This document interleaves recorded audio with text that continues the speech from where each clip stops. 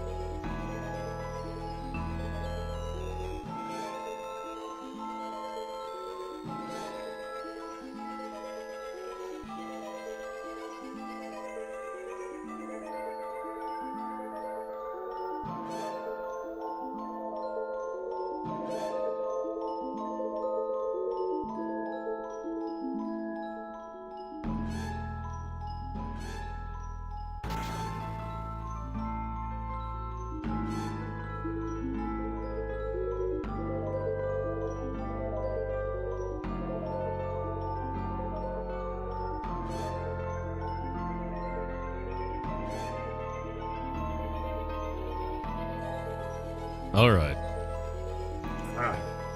Send out the announcement. And drinking all of this cranberry juice.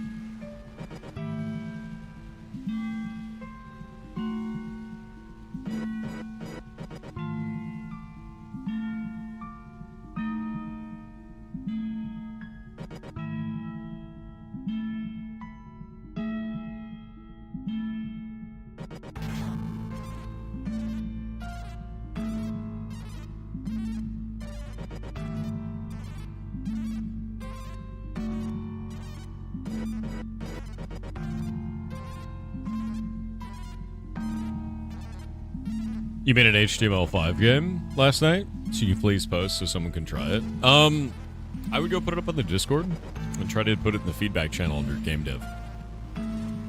That is the best place, man.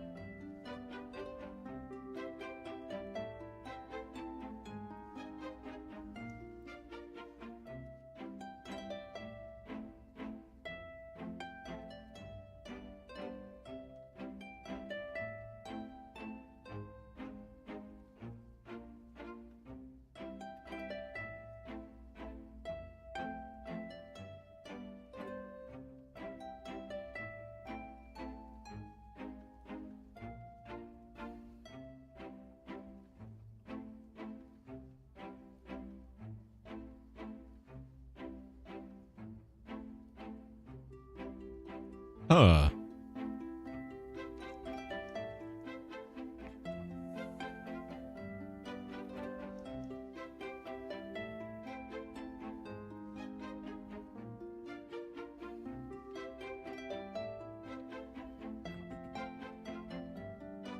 We love NPM malware.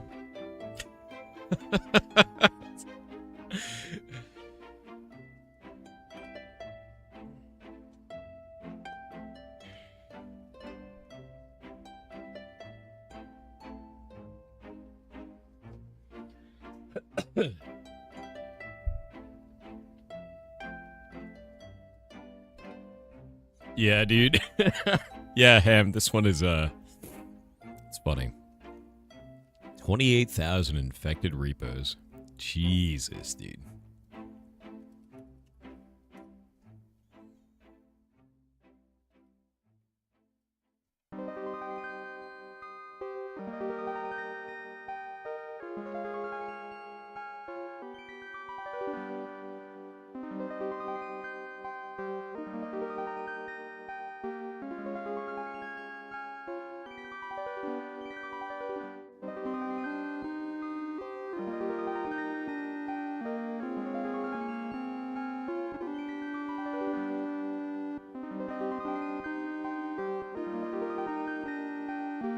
Oh, it looks like after that post, it's down from 28,000 to 20,000, so there's that.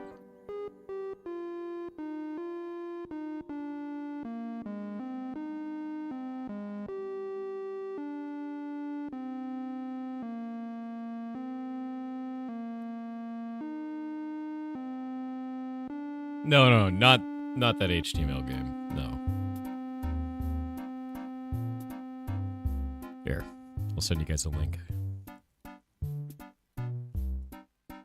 You can go search on GitHub yourself and see all the infected repos. It's great.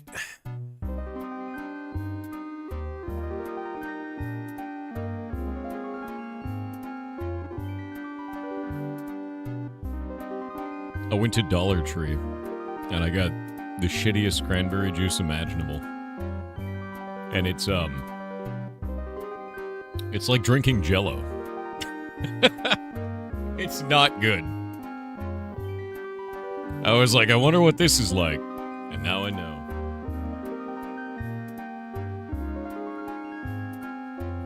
Yeah. It is Dollar Tree. Yeah, Shaw 1 Halud, dude. Jesus Christ. Anyway. I gotta get my glasses. One sec.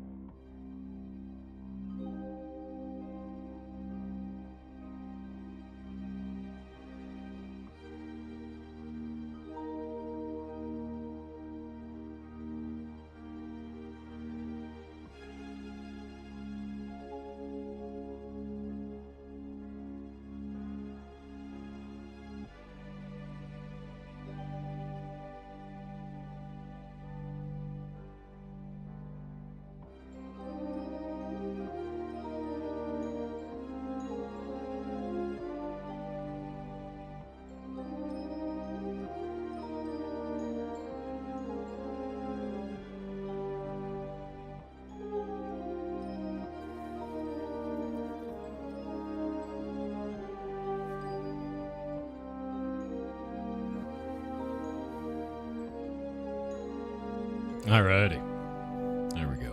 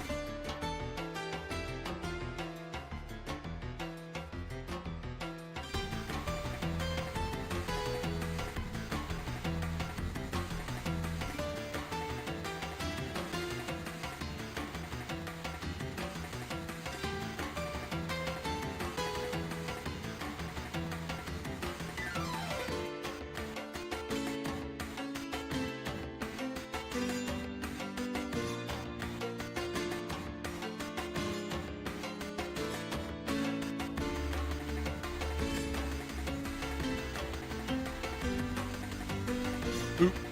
Whoop.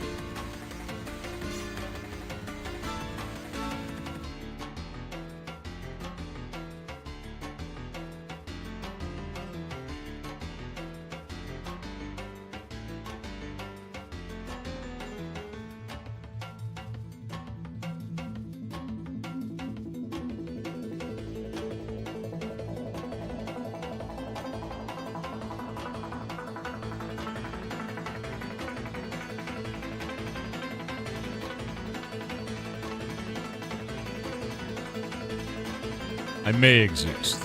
I may. I may.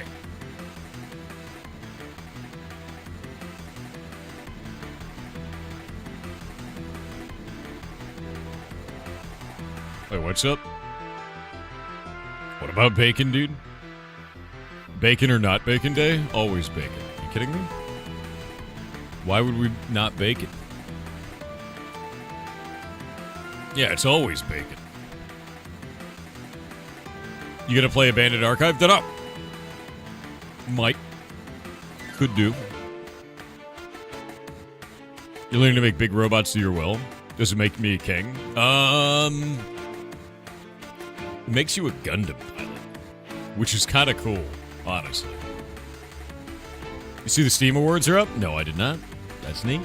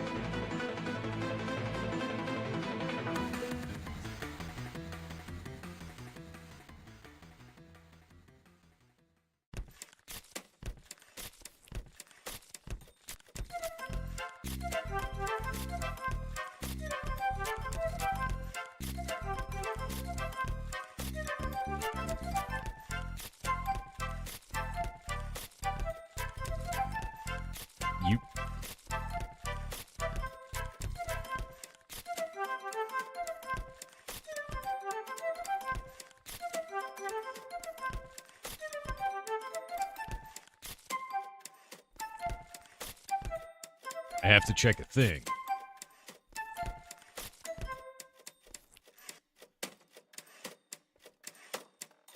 Yeah, I'm checking something real quick.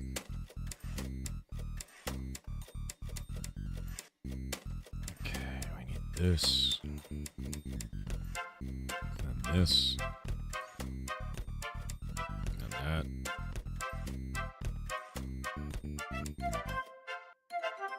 Where is this?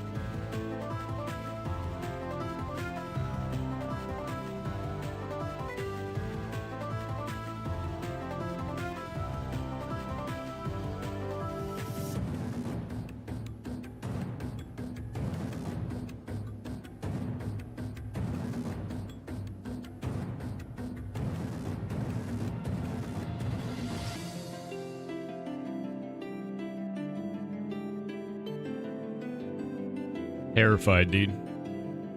Deeply terrified. Ugh.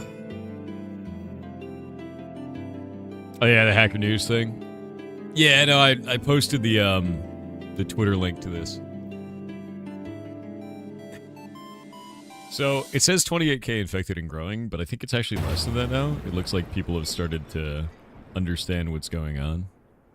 Let me go pull this up, because if we pull up GitHub, and then we go search on GitHub, and we look at SHA-1 Halud, which is an amazing name, the second coming. The exact same search this guy did. It's down to 20K repos. So it's still a lot, but it's down by 8K. So that's good, but also not good. It's just more NPM malware, you know? What are you gonna do? Anyway, enjoy this. I'm gonna put this out to you guys. Go read that. You playing a game today? I will be later, yeah. We're gonna start off by working on blocking, though. I'm gonna start off by waking up. That's my goal for the day.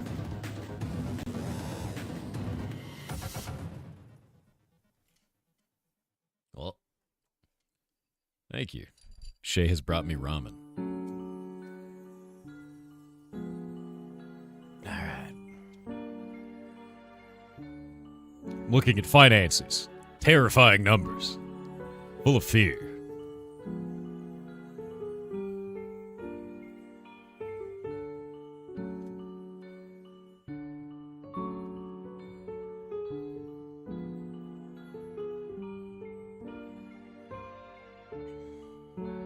Alright, one sec.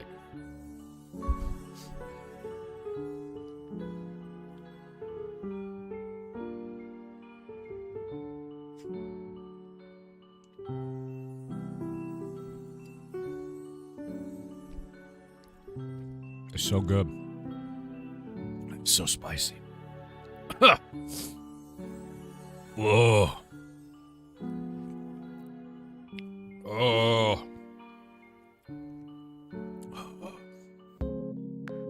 Oh.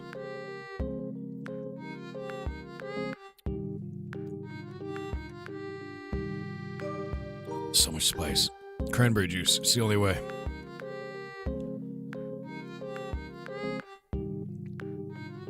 Jesus.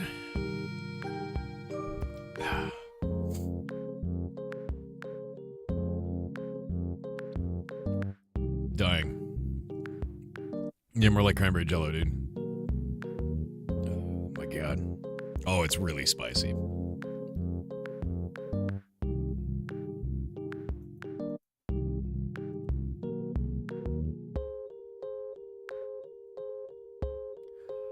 Did Shay use 2 packets? I don't know. All I know is it's like that kind of ramen where instead of it being in liquid, it's in slime. And then the slime is made of pain. Jesus Christ, dude. How would you know if your GitHub is infected? By reading that post and comprehending it. It will tell you everything you need to know. You will be okay. Promise.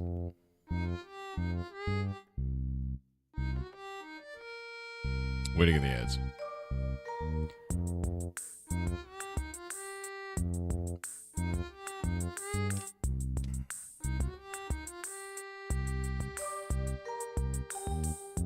Yeah, it's full of pain.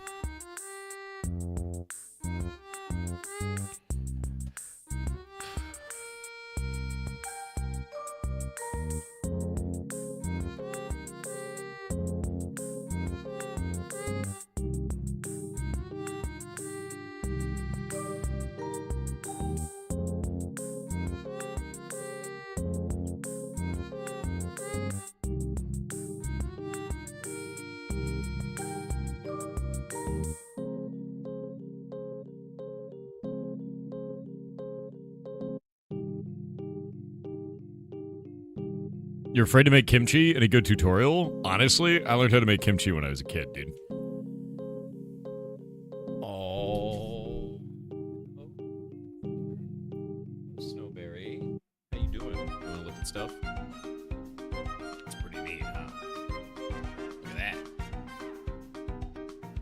How's that foot? It's hanging. What's up? Are you out playing a bunch? Are you out playing a bunch? Foot doing good? Climb. Shaky, shaky. Sniff, sniff, sniff. Look at them. Look at this. What you doing? What you doing? Ow. Your head bump.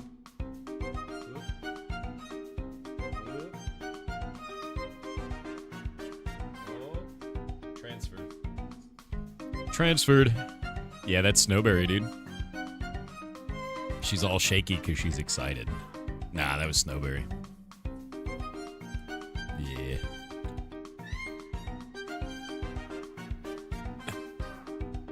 Is Chad too young to remember Dan Aykroyd? Dude, I hope not. How's the new three-legged parrot? We haven't resolved that yet. Not in our hands yet. Hopefully soon. We'll figure it out.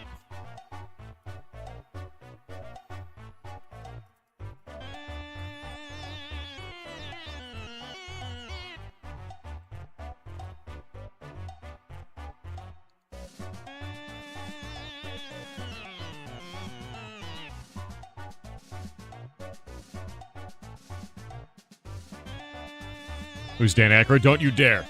Don't you dare. I'm eating ramen.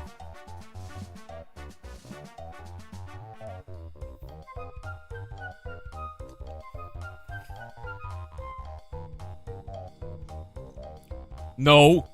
Dan Aykroyd is not a funny guy on YouTube. God damn it. Come on. Come on. Come on. Don't tell me you don't know Dan Aykroyd, dude. That's pain. I'm full of pain.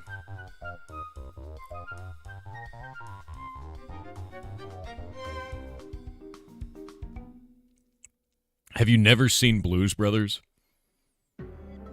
Have you never seen Ghostbusters? You've never seen Blues Brothers?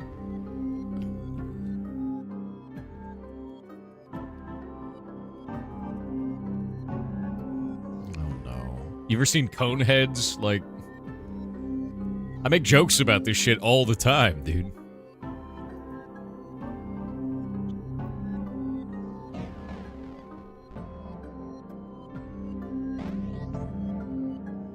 You ever see these two dorks, dude? Okay, if you've never seen Blues Brothers, you need to watch that today. Like, you need to do that. This movie is hilarious. This movie is the best. The Blues Brothers movie is amazing. Amazing. Amazing. This is not Hackers. This is Blues Brothers. No, not Jake and Did you just say it's Drake and Josh? I'm out. What is wrong with you? You can't say that, dude. No. No. Oh my god, dude. It's Drake and Josh, bro. No, dude. It's the Blues Brothers, dude.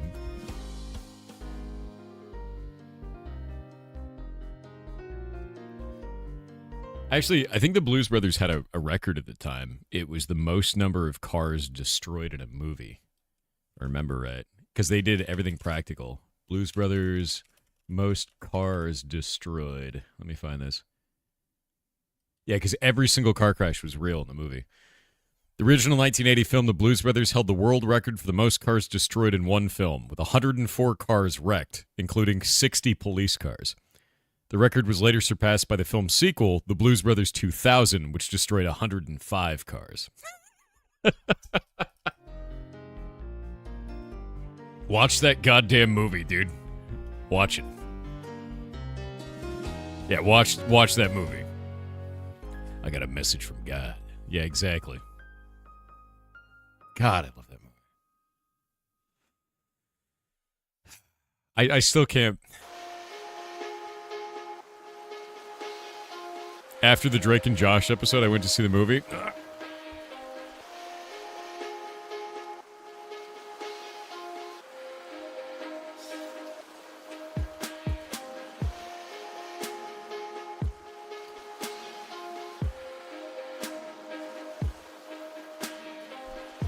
Yeah, at the time there wasn't really CGI. It did exist, but it was in movies like Flight of the Navigator and stuff like that, and it was like mad expensive and super experimental.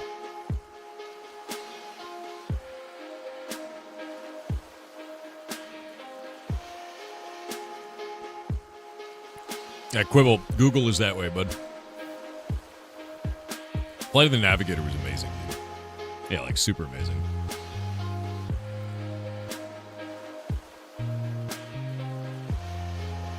You're shriveling up and old? Nice.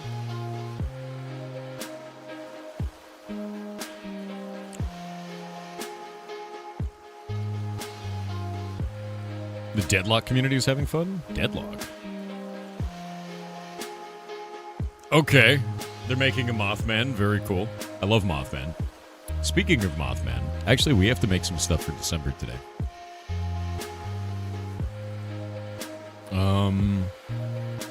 What do we call this?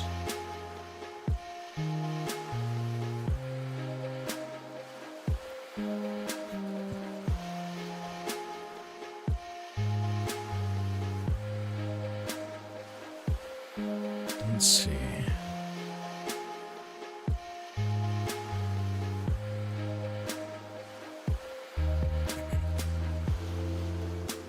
Let's see.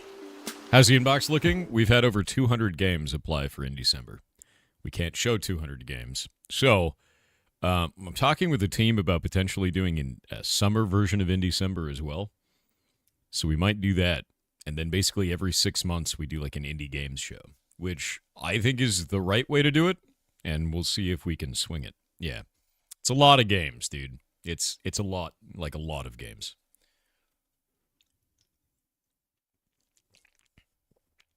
Make a pun. I can't make a pun from June yet. I mean, we could call it in December and indie summer, right? Right? Like, that makes the most sense.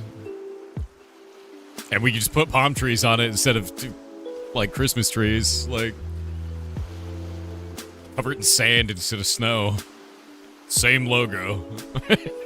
That's...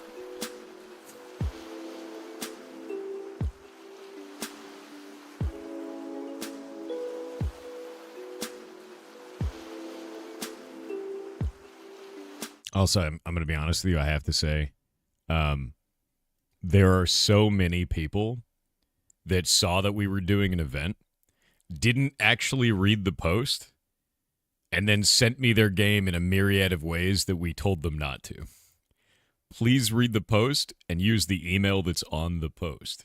If you send me your game in any other way for the event, you will not be in the event. You have to read.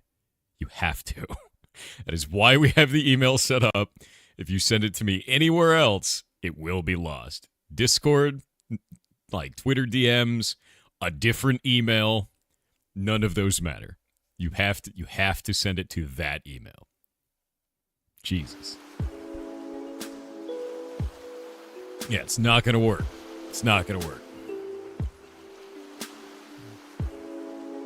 Romail the Tank said, "Hey Thor, how does it feel to be stuck in a time loop? No. Yar stinky, yar stinky, yar stinky, yar stinky, yar stinky, yar stinky, yar stinky." Not like this. Not like this.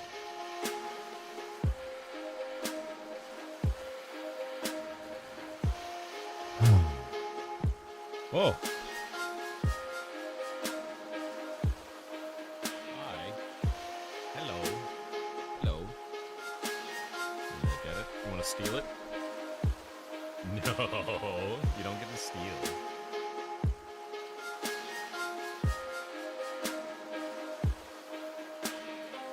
Where you going? Oh. You. This one's mouse. What you doing?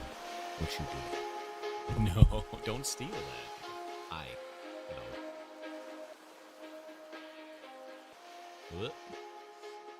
It's Mouse's stream now, yeah? It's Mouse's stream. What are you doing? You stealing?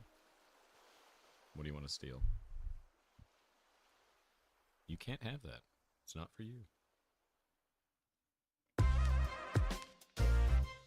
Oh. Why did you just sneeze? Why are you sneezing?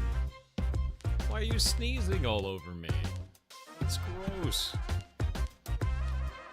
No. Don't steal it. Stop stealing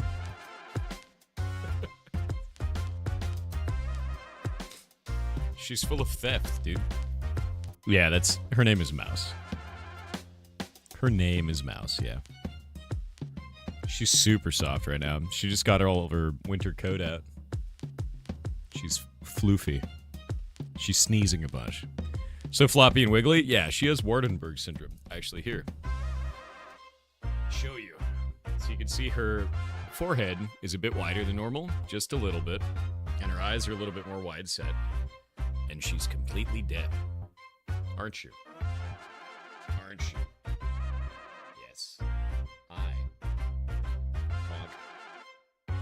And sometimes Waardenburg syndrome ferrets do this thing with their head where they pull it all the way back and they flop because they have deformities in the inner ear. It makes them move weird.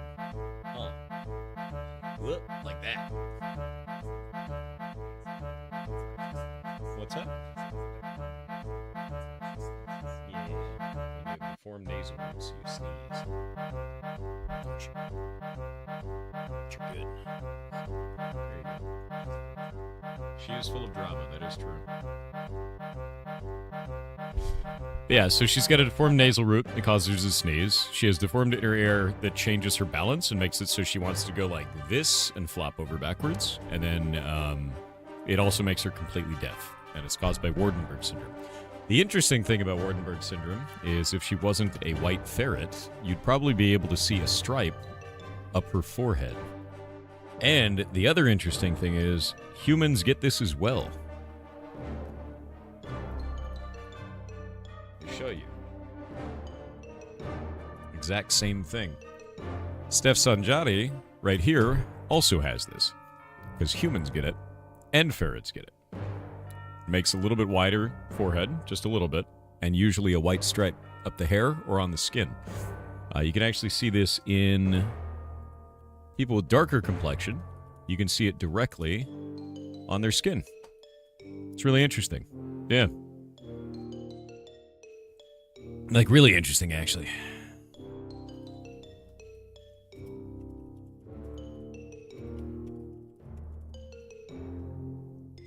You said Tulsi Gabbard has it?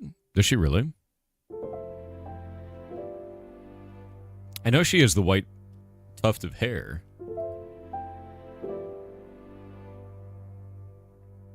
Huh. I don't think she does. I think she just has a gray hair streak. Yeah. Waardenburg syndrome comes with a bunch of other things, right? So, like, if we do Waardenburg syndrome ferrets. Yeah, I wouldn't like say that it's like a medical diagnosis kind of a thing. So let me show you. We actually have a couple of ferrets that have Waardenburg syndrome. But this is a really good indicator for this. So you can actually read through these. And by the way, another thing is, yeah, bad genetics because they keep inbreeding them. So Marshall Farms is one of the reasons why there's so many ferrets that have this problem. Let me see if we can find you a good photo. Ah, here we go. This is a very good example of a ferret that has normal facial structure and a ferret with Waardenburg syndrome facial structure. That's the difference. Not all of them have the facial structure deformity, but all of them will usually have the inner ear change. It's like 95% chance they're deaf when they have Waardenburg. Yeah, they get a big old nose, right? They're super cute, yeah, but they're different. It's a genetics. It's not like a disease. It's not something you can catch, right? It's a genetic anomaly, basically. Yep, that's all. I think it's actually pronounced Waardenburg, but I say Waardenburg. Yeah, it's genetic developmental issue. There's only a couple things that this can really cause. So it causes deformities in the inner ear, which can cause deafness. Almost all of them are deaf. It causes the facial change. It can cause balance changes that cause them to pull their heads back like this, like you saw with Mouse just a second ago. And it can also cause, let me think about what else. juvenile lymphoma. So that because it is caused by like a genetic deformity in the neural crest that can spread throughout the body, and as they age, within the first year, they can get hyper-aggressive cancer over the entirety of the body, and that's juvenile lymphoma. There's basically nothing you can do if that happens, and it kills them in the first year, and that's it, right? When that does happen, there's nothing you can do. If it doesn't happen, they're probably fine. Mouse is outside of the danger zone, so it's like pretty unlikely that she's going to have that. We haven't had that happen to any of them yet.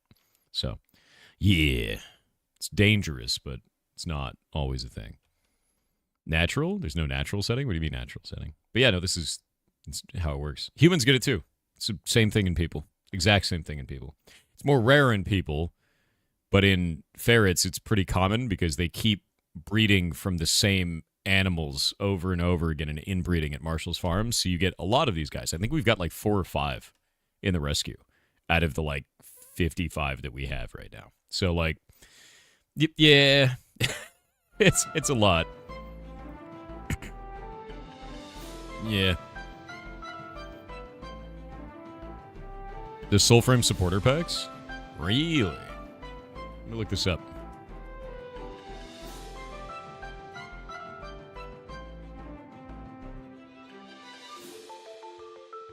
I really liked Soul Frame.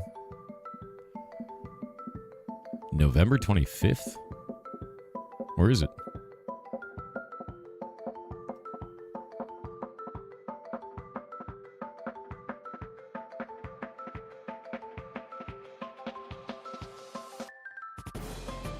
Yeah, I just want to know what the price is. Is this going to drop today and it just hasn't yet? Because this page isn't showed like at all. 30 number? What, dude? It'll drop later today? All right, I'll keep an eye on this page then. We'll watch it later. I guess I'm interested. Yeah, nobody cares, Buckstorm. Nobody ever has. What? Eating ramen.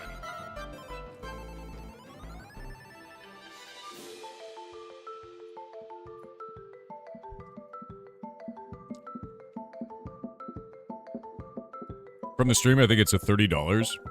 Wait. Like their highest end one is $30? Is that what you're saying? Or is it $30 for the low end one?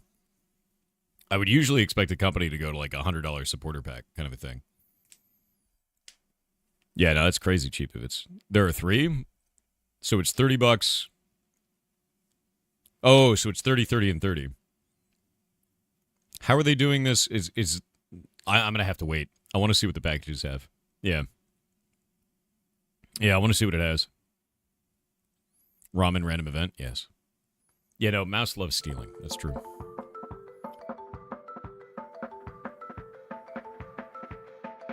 As a query, as my friends have some ferrets, do you bathe yours often? No, and you shouldn't. You should not be bathing your ferrets. Not regularly. The only time that you should bathe your ferret is if they're dumb and get covered in poop or soup or something gross. The reason why is because ferrets have natural oils, and if you wash them, it strips all the oils off and causes their body to go into an overproduction of oils. This causes health issues. Do not bathe your ferret. Do not do that unless it is an emergency. There's no reason for this. Yeah, don't. Do not.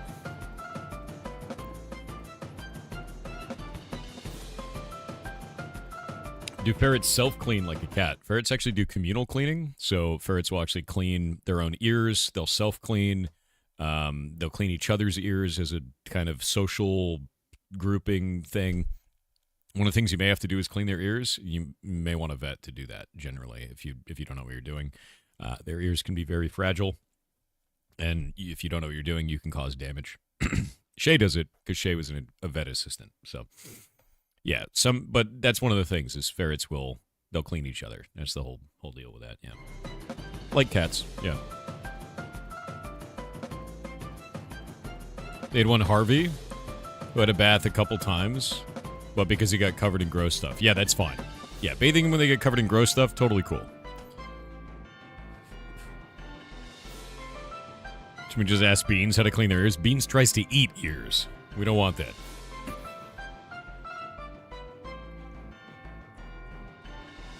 Do ferrets have a separate social hierarchy for cleaning food territory like rabbits do? They have a social hierarchy for different types of things, and they choose to act dominant in different ways. So, like, Mouse thinks she's the queen. And the reason she thinks she's the queen of all the ferrets is because she demands to clean their ears. And if you don't let Mouse clean your ear as a ferret, she beats the shit out of you. That's what she does. And I don't know why, but that means she thinks she's dominant over everyone. And so each ferret kind of chooses what they think is the system, and they go with it. We all have different objectives. They're like ants, dude. Like, Mouse is also very dramatic. That is true. Yeah, lend your ear to the queen. Exactly. Yep. That's just how they work, dude. They all have different kind of objectives with that stuff. Also, I will tell you this. The fights and social hierarchies, they kind of have two modes. It's women and men. So, like, the female ferrets and the male ferrets, they have their own social hierarchies, and then they have a communal social hierarchy. The boys fight each other for dominance, and the girls fight each other for dominance, and the girls will always kick the boys' ass. Even though the girls are like 1/3 the size of the boys, they're way more agile, they're way more flexible, and they always win in a fight against the boys. The boys can't beat them at all.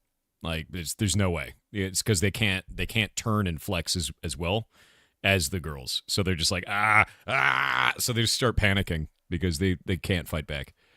And that's that.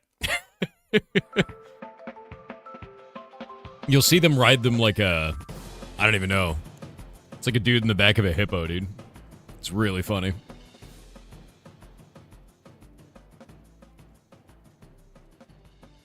Let me see. Ferret.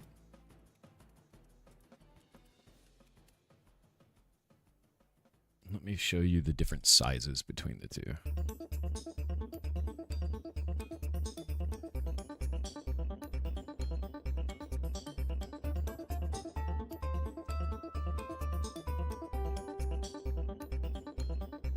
Let me see this. One sec.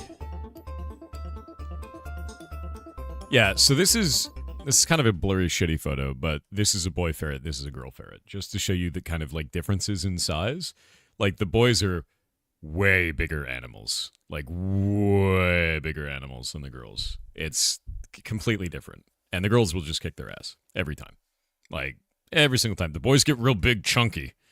Like, big fight, right? And then, like, the girls get real small and nimble. And the girls are like assassins. And the boys are like tanks. Yeah. Yep. And that was a big girl, too. They're normally, like, not even that big. Oh, here's a good picture, actually. There you go. This is a good difference. So that's a girl and that's a boy. So you can see the big, like, they're very differently sized. Yeah, especially if they're, like, unfixed. The boys get huge, like, really huge. Yeah. This is not one of mine. Yeah. They're not from the rescue. But this just shows you the difference between the sizes. They're very, very large comparative. I didn't realize the size difference was so big. Yeah. Like, I'll give you an example. Like, let me ask Shay.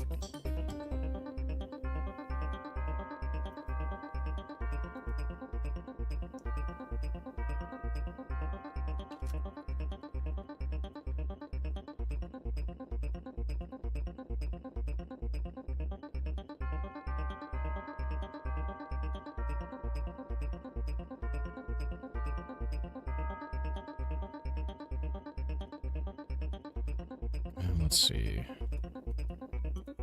I'm asking Mouse's weight and Frog's weight, just to give a good example. Yeah, Frog and Mouse, exactly.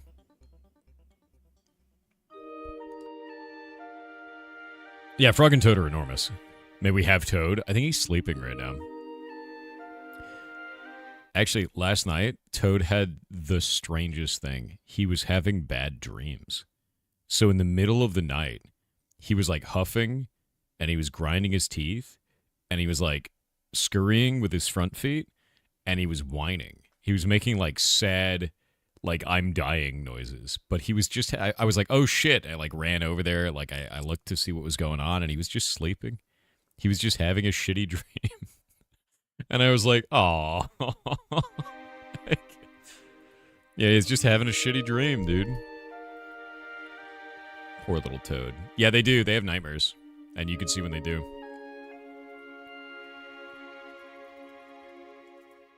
Let me see. We're going to go grab this. We'll go into... there we go. Decent holograms. We'll go into our holograms.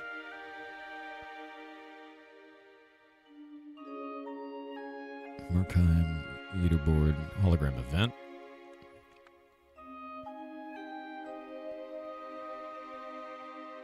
All right. We're going to set this up for the Christmas event.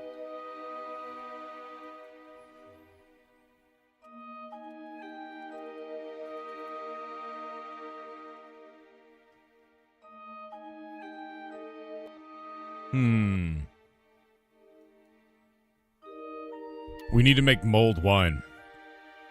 That's what we need. Need to make that.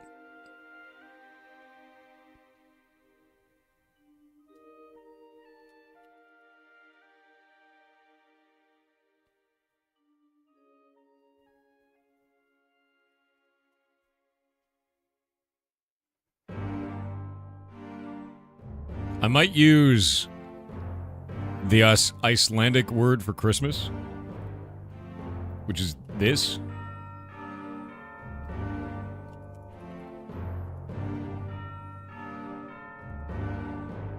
What? Yeah, I might do that.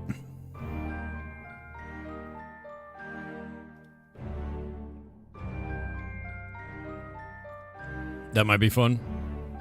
It does sound cool. I usually use, like, some word like that. So we'll have that. I need to add a bunch of recipes, man. Yeah, it's like Yule. But this is the Icelandic word for Christmas, apparently.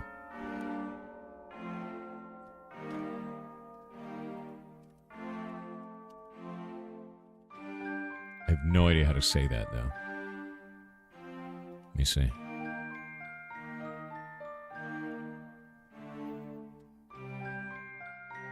Grab this. Apparently it's pronounced Jalen. Jalen. Which I thought it was going to be like Yolen or something ridiculous, but it's Jalen. Yeah. I heard Thor reverse parallel parks in the shower. I do. Jealous.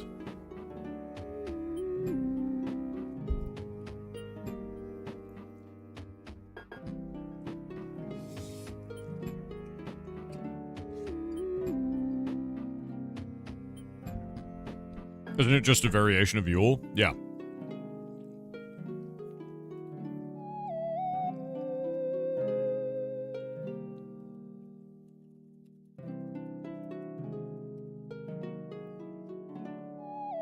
Oh my god, this ramen is so strong.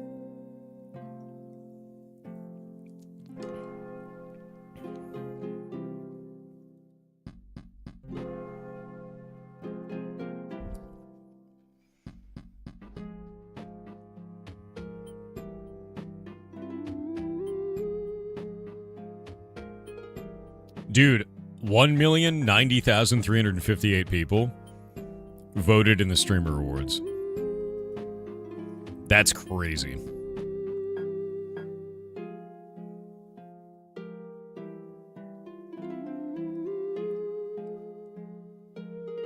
That's completely insane.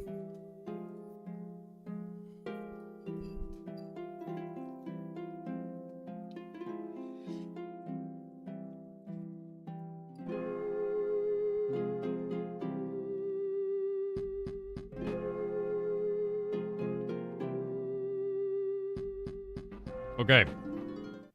I got weights in for the ferrets. So, mouse is 1.5 pounds, at least was at last weight. Frog is 4.6 pounds. The boys are almost 3 times the girls. Like, it's crazy.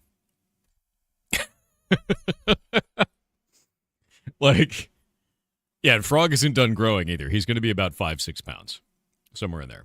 So he's going to be way bigger, dude. Like, way bigger. It's like sumo? Yes, it is like sumo. Sumo is cool. Sumo is really cool.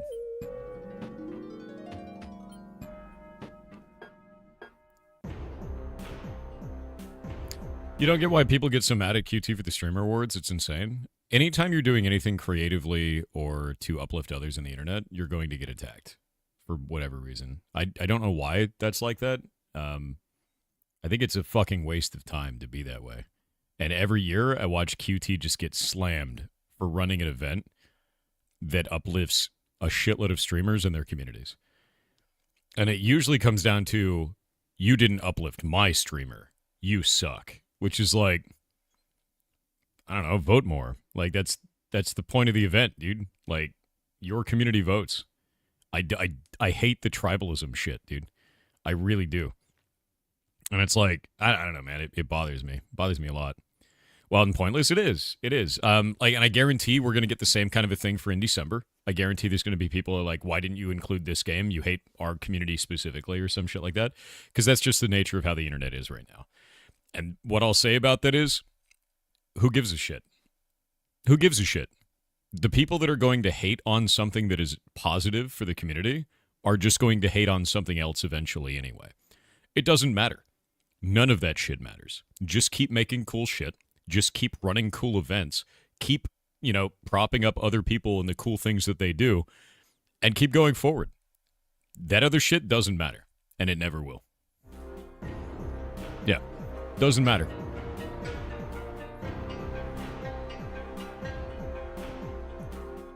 What's your game of the year vote? Expedition 33, not even close.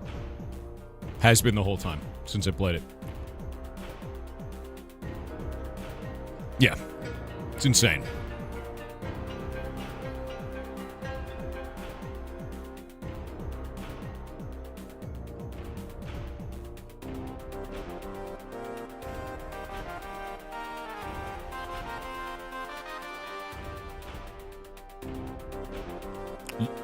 You just beat Expedition 33 and you switched votes immediately to it. Not surprised. It's an amazing game. It's like, I don't know, dude.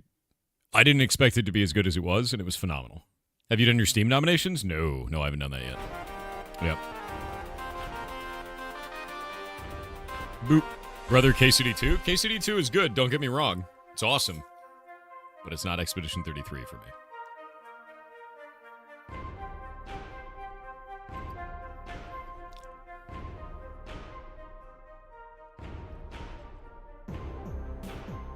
Expedition 33 is being glazed. Look, I'm going to tell you a secret to life. Just because someone likes something doesn't mean they're glazing it. They might just like it. You can be different. You can not like that thing, and it's fine. You don't have to put down somebody else's interest, ever. I'm not putting down your game. I think KCD2 is an awesome game. For me, my subjective opinion is that Expedition 33 is a better game. I don't understand why that started to happen on the internet as like a standard thing of like, I like this thing. And the other person's like, I like this thing. Right? Two separate things. And then it's like, oh, okay, so we have to fight to the death. No, you could just both like those things. It's like people who like Hytale and people who like Minecraft. You don't have to hate each other. They're both block games. Just play the block game you like. Who gives a shit, right? But you don't need to turn into like a tribalist battle, dude. There's no reason for that shit. Love yourself. It's not glazing. You just like what you like. Also, pancakes are objectively bad, and if you like them, you're bad. What are you going to do? What are you going to do about it?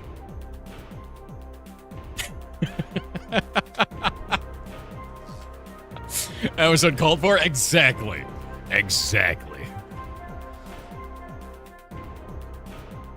Yeah, no, what I see a lot of, dude, is if something becomes really, really popular, immediately it gets an anti-popularity group, right? Expedition 33 is a phenomenally built game. It is. It is probably the best game that I've played in the last 10 years. It is really, really, really good. And I have to say, when you see something that grows up very, very fast like that, immediately what you get is people who haven't played it that go, this is a piece of shit, I want my other thing to win. Or they go, I don't like that because it's popular, right? And I'll never understand that sort of mentality. You can celebrate all games. Like, I'll give you this beef between Arc Raiders and Expedition 33. Doesn't really make a lot of sense to me. Arc Raiders is a fantastic game. I really enjoy playing it. I play the shit out of it. Like, I keep leveling up my ranks every week. I've had a lot of really cool experiences in it. I play it all the time. It's one of my favorite. In fact, it's my favorite extraction shooter that I've ever played. I really enjoy it. Expedition 33 is my game of the year, and it's because I grew up on Super Nintendo games. I love the parry and dodge system. It reminds me of like Super Mario RPG back in the day, and it's rare that I get games that feel the way that this does and still have an emotional impact. Expedition 33 is an awesome game as well. I like them both. And what I see a lot of is I see people go, no, one or the other. And you know when this starts to rise the most? When people can't afford to have both games. You don't need to turn into tribalism because games are too expensive.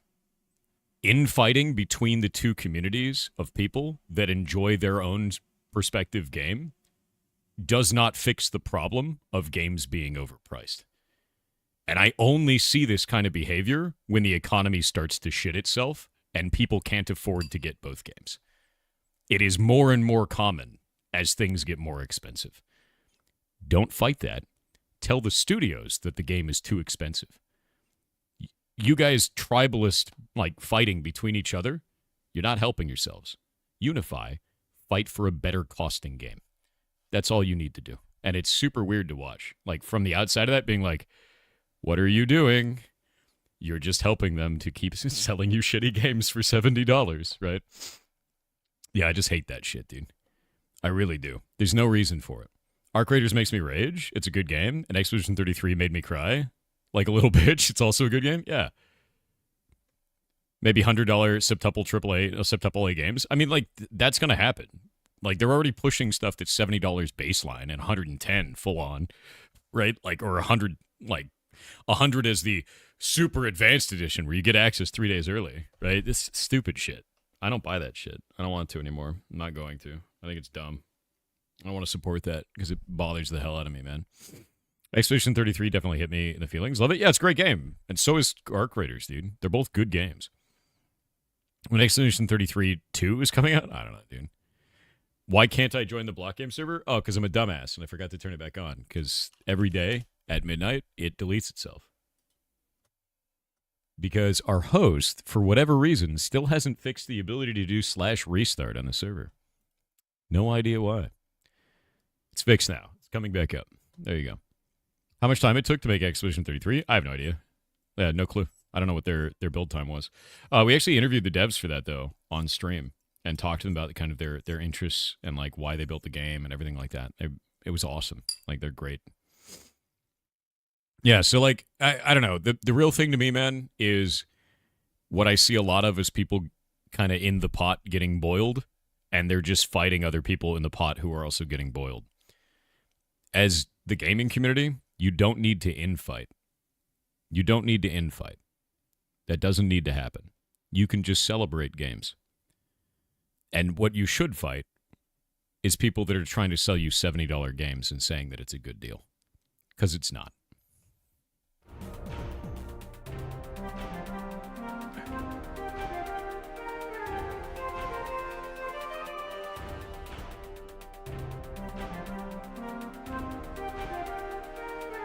Yeah, I like apples. Sue hate oranges then, exactly.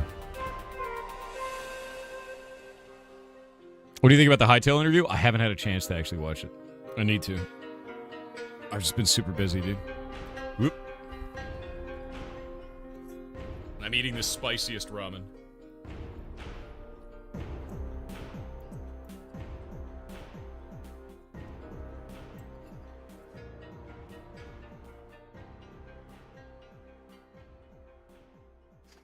Is that what AOC is doing? Nope. AOC is not selling a $70 game. Ashes of Creation is selling you alpha and beta. You're basically doing, like, it's like a Kickstarter, right? You're paying in a lot of money early to do cool shit.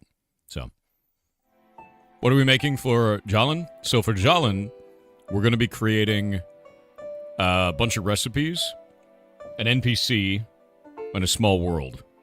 I think I already have the world built. Pretty sure I made that ages ago. So we're going to go grab that up. Deal, no takebacks. Ooh.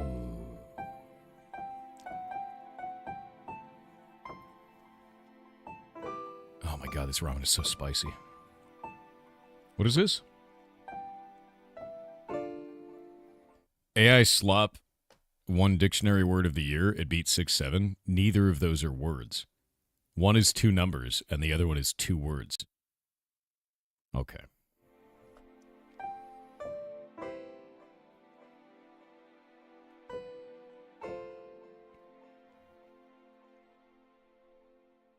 Let's see.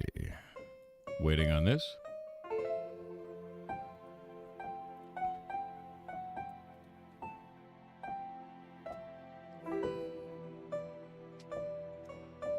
What's the brand of the ramen? You mean 2 digits? Yeah, one of them's 2 numbers. And the other one's 2 words. AI slop is 2 words. All right. We need to go to, let's see. Load and I think it's the Great Tree. And then teleport the Great Tree. Yeah. All right. I need to set this up so that we have a portal in it. But we don't have the NPC set up. And I think this still has this little room in it, which is fine. That's not a big deal. Thought the word of the year was parasocial. Dude, maybe it is. All right. Look at this. Food Matters is denied in here, so that's cool. I actually need to talk to Jake, because I need to see if we can apply a World Guard flag dynamically to every town in Townie. I don't know if we can or not. I'm not sure if we can do that. Sometimes I'm really grateful for my childhood was prior to the existence of the internet. Yeah, fair. 100% fair. All right, we're going to go pick this up, and I'm going to do the old pirate booty. There it is. Look at loot tables. Yeah, 100% pre-internet world, dude. Goblin Lord is busy. A little bit. I'm going to do TTS. Conkers_BFD has obtained the cursed quest. A poll has begun for chat to decide their fate. Ooh.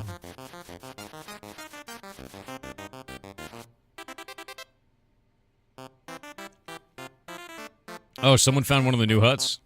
Really?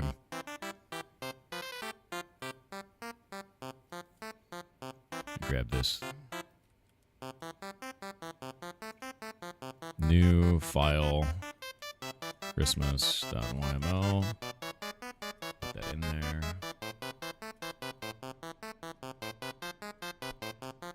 Conquers BFD. Conquers bad fur day, dude.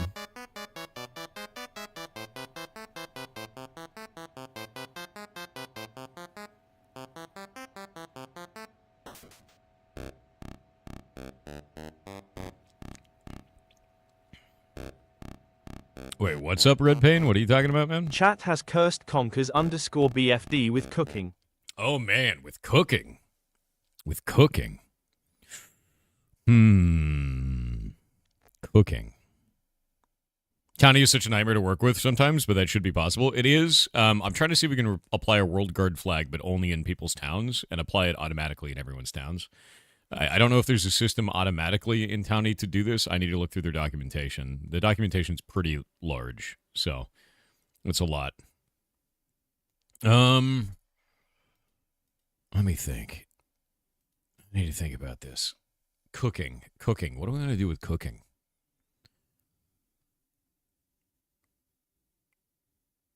Yeah, you know what? Yeah, I like that idea. Throw cellar. Okay, we're about to go into the holiday season. You need to build a gingerbread house with a gingerbread man that has my face. You need to build me a gingerbread house. Let's hope. Yep. Yep. A weird little gingerbread Thor house, dude. As weird as you can make it.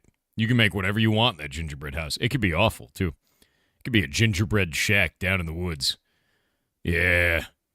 Like a weird, maybe a jigsaw gingerbread house, you know? Something strange. Yeah, that's the quest. That's what it is. Conquer. Are you there? That'll be your quest. Yeah, to scale? No, you can't feel like a giant one. Gingerbread hut in the woods. The horror.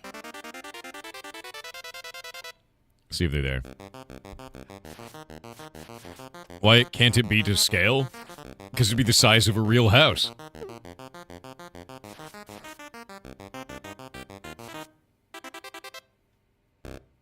Hey, look, code. This is not code. What? This is configuration. We're building the drop table for holiday. For the holiday stuff. Boop.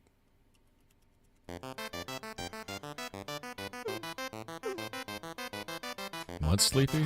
I don't know what you're talking about, dude. Your pocket size? You're 5 pockets. You're out of pocket.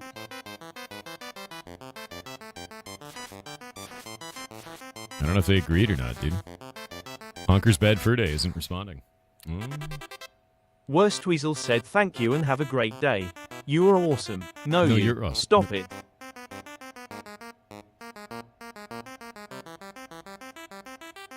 You're awesome. Platinum Fox said behold, fungus meat. Mungus. Feet. https://www.sciencedailycom/releases/2025/11/2511082049.htm.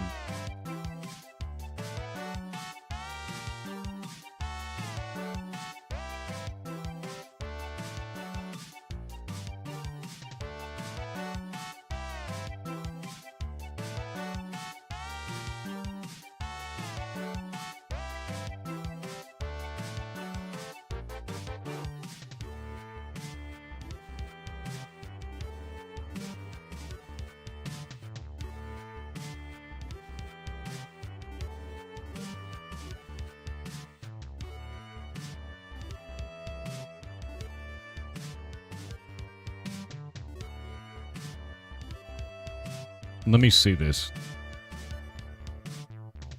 Fungus meat. This freaks me out, dude. Even the idea of this freaks me out. This engineered fungus cuts emissions and tastes like meat. CRISPR turned a simple fungus into a fast-growing, meat-like protein with a much smaller environmental footprint. No, I don't like that. Nope.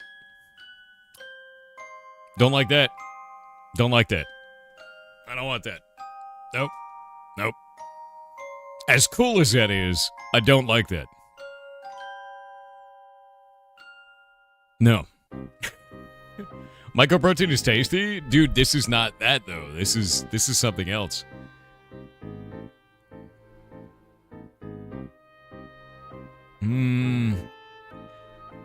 The reason why I don't like this is because fungus naturally produces chitin, which means you're going to have to break it down, like, super hard, right? And, like, I don't know. Having a diet that's entirely made out of that is probably not a good idea. It doesn't feel like it'd be a good idea. I'd want to know more about this. This seems weird to me. That seems weird.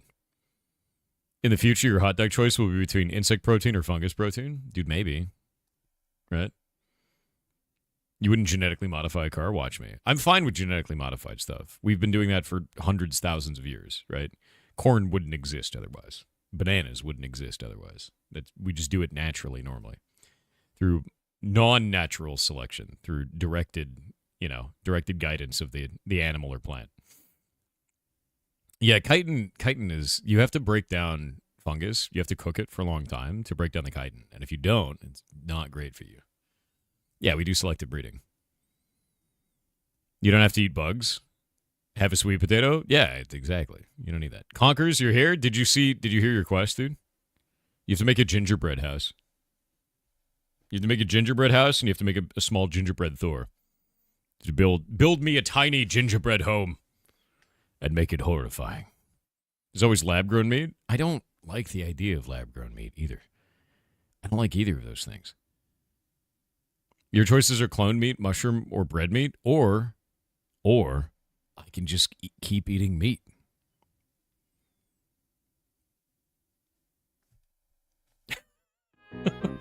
That's right? Like I'm just gonna keep doing that.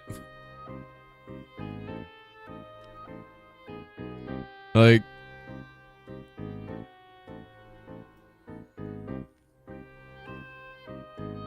all right, holiday token, holiday food, holiday nutmeg. We need to go look at see which food we're gonna add to this. Meat for me. Yeah. What about delicious Soylent Green? No. I do think it's weird that people start freaking out and they're like, oh my God, we're all going to eat lab-grown meat. It's like, or you don't have to do that, right? Like, it's not like anything else is, they're suddenly not going to get rid of the multi-trillion-dollar meat industry. Like, that's not happening overnight. And if they did start to phase that out, it would be one of those things where it happens so slowly that you probably wouldn't even care. They're making protein out of air. It's called Solane. That doesn't make any sense. What? It sounds like Soylent Green, dude. Hope lab-grown meat really does take off. I think the idea of lab-grown meat to me is just unsavory, right? It just kind of freaks me out. I think it's probably fine. It probably tastes fine. Probably looks fine. It's just the idea of like a hanging slab of meat growing in a lab somewhere is weird, right? And I feel like that should be weird. I feel like if you don't find that to be weird, that to me is weird. Right? Like that is a weird thing. Of like, yes, I would love the slab of meat grown without an animal attached and then eat that. Like, it freaks me out, dude. The murder is the critical component to you? No, I think you're being reductive and sensationalist when you say that. And I don't think you even believe the statement you just made. Be honest.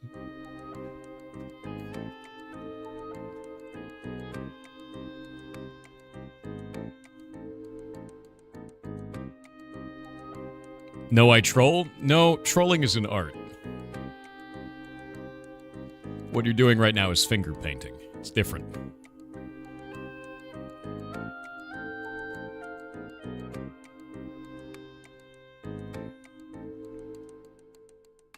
All right, let's see.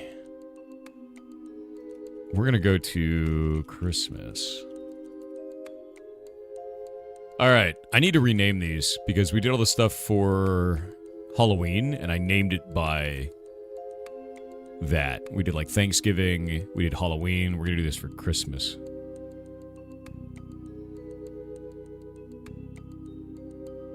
Yeah, we'll do Christmas before this. Christmas.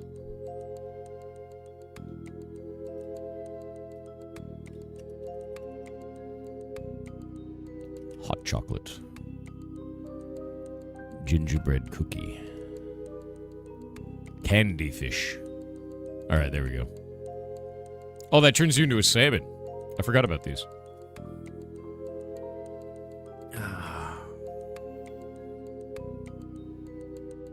If people can't accept lab-grown diamonds, I doubt they'll accept lab-grown meat. No, it's more concerning because it's weird, right? To me, it's weird. The idea of growing I even think that that's weird when you're growing a body part, even if it's for, like, implant, right? Like, I know that is a thing that makes sense. I know it's a thing that's good, but the idea of growing a kidney out on its own is kind of weird to me. And I don't think that's a problem. I don't think it's something I'd want to stop, but it is weird. It's very, like, creepy to me in a way to do that. Of like, oh, yes, I had this kidney grown in a laboratory. It was, like, never part of an animal. We just grew it on its own, right? Like, that's weird. That's a weird thing. It's cool, but it's weird. And I feel the same way about lab-grown meat. It's weird. Yeah, it's kind of dystopian in a way, almost. It's strange.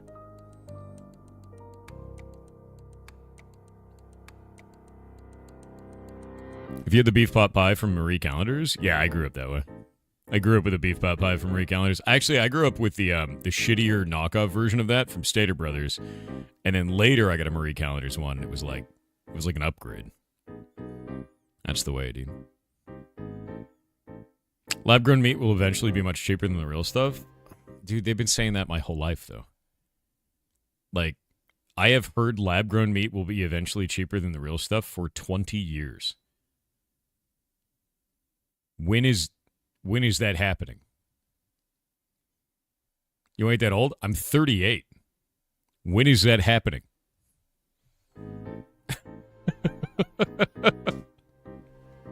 Yeah, in 5 years? It's always in 5 years.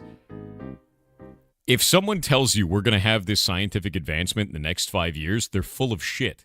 Do you know why? Because it's not how science works. It's not a linear graph. It's not how it works. It works in jumps and starts because we make assumptions, we test those assumptions, and we make breakthroughs. Same thing with fusion. It's never, if it's 5 years away, it doesn't exist. If it's 20 years away, it really doesn't exist. It's either here or it's not. That's not how that shit works. Yeah, no. 5 to 10 years is always bullshit. 5 years away is a lie. Never fall for that lie. Do not.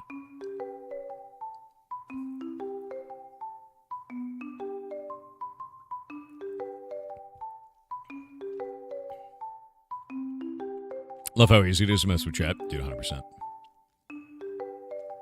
But the tech bros, think of the tech bros. I hate the tech bros and their stocks. May all their stocks chip and shatter. That's right. 6 months away is real, right? Like AI taking my job? Yeah, dude, Kronos, totally. I mean, we're about 3 years into you losing your job to AI in 6 months, so obviously that one was true, right? Right?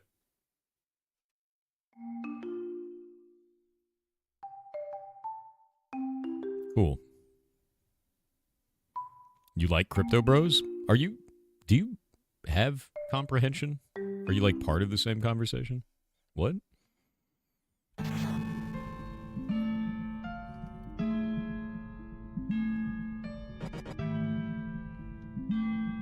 right, let's see if we can fix this. I need to make all these stackable because they're not stackable and they need to be. Oh, it's a potion though.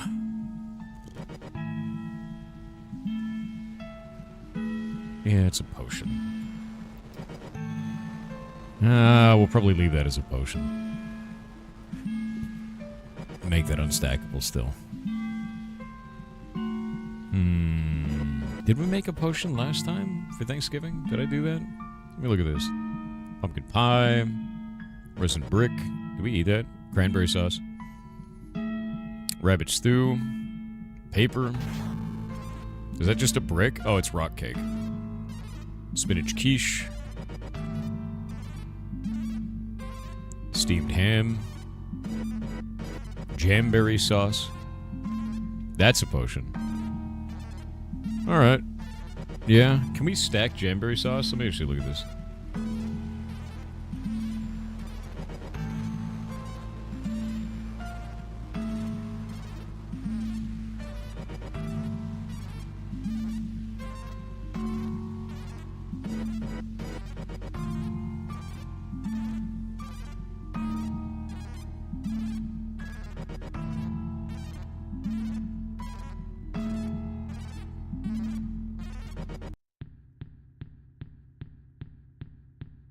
Human potion. For humans.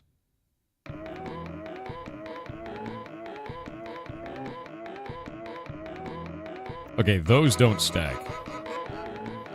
I wonder if we could make that stack.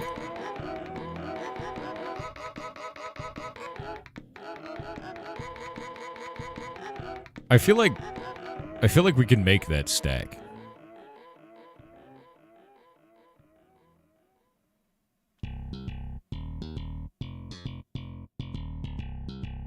You know?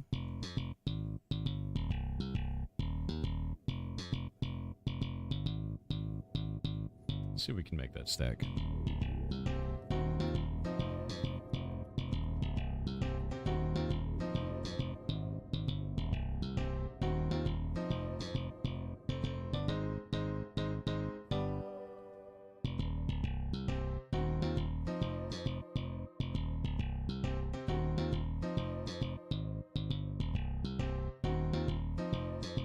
You gonna play AOC in Alpha 2? The Summoner looks sick. December 11th.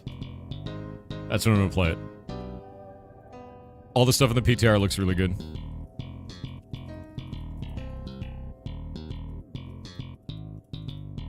Ever read Turducken? No, I've not. Although I've always wanted to.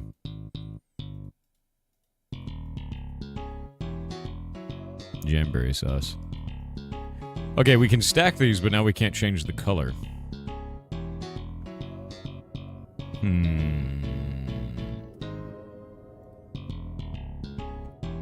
I need to talk to Jake about fixing this. Yeah, this is a bug, actually.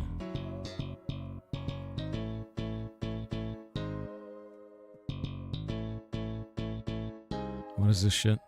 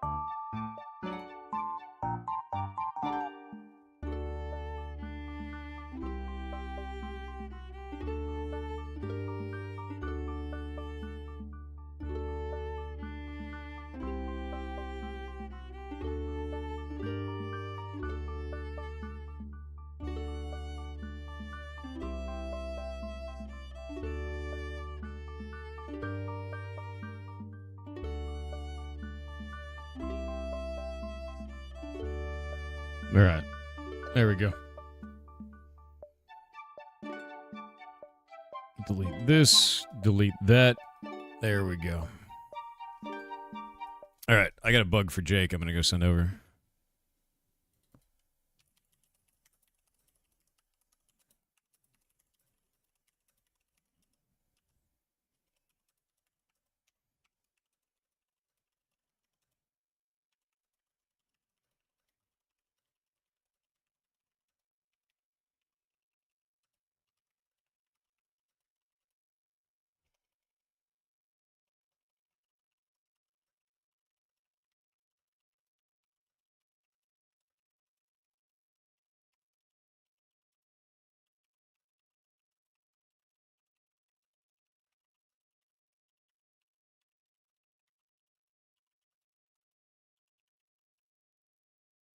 There we go.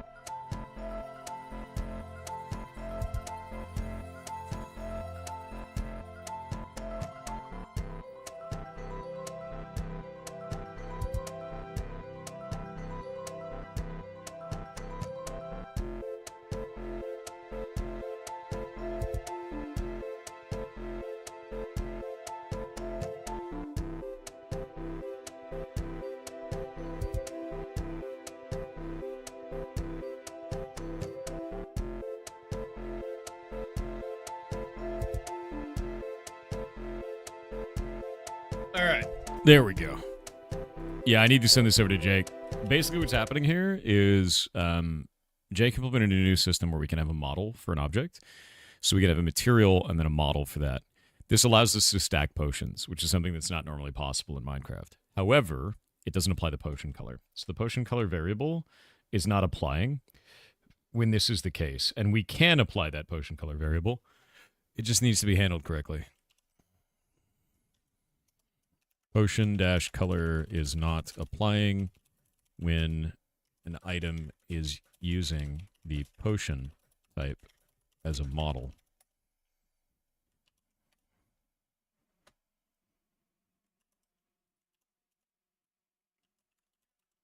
Doing it this way makes potions stack, but they are always blue. Yeah, that'll fix that. Any other Minecraft structures you're going to make looking outside? I don't know. I have no idea yet. We're going to make another one today, probably. I don't know what I want to build yet. Make something neat.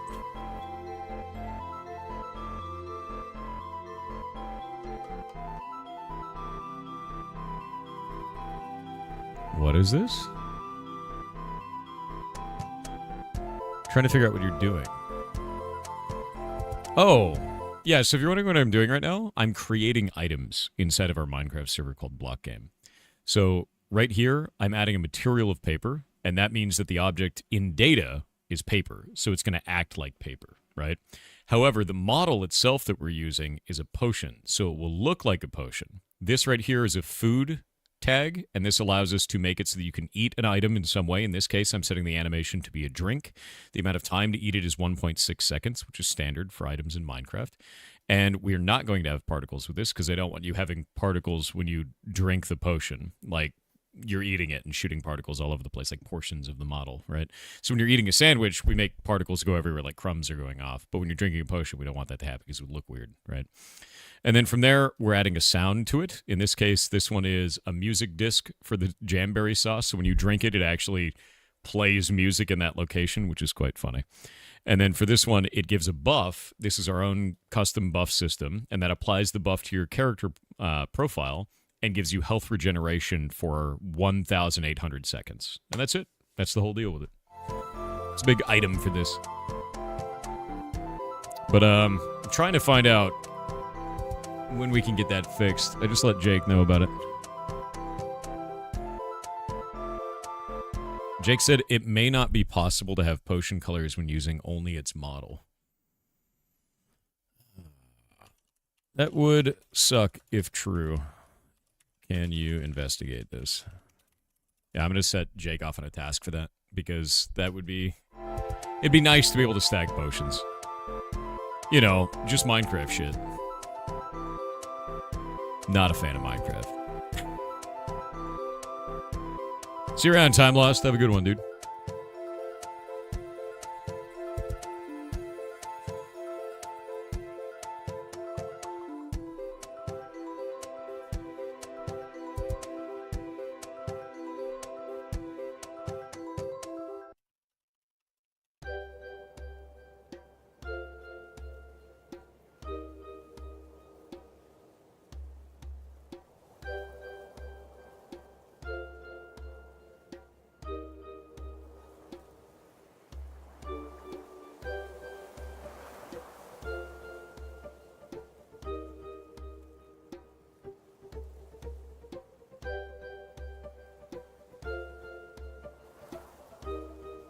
Why am I still trapped in this time loop? I don't know. Why are you trapped in this time loop?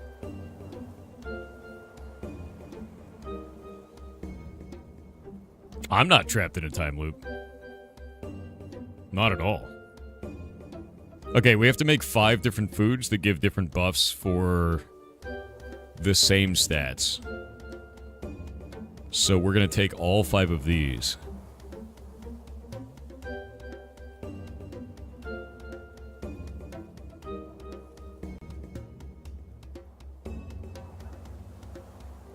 Actually, wait, that's critical strike. We don't need the critical strike one.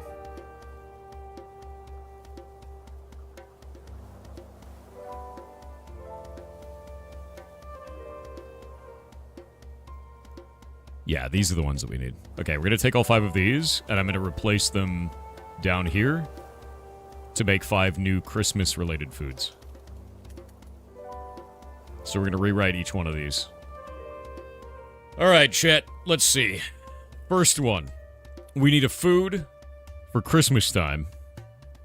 Are you banned? Well, kind of. you're restricted, FedAz8. And the reason why is because it says you're banned in Ferret software. How did you get banned on the Ferret stream? Let's go find out. What did you do? /user. Oh, yeah, no, you're totally banned. Yeah. Yeah, bye. Dumbass. Yeah, that's the same stream, by the way. We run both of those. It's an animal rescue stream, dude. Insane behavior. What do they do? I'm going to tell you right now. It's really hard to get banned in the ferret rescue stream because it's like the dumbest thing you could possibly be. If you're getting banned in a rescue stream for ferrets, you're probably too dumb for the internet. It's time to go outside. Yeah. Yeah. Like, that takes effort to be that dumb.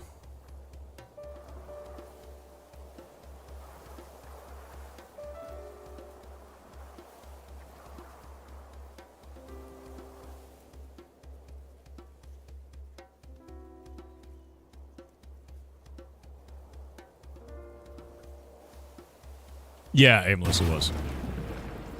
Let's see.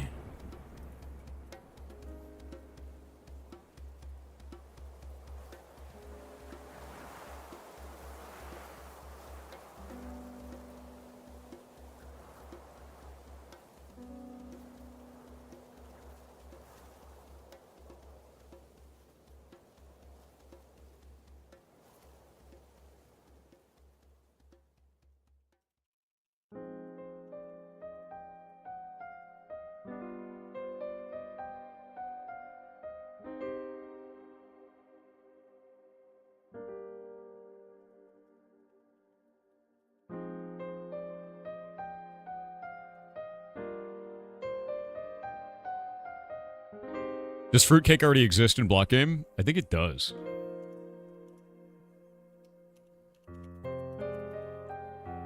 Oh. Yeah, it totally does.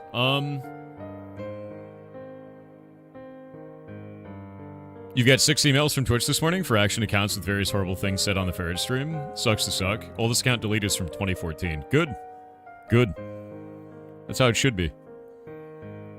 It's just gross, dude.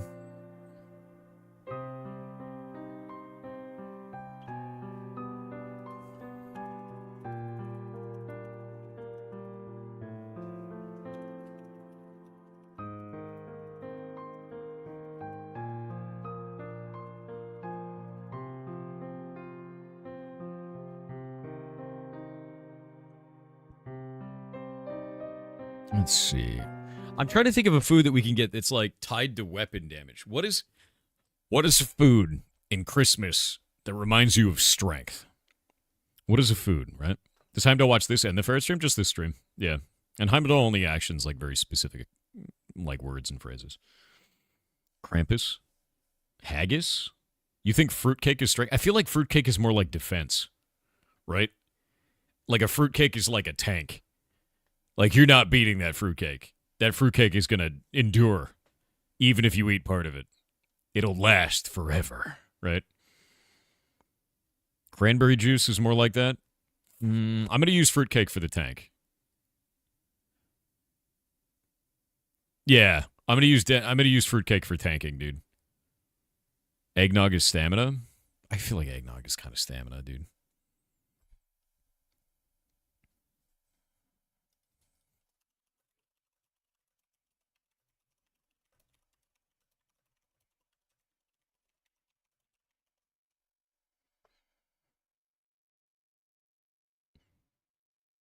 Candied yams.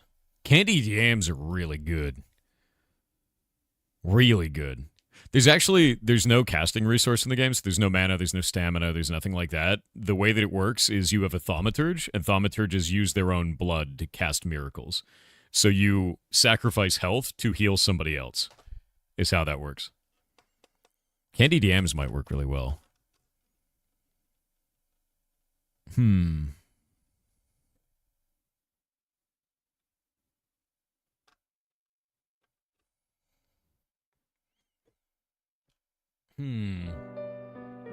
Wrong button. What are candied yams? Oh, dude. Hold up. I'm about to make your whole life amazing. Candied yams. This is like a kind of Southern American sort of food. But basically, you make like a casserole dish full of yams with brown sugar in them, and then you cover them in marshmallows and you bake that. It is freaking like full of sugar, dude. It's uniquely American, is what it is. But it's like a sweet dish made of yams, with sweet potatoes, marshmallow and brown sugar. Yeah, and you could also put a little bit of, and this is an old family secret, a little bit of orange juice in that when you're cooking it, and it's really good, really good. Veggies but sweet. Yeah. It's a dessert item, guys. It's a dessert. Yeah, it's a dessert. Of course it's sugary, right? Look up Terry's chocolate orange. I've had a Terry's chocolate orange. I've had that many times in my life, actually. Many, many, many times. We just call that sweet potato casserole. Yeah, candied yams, sweet potato casserole. That's all the same. That's the same shit. Interesting, but I don't think it's for me. I don't have a sweet tooth. Yeah, I'm not really a big fan of sweet myself. I really like savory more than anything else, so this is not really a thing that I like either. I like a casserole. That's I enjoy that. Strength would be Christmas mince pie. Now that makes sense. I like that. Mincemeat pie, dude. Mincemeat pie. Yeah. Yeah. Okay, hold up. This says, while historically containing meat, modern versions are often vegetarian, with the filling now primarily consisting of fruit and spices. Why do you call it mincemeat then, dude? That should be a meat. That should be a meat pie, dude.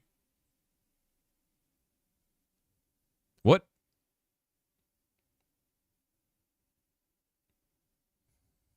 That doesn't make any goddamn sense.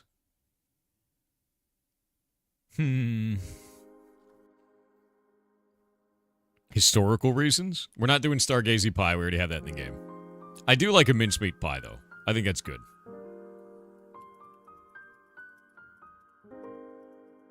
We're going to make an actual mincemeat pie. That's what we're going to do.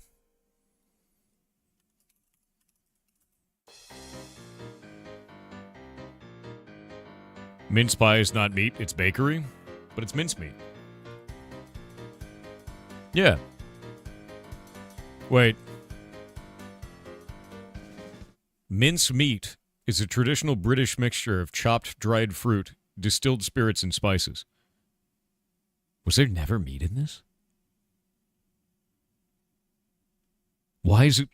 What is wrong with the British? Why do you call it mincemeat if there's no meat in it? Explain yourself. Kronos, explain. Why? It's mad, but it's delicious. Why do you call them buffalo wings when buffalo don't have wings? Buffalo did have wings, but we ate them all.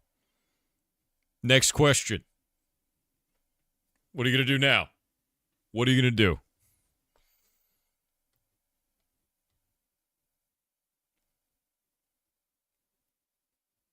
Then where are you getting these new ones? Lab grown. Yep. See, we wrap all the conversations together into one neat package. Ship it. Mince is a structure, not a substance. I'm not talking about the mince portion of mincemeat. I'm talking about the meat portion of mincemeat. Why did you put the word meat in it if it doesn't have meat in it?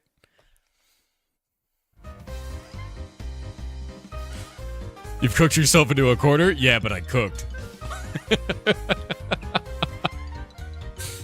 Ugh. Sometimes it had suet in it. Hence the meat part. Really? Mincemeat is meat? I don't think it is. Spiced meat breakfast doesn't have meat.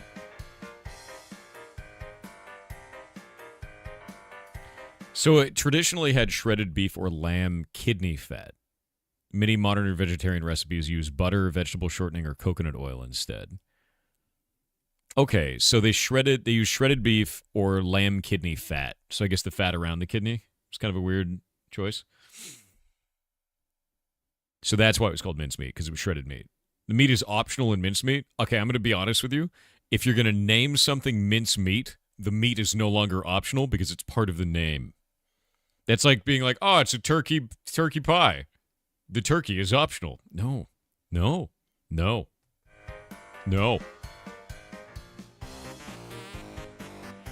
Yeah, it'd be like blood pudding. There's no blood in it. So what's left? Or pudding, right? Like, this, that's it. Haggis doesn't actually contain old hags. I think it's a lie. Yeah. Turkey's optional. It's tofu turkey. Oh. Ridiculous, dude. Meat-flavored fungus in block game? I think that's the joke. I think that's what we do. I'm going to say doesn't actually contain meat, and you're going to make it out of mushrooms. Done.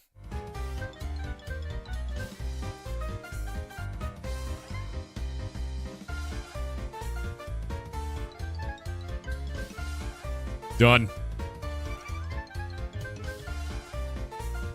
You'll build it out of mushrooms, dude. That's how we do it. All right, next one. Christmas fruitcake. I don't think we have a fruitcake actually in the game.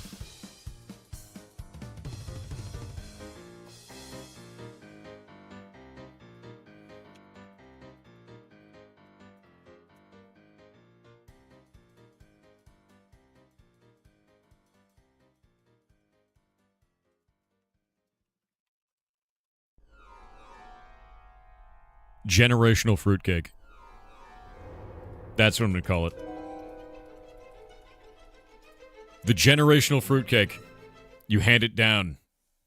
Your grandfather had this fruitcake, and he passed it to your father, and your father has now passed it to you. The fruitcake will endure.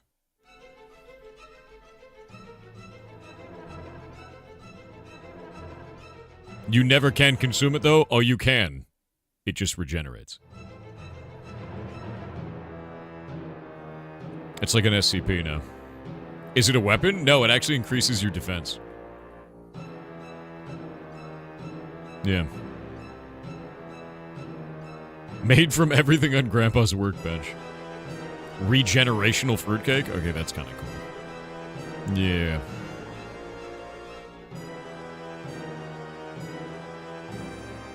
Is it a fruitcake or more a fungus? Yes.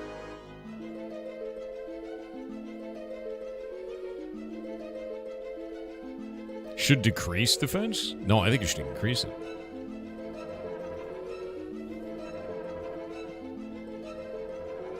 Maybe not generational, maybe eternal fruitcake. You messed up, doesn't? No, I didn't. It needs to have 2 of those so that it can do the escape of the second one. If I don't do 2 of them, it breaks out here, and then it causes a problem with the text. You're putting all forms of dwarf bread in the block game? Yeah. Basically, yes. Do we want this to be a brick or a resin brick? Hold up. Like, here's this. See that one? Or that one. I think it should be this one. You know? Like that model. I think it looks better. For a fruitcake.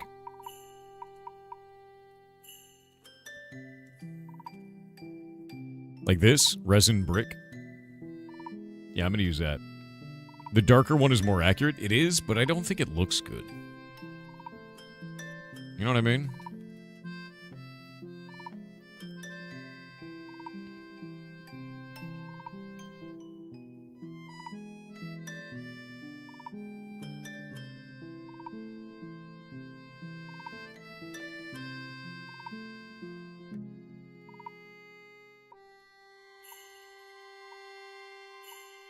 All right, that's good. Next one.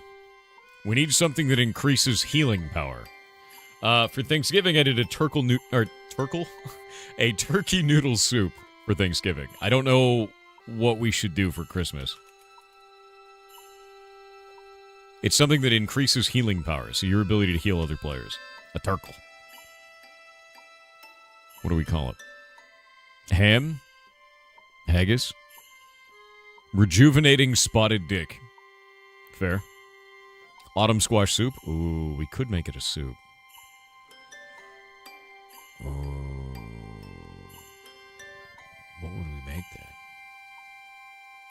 KFC, that's not. Nah. Maybe in Japan. Backed mac? What is backed mac? What does that mean? Green bean casserole? Okay, I love me a green bean casserole. I don't feel like that's like healing though. I feel like that's a detriment to my life every time I make it because I eat the whole thing and grow 50 pounds. Polish dish, sour beetroot soup with dumplings called uska? Uska? Let me look this up. Oh god, that looks good, dude.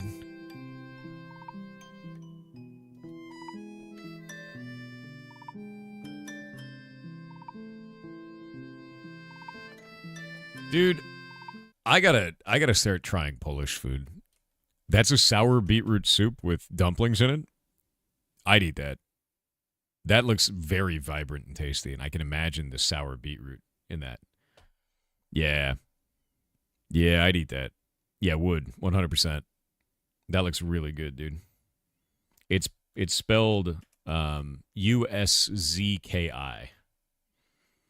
Borscht is good as well. Borscht is good. You ferment the beets? Really? Ever try Hungarian food? No. There's a whole area of the world like that I've never tried Hungarian. I've never tried like Romanian food. I've never tried Polish food. Like there's a lot of gaps. I think Eastern Europe is probably the biggest gap for food that I have, honestly. When I really think about like globally, I think it's Eastern Europe that I haven't had. I've had a lot of stuff from Africa. I've had a lot of Nordic stuff. I've had a lot of stuff from Asia. I've had a lot of stuff from here in the United States and Western Europe, but not Eastern Europe. Eastern Europe is I'm missing a lot. And I'm also missing a lot of stuff in the Middle East in terms of food. I've just never had it. Your wife's borscht is the best? Are you being held hostage? Blink twice. Roast the beets for a few hours first before using them? I need to try Polish food? I really do. I've never had Polish food. It's just not something I've had. That looks really good, though. I like that. I wonder what is that? What is the plant? I don't know what that is. Borscht pierogies. All tastes of Christmas. I like pierogies.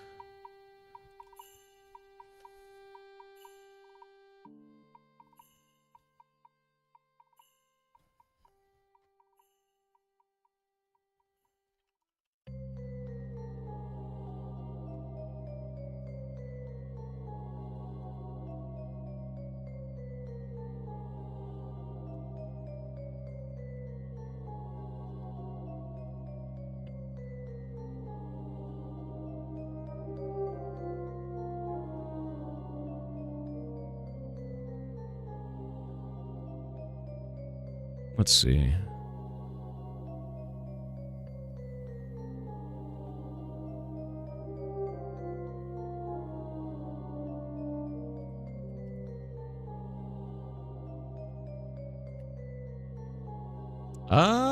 Okay. Hold up. No, we can do recolors of potions. Okay. It is a bug with our system then. So Jake is going to fix that. That's on his task list now. We can make recolored potions that are made out of paper. That'll get fixed. Cool.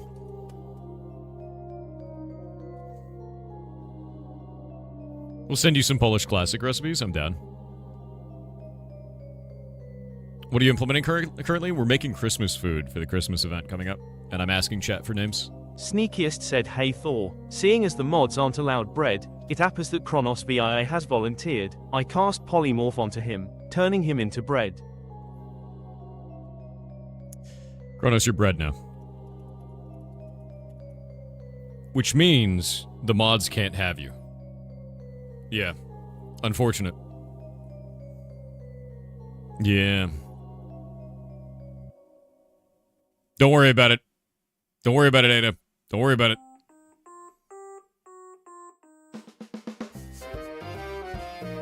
Yeah, rest in yeast, Kronos.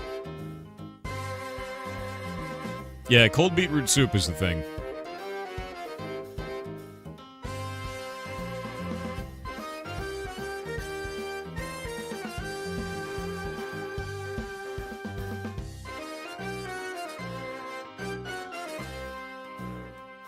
Wait, what day of the week is it today? Ooh. I may take tomorrow off. I may not stream tomorrow, because tomorrow's Wednesday, and I normally would stream, but I may not tomorrow because I gotta work on Heartbound stuff. There are some things that I thought would be easier than they were, and I need to get them out for the monthly update.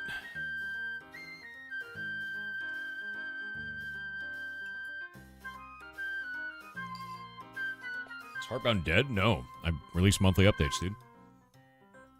That's one of the weirdest things that I've seen.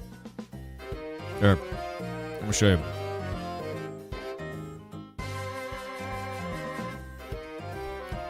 Yeah, so if you're wondering about Heartbound, because you said is Heartbound dead now? No, I release monthly updates. In January this year, I actually made a post saying that I'd be doing monthly updates. I actually did a video about this and said, hey, studio update, this is what we're going to be doing. And then every month since then, I've released an update, except for April, where I made a post link saying, hey, we're going to roll everything into May, because it was more than I thought it was going to be. And that was it. I've done it every single month, and you can see all the patches here. They're also listed on Twitter, they're listed on our Discord, and they're listed on the Steam page as well. So if you're wondering about the updates for the game at any given time, you can find them anywhere you can talk about the game. If you're getting your news from other content creators or videos on YouTube or Twitter posts that are not me, you're probably getting fake news. This is where all the information is. You can just go look it up. So have fun, dude.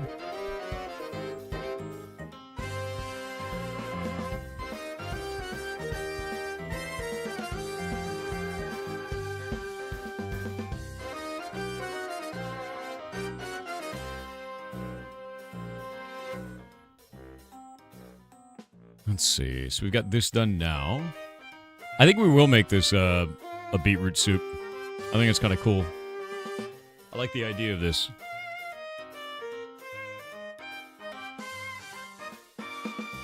Uska. How do we pronounce that? Ushka. Ushka?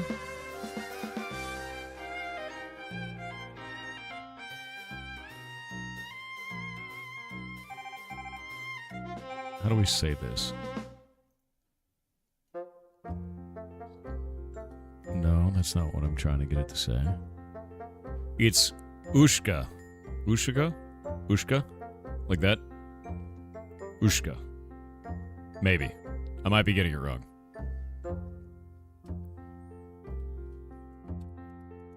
Is this traditionally like a holiday food in any way?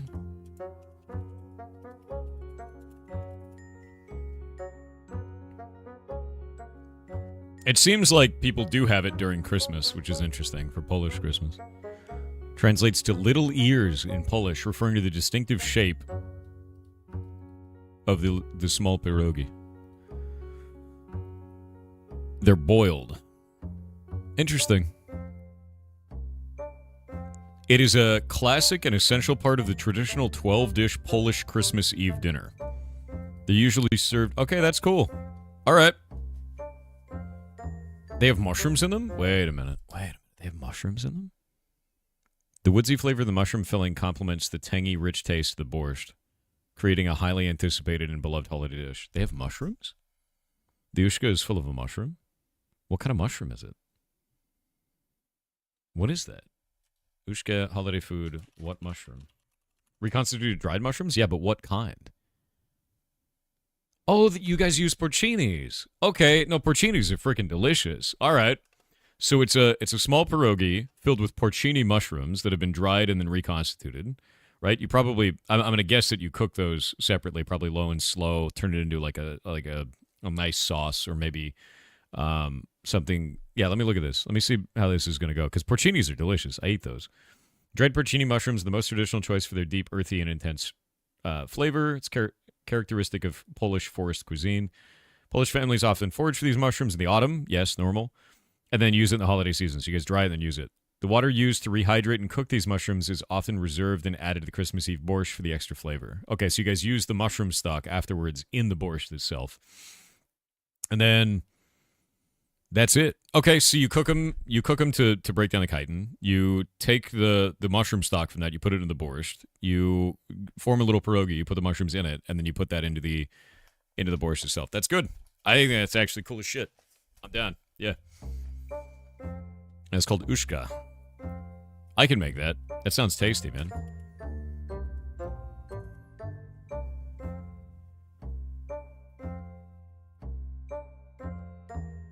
All these streams designing food at the worst time of my hunger. I know, right?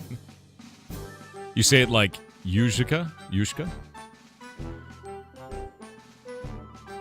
How to pronounce. Let me look this up.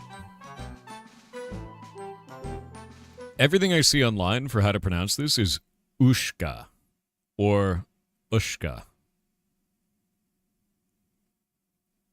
Ka like the ka in father. So Ushka. Ushka. Like that? Is that correct? I may be doing that wrong. I am American. We can barely speak our own language, much less others. All right. Yes? Okay. Ushka. Ushka. Like that. That's perfect? Okay, good.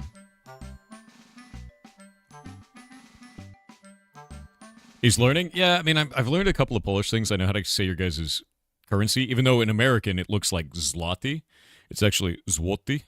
Zwo. There's like a wo kind of a sound, which we don't have that really in English. We don't use wo. But I guess in Polish you use wo. So złoty, right, kind of a thing. Yeah.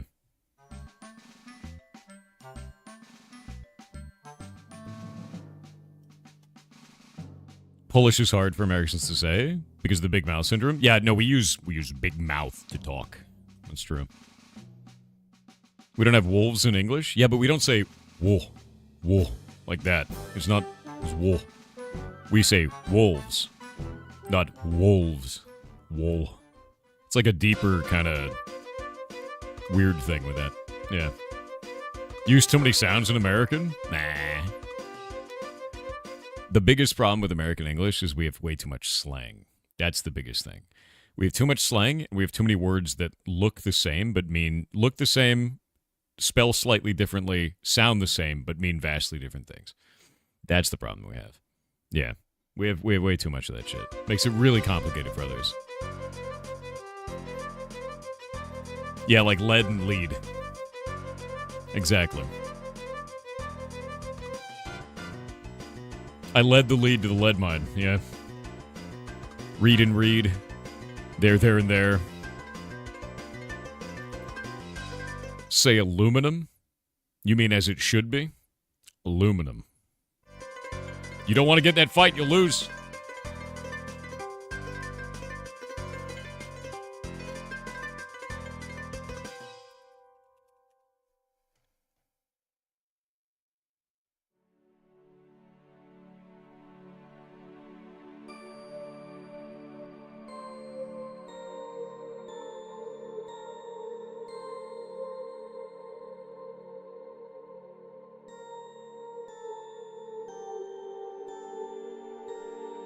I know the British say aluminium, but you're wrong, because the original pronunciation was in fact aluminum. Yeah, you guys just changed it and tried to say that it was yours. I'm on to your bullshit. On to your bullshit. That's just Americans making claims again? Correct ones. Ridiculous.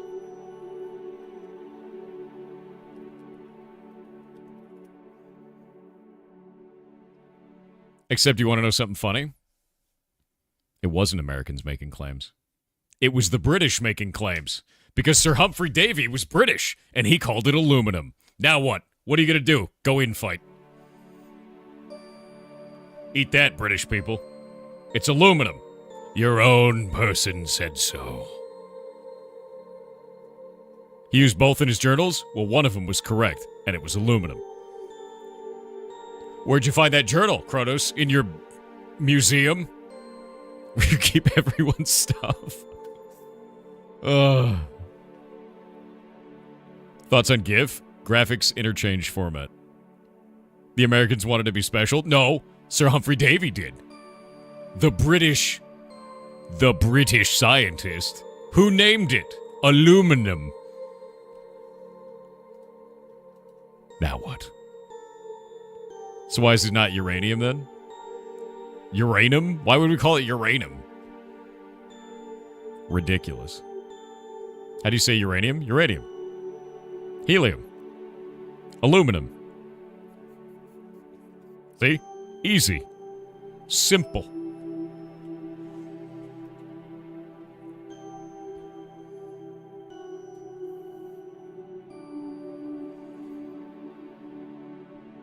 Dads are fighting again? I know, right? It's a GIF, dude. It's graphics interchange format. It's not giraffics interchange format. Healing power. I think we could just leave this. What do we put as the text?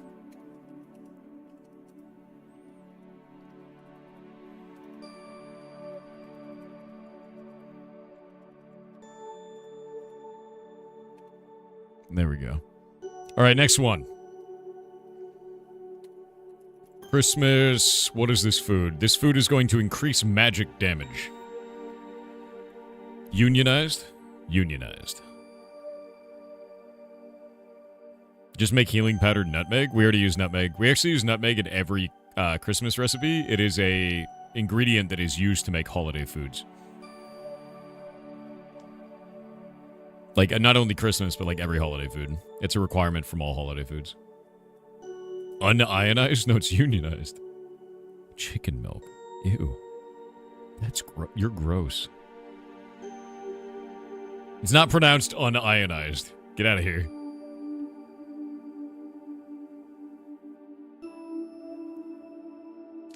Onionized? God damn it.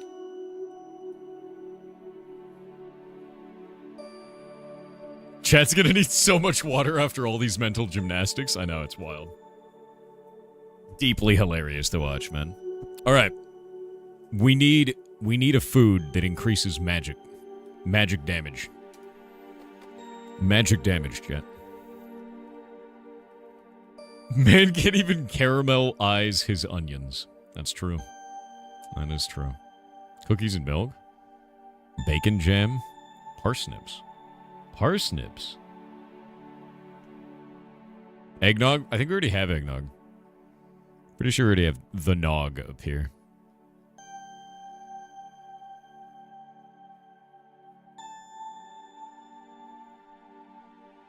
Yeah, okay, so the stuff we already have is candy fish that turns you into a fish, which I think is like I think it's a Swedish thing. Is that what it was? And then gingerbread cookies, we've got hot chocolate, and we've got eggnog. So those already exist. What else can we do with this? What else can we do with this? Now we've got mincemeat pie. We've got a fruitcake. We've got ushka. And we need something for magic damage. Peppermint bark. I could see that. Peppermint bark is kind of cool. Yeah. No, that's good. I like that. We'll use that. Yeah. Yeah, I like that. And I'll use... I know what model I'll use for that. I'll use this. The resin clump. That looks nice. We can use that. Cool.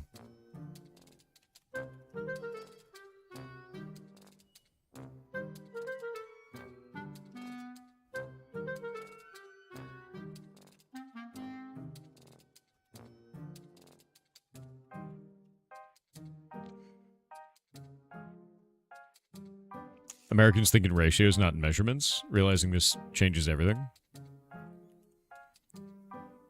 Bold of you to assume I think. Cool. Alright. Now we need a food that increases projectile damage.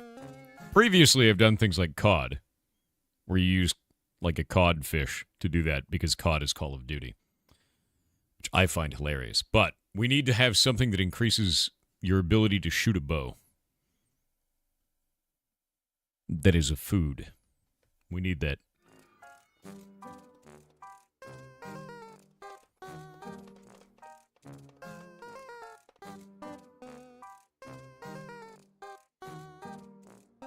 Goose because they fly and have feathers. Okay. We could make it a gooseberry pie, but actually have goose in it.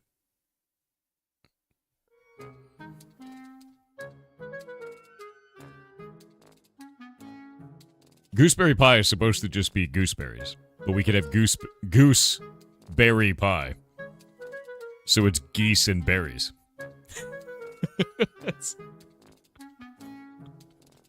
I think that could totally work. Goose and berry pie. Done.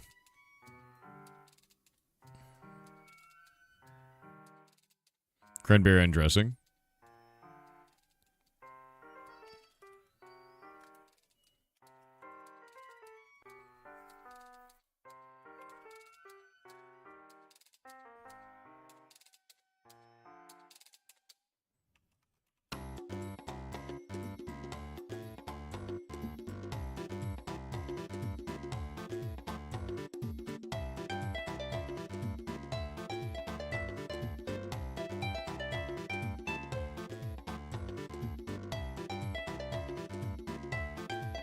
Done.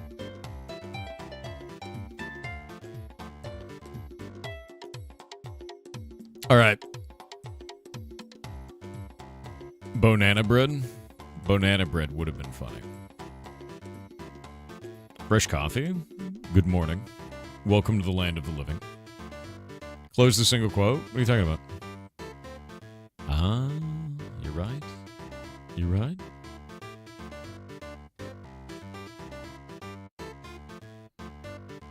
Chat, how many R's are in strawberry?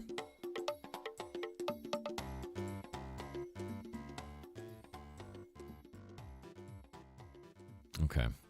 Chat's very good at counting. A lot of you are AI. Deeply horrifying.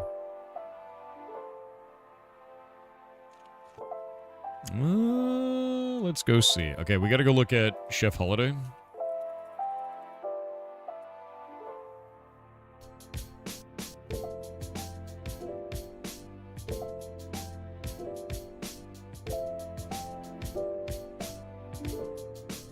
These are broken right now, that's fine. Yeah.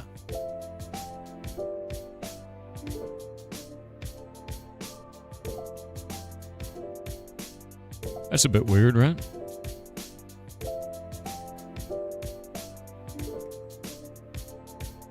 There's a projectile damage.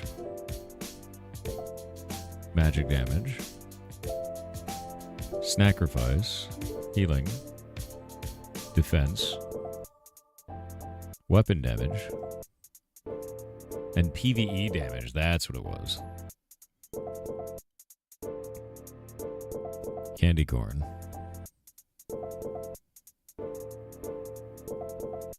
I feel like the PvE damage on this might be too high.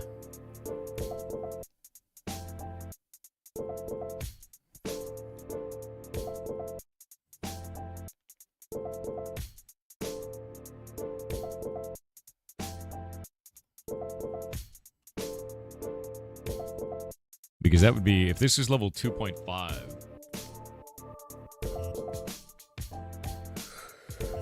It's halfway between 2 and 3 is holiday food. Strawberries got their name because they were berries that had the fruit strewn about the ground. It's also not a berry. That's correct. It is not a berry. Who needs balance when you can be OP? The game needs balance, always.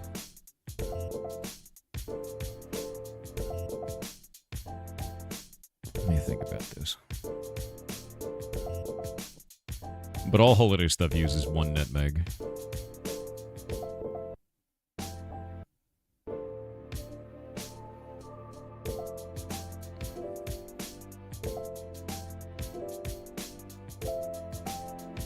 No, strawberry's not a berry, it's a fruit.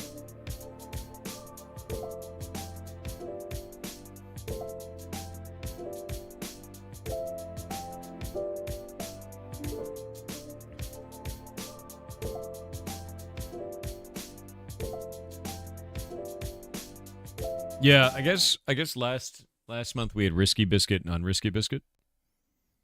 So that increases and reduces threat. The turkey just gives health regeneration. Just kind of lame.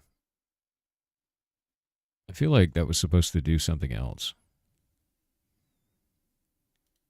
Isn't the turkey supposed to do something else? Do we not have something that does this? That's a drink buff. That gives health regeneration and PvP damage. Also, I'm really happy that I was able to take spice slugs and make that increase your PvP damage. So anybody who's out there PvPing is running around drinking slugs. Which I think is pretty fitting, to be honest with you. Yeah, just drink a bunch of slugs, dude.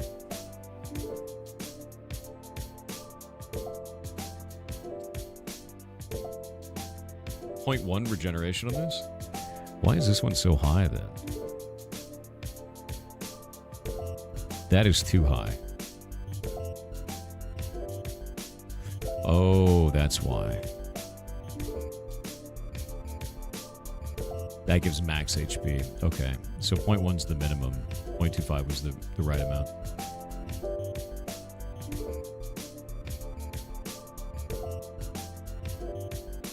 Can you guys farm frog spawn in block game? Is that possible? Esker Gogurt? That's funny. Is frog spawn possible to farm in block game? I don't actually know if it is. Should be? No? What happens? Why is it not farmable? What makes it not farmable? You can't breed frogs. Okay. I think I'll remove this from this. Because I noticed nobody's using this.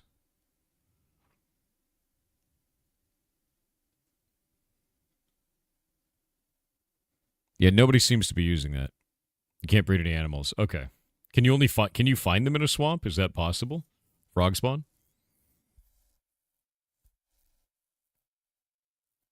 Like, is it discoverable out in the swamp? Because if it is, I'll make this 1.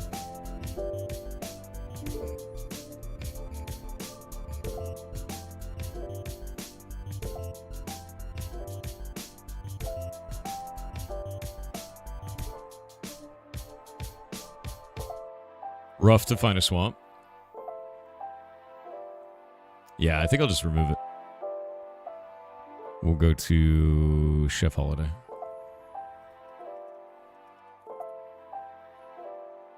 We'll remove that, and we'll make this 3 slime balls. 3 slime balls and a lily pad, I think, makes more sense.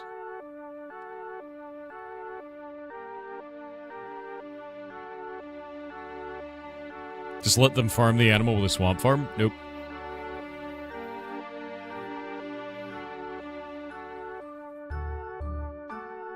Yeah, I'm just removing it. It's fine. Boop. Lilithaean32 said wake up 4, you're still dreaming. No. I can't wake up, Chet.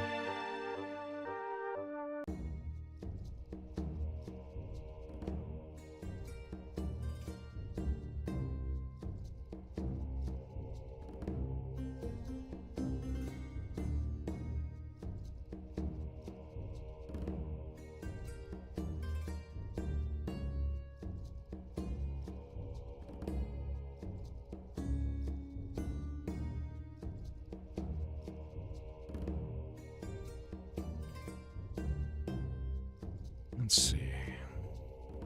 It's a lore multiplier? So the lore multiplier in this case is how much we have to multiply this value by in the visuals for the player. So for some statistics, we have to multiply that value by a very large amount because Minecraft is shit. I'll give you a good example of this. We're going to say movement speed. So movement speed has to have a lore multiplier of 1,000 because in Minecraft, you would expect, I don't know, 1 to be your movement speed. And then 0.01 would be increasing your movement speed by 1%, right? No. This is quick step T. Let's go see what that actually looks like. 0.003 is the number on this one. And if we go to the T master and we look at quick step T, that's actually 30%. So we have to multiply the value, or 0.03 rather. You would expect it to be 3%, that's 30%. So we have to multiply the value that's displayed by this lore multiplier to make sure that it's displayed to the player correctly, and we put that in the config so that we can modify it easily without having to hard code this for every statistic. Because then we'd have to go and update it in the jar, and this way it's just easier. So yeah, I don't know why Minecraft is like that, but taking your speed from 1 to whatever it is, increasing it by 0.03 actually increases it by 30% speed. Because I think your base speed, if I remember correctly, is like 0.2 instead of just being 1. It might actually be 0.15 is your base speed. Minecraft is really, really weird with movement. It's like very, very strange. Yeah, I think it's 0.15. 0.15, I believe, is your actual starting speed. Stupid. The whole thing is dumb. Sounds like the mod getting the unit of value wrong multiple times. No, the mod's not getting the unit value wrong. That's Minecraft. Minecraft is weird, dude. Like, it should be 1.0. Like, it just straight up should be. I know in Hytale it is, but in Minecraft it's not. It's some weird-ass value. Yeah, no, it's very strange. Let me pull this up. I think it's a value of how many blocks you go.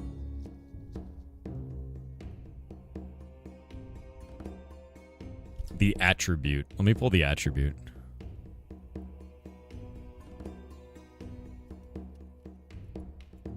Yeah, because you're dealing with attributes here. Movement speed. Yeah, okay. The generic movement speed of a player is 0.1, and when you're sprinting, it's 0.13.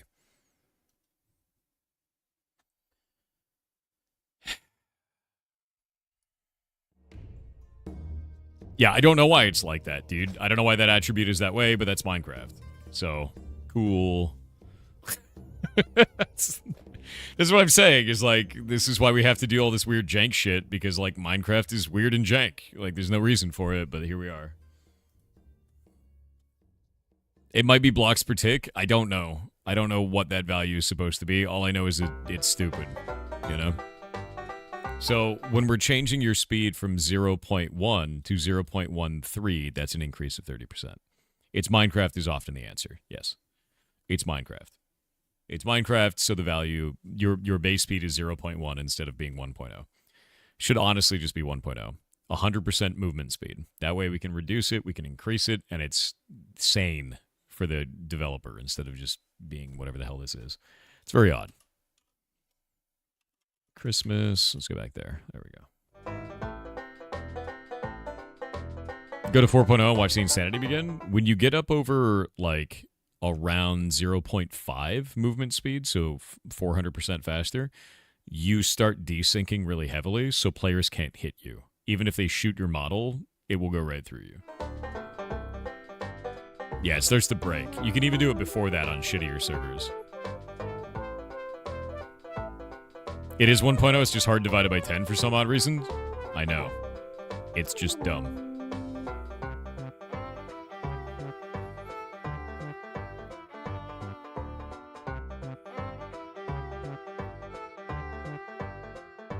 The mob speed also works the same way, J-Redder.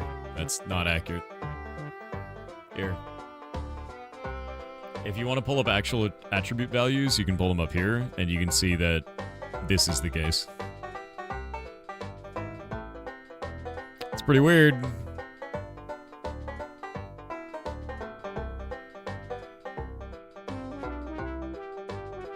Now here's the funny part. None of this actually makes sense, Because when you're sprinting, your movement speed is 0.13, but you can absolutely outrun a creeper that moves at 0.25. Because they have base values, minimum values, maximum values, and it gets really weird. Like, really weird. And then their game logic also goes in the way of this. Because they may only have that movement speed in certain, routines for their AI. Yeah, none of it makes any sense. It's super strange, dude. Slimes actually get an increase to their movement speed based on their size, but they spend most of their AI sitting around doing nothing.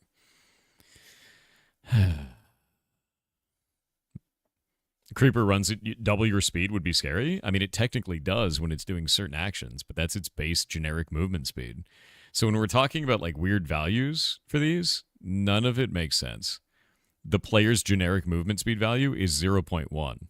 So is an allay. And then when you're sprinting at 0.13, technically a panda is faster than you based on the generic movement speed stat, which is like, none of that makes any sense, dude.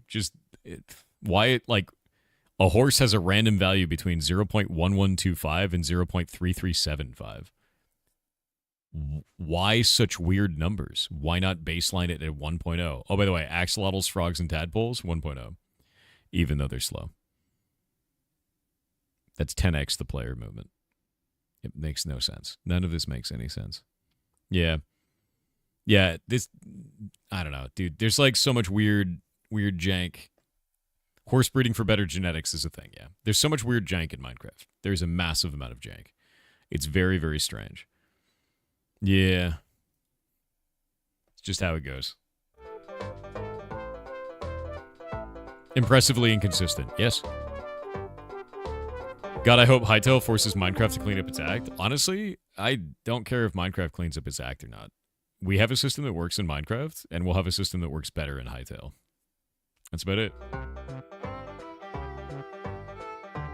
Me remembering just now that lurkers don't count for views. You actually do. Yeah, everything that you saw regarding that on social media was not correct. A bunch of people push that as a narrative that is not accurate, and the reason why I know that is because the Ferret Rescue stream, which has currently 526 viewers, is grand majority, you're talking like 90% lurkers. There would be no viewers. So, thankfully, lurkers, you still count, you still exist. Yeah, you don't have to worry. And thank you, by the way, that you love watching the content. I hope you have a wonderful day. Yeah. Boop.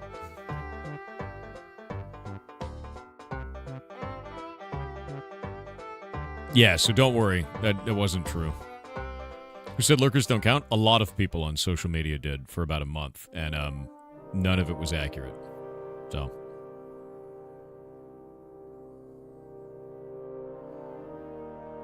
Have you heard of Sugandese? Have you heard of the Sugandese tribe that game was based off of? Yeah. Did you know that they employ a mind goblin at that studio? Did you know that? It's true. Very prestigious position, the mind goblin. What's a mind goblin? Mind goblin these nuts. See, look what you did. Didn't have to be this way. Let me see. Reduce hunger minus 25%. Health regeneration, we'll do 0.1 for that. That's fine. Oh, this is a drink buff. We don't want that. Hold up. What do we do for drinks?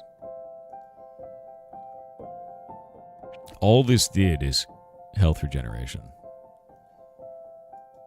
Human potion is a meme. Spice slugs.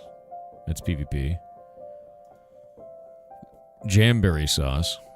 0.25.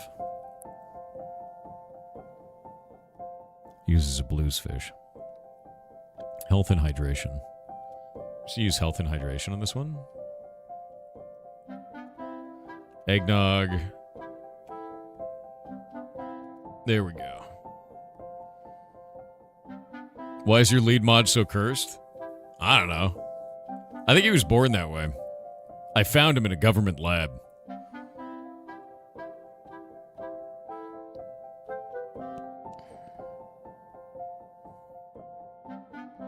It's AFK lurkers. that Twitch want rid of for ads purposes, same mixer problem? No, it's not. That's again, that was fake, dude. The news that you got about that on social media was not accurate. When you say AFK lurkers that Twitch wants rid of for ad purposes is not correct. Not at all. And like I could just show you this, right? When we're working with the Ferret Rescue has right now 526 viewers. If I go to Ferret's Live and I go to the Ferret stream and we look at the total number of people that have talked in the last hour, it's like 10 people. There would not be 526 viewers on there. So like we know that lurkers count. We know that lurkers count, dude. Like this doesn't, and anybody that's saying that lurkers don't count on social media is wrong. Like straight up. We know something is wrong, but it's not this. People just made wild assumptions that they didn't actually test them. So like, no. Yeah, no.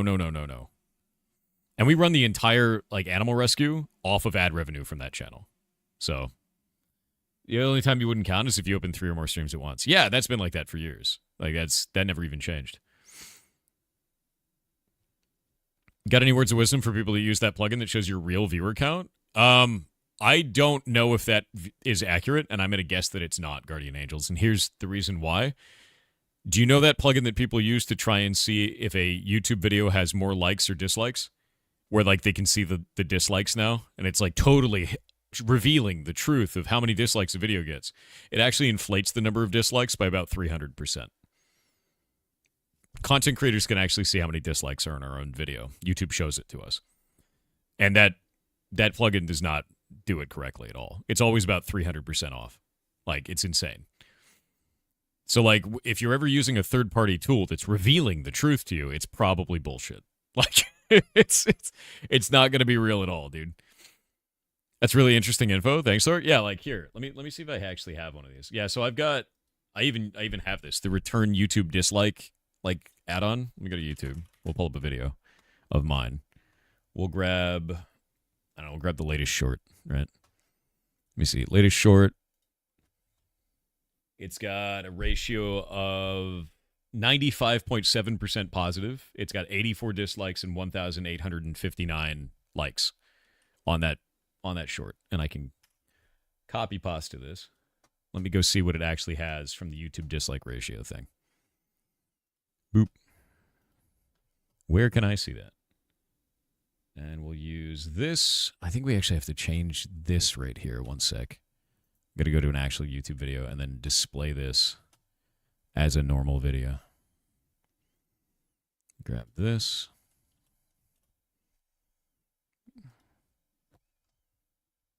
Yeah. So if we go and look at this one inflated by about 50%. But it does it more. See how this says 125 for the amount of dislikes? And that's caused by this add-on right here. The actual value for that, if I go and grab this from Shorts, is right here. So you can see that these add-ons are not correct, dude. Like, they're not. Like, they're never right. This one only did it by 50%, but some of the ones that I have inflated it by 300%. It's wrong. Like, do not trust any of these add-ons that say any information that is normally hidden and revealed to you. It's hallucinating the values. They're incorrect. Straight up. Why did YouTube remove dislikes? They didn't for us as content creators. We can actually see how many likes and dislikes on all of our videos. So I don't know why they removed it for you guys. I think it was a misstep. Yeah. Yeah, YouTube is the only thing that knows the dislikes, and us, the people who make the videos. Wonder why it's so wrong? Because it guesses? I have no idea. It's just bullshit. Like, it's every time. Like, some of these are, like, wildly off. Like, let me grab this one. Let me just see how bad this one actually is comparatively. Because I've got a bunch of videos on here, and some of them have a lot of dislikes, some of them have less dislikes. Let's grab this one.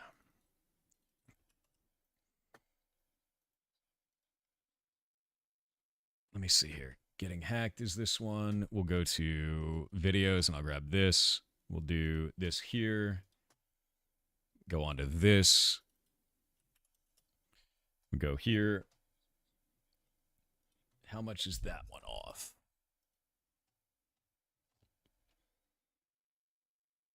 That one was not. That one was actually off by less. That was only 30% off. I'm trying to find one that maybe it's better on shorts.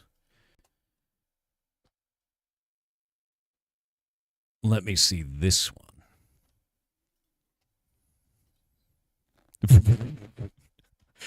Oh my god. No, that's wild, dude. Yeah, it's always off. It's always completely off. It looks like it's off by about, on most of the videos I just checked, it's off by 50 to 100% on average. So it's inflating the amount of dislikes by a dramatic amount. Don't trust those tools, man. Just don't. And anyone that's using like a true viewers list thing, I wouldn't trust that either. Because you're getting some third-party tool that you're using as a source of truth, but you have no idea how they come to that truth. You have no idea how they derive that analytic. And it's wrong. Like, provably wrong. Is consistent percentage of likes? No, it's completely different every time. So it's like, what do we do with this, right? This doesn't make any sense. Good evening. Hello. Good evening to you. Yeah. People are better off not looking at the list for the viewer counts, MO. Yeah, I mean, like, the biggest thing is this, dude. Do you have a community around you? That's all that matters. Your community is the only thing that matters. The view count is irrelevant. The amount of people that you have in the community that support the stuff that you do is all that matters. And if you have people doing that, you're doing it right. Do not rely on tools to prove if you're real or not. And if you're using that to put down a streamer, you're doing it wrong. Yeah, you're not going to appeal to everyone, and that's fine. It's relevant for sponsors? No, dude. Sponsors are a totally different thing. What sponsors should be going off of is unique number of viewers per month, and that is always going to be that money, right? What is this? They say they take old data from before YouTube shut down, dislike displays, and they extrapolate. Here's the problem, NU11. That's bullshit. And the reason why is because I released these videos this week. So how could they possibly have pulled old data from before YouTube shut down and then extrapolated off of that? They're just guessing off of no information. It's bullshit. It's just completely bullshit, dude. They just make up a stat and then hand it to you. And it can be anywhere from 20% wrong to 300% wrong. And it's always more than it actually is. Yeah. It's guessed based on its users' behavior. Here's the problem. If it was guessed based on its users' behavior, then why is it 300% wrong sometimes? Right? Like, if it's everyone who has the plugin installed and it's storing all of that data of what you dislike, why is it up to 300% wrong? It doesn't make any sense, dude. And in some cases, you're inflating that by tens of thousands of dislikes. Yeah, it's really bad at guessing. Sometimes you extrapolate up to 4 times a day. You shouldn't do that. You should talk to a doctor if you're extrapolating that much, dude.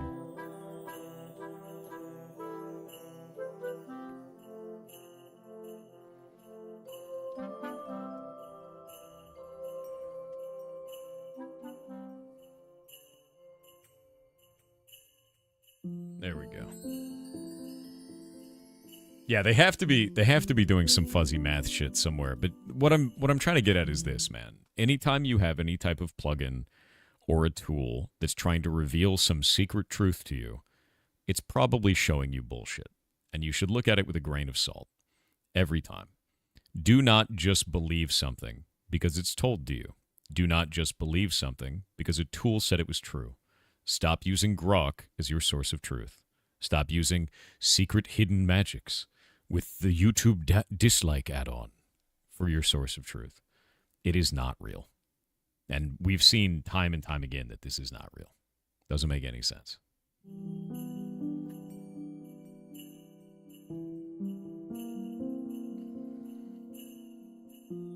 Let me grab this one. Like, I'll give you a good example here, right? Let me show you one that's really funny to me. We'll go to my Expedition 33 interview, right?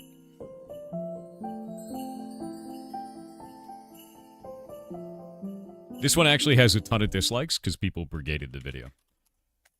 And we're going to grab this, and we'll pull this up. The add-on says that we have 5,200 dislikes and 5,200 likes. What do you think the real amount actually is? They think that the video got 50-50. How many dislikes do you think it actually has? And it does have a bunch of dislikes. It does. The internet got mad at me, and they went through my videos and put dislikes. This is the actual amount. So when you have a value that is so wildly different, and people take this as the source of truth because the add-on revealed it to them, it's not real.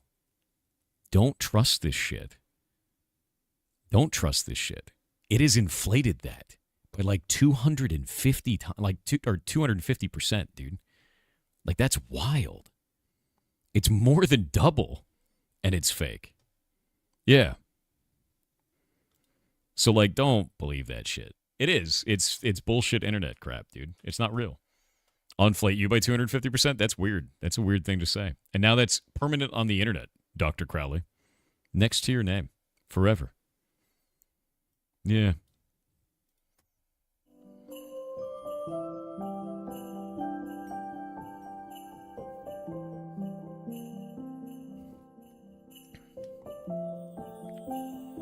You'll take 30% accuracy over nothing all day? Okay. Do that when you're driving a car. It's a great idea. What a cool way to live, man.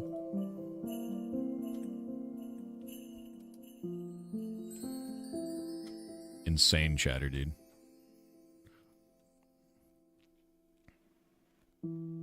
What's up, Thor? Nothing much. Showing chat stats. I don't know what we should do with this. We have eggnog. Do we have a drink that reduces food stuff? I think it's fishy. No, fishy is health regen. Cherry? That's hunger. So we'll do cherry jam, which is 10%. It'll be 12.5%. There we go. Now we do hot chocolate. That's going to be hydration and health.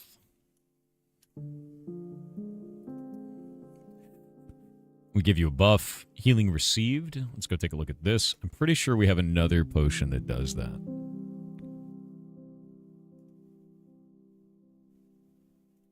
Pretty sure. What does Fig Jam do? It's damage reduction? No. Health regeneration, all damage. Cooldown reduction. AoE size amplifier. What does this shit do? Healing received. I don't know if we have a healing received food. We may not actually have a drink that does this. Interesting. This could be really cool, actually. Yeah, fall damage reduction. Hunger. Is cherry just hunger? I think cherry's hunger. Okay, so we don't have a drink that does this. Healing received. That makes that unique. We should do 5% per.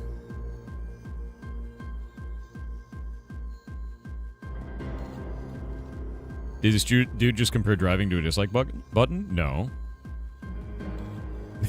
No. Oh my god. Yeah, I'm just gonna dunk that guy. Get out of here. Too dumb for the conversation. We're gonna do. I think what I'll do is I'll do 5% per level. So this counts as 2.5. So we'll do 12.5% off of hot chocolate. Yeah.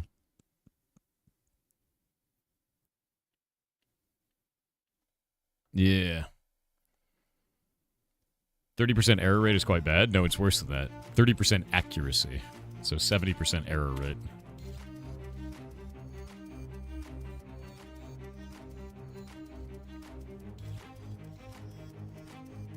The chef were always sepia color? Yeah, they're grillagers, dude. Yeah, they're illagers, the grill. Grillagers. Alright, let's see.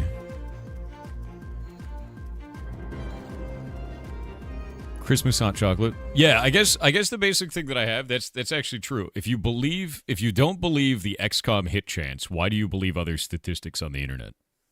Stop it.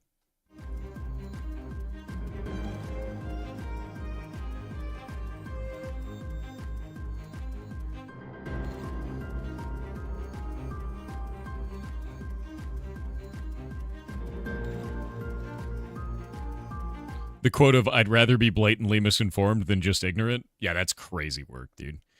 Like that's an insane thing to say, dude. Are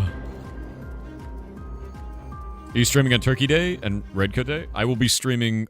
I stream every holiday, always. And I do that because there's a bunch of people in the community that don't have anywhere else to go. And you can always count on me to be there, no matter what day of the week it is. It doesn't matter if it's a Thursday. I'll be streaming on Christmas. I'll be streaming on Thanksgiving, etc., etc. Yeah. Always, always. So, I'll be there. Turkey Day is Thanksgiving, man. We gotta get rid of the max consumes on these. Yeah. That's gone. Okay, we'll make this 12.5% healing received. I don't know if we have another one that's healing received. Let me actually look through these and see. I don't think I ever did that. No, I think about it. Did we do anything for the turkey? That was hunger. Health regen. That's a lot of health regen. And steamed ham. That was it. Be streaming on New Year's? Yeah. Well, that's another holiday, man.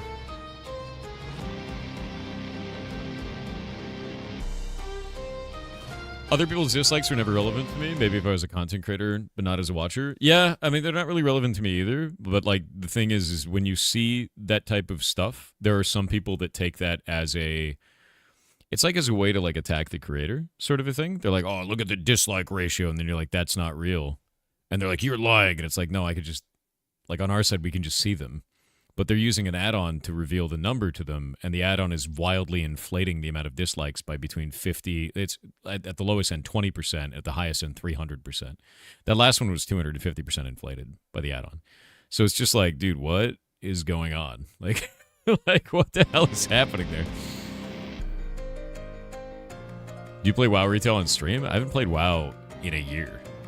Like, no. Like, even in general, dude.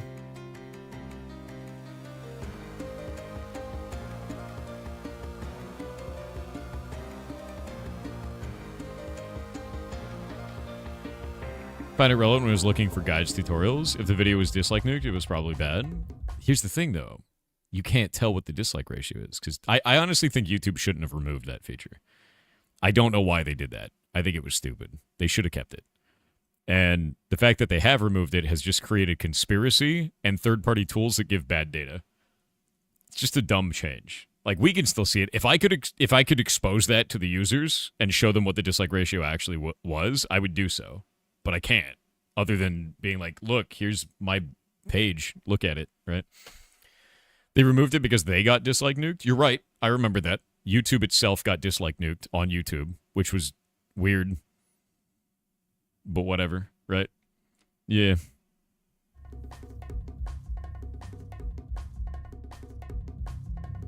Going off dislikes is letting others think for you. I personally never pay attention to reviews. I pay attention to reviews. Like, I take reviews with a grain of salt because it might be bullshit, but I do pay attention to reviews. I check to see if what people are talking about, right? So, like, for instance, that solo leveling game came out, right? And I was like, okay, I wonder what this is actually going to have. Solo leveling. I was just looking at this earlier today. And it got 75% positive. I was like, that's interesting. And I was like, why did people vote this negative 25% of the time? And I went and looked through all the reviews, and you know what I found? People are mad that it's an always online single-player game. And I'm like, that's interesting. Why is it always online if it's single-player? And we played it early on. I played it for like a sponsored stream early on. And now I want to understand, is it actually single-player? Is it based around guilds? Is it really a multiplayer game, right? Is it just that they're playing solo? I don't know. So I don't know what features they've added since that time, because when we played it, it was kind of like early. And now I want to know, what they've done and why people are saying that, right? So for me, it's more like I get more interested to find out if they're correct and if it makes sense. The problem that I have with it is it's $40 to find out that answer. And I don't know if I want it for $40 because it's kind of a bit. So, yeah. That's a lot for that. Could be DRM. Don't know. Could be anti-cheat. Bro, I'm going to be honest with you. If you're putting anti-cheat in a single-player game, I don't know what the hell you're doing with your life. That's single-player. Who gives a shit? There's no reason for that.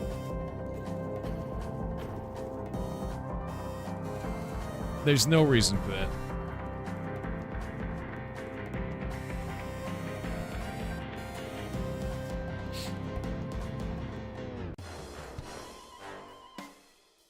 Always online is just so they can insert extra monetization down the line. I mean, we can conspiracy tinfoil hat that, but, you know, I don't know.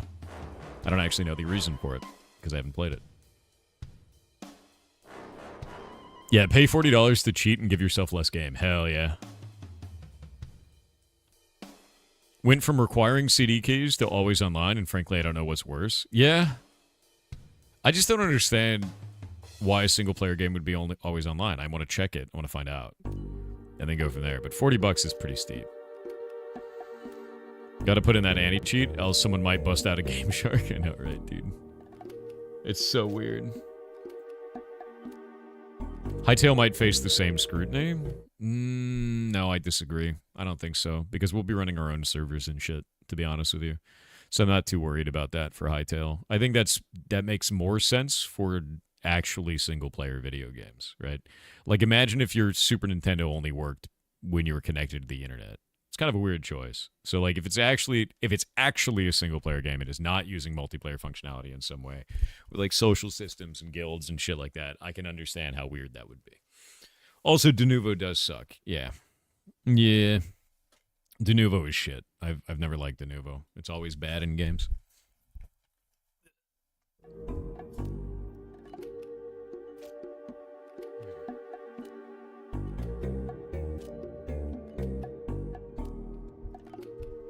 My hair is very shiny today, dude.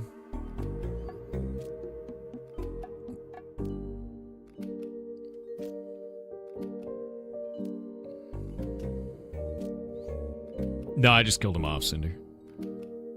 I ain't got time for that shit today. I think AOC will be review nuked the moment it touches Steam because people will scream it's a scam and not finished. Well, yeah. That's what people do.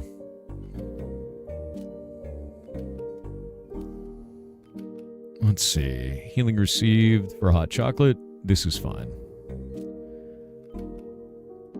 Remove the max consume on this. Defense value. I think defense should increase by 5%, if I remember correctly.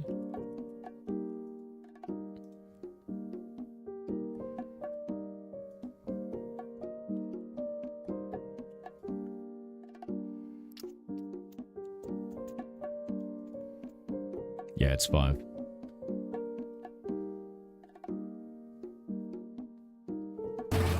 There we go.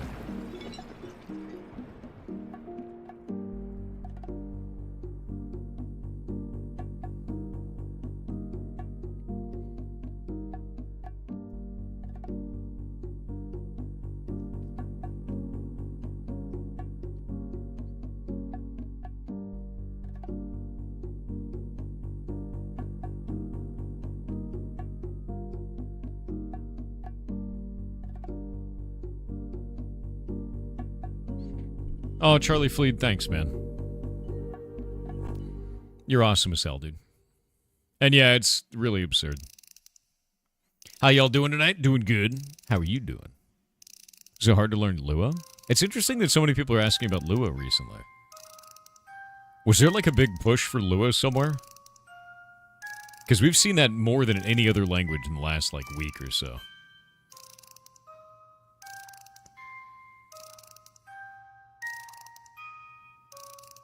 You woke up to a big leak in the roof of your apartment? Well, that is upsetting. That's your landlord's problem. Move your stuff away from it. You're in an apartment. Your landlord has to fix that. Shitty, but not as shitty as it is for them.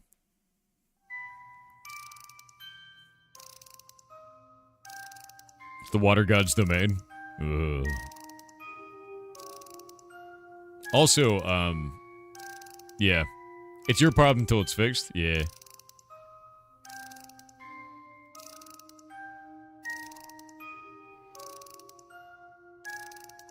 Let it mold, then let them refuse to fix it. Sue them and win big. Yeah, don't. Just report it. Stop clicking fast and eat dopamine? No, Ham, they're mine. You can have a kill when you can get one, Ham. That soul is mine. Delicious. Delicious. They never do a good job? My girlfriend had to deal with that? I'm a landlord. I do an alright job. You just have to care. I guess a lot of landlords wouldn't care, but you kind of have to. There are laws that you get, you know, afoul of if you don't do that. Recently discovered why I didn't buy a house. About house-shaped problems. Yeah, honestly, as somebody who owns a home, like, yeah, it just gets really expensive really fast. Like, suddenly there's no landlord that fixes everything. You have to fix everything. Everything. You get real good at fixing things so you don't have to hire a guy to fix things. And then, like, you fix it kind of scuffed, you know? And that's like a whole thing. And then constantly the house is doing some bullshit where it's like, hey, today your water is cold. Eat shit. Oh, you don't know why? Pay a guy $2,000 to find out. I'm your house. Have a bill. Right? Yeah. I'm a landlord for me, dude. Laws in Scotland are good for tenants, yeah.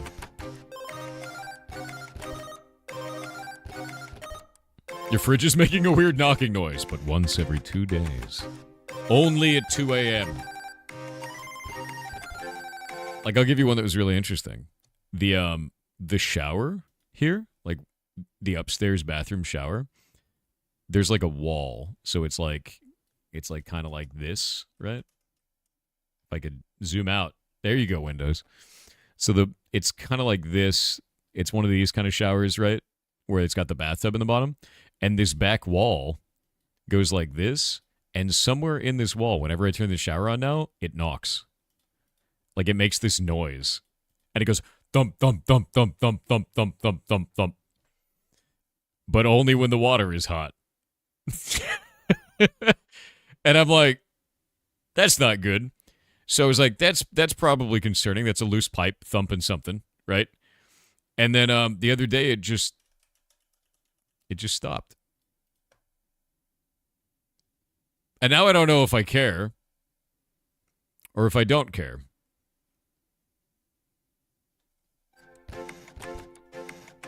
You know?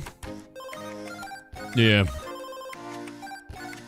They're expensive noises. Here's the problem. If it blows up, it's an expensive noise. If it doesn't blow up, maybe it's not an expensive noise.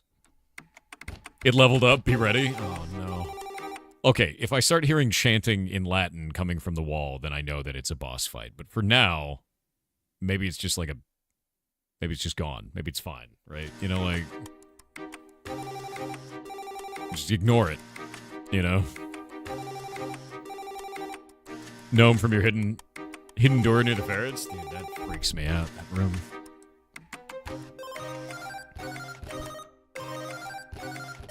Okay. You new here, so you don't know I'm coding? Actually, I'm putting together configuration files to create items for our Minecraft server. So, what you're seeing is a whole bunch of config to create items that players then interact with. I just realized I think I have to set hydration to 0 on these. Or food. Yeah, it's got to be nutrition to 0. That's the problem. Yeah, so basically I'm just creating items, and this is for the new holiday event coming up. So we're creating these so that players can have fun with them and that they can give them stats that make sense, you know.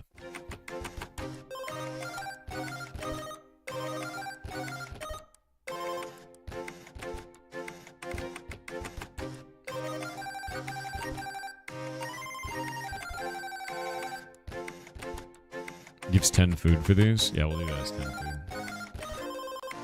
Boop.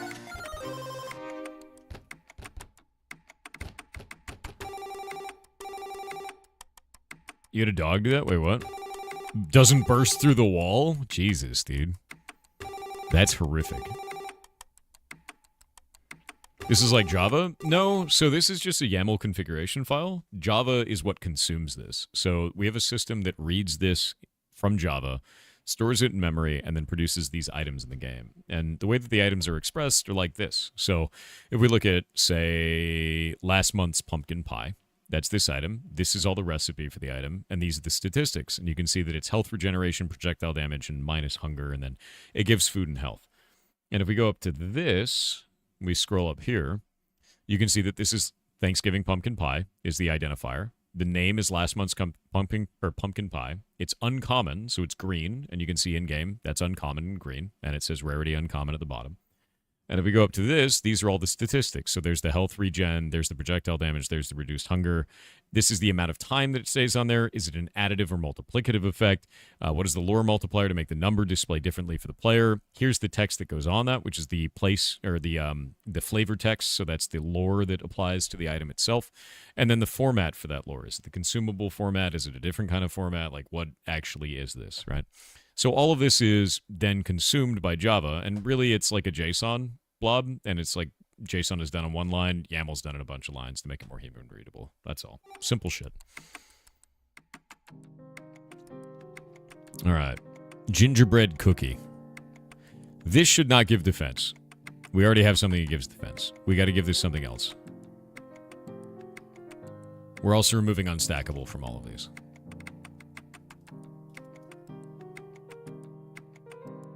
Yeah.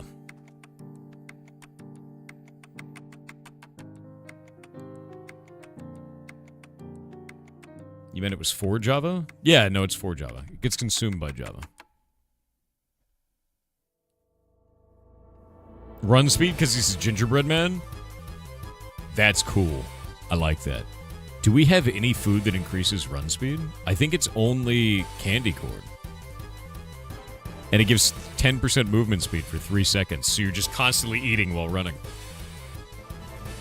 Is it chicken? Does chicken do that? I think chicken does something else. No, chicken gives healing received. Yeah. I don't think anything else gives movement speed, man. For food.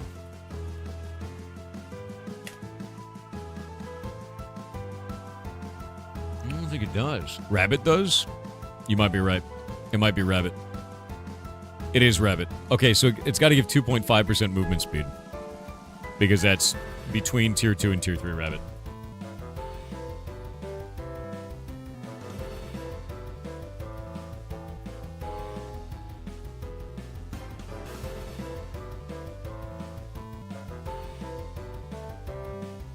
Butterfried rabbit.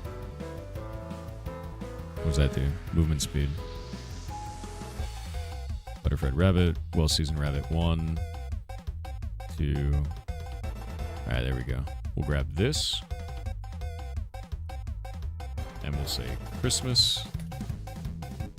And we'll go down to here. Say movement speed is going to be 2.5. There we go. And then we need to add reduced hunger. That's hot chocolate, so it doesn't get it. Gingerbread cookie. This does get it. And it gets 25 for this.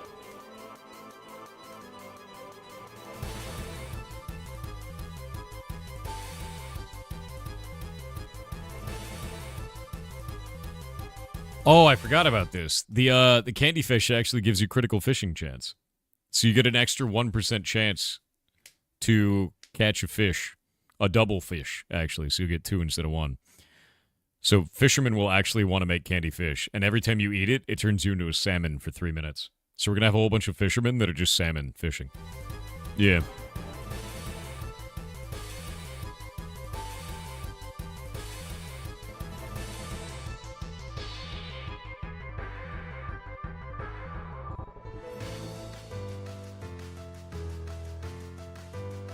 There we go. Okay. Unstackable, remove that.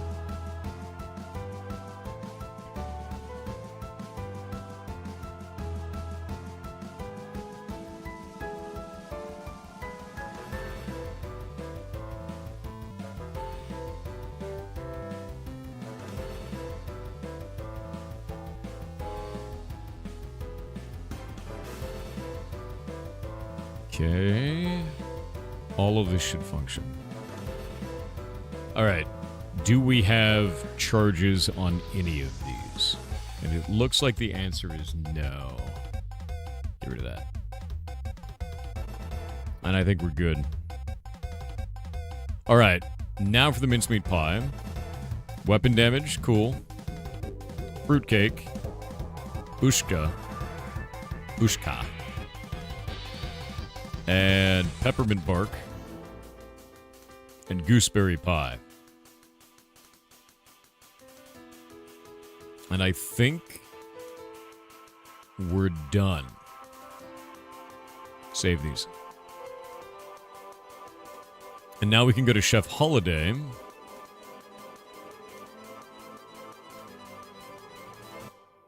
Go down here. There's all the Thanksgiving recipes.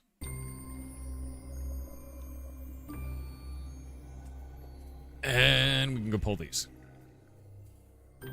You love peppermint bark? Yeah. I feel like we should probably have peppermint bark made out of wood in some way. You know? Is it okay if I use Mindscript to make a script to automate fishing? You'll get banned. Yeah. If you use any type of automation on the server, you get banned. Just do /rules. This is not an automation server. Yeah, no automation. The server is meant to be an MMORPG where your efforts reward you, not the efforts of outside machinery. As such, automation gives no XP and does not drop special items. Automated fishing will result in punitive action. Do not do that. You will be banned. We ban people all the time for it. Just play the game, dude. Alright. We need to build all these out. The giant gingerbread cookie. We're going to take these, move this to another view, and make this here. Where's my gingerbread cookie? Oh, we don't have eggnog on here. Why are these out of order? The hell? Eggnog. It uses water, sugar, eggs, nutmeg. I think we only use one nutmeg for one of these. We just use one. I don't know why that has two. That's a bit weird, right?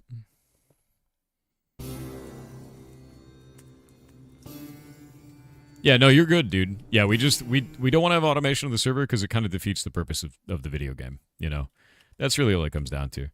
And you're not a bad person for asking that. Don't think that at all. We just don't want to have that because it ruins the game. It ruins the game for you, too. Like, you have less content if you do that. And the game has less content. And it impacts the in-game economy, so it damages other players, you know, their ability to play the game. It's not fun for anybody. It's not great. There are automation-based servers that exist out there, and that might be more fun, you know?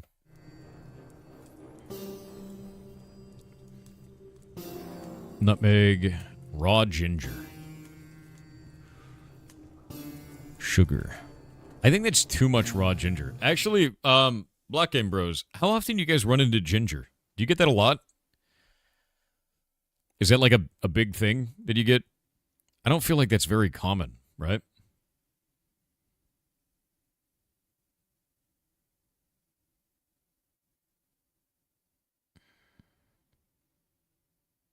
You get the potato one more than the roots one?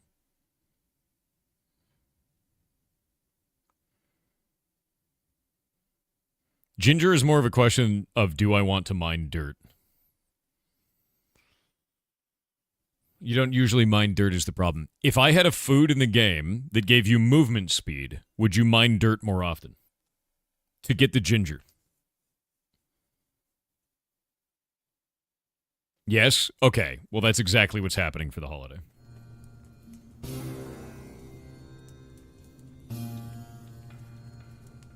That may make me mine dirt more often.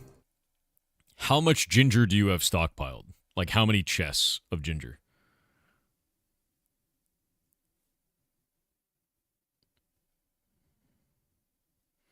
Thrice, I don't actually see your last comment. It might be grayed out because YouTube did something weird. No clue, dude.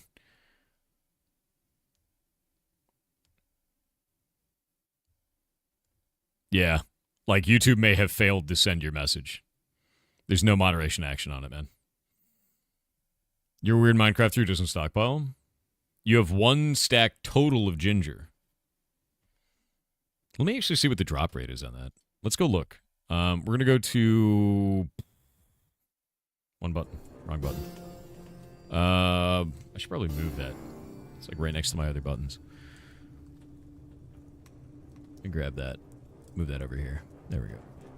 So I think what we're going to do is we're going to look at the drop rates for this. We're going to go back into core. We're going to look at professions and look at archaeology.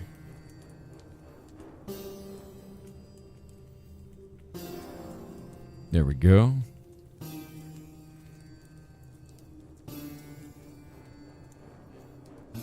And we'll go down here and look at raw ginger. Oh, that's not very rare at all. That's 10% at level 100. That's like really common. No. Yeah, dirt, coarse dirt, and rooted dirt. By the way, did you see how common roots are in the rooted dirt? Yeah, the drop rate is good, you just never mine dirt. That means I'm not incentivizing dirt mining very much. I think what we'll do is we'll make this 4 for the raw ginger for this. And so it'll be 1 charcoal, 1 nutmeg, 1 raw ginger, 10 sugar. We'll make it 8 sugar, so it stacks correctly. And then a bottle of clean water. Oh, was that an in-game storm? Oh, it's lightning time. Sick. Love to see it. Yeah, so... I think they just hit that thing over there. I actually love lightning in Minecraft. It actually looks really good. So I think what we need to do is we need to set up, 4 ginger for it. I'll reduce the amount of sugar. Is it only hitting there? Waiting for it. I haven't seen it with my new shaders yet, so. Do it. Do it. Thunder scares the living hell out of you. Yeah, I like it. It's like really, I like rain, I like storms. The clouds are so cool. They look really good, yeah. Oh, there we go. Yeah, they're hitting the lightning rods. I love storms, man. I love storms. They're super fun for me. My shaders actually do all kinds of shit, too. Like, look at this. It makes pools on the ground. So, like, when it's raining, it'll actually leave, like, pooling water. And it's like a noise pattern, so it's not always there. It looks really nice. And it actually reflects stuff off the ground where it's wet. Yeah, it looks really good. It looks really... The effect is insane. If you do exclamation point shaders, you can actually do that. Why does everything just suck on mobile? I don't know, dude. I wish it didn't. I'm sorry, man.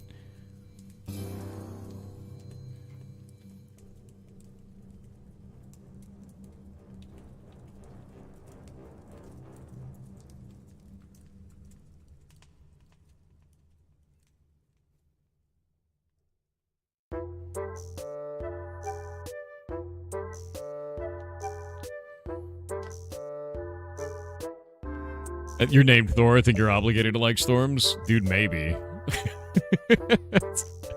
It does make sense. Oh, I need to change these recipes, don't I? I do. Yeah, we have to call these Christmas for each one of these. For the recipe name, I have to go update the recipe names, the recipe tokens for each one of these. Recipe candy fish. Yeah, we'll have to build that out. Shit. Okay, now for the gingerbread cookie. That's done. Raw ginger, that's done. The candy fish.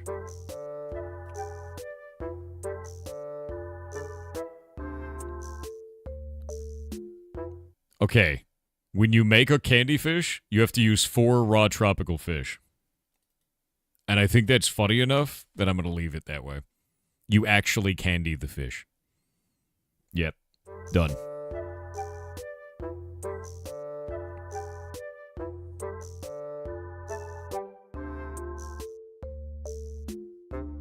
You used to vanilla Minecraft storms? Yesterday you're like, why are things exploding? In the vanilla Minecraft? Are the storms different, or... I have no idea if they are.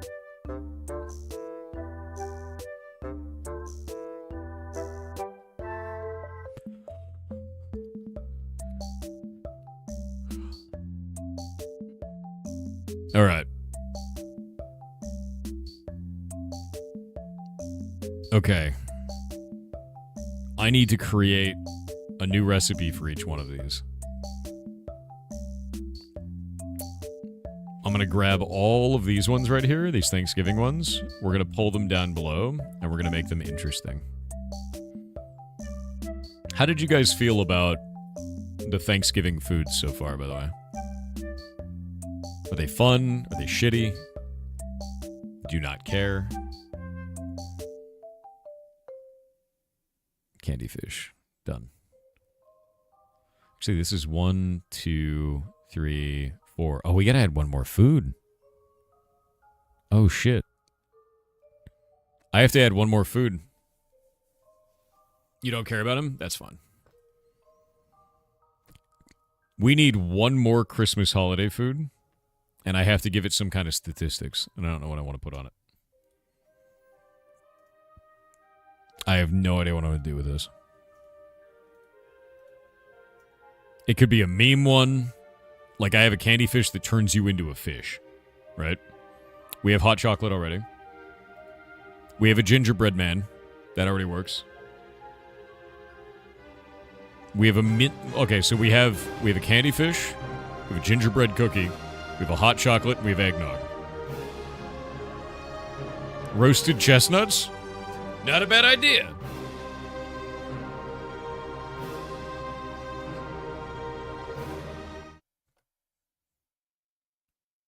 I'm going to make one of the ingredients an actual chest. Yep. Yep.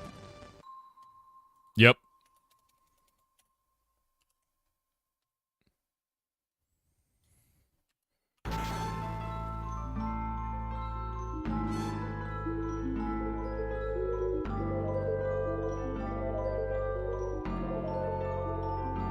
Done, dude.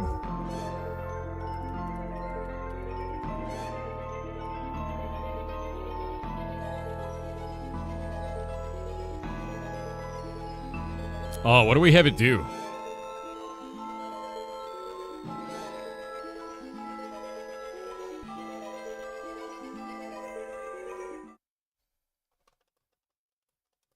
What if I have it transform you into a chest?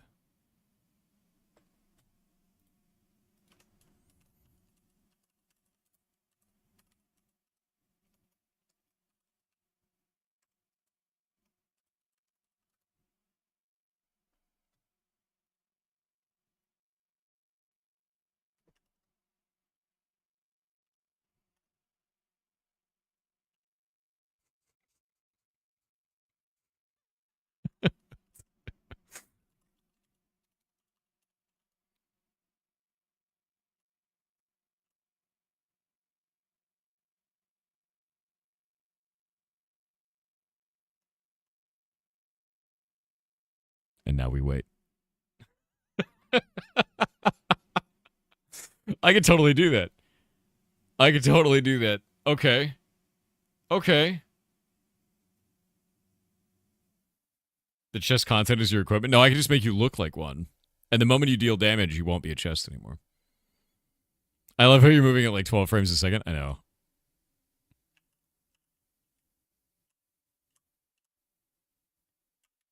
I'm just going to wait for this player. We wait.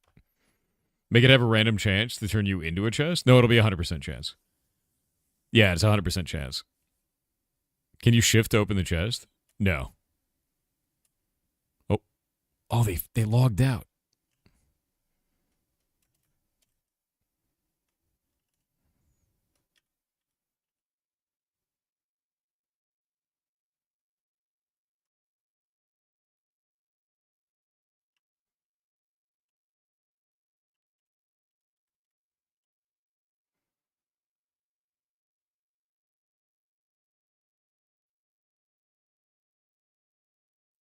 Who just walks past the chest? I can't get it to be exactly right. Oh.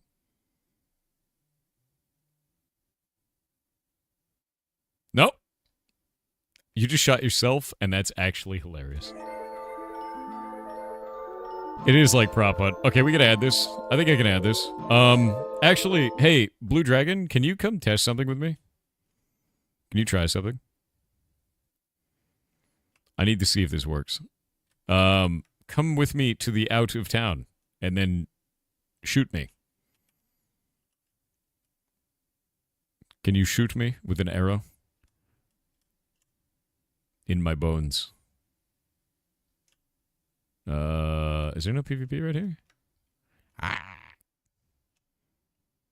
Do I have PvP off over here? You should be able to hit me.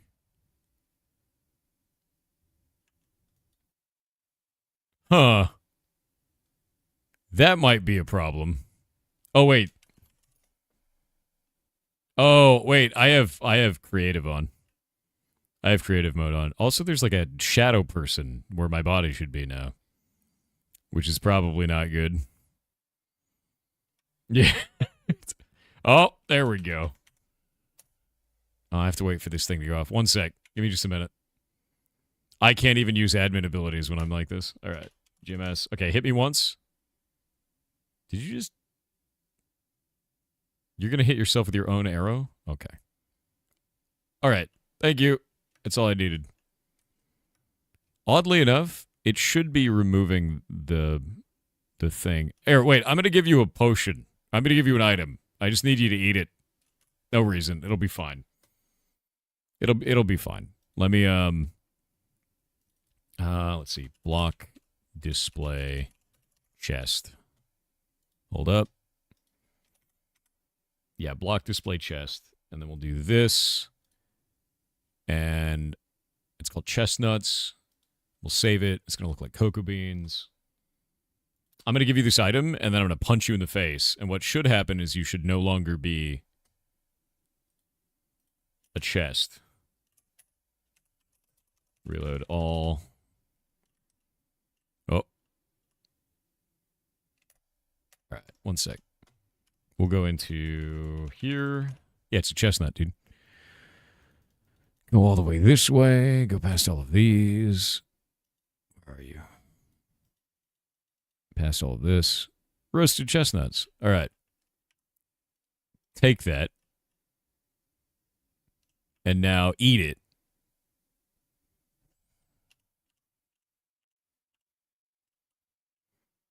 And now...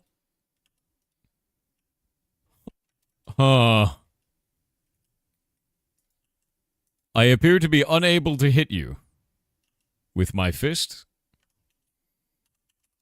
Let me grab a weapon of some kind.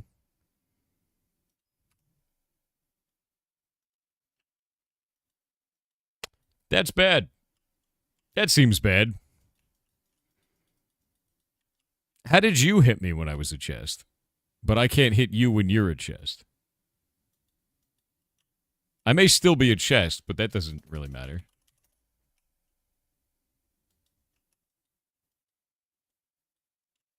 You know, this is weird. It's like you don't have a collision box.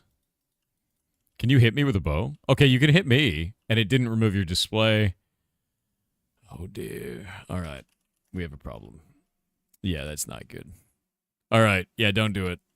You can hit people with magic and arrows, but you can't hit them with melee. That's a problem. Yeah, we can't do chestnuts.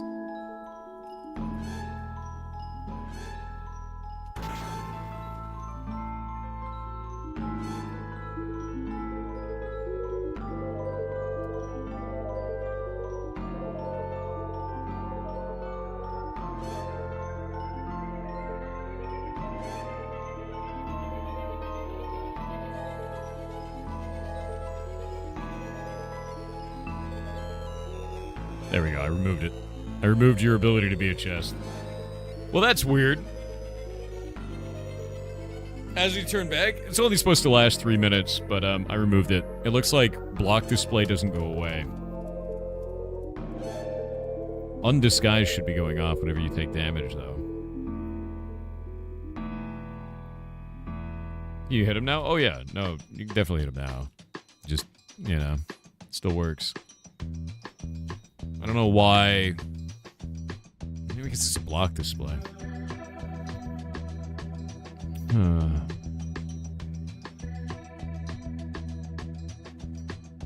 you have any advice for trying to get a job at a pet rescue? Volunteering places for experience is obvious, but anything else? If you are trying to get a job in, volunteering for that kind of stuff, that's huge. If you're trying to get an actual job for that, I would not only reach out to them, right, and try to apply at places, I would also apply at veterinaries, because you're going to be dealing with a lot of the same stuff. An assistant at a veterinary is something that you could do as an entry-level position, and that's totally fun.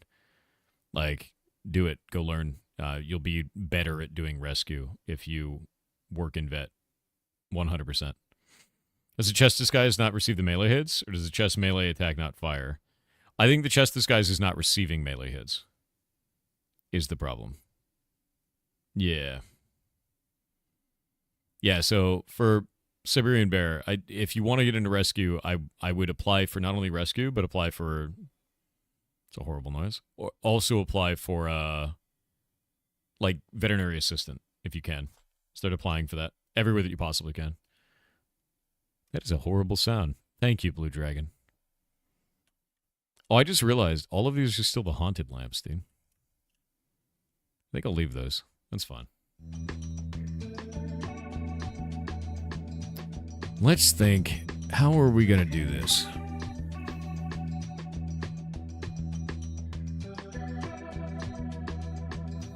How are we going to do this? Chestnuts is a cool idea, but we can't disguise you as a chest.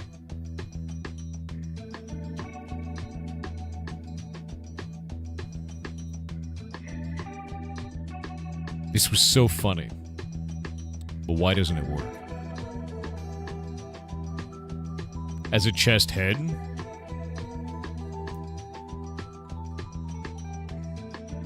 Yeah.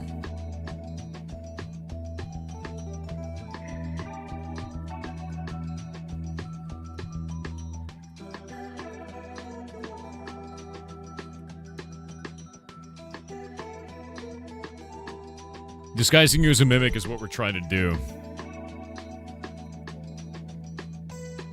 It's odd that an arrow applies damage but not a sword. Yeah, it's almost like the collision box doesn't exist for melee attacks on it. It's very, very strange. Like, really, really weird. And it's also weird that it's not removing that, because we have that in the combat system to remove that undisguised on being hit, but I can't remember where I put that. It was somewhere... Might have been in the combat system. Might have been in the combat system. Because, like, if you're a fish and you do it... Actually, can you do another test with me, Blue? I need to try something. Let me go back out to that area. I need to see if this is the same way with the other ones, because then it's a larger issue. Where is it? Human potion. For humans. Yeah, if you can go to the same area, then I can throw it out and we see if this works. Because if this is not removing disguises when you get hit, that's a... Okay. All right. Here you go. A human potion for humans. Drink that. It worked perfectly, and I love it. All right, stop moving. Stop moving. Stop moving, you bastard. All right. Perfect. That did nothing. Wait, stop. Stop. Seriously. I'm trying to test this. I need to see if... He's freaking out as a frog. Okay, so we have a serious problem. There's a regression, and the regression is that you're not losing your disguise when you get hit. And I don't know why. Because you used to remove... Like, try punching me. Hit me. With a melee.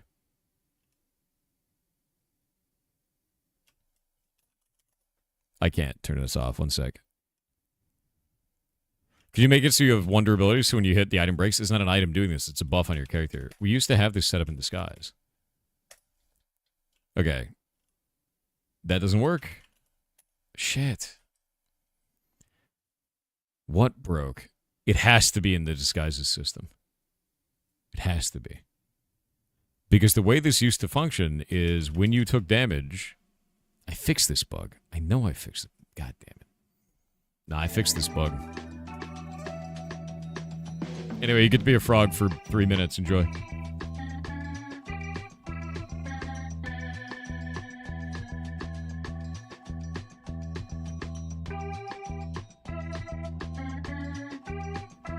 The hell is the disguise tool called?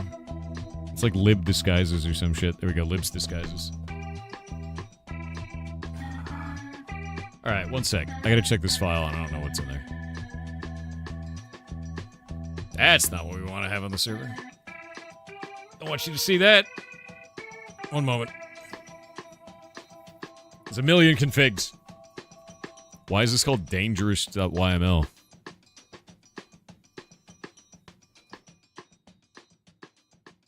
Alright. Give me just a minute. I'm gonna go use the bathroom.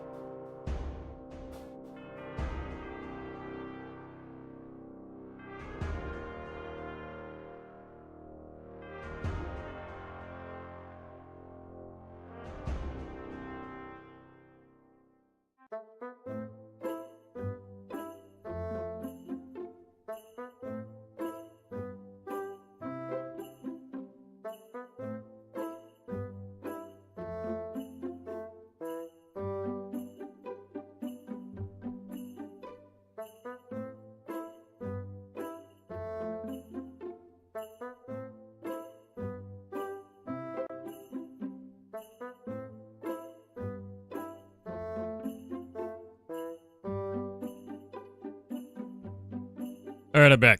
So, we need to find out how to get this to break again.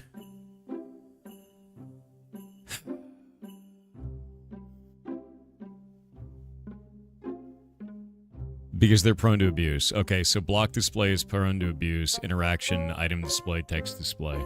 So we don't want to use those.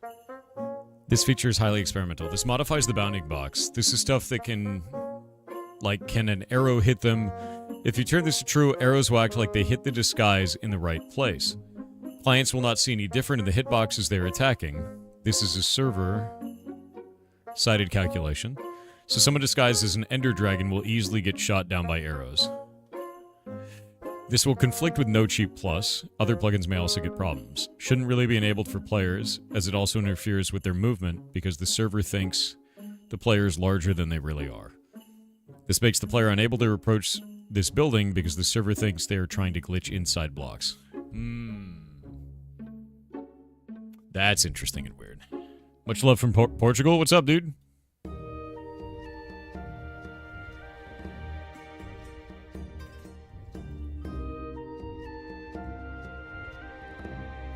All right. Commands. Events. Let me see this.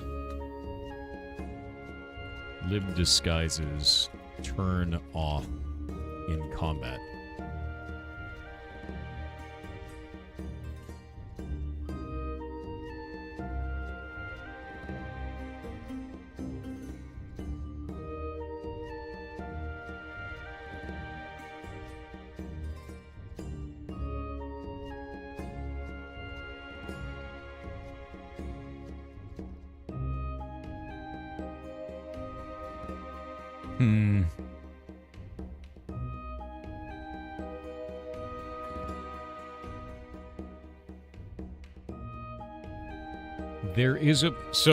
There was a bug before where players were turning into fish and then trying to do PvP as fish, and it looks like that's not working now.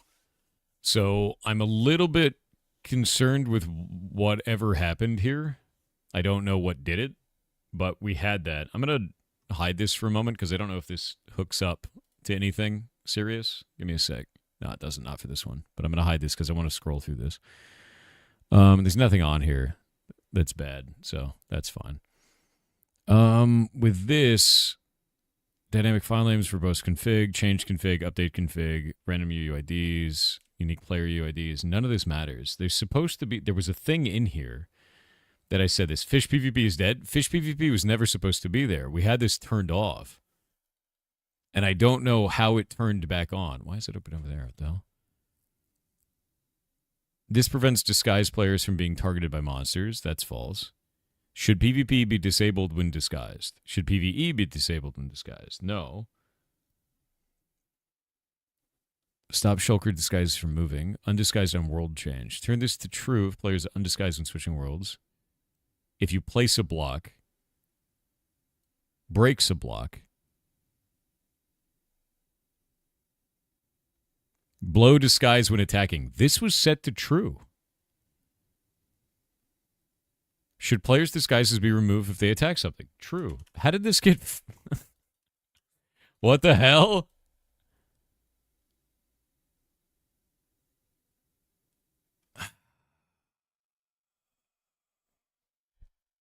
Why? If PvP or PvE is disabled, this takes effect. What does that even mean? This works with disable PvP, that if they attacked by another entity, they have a PvP timer. Amount of time to attack back. Timer is reset with every successful attack. Why does this exist?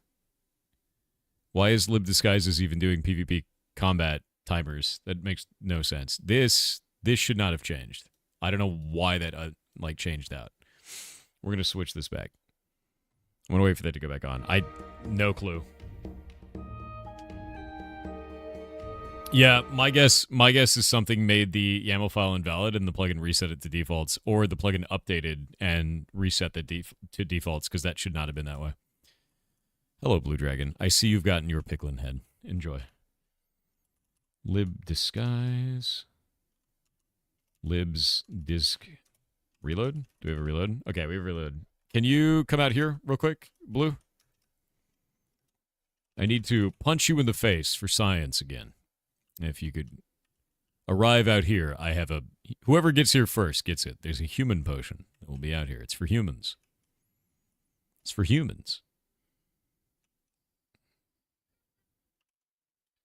Perfect. All right, have another one.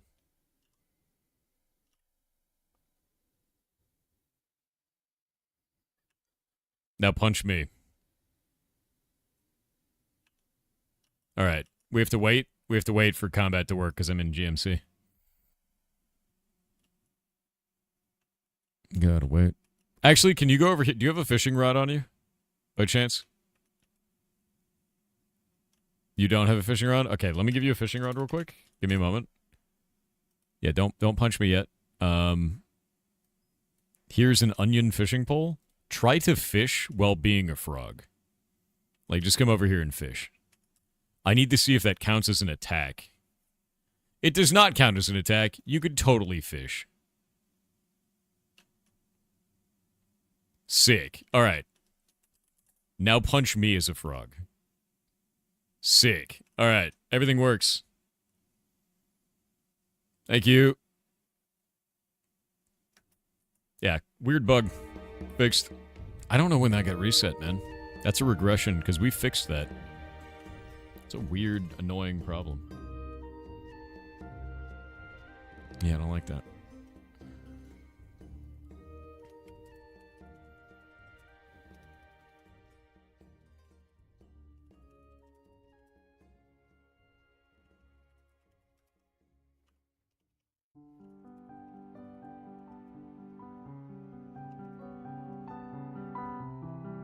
There we go. Chestnut's back in the menu? No. So I don't think chestnuts are back in the menu, and I think it's because you don't have a melee hitbox. Which is stupid. Yeah, you don't have a melee hitbox. Not happy with that.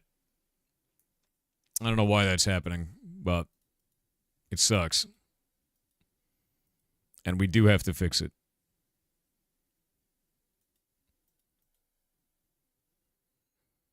Close that.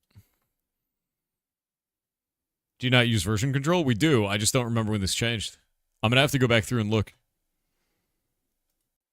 It's just weird to me. Anyway. Yeah. Block display is the issue.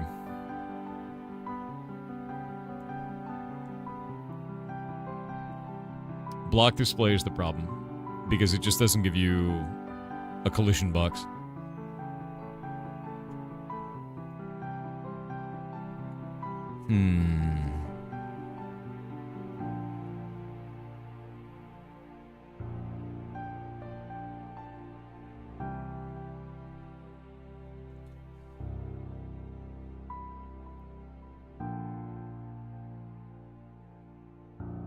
Can you make it into a thing that has melee hitbox and change its look into a chest? Maybe. The problem is if we start playing around with hitbox, like, for the model, we're dealing with dynamic hitboxes. When you deal with dynamic hitboxes in Minecraft, you get stuck in walls.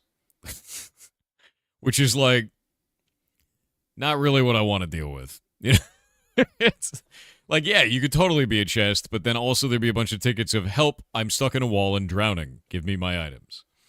Yeah. I don't see a problem there. Yeah, but you don't have to read the tickets. So, think I'm probably going to stay away from that one. So we're going to have to get this to do something else. What are we going to get this to do?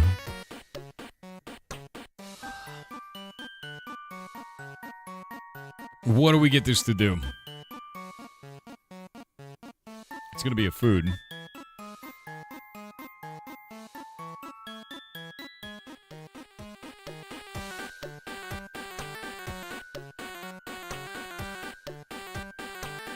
Is it a joke food? I think it should be a jug food. I like the idea of chestnuts. Can you scale it to be bigger? We can make it as big as we want. Like, that's fine. It's not the size that's the problem. It's the collision box for damage. That's the issue.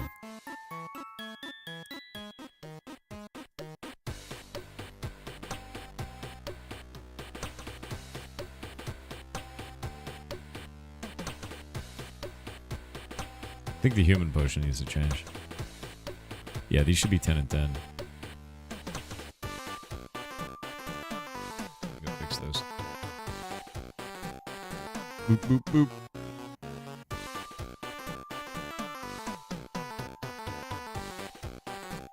Where's the Halloween food? Let me see. Pea soup. Poltergeist pierogi. 10 and 10. 10 and 10. 0 and 10. Candy corn is just health. 10 and 0. 0 and 10. And now we'll update those. Yeah, I'm kind of stuck on this now. I'm trying to think of what I want to do with it. Because we need to make it so that it actually does something interesting. It would make sense to turn you into a chest. But the problem is PvP, man. It's immediately going to turn into a PvP issue. Like immediately. Because you don't... And it probably is going to turn into a PvE issue, too. You'll probably be immune to all PvE damage. Which is a problem, too. Randomly changes the skin of your chest armor? No. Did the server just crash? Oh, I timed out. That's weird. If you receive damage, it takes you out of the form. It does, yeah. No. I think I lost connection. Nice. Very cool. Or is the server shitting itself? Nope, server shitting itself. Yeah, something's gone wrong.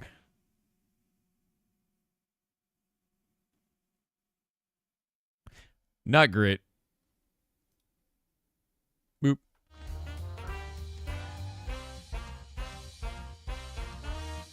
Turn your head into a chest? I think we could do that.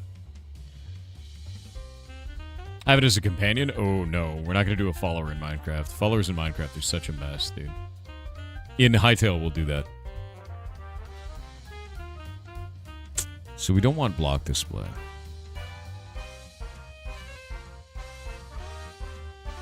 Maybe there's a skin.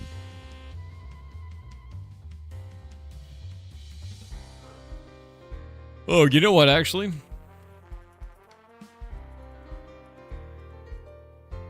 What if we turn you into a shulker? Oh, can I not move?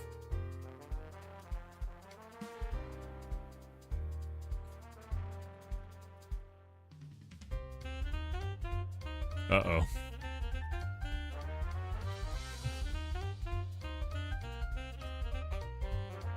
Uh-oh. Shulkers can't move. Why? Why is that hard-coded into the skin, dude? Why is that hard-coded? Why? Oh, God, I hate it.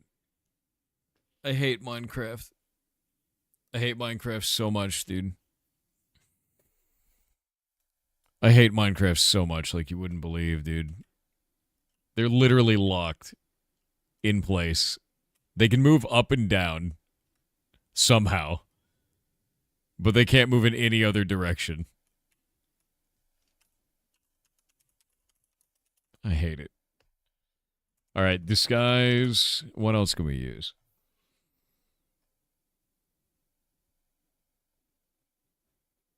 What else can we use?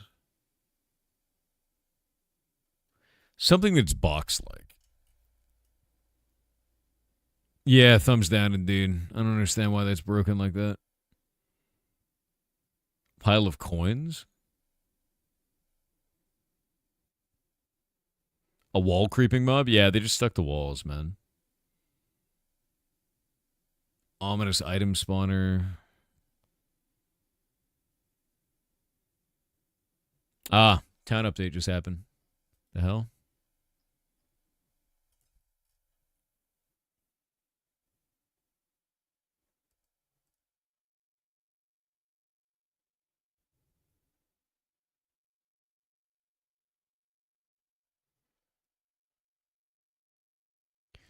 And it exploded.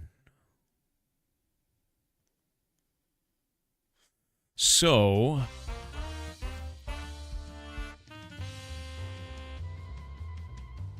I could turn you into Prime TNT, but that also doesn't have... Oh, that's kind of neat. A shulker bullet?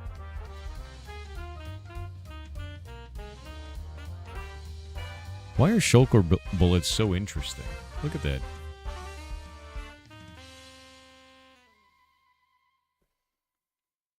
Yeah, that's actually kind of cool.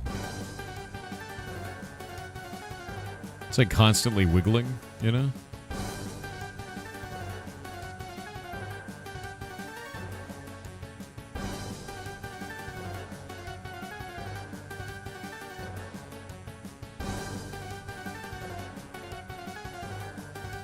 There's got to be another block we can use.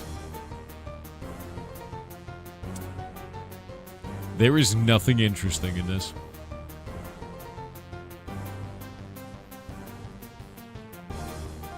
A throne experience bottle. Okay. Minecart?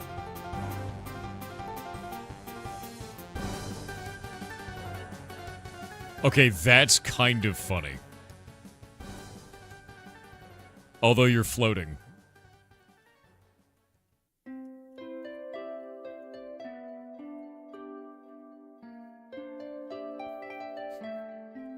I think the chess mode is probably going to be better.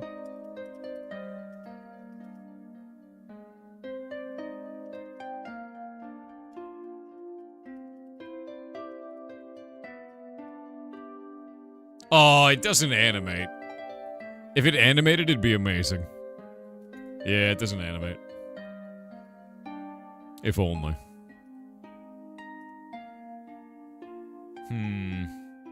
Yeah, if it animated, it'd be perfect. Exactly. Set add entity animations. Set boat.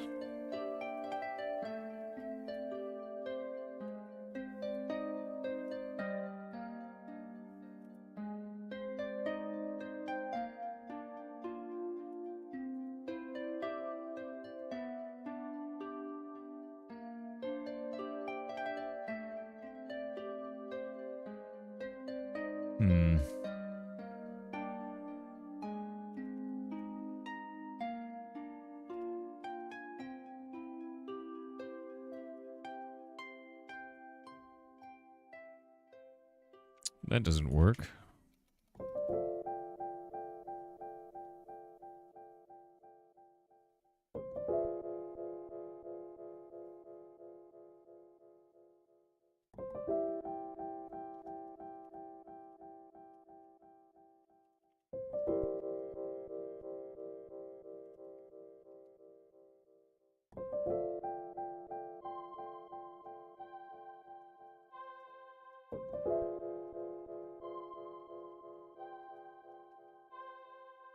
No, doesn't seem to work. Not the way that I'd want it. It's not helpful.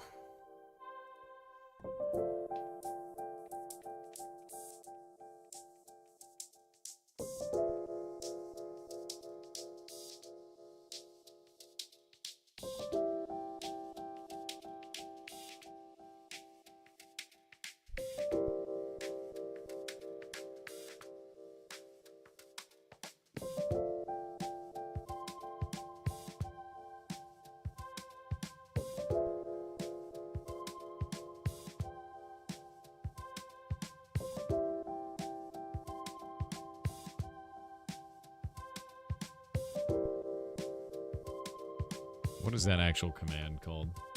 I'm going to look into it. We can see if this can work. We've got to find a way to get this to work. There's no way that this shouldn't. It's set right paddling. Let me see. Set right paddling.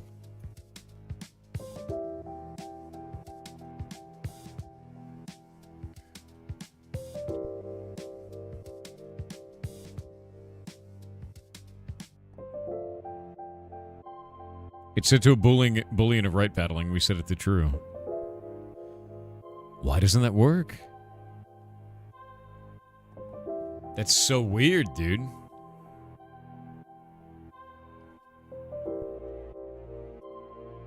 Like, it's not actually working. Maybe because it's a chest boat? That might be why. Let me try oak boat. Nope. No idea. Like, that should function. Like, if we look at this, set right paddling, boat right paddling for the meta index. As the boolean, we set it to true.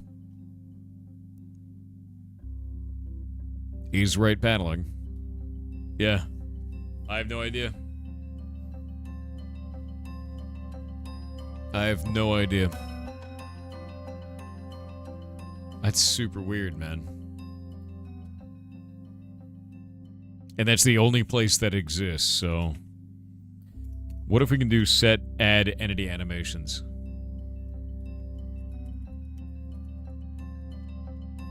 Let me see what this causes.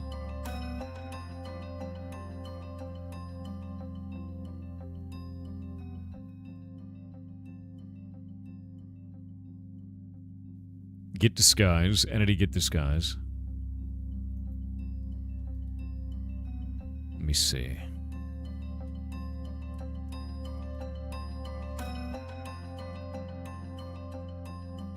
Go and look through this damn thing. And we'll look through Lib's disguises. Nope. No idea. That's freaking weird, man.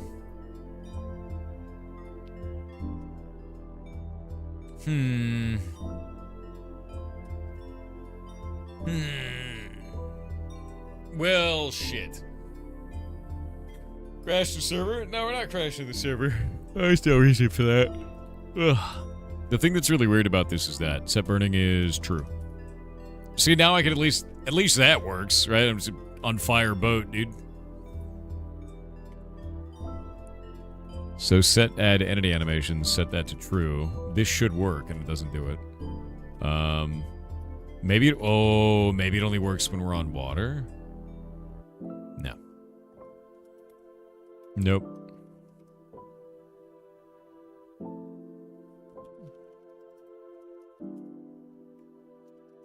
Maybe it only works if I'm not... No. That doesn't work. Yeah, that doesn't work. It's just creating like a completely unanimated thing, and I don't really know why. But like if we go to zombie, the zombie animates correctly, as you can see, right? Like we can just do that, that's fine. There's nothing wrong with that. Although I feel like I'm small somehow. Am I tiny? Why is the zombie so small?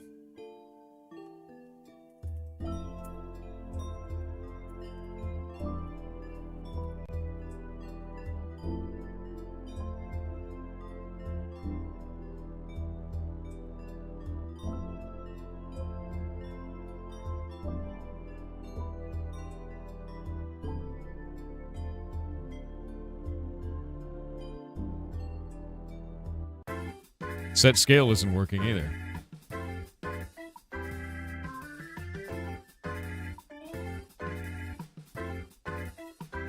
Something is going deeply wrong.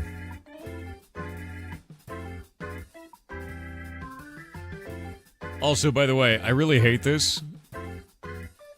I really hate the AI overview because it's like set scale command does not exist, but in game you do /disguise and then whatever you want, and then set and it actually puts set scale. So now I don't understand.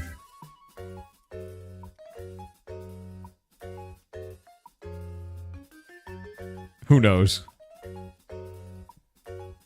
Hi. Now I'm a gigantic, weird... Is that working?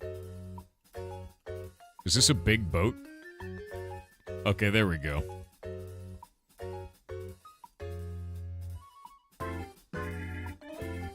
Try zombie. Nope. Why is he so small? God damn it. Alright, none of this is gonna work. I don't like any of it. None of it works. None of it works.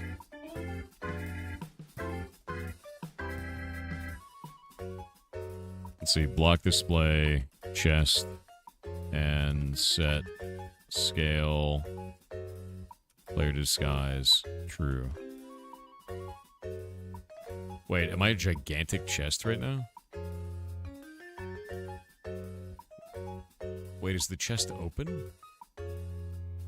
I can't change the camera angle, it's completely broken. The zombie's only small for you? Really?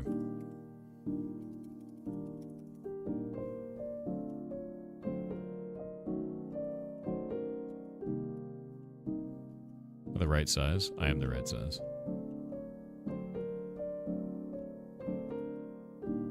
Interesting. Yeah, we're trying to fix some stuff. Set... Block? Chest. Waterlogged.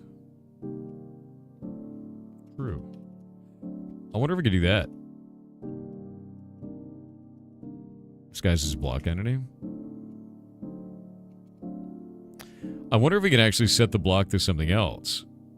Oh, wait.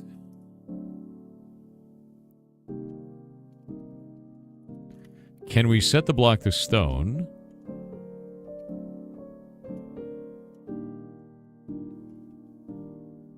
Okay, we're still set as a chest.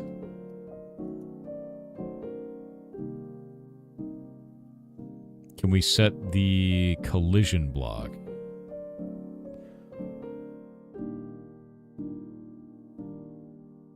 There's no way to do that, is there? I was hoping to do it dynamically for only this one, so we don't break everything else. But it looks like there's not a way to do this. Man, we need Hightail at this point. Thor's Mimic origin story? Dude, yeah.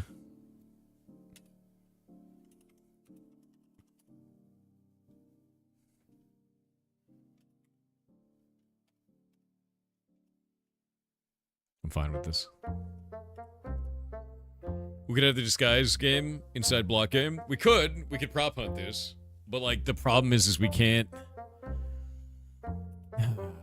set up a way to hit the player. It's not a way that I can think of. Type of chest?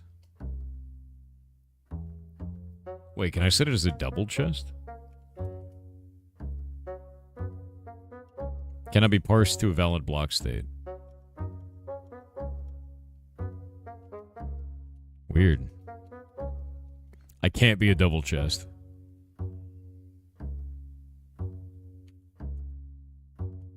Yeah.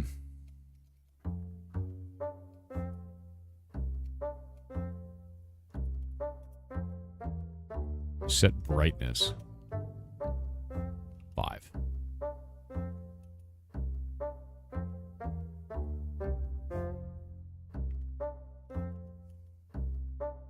From 0 to 15, receive 5 instead.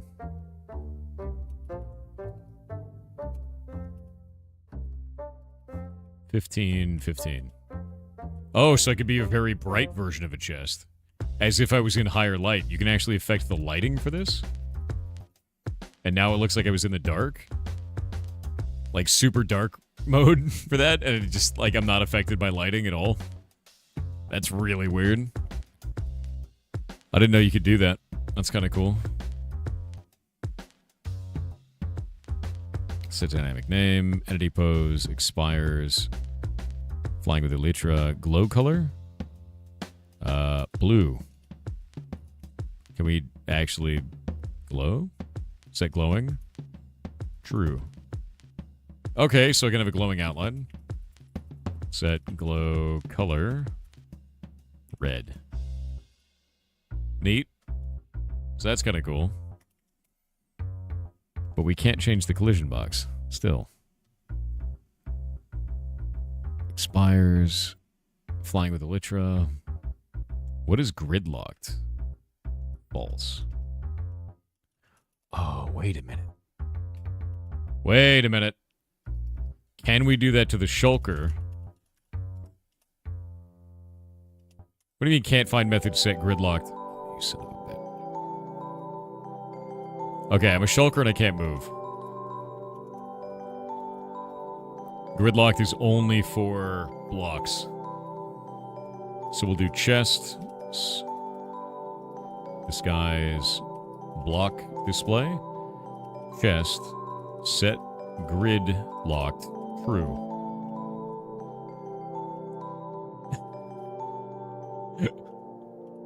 Okay, that's really funny. Set pitch lock. True.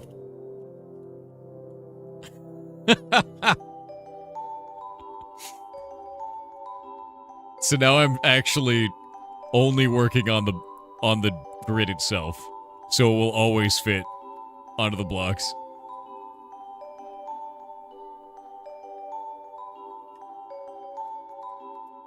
Set. Actually, it's pitch lock. Let me see here.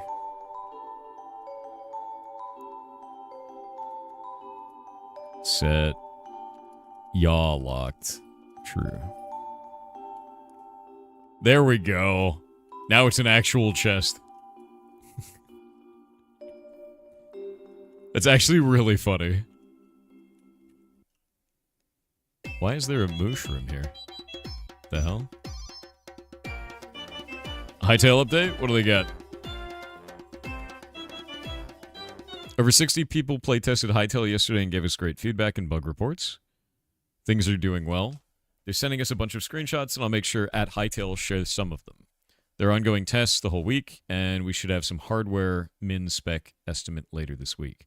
We also did a 15-player SMP with the dev team in the morning. It was nice to see things coming together at last. Long way to go, but momentum is key. Today we're posting the creative blog post and 2 videos. Stay tuned. I'm really excited for that. Yeah, all 60 on one server is really good news, too. That's really, really good news. That's really good! Imagine being followed by a chest all around the game. Imagine being followed by a chest and also not being able to be attacked.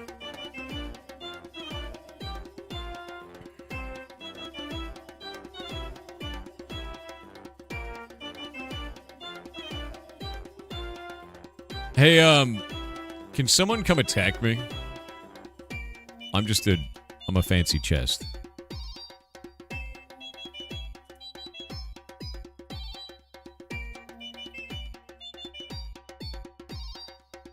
Ah.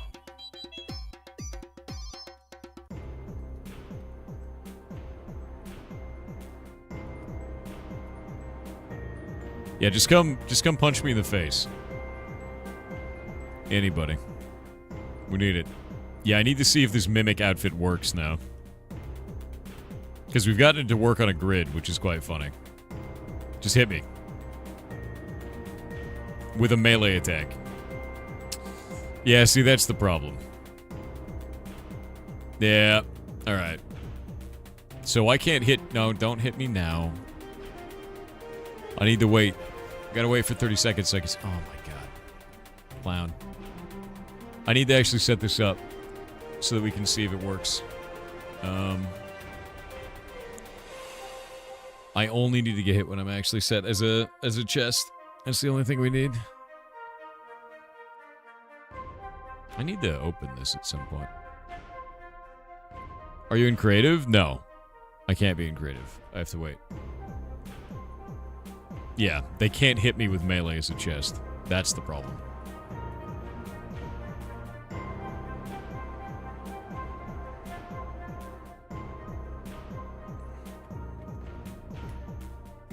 Now I need to check to see if these guys will hit me. And they do. Okay. So NPCs will hit me as well. That's good. But that's a ranged NPC. Let's see if we can do this with a melee NPC. Mobs spawn zombie. Got a cherry zombie. And now we can do this. Okay, they still hit. And that did stop me from being a chest. So that works. The only problem is players hitting with melee. Like, that's the issue. It's just players hitting with melee, and I don't know why that's an issue. Yeah, NPCs can hit me in melee. Players cannot. Let me see. Disguise, block, display. Cannot be hit by melee. Yeah, it's really weird, man.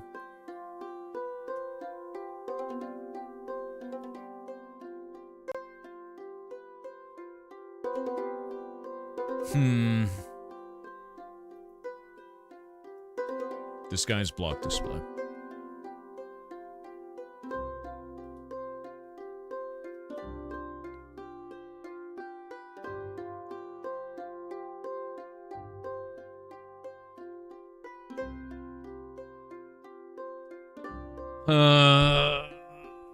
Nobody seems to know. Yeah. You creating a mod pack? We're actually working on our MMO server, and I'm trying to create an item for Christmas that turns you into a block chest. Unfortunately, it makes it so that you can't be hit by melee in PvP, which is not intended and is a problem. Like a serious problem. So I don't know why this is happening right now, but your collision box is wrong when this happens. Can players use bows? Yeah. Yeah, the thing is, what's going to happen is you're going to see a warrior, right? You're going to turn into a chest.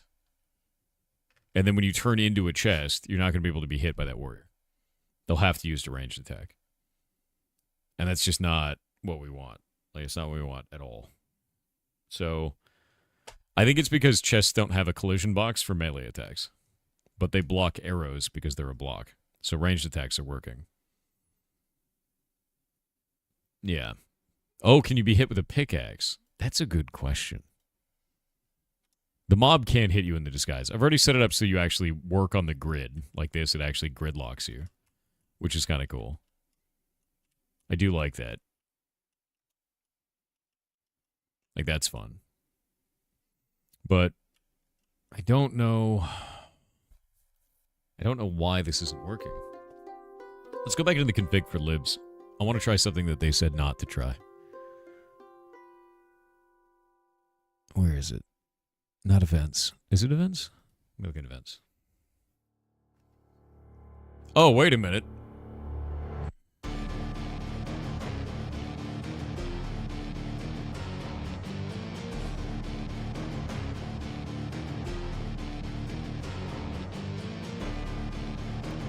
Idea.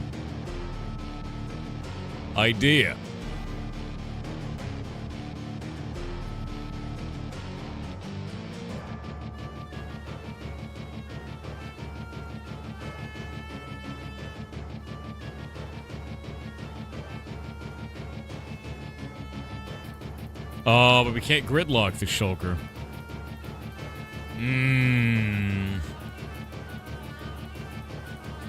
You're in creative? No, it doesn't work in normal, in non-creative, dude.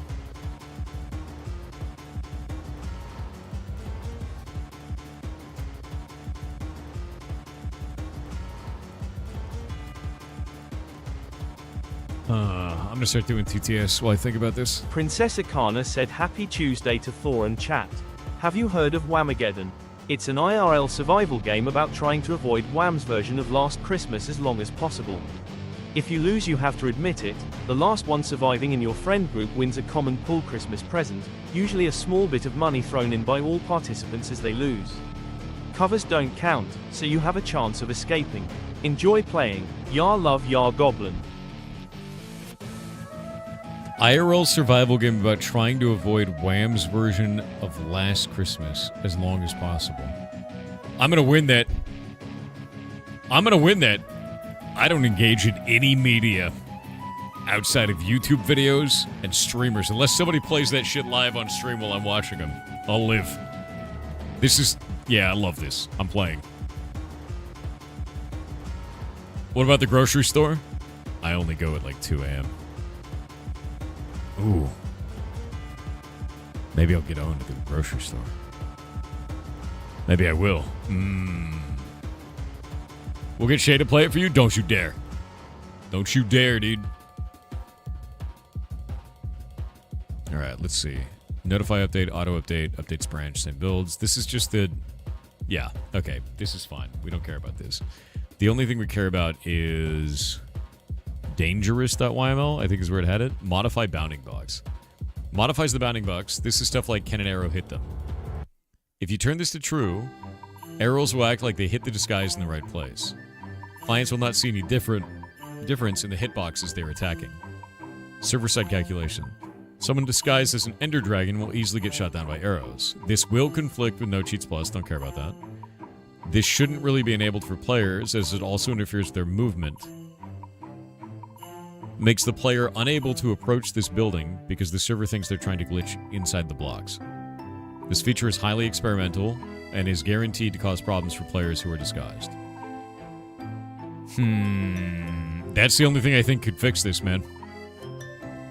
This is unironically the only thing I think could fix this. Because the bounding box, I believe, is the same as the collision box in Minecraft. I could be wrong about that, but I believe that it is.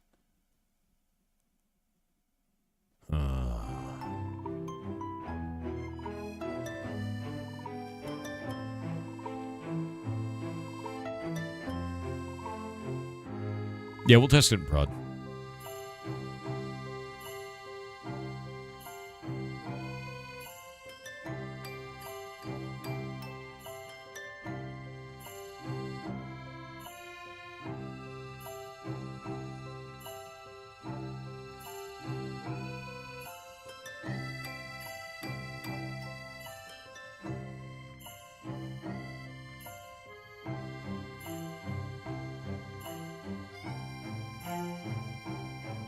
Lib disguises block display.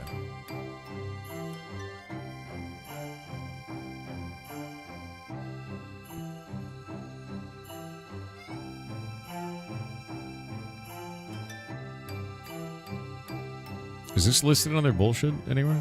No? Where's Lib disguises like actual FAQ, man?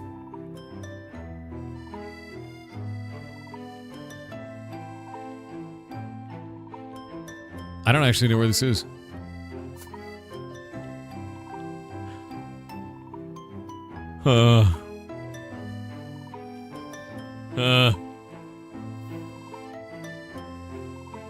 What's up, dude? What's this loop? Shay needs revenge for the Eye Ladies. Shay will never get revenge for Eye Ladies. Eye Ladies was a killing blow.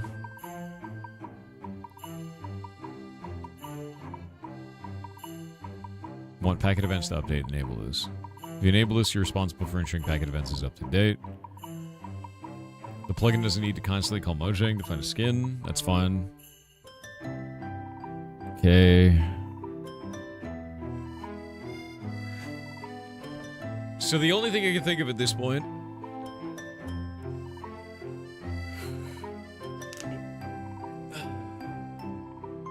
Blood Angels are now in Space Marine 2. Nice. The only thing I can think of at this point is that we update the bounding box. I'm gonna try it. We're gonna do it. Do it live! Just to see what happens.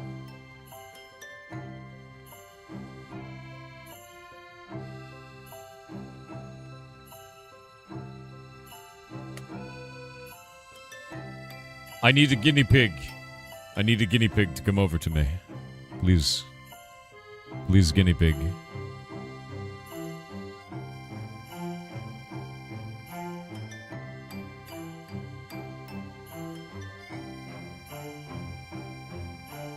Need a guinea pig. Bring to me the guinea pig. Not an actual guinea pig. I need a player. Join me, oh goblins. I will wait. Oh, dude. Okay. Soupologist. I need you to melee me. One time. Hit me.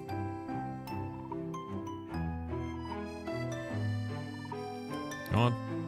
I'm gonna wait. I'm waiting. Must be a lot of stream delay. Do it! Stop trying to hit me and hit me. It's gotta be a melee attack. Gotta be a melee attack. Try it with a mining pickaxe.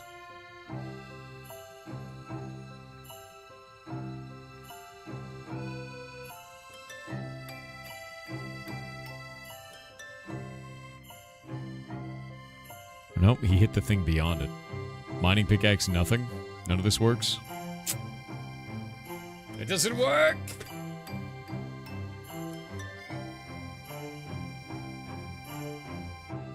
There has to be a better way, man. Why doesn't this function?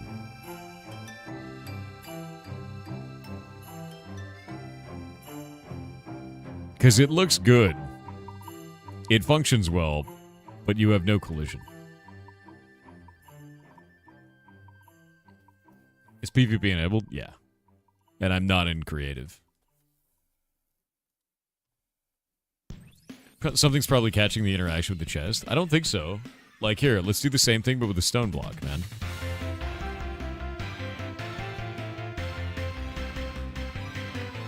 Alright, try hitting me now.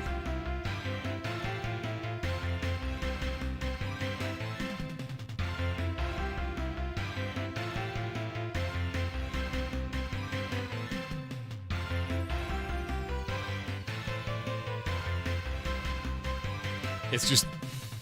It's whatever this is. Yeah.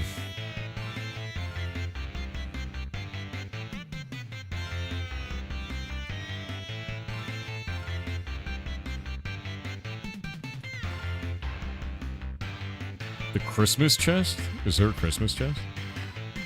Is that a type? Sticky? What does that even mean? Why is he going through the block? I don't know, because I don't have any collision. Like, that's the problem, right?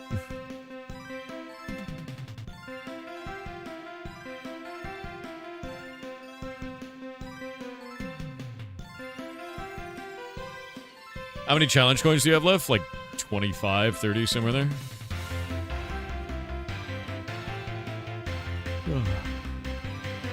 Not just creating an entity? No. It's actually modifying yourself into the entity. Lib disguises. Set. Bounding. Box.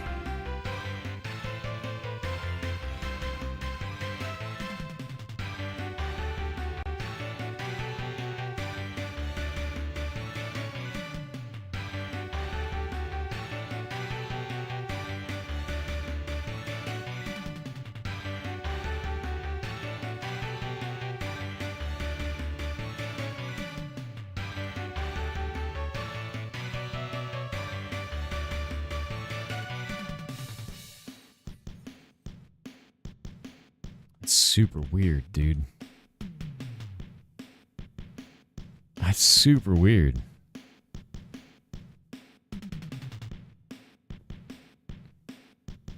F3 plus B? Oh yeah, no, I have no hitbox. Look at that. It literally is no hitbox.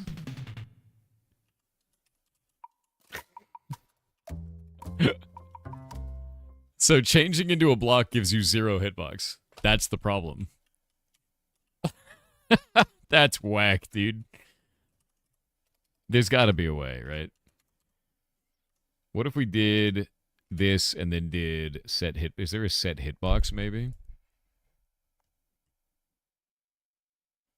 No.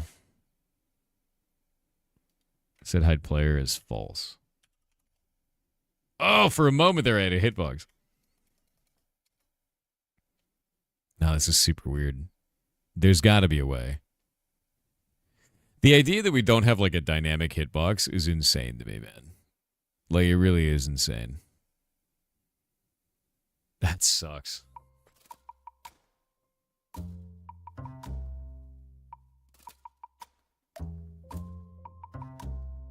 Self-disguise visible. True? Okay. Set auto-centered. True? That doesn't seem to do anything.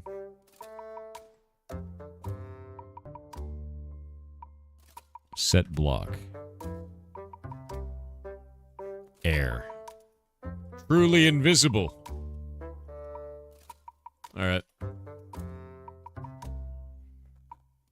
That's super weird, man.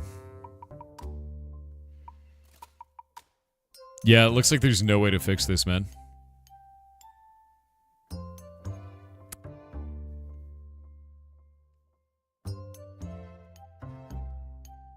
Tall self-disguise. What is tall self-disguise? Visible. Nope.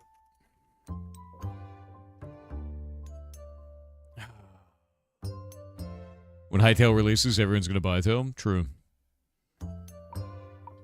Well, he's dead. Okay. Now that was interesting. Hold up. The AoE on the sword hit. So AoE effects, ranged effect. Oh, it's because it's using a player location detection. It's not using the hitbox itself. If your center point as a player is inside of that AoE, it works. That's why. Projectiles work the same way for this. So there's no hitbox to this. Yeah, AoE is a projectile. Yup. I need to run away from this. We need to find a way to give this thing a hitbox. That's what we need.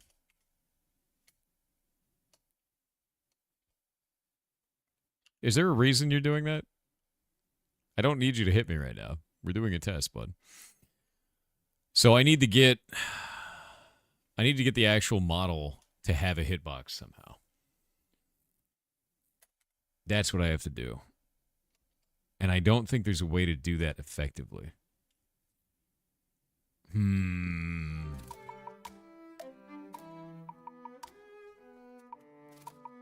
don't think there is.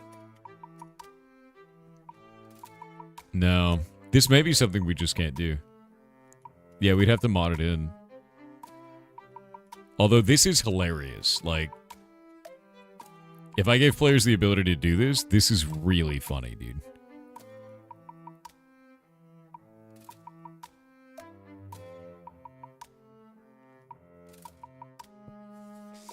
Could the hitbox just be set so that it hides it in the model of the chest? No, because it's...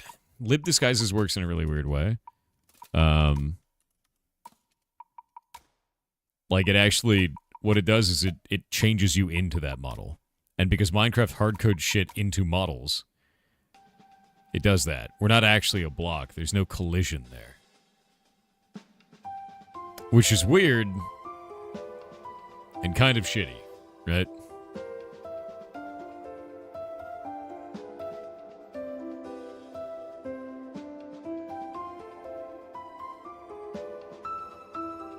Yeah, I don't think there's a way to do it.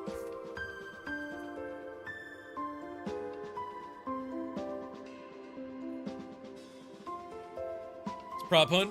The problem is this prop hunt where you can't melee them. Is this debug viewer for everyone? Yeah, just hold F3 and hit B. Yeah. Welcome to Minecraft, you know? Let me see. Chest...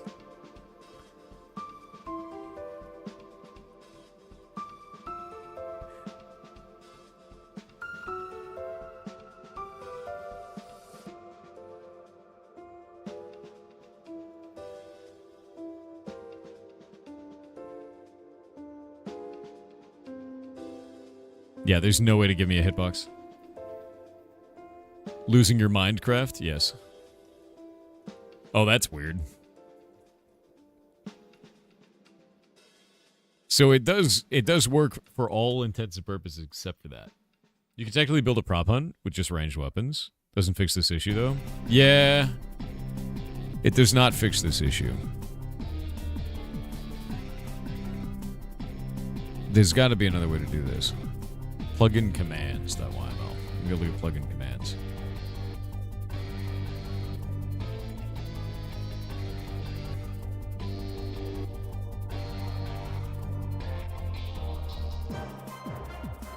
Disguise entity. Copy disguise. Save disguise. Disguise player. Yeah, I don't know, dude.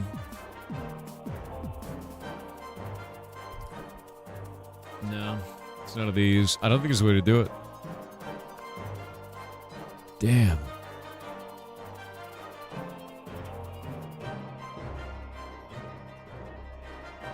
I really hope you figure this out because it looks hilarious. I know. That's kind of how I feel about it right now, dude. Is like, I want to do this really bad because it's funny as shit.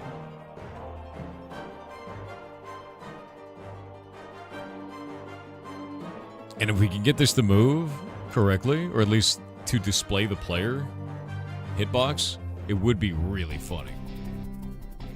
It would be really, really funny. I'm going to set this back to true. So, like, if I change myself to a fish, right? Salmon. I actually have a... See the collision box there? Like, I actually have a collision box. Clear my inventory real fast. And, like, this is what people do all the time. Like, they actually turn themselves into a fish, and then they go fishing. Because that's what Candyfish does. It does this to you, and you just run around like this. Which is funny as hell. And it actually does change the collision box. So what happens if we change modify bounding box to true instead of false? Because it is modifying the bounding box already. Even though this is set to false. So if I go into here and I say LD reload, and then we turn myself into a salmon again, is that actually modifying my bounding box? I don't think it is. Yeah, I don't actually think that's modifying the bounding box.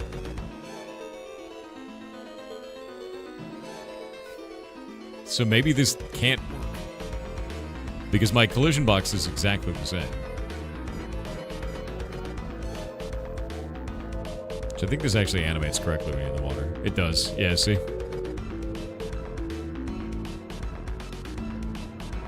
So when you're out of the water, it animates correctly.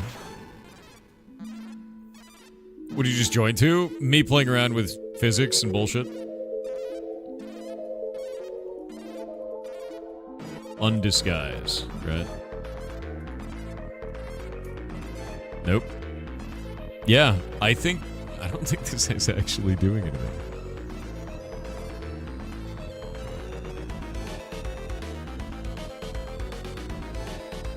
Damn. Yeah, physics and bullshit, dude. Turning into a salmon? Good. Let me see. Lib disguises. Block display.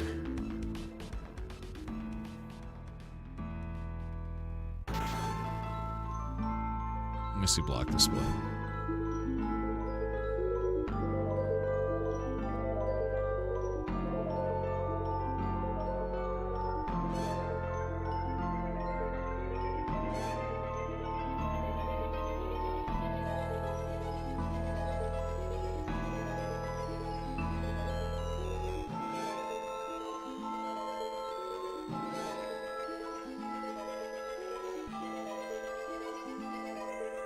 Okay.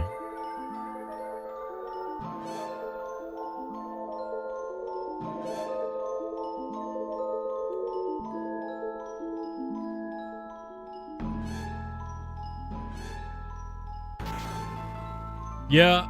So what I'm wondering is, if this is something lib disguises can't fix.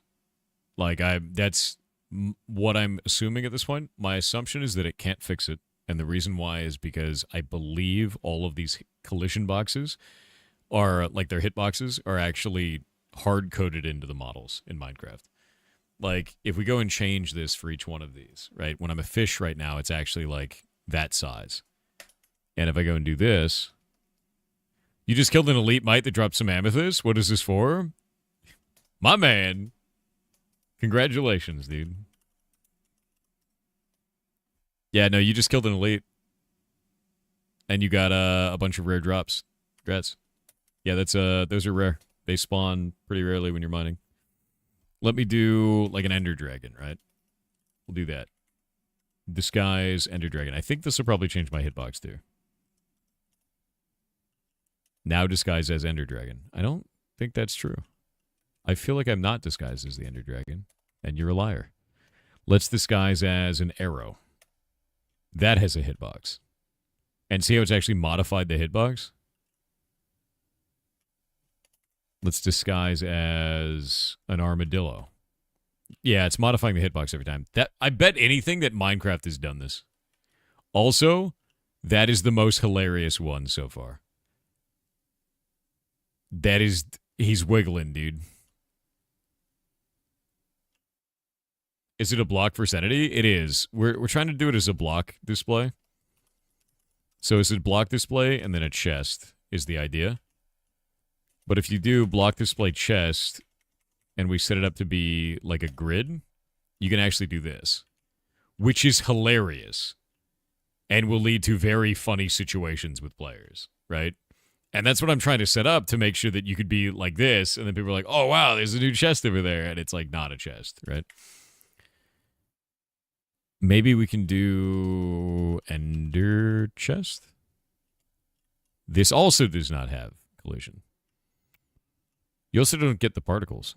Try to fly with the grid? Oh, no, that still works. Yeah. A shulker. We can do a shulker. But then we can't move on a grid. And I've already changed this so the shulker doesn't lock in place. See, this actually has... Oh, wait. Oh, it does the grid automatically. That actually has a collision box. Maybe we just do that. I wish we could just apply the collision box of one to the other. How do you gridlock it? It looks like the shulker automatically gridlocks. We still see... You still see wanted text, by the way? What do you mean? Like when a player is turned into a block? Well, don't be wanted, nerd. Shulkers are one of my favorite items in the game. They're pretty weird, right? I think this is funny. I think turning into this would be funny. You know? Oh, yeah, no, it's not visible on stream. Yeah, I'm fine with that. I still think that the chest itself is funnier. But maybe the shulker box is the only way we can do this, because it counts as an enemy. How do you gridlock the regular chest? You can use set gridlock to true, set pitch lock to true, and set yaw locked to true. And then it does it. It'll actually function. But there's nothing to, like, I don't know, set collision box, right? Yeah, there's nothing for that, which is kind of annoying and weird. But I don't know. I don't know how we fix this. I don't know how we fix this because of Minecraft's hard-coded weirdness.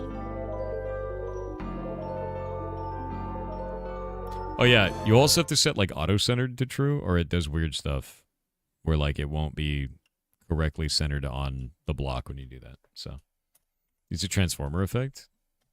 Honestly, it just needs a collision box. That's all it needs. It just needs a freaking collision box, dude. Grab it like that. Basically, this is the whole command. The command is pretty big. So it's disguise as block display, chest, set grid locked, set pitch locked, set yaw locked, set auto centered, and set expires. Yeah, it just needs a collision box, dude. That's all it needs. Wait, what happens if we change this to being a bed? Does any of the other block have collision? That has no collision.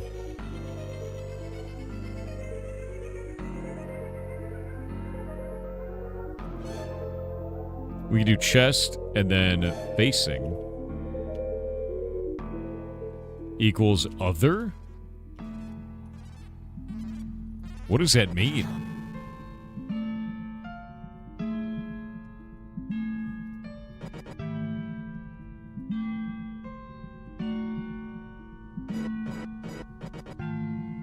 Or just when mob dies, you die? What do you mean?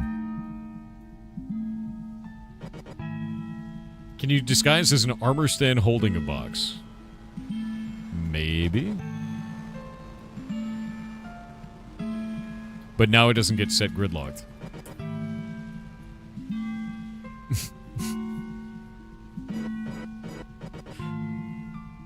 I hate this game.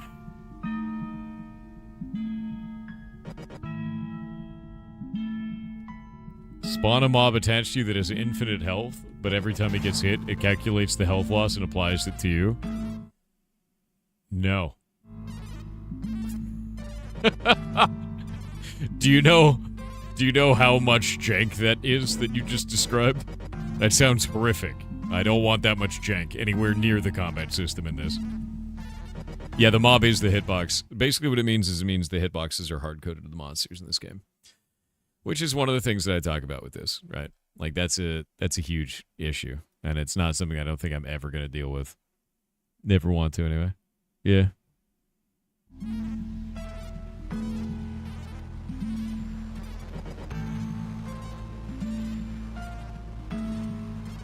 I think it's really interesting that dude you just banned, if you look at his history, Little Ham, his last 3 messages were in February 2025 and September 2024. And it was just him saying, I made a sick GIF for your channel, and then linking file C users Sandro downloads. So like a local link from his own computer.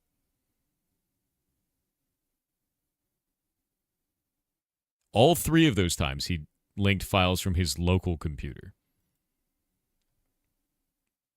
Okay. Yeah. All right.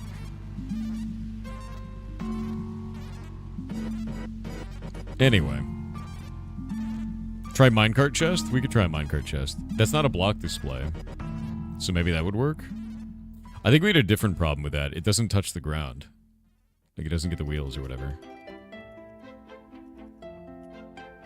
Like, this totally works, but it's really weird, right? Like, really, really weird. That block offset? That's a weird one. Yeah, it doesn't look good at all. Try the hitbox of a shulker in a closed state? Yeah, I mean, we have that. Boop. Boop. Boop. Chest. Yeah, there's no way there. I don't think there's anything we can do with this, man. I don't think this is going to function. Because I don't think there's a way to make it so that this has wheels. Right? Minecart chest. And set add entity animations to true. But it... Okay. Set yaw lock. True. Yaw locked, rather. Oh no, it's gotta be pitch. That's what I want.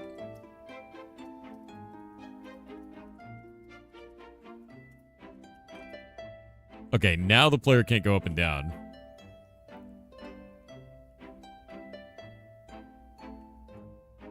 I mean, that looks kind of okay, but there's no wheels. Like, where are the wheels, right? Because if we do a, like a minecart with chest, and we put that out, doesn't that have wheels? Am I dumb? Why is it not displaying?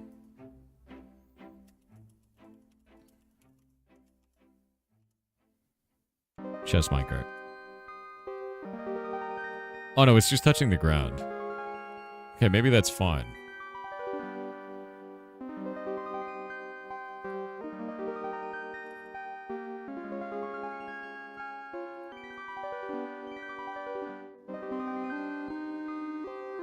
Weird. Okay, well that's not gonna function. Maybe we could actually do this. I have an idea. Wait.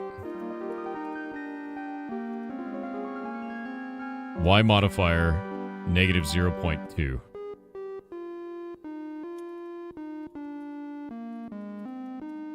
Aha! I fixed it. It touches the ground now.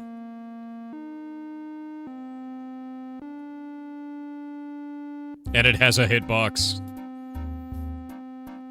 Low riding cart. It's a little bit too low riding, you're right.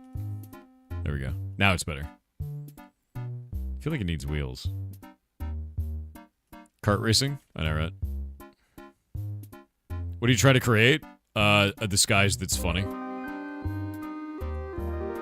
Run from him. Alright, this works. So what I've done is I've pitch locked it, I set the Y modifier to be down, and we made it a minecart chest. I think that works fine. Isn't it facing the wrong way? I guess we could flip it. Can we flip that?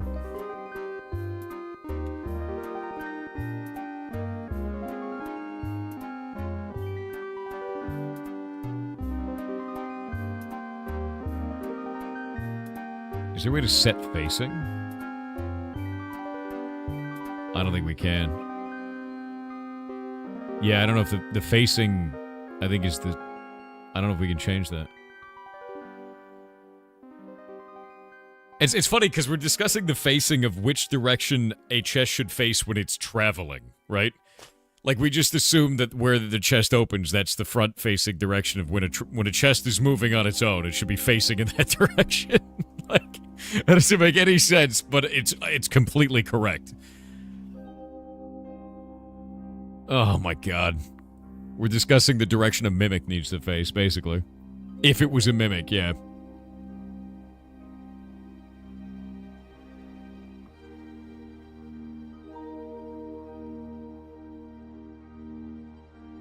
Set entity pose. No, I don't think it's the way to do this, man. Because it'd be a yaw thing, is what we'd be doing. Set yaw.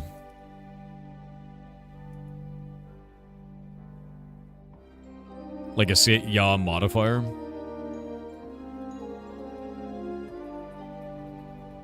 Set facing. Set flying. Yeah, there's no yaw modifier. It's an extra generation of math word problems, it is. The mouth has to be forward so the chest opens to the front. We can't change it. It's not changeable. It's not changeable. All is lost. You know, I just realized you can't headshot a minecart chest because there's no head. See that little red band? That's the head of a creature for headshots, for arrows. Can you do a rotate on the model? I don't know if you can. That's what I've been trying to do. Is that road? No, there's no rotation, dude. There'd be like a yaw, but there's only set yaw lock and 180. But now it just looks like that, right?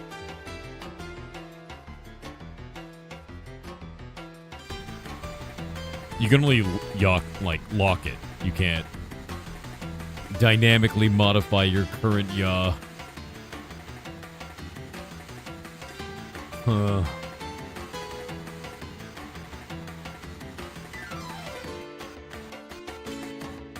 Sound group sprinting.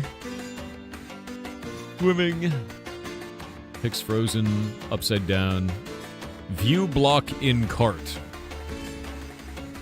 False. A little bit weird. Yeah, that's really weird. Set block offset. 5. Wait. What? Okay, that's weird, right?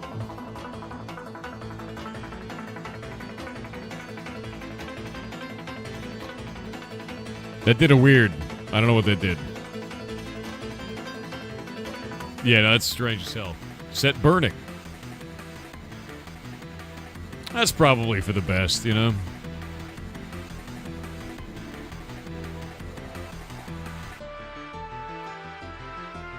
Yeah, it's fine, it's fine.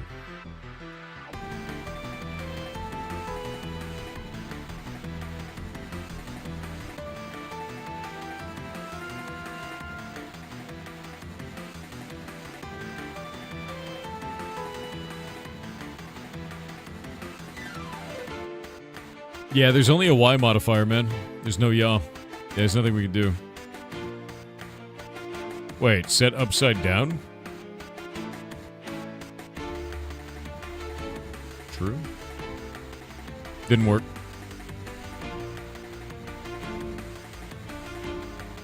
Alright, this is fine. We're just gonna make it work this way. That's fine. Whatever.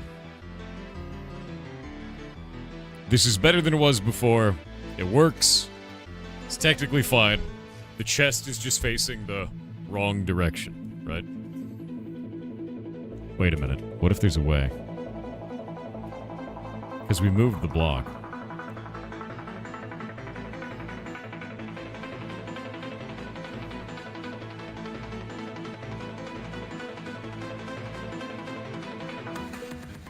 Oh, that's weird. Wait a minute.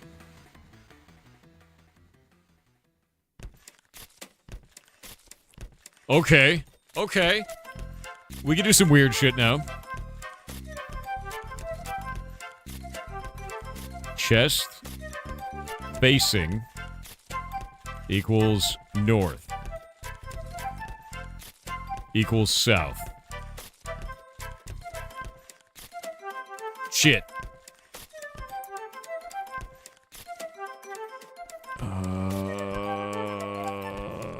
What if we do set block offset 1? That didn't work. There's gotta be a way, dude. There's gotta be a way, dude. It's just a shy mimic. That's probably true. It's weird that we could change the block on the inside. Can I change that to a log? I can't. Something about that looks unsettling, and I don't know what it is. It's not a block anymore? It's definitely a block. That's 100% a block, dude. Because we can change it to any block that we want to. I can make it into a sapling. Hey V, what is up? I'm doing weird shit. What is allium? Oh no, it's the plant or whatever. Oh, do weird shit. Beetroots. Oh, they're like in it. I thought you were talking about the cow? No, we're talking about this. Like, it's 100% a block. Yeah. Can you make another card chest? No, because it's not a chest. That's an entity. It's not a block. Alliums are like, yeah, they're like a plant. It's like an onion. So if we did a chest, but then we did this, set type, and then made that right. That's not gonna work. There's gotta be a way to do this correctly. Facing equals... How do you do a facing of up? Yeah, facing up doesn't work. East. Nah, dude, you can't do it. It looks like it only goes in that one direction, which is super weird. What's our goal again? To turn the chest around. So it faces the other direction. And it should work here, but it's not. It just won't work. And there's no way to flip the disguise, which is super annoying. But I can do strange shit now.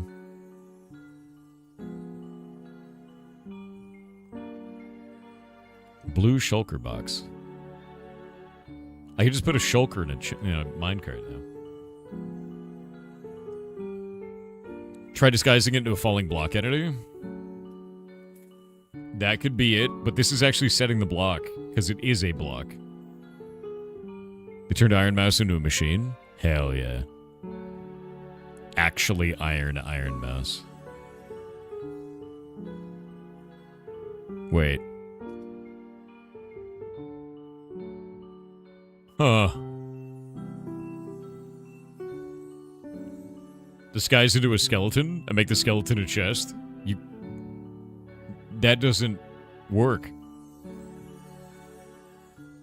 Right?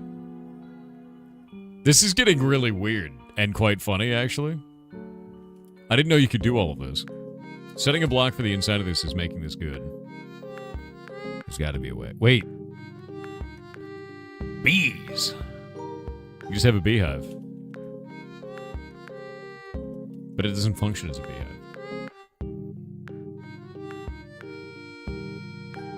Yeah, we can do any block in the game, but we can't apply modifiers, so I can't apply directionality to it, which is the problem. Chipped anvil? What if we do chipped anvil and then facing equals south? Does that work with other stuff? So the chipped anvil is now facing that direction. Can we do east now? Why does... I'm mad. Wait. If it works with an anvil, what about a trapped chest that looks exactly like a normal chest with facing of south? Because it's not a chest, and I think it's hard-coded for the chest. Come on, man. Come on, man. Facing north? Why don't you love me? Why? It's just chess. It's just chess. Ah, it's so annoying. What about an ender chest? It's literally just all chess.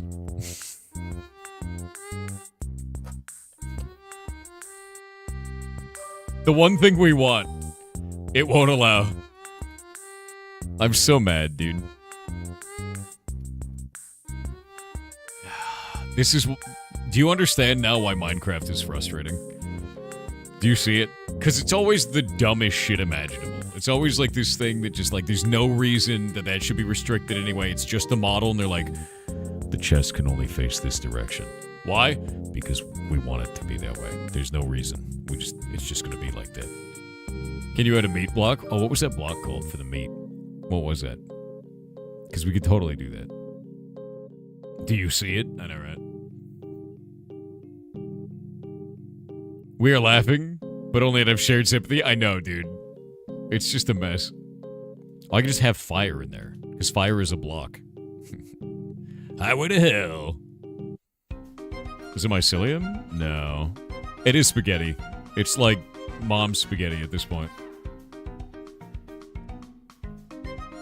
Copper chest?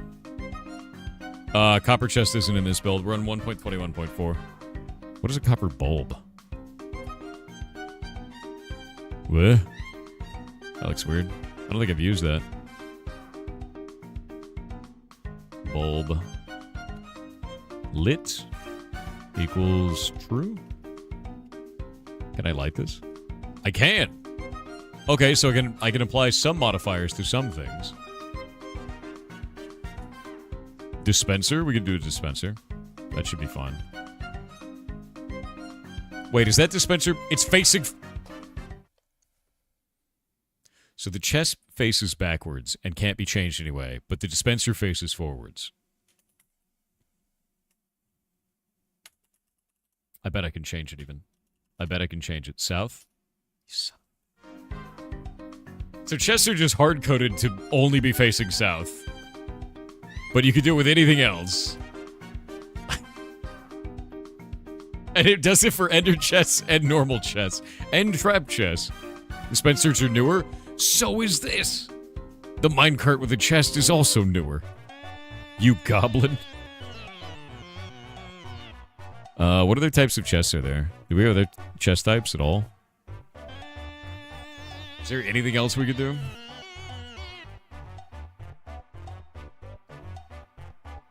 I hope Hightail doesn't have all this weirdness. It won't. Oh, a barrel.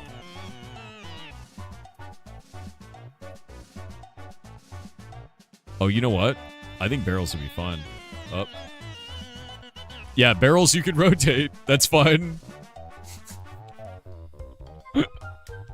I'm so mad, dude. We're bootlegging. Do barrel open? We could do open. Open equals true, I believe is what it is. Yeah, there we go. It's open. And close it again. So that totally works.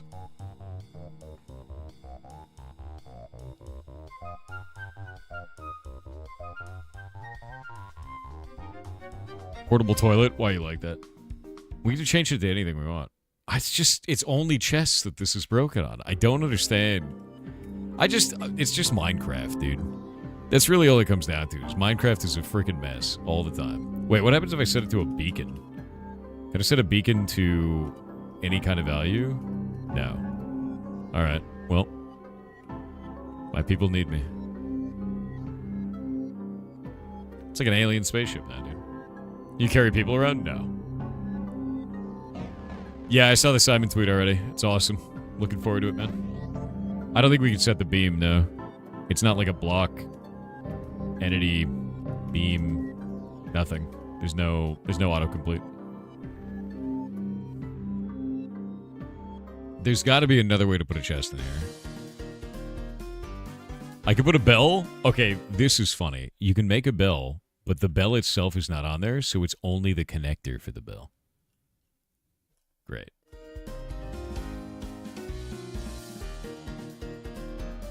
We love to see it, dude.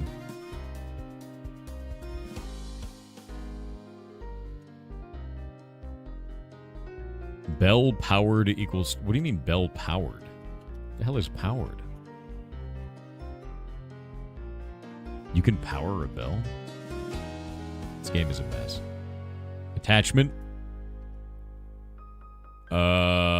Floor. It rings when powered? Really? You can just make an annoying bell? Love that. Dragon head? Yeah, we can do that. That's just in there. Or the dragon egg, that's also just kind of in there, you know? Neat, I guess.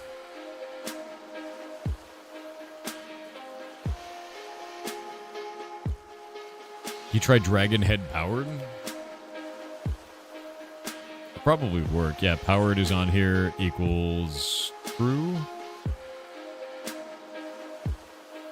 It says it's powered, but it doesn't seem to be doing anything. So they probably don't do any effects. What can we do with this?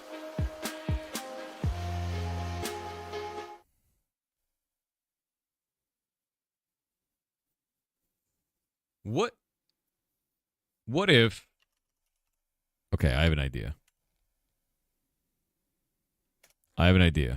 What if we set this as a chest? We say...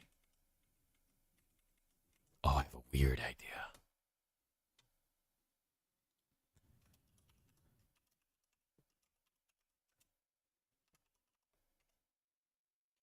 Is there a way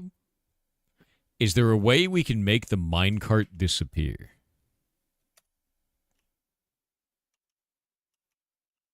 You put a sapling in it? Yeah, we can.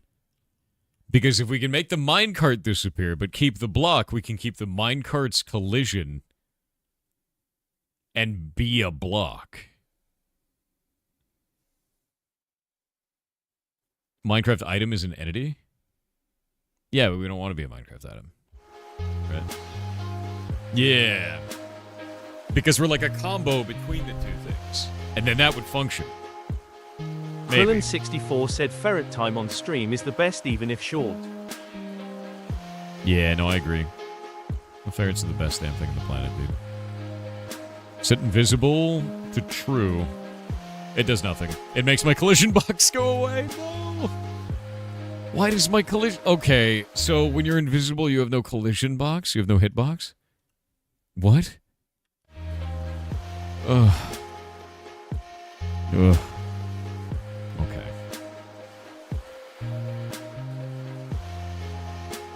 Armor stand book. Yeah, no hitbox.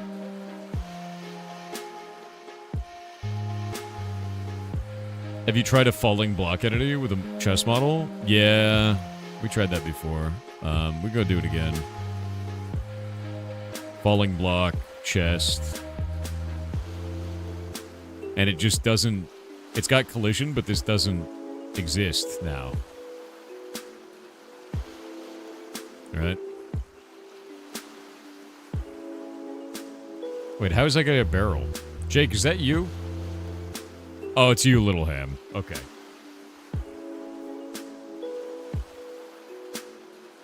Wait. How are you a barrel with collision, Jake? Or Ham, rather. How did you set collision on a barrel? Is it a falling block? Why is falling block chest not work? You see that?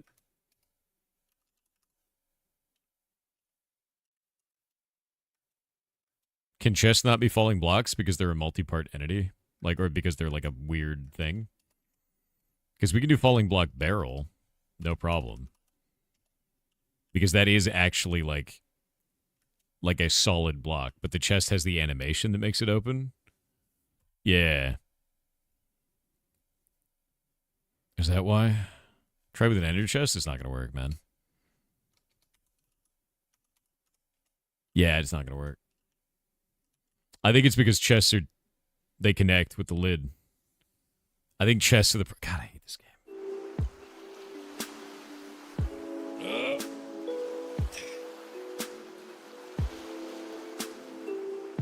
All right.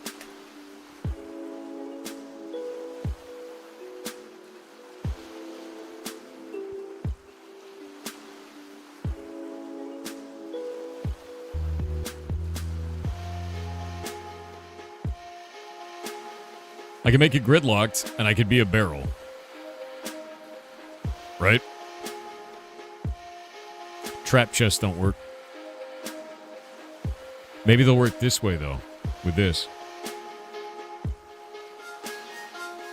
Nope.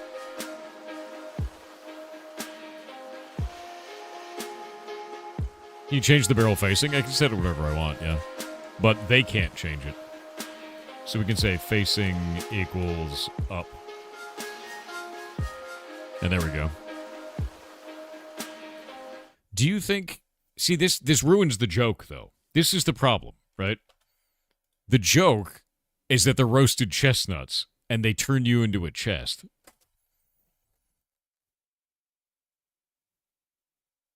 Ruins the joke, man. Ruins the joke. We can't be a barrel. It's not barrel nuts. It's chestnuts. Maybe type single to be visible? Let's try that. That's a good idea. I don't know what that is. Let me see. Chest equals type equals single. There's also normal, whatever the hell that means. No, that doesn't work. Let's try normal. Normal? Nope. Be gone, Kurdo. Oh, actually, you know what? Before we do any of this, we need to even see if this functions. I need a guinea pig. Oh, guinea pigs, please someone join me. Join me out here in the fields of slaughter. We need to see if you can even hit me, dude, because I have no idea if people can. Users can see you, I'm aware. That's fine.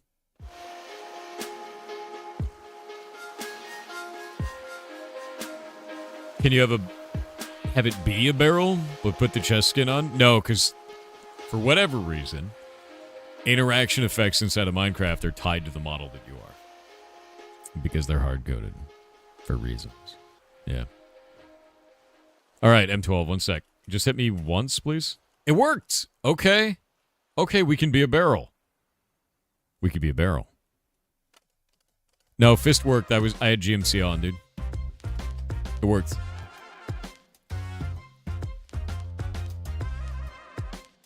That's good.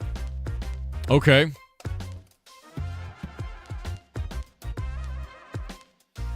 Okay. Yeah, no, it made the noise when you hit me with a fist. This is functional. We could be a barrel. Barrel nuts.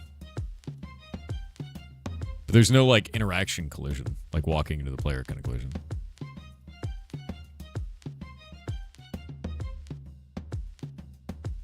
What do we put? There's got to be a joke.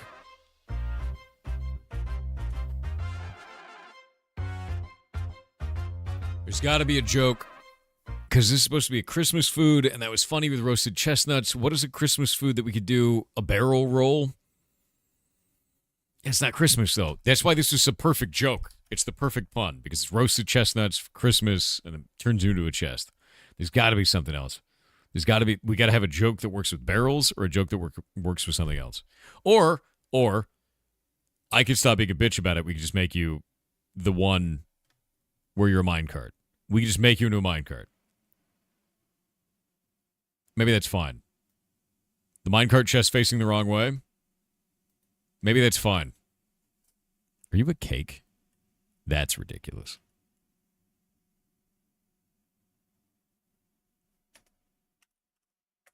Like, this is basically fine. You know? That should be functional. It just faces the wrong way. Does block game become the subject of Mojang's Christmas Easter egg? I don't know. Mimics? Yeah, we're basically a mimic on wheels, you know?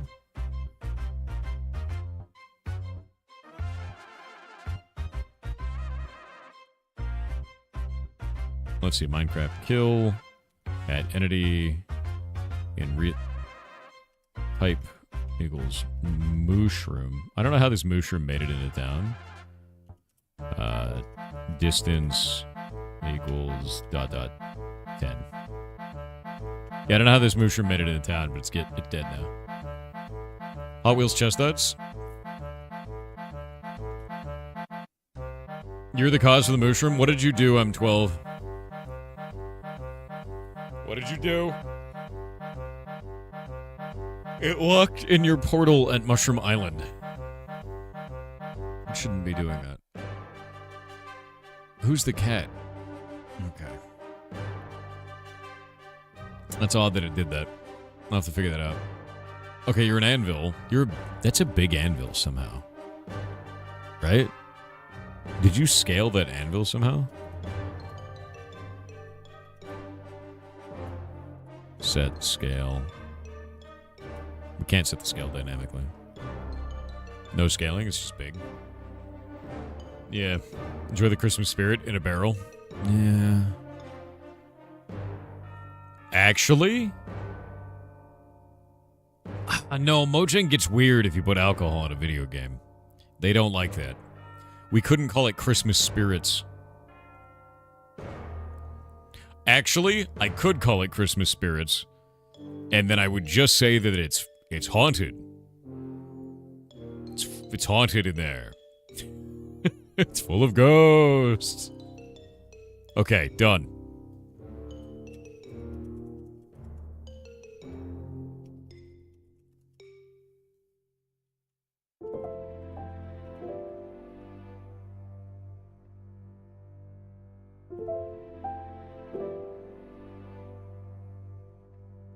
It's totally full of ghosts. Christmas spirit, dude. Holiday spirits. It's totally full of ghosts. And it'll turn you into a barrel. Right? Is that better than chestnuts? We already have eggnog. That's done. The secret ingredient is nog. Yeah. Whatever that is. Ghost of Christmas Past. Makes you barrel-chested. I think chestnuts are better, dude. I think chestnuts are better, and I think I'm going to use the minecart. I think it's funnier. Yeah. I just think... it's just a funnier joke.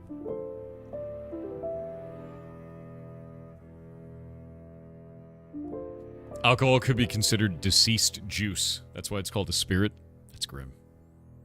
Yeah, I'm leaving chestnuts. Chestnut sounds like an infection. If you have chestnuts, talk to your doctor today. Will you add the perfect omelet to the game? Yes.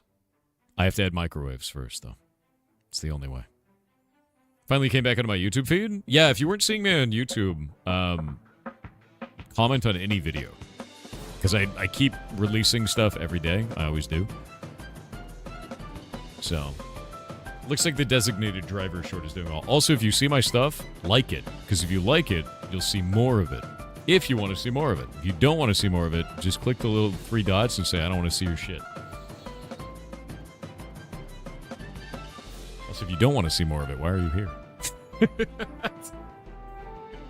Do you call a builder if you have walnuts? Yes. Your shorts always came on. Love them. Thank you. Yeah, I release a new one every day. We've got one out from yesterday, which is designated driver. I'm going to delete that one because it's not super good. Different one. There's another short.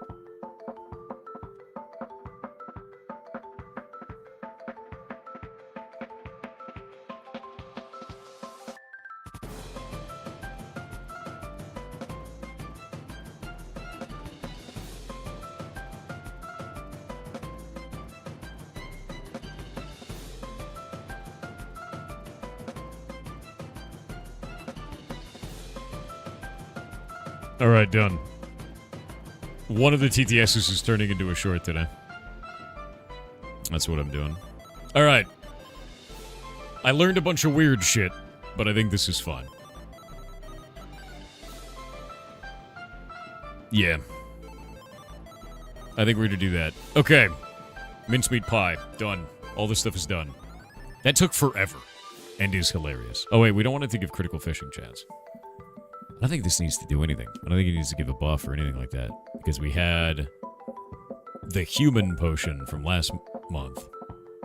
Where is it? Where's my human potion? Sacrifice, blah, blah, blah, blah. For humans. Yeah, this didn't actually have anything in it. So that doesn't give any buffs. We'll just do that. You wanted to give it debuff? Why, dude? No one will use it.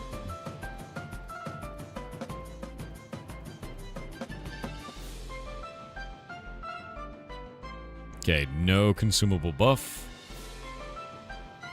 Get rid of that. And it gives 10 nutrition and 10 health. Save. Have you tried putting an invisibility status effect on the minecart? I have, and it doesn't actually apply. So, F.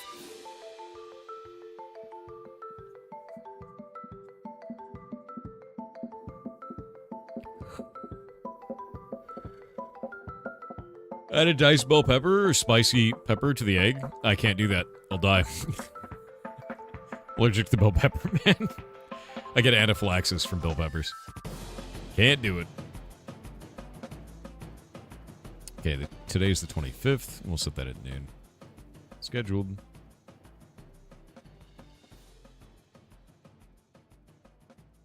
Today's short is about eldritch horrors. Very good. Very good. You have an EpiPen? It's on the other side of the room, yeah. It's in my drawer. I have 2 of them. Should probably keep them in a more accessible place, to be honest with you. Allergic to peppers? No, not allergic to peppers. Allergic to bell pepper, specifically. I'm allergic to nightshades. It's actually a compound in nightshades that is destroyed when you pickle it or dry it. So, whatever happens there, I just don't want to eat it fresh or cooked. It's got to be pickled, it's got to be dried, and then I'm okay. Nope. It is a compound in nightshades. So if I have, and it's different levels, like the compound is different levels and different stuff. So potatoes, I am fine. Tomatoes, I'm fine, even though those are nightshades. Eggplant, it feels like there's cactus on my tongue. So the compound is more prevalent in the eggplant, but it doesn't give me anaphylaxis. I bet if I ate a lot of eggplant, I'd probably have that problem. And then bell pepper has a shitload of it because it just done. I can't have any at all. And that's it. Can it be microwave? For some food allergies, it works, so I'm wondering. I've never tested that, mostly because I didn't want to die. Because it's like a really severe allergy, you know? Can you only eat like 3 potatoes at a time? No, the amount of the compound in potatoes is very low. It's just all nightshades. Yeah. I don't have any problems with potatoes.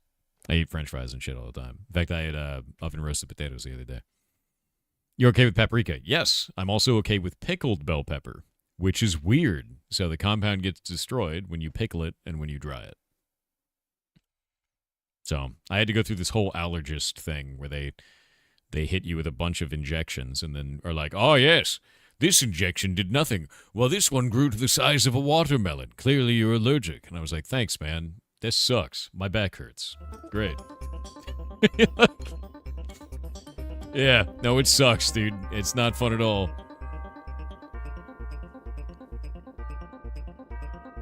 Acid maybe F's it up. Maybe it might be smoked pepper good. Don't know. Yeah, all I know is that when it's dried, when it's pickled, I'm fine. You have lupus? You can't do any nightshade? Wait. Does lupus interact with nightshade in some way? I didn't know that. That's weird. Huh. What about chili peppers? No problems. Yeah, Trinidad. I used to grow Trinidad Maruga scorpion peppers, if I can talk. Yeah, I used to grow those. They're freaking delicious, dude. Yeah. Yeah. You were tested for allergies for plants? Yeah, panels are grim, dude. It's not fun. I'm also allergic to hops. But that one makes me break out in hives, so what are you going to do? You're allergic to eggplant. Interesting. Your mom has lupus and never been told about nightshade family fruit? Yeah, I have no idea. No clue on that.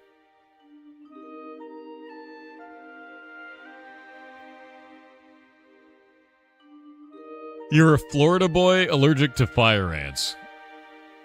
You should move away from Florida. That's not a place you want to be, man. Jesus.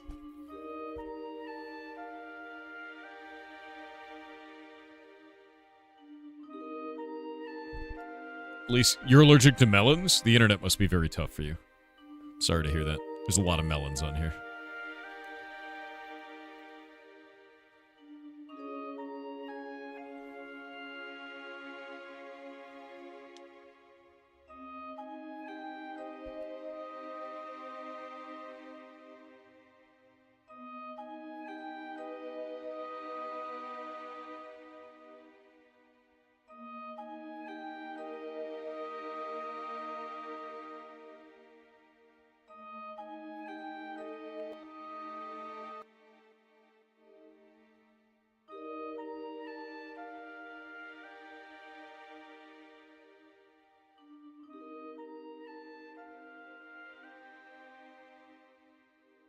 Okay, let me go pull this up while we wait on ads.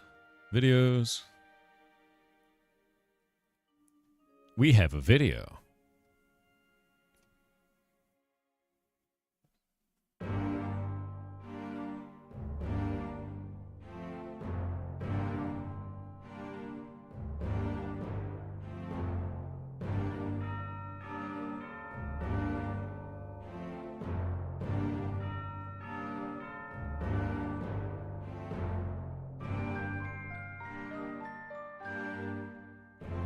Yeah, there we go.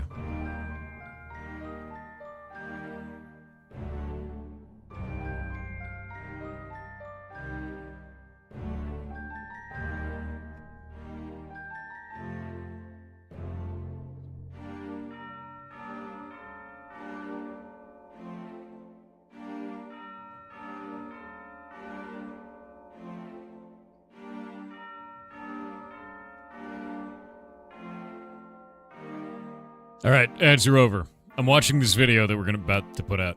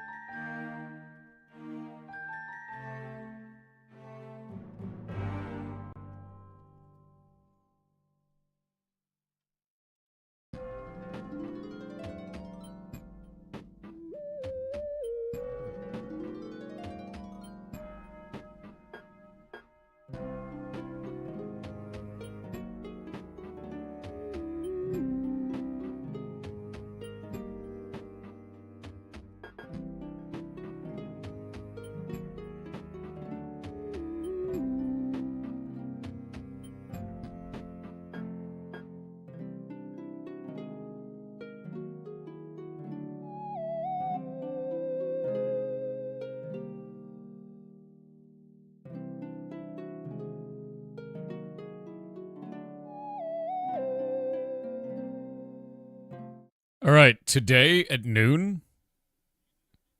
Nah, screw it. I'm just going to release it in 6 minutes. No, 18 minutes. I'll release it in 18 minutes. Deep fear.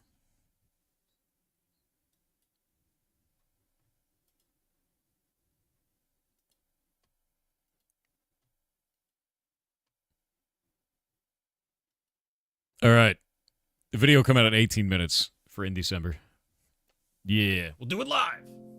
Exactly.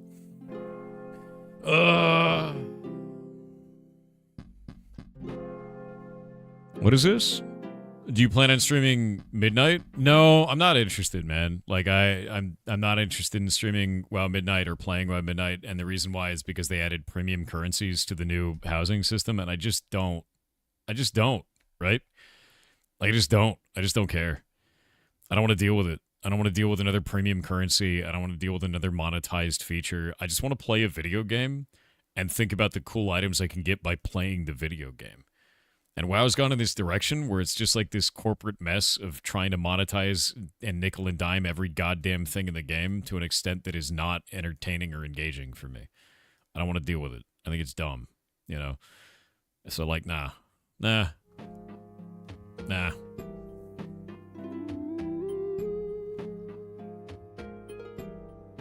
You see, submitted a new tweet an hour ago? Yeah, I saw it. Did you play Dwarf Fortress? Absolutely. Love that game. I wonder if we could reach out to them for in December. Maybe I can. Maybe I will. I don't know yet. Money XYZ, some item. I mean, let me elaborate this. Like, this is the reason why I don't like monetization for cosmetics even inside of a game like that, right? With WoW, you already have a sub cost. So you have your dollars per month. So for me, the main goal should be get as many people subbed as possible. Get as many people playing the video game as you possibly can, right? And they do that. They try to get a bunch of people playing. But then they go, okay, here's a reward in-game for you playing. This is a cool item you can get to show off to others. And then there's another reward over here that you can buy for real money. But here's the problem. You have an art team that now has split direction. Some of them work on the reward in-game. Some of them work on the reward that gives money. Eventually, management and marketing realizes that this one is the one that matters for the business. So they start putting more and more resources over here. More and more and more and more of this.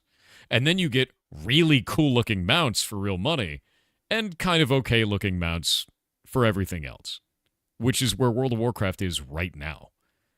That same thing is now going to happen to their newest feature, which is player housing, because they're selling items for your house for real money. We've already watched this happen to mounts. We've already watched it. I don't want to watch it again. I've seen this episode. It's boring. Yeah, it ruined Destiny as well. I stopped playing Destiny 2 because of the monetization.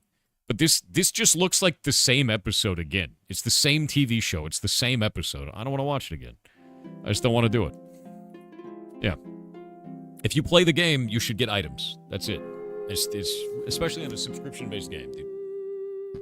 Yeah.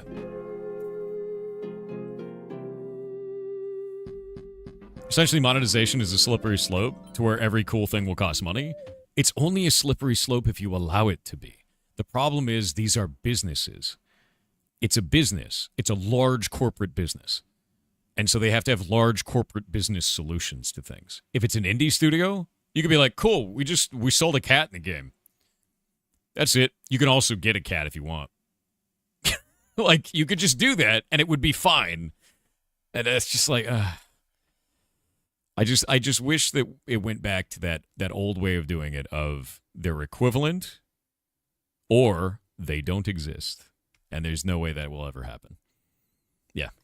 The only thing that I really like that WoW does is when they do a charity sale for non-combat pets, where they're like, you could buy this for $15, 100% of that goes to this fire relief fund, right? Like that is a good move.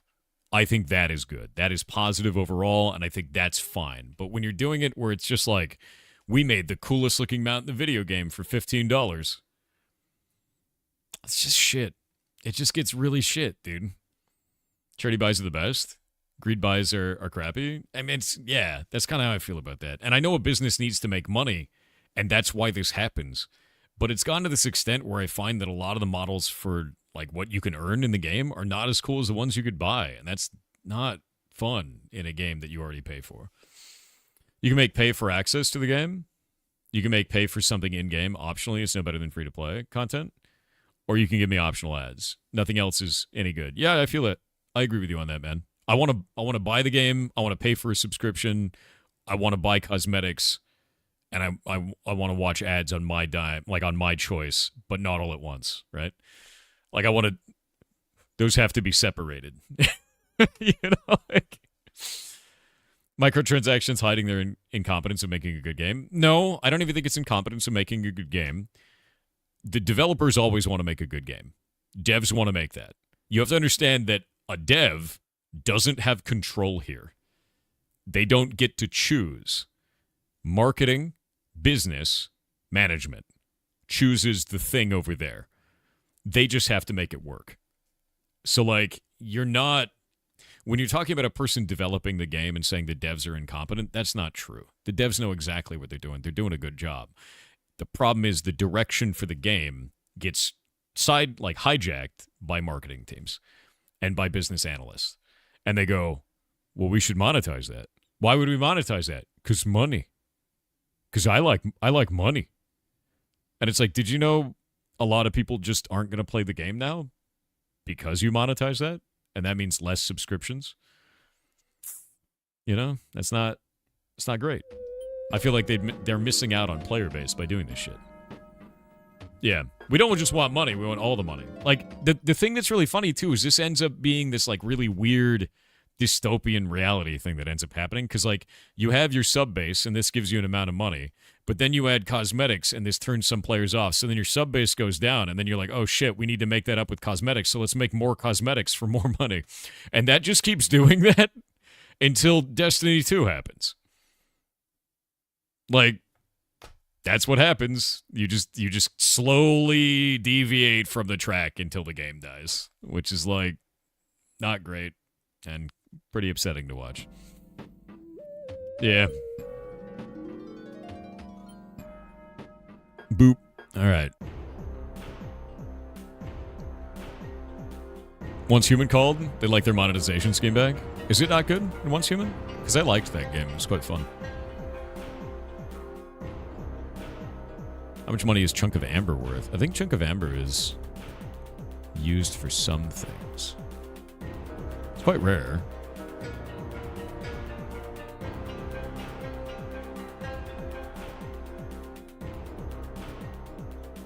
What do we use the Chunk of Amber for? I think it's used in Magic. Yeah.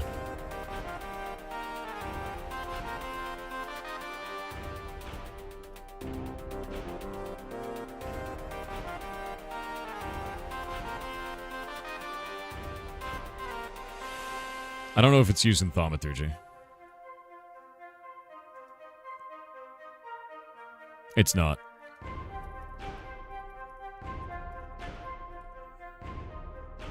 Yeah. What is this? Ubisoft believes the reason why they're losing money is because people are playing less video games and doing more subscription services?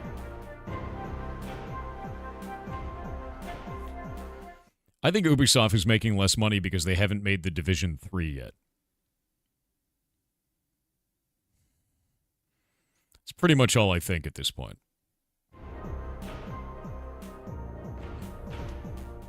Just make that game. Like, just make The Division 3. Stop all this other weird shit. Division 3. Anno's making bank, is it really?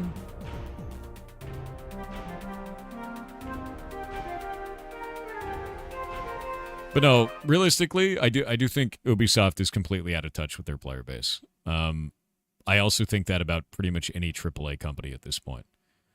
AAA companies they've grown to an extent where they're too large to produce a game in an amount of time that makes sense with a monetization scheme that works with the current economy for players. Nobody can afford shit right now. Indie is the only thing people can afford. indie renaissance is real. Like, everyone's just going to buy indie games. Even looking at games that are $40 are a question now. When a couple of years ago, it's like, oh yeah, $40, whatever, just buy it.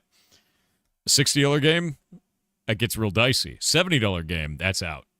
People don't like that shit. They didn't like it a year ago. They still don't like it. They like it less now.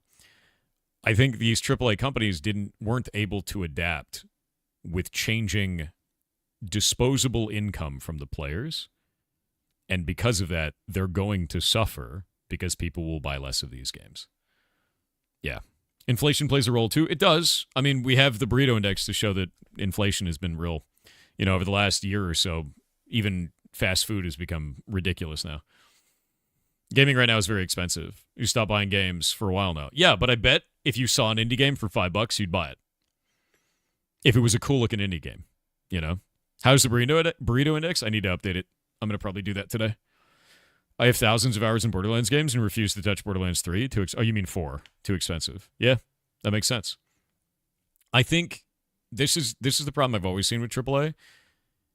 Their monetization, their business strategy, their management structure all gets in the way of them making a game that people want to buy. A lot of the time. In your opinion, what needs to be done to fix Destiny 2? The time machine? Like, I don't like any of the monetization for Destiny 2. I don't like that they removed a number of worlds, that were part of content packs that they released in the past. Like, it makes no sense to me. At this point, just release Destiny 3. Start over. Do it right this time. Because it's gone in a direction that's, like, so difficult. So difficult to enjoy. Yeah. Like, Destiny 2's monetization just feels like shit to me. I agree with Thor. There's nothing can fix Destiny 2 at this point. I generally don't like the stance for Destiny 2, but it's a problem. Yeah. Like, here's what... There's actually something that killed my drive for Destiny 2, and I loved that game, by the way. To be clear. I played the shit out of Destiny 1. I played the shit out of Destiny 2. Like, I got all the unique items I could possibly find, like all the really cool freaking guns. Like, Thorn. I used Thorn all the time in Destiny 1. I had my Jallarhorn. Like, in Destiny 2, I had Thorn again. I went all in on it. And, like, when they finally released the damn thing, and I did all the raids, I did tons of PvP. Like, I love the events. Like, all of the seasonal events that they do are freaking awesome. I love all that shit. The monetization killed it. So, like, they had a gun. Let me remember the name of the damn gun. I'm starting to forget this stuff because it's been too long. It's an SMG that causes a poison nova. And its name is like Bone something, but it's like not the word bone. Do you know what I'm talking about? It's a machine gun. Osteo-Striga. Yeah, like Austrio, like osteo. So the osteo, that gun, when you kill an enemy, it causes a poison nova to come out of them, which is cool. I was like, oh, poison's neat. That's very like Thorn. It's like a damage over time thing. I'm into it. And then there's these gloves, and I don't remember the name of the gloves, but whenever you use a physical attack with those gloves, it also causes a poison nova. And the osteo is basic ammo fizz, which is cool. Necrotic grips, that's the one. So the necro and the osteo work together, so you're just making a shitload of AoEs. Really cool, right? Now here's the thing. In order to farm this, I had to go to one of those little mini dungeons, little tiny ones. And those mini dungeons, they rotate which type of item they can drop at a given time so you can get your uniques, right? And I was super into this. And I was like, okay, I rotated until it was gloves so I can get my necrotic grips, if I can talk. And the necrotic grips finally came around. I was going to go do it, and the dungeon kicked my ass. It was too hard. I wasn't strong enough. I farmed for an entire week, built up everything I could, waited for it to rotate to gloves again, found the dungeon it was going to be, went in there, started with like an 8-minute run at the beginning, and by the end I was doing 5 minutes and 30-second runs, which was cool. Like, I was getting really, like, the moment the enemy spawned, they already died to an arrow, and I was doing it over and over again because they have these modifiers and they're really tough, and like I got good at doing it. I farmed it and farmed it and farmed it. I got like 25 unique gloves, like legendary gloves. I got a shitload of these, but I never got my necrotic grips. But I got duplicates of everything else. I was like, what the hell is going on here? So one of the gloves that I got actually had a power on it called Stasis, which was from an expansion that I didn't own.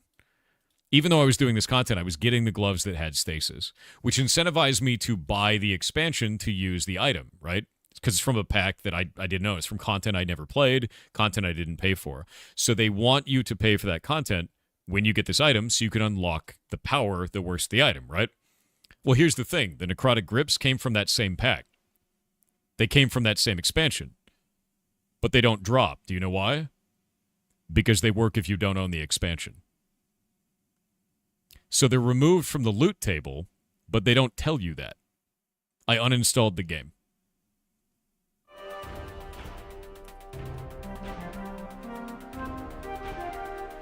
Yeah, it is nasty. That was Destiny 2, man. That's the last time I played. That's literally the last time I played the game. How are you supposed to get them? You can only get them, they only enter the loot table, if you buy that expansion. But they give you an item that only works if you own the expansion. So that one is in the loot table. The one that you have to buy the expansion to use is in the loot table to incentivize you to buy the expansion. But the one that works without owning the expansion won't drop unless you buy the expansion. It's a way for them to push you to buy a product based on the emotional attachment you have for a drop in a video game and the interest you have in a power you can't use unless you pay money. And they remove the other one because it would work without it. It is a dirty-ass tactic. It's disgusting. And that's exactly why I stopped playing the game. That was the last moment I was like, I'm out. Nope. Not interested. And they may have changed it now, but I was out, dude. That is a predatory move. I feel like that term fits there. Yeah, and it was gross, dude. First example of that kind of gruff was Christmas paid shop in D1, which I only touched. I think the thing that's really sad about this, dude, is like, I remember the moment that it started getting bad for Destiny 2, and it was weird. Because remember when Activision owned Destiny 2? And everyone's like, oh man, Destiny's going to be its own thing again. Like, they're going to escape. They're escaping Activision. Oh shit, they're going to get so great. And the moment that they got out on their own, the monetization became horrific. Like, that was the decline moment. Of like, they're free now. Which means Activision was holding them back from being terrible. Which is not a sentence anyone would ever think they'd say. It's like, what? Yeah, it's a horrifying prospect, but it's like, dude, like, what are you doing? You found Destiny in the Division 2 bullet spongy? Division 2 is bullet spongy. It is. I agree with that. And I played the shit out of that. I have my Bullet King build, and I just rip through things, and it's still bullet spongy. My review for Lightfall literally says, bring back Activision. That sucks, dude.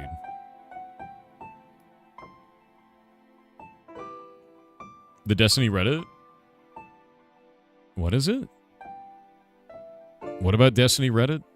I have no idea what you're talking about, dude.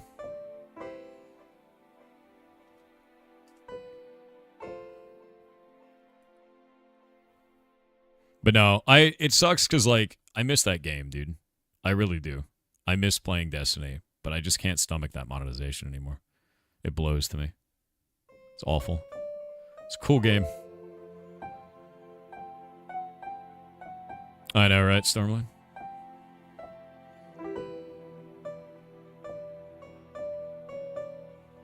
Many are still in denial that D2 wasn't good when Activision was in charge.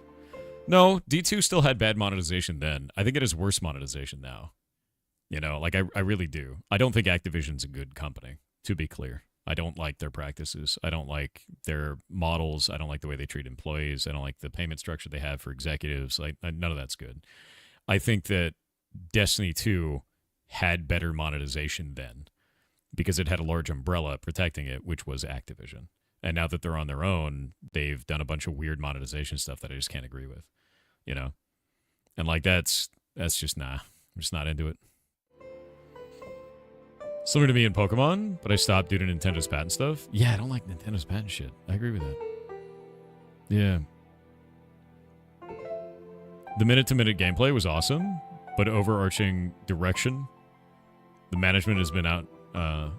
Management has been been on made the experience sour. Yeah. Yeah.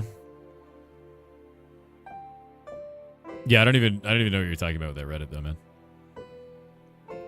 It's fun for PvPvE extraction shooter. Which game are you talking about? You talking about Tarkov? If you like Tarkov, you're probably gonna like Arc Raiders, man. Goth, what are you talking about, man? You alright over there?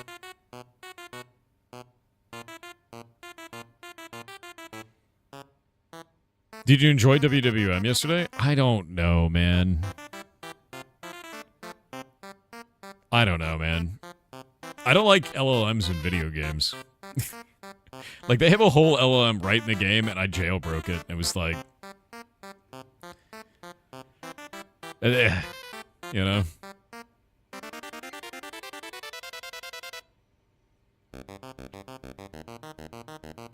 D2 just did a whole Star Wars crossover with full-on First Order Cabal and Star Wars guns in D2. That's weird. That's weird, right?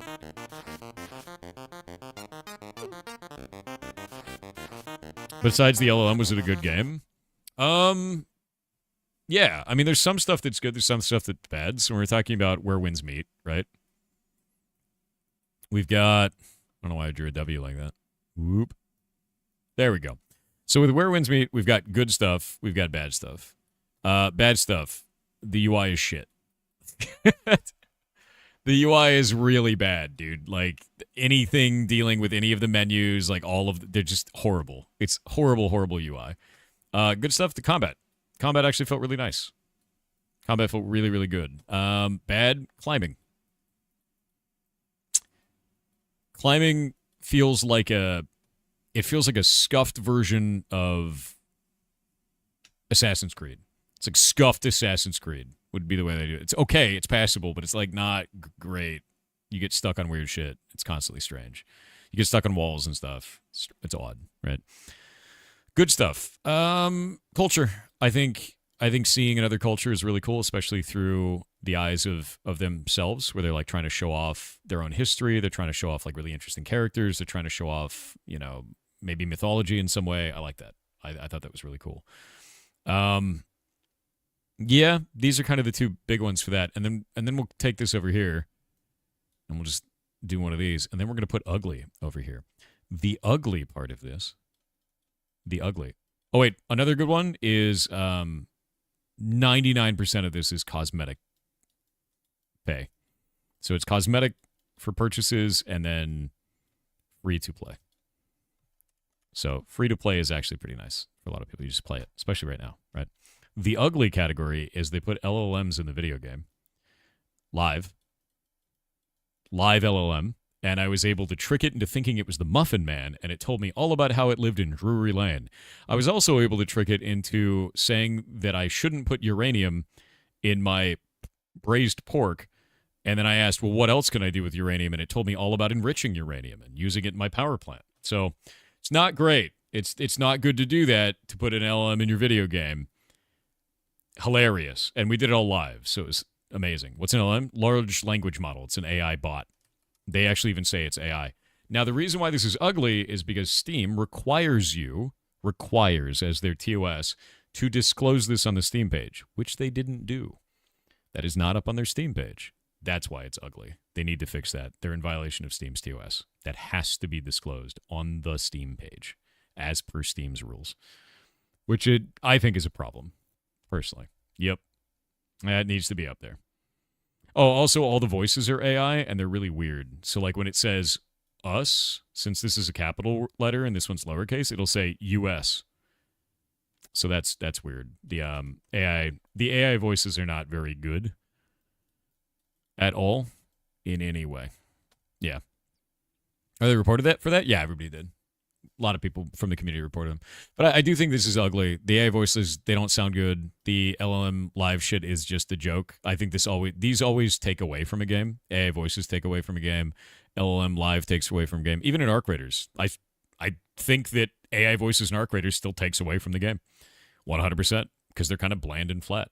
In this, they mispronounce words, and it's kind of weird, and it takes you out of the game. The LLM stuff just immediately turns into a game within a game where you're trying to break the robot instead of trying to learn about the culture and the characters. So, less interesting. Many portraits are probably generated too. Maybe. Don't know. No idea. Yeah. My boyfriend played a lot, and he said second map is very buggy. Really? So he got to another area, and it was, like, broken. I didn't even know there was a second map. But yeah, no, I think that causes problems. And it's not even really like locking your mouse. Oh, it locks your mouse inside the video game. There's no way to get that off.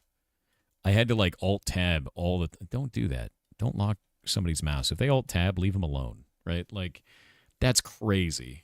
It was super weird. I work for Mensa, and we actively... What is this? Oh, I don't care. Neat. See ya.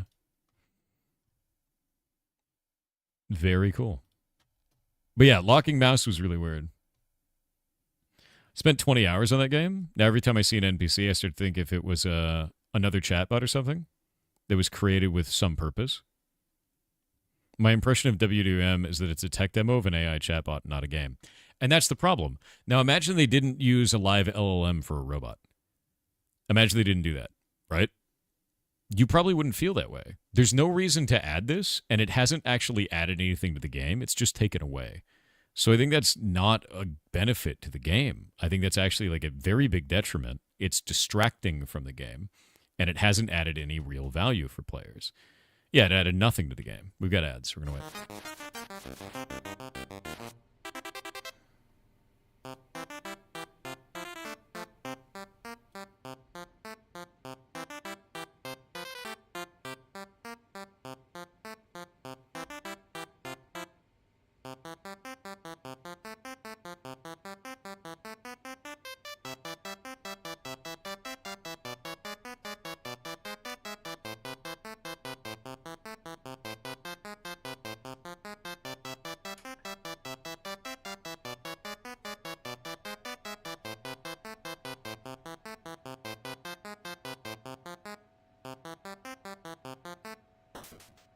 Ubisoft's going the same way as Overwatch and COD to do collabs, give them a float. Yeah, I've been noticing it a lot. You're going to see a lot of AAAs doing that, dude.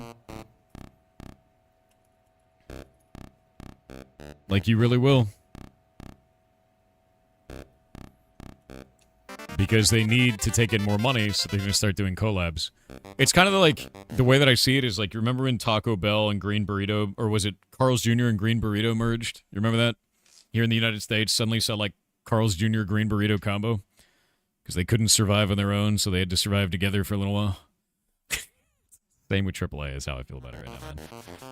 It's like not great.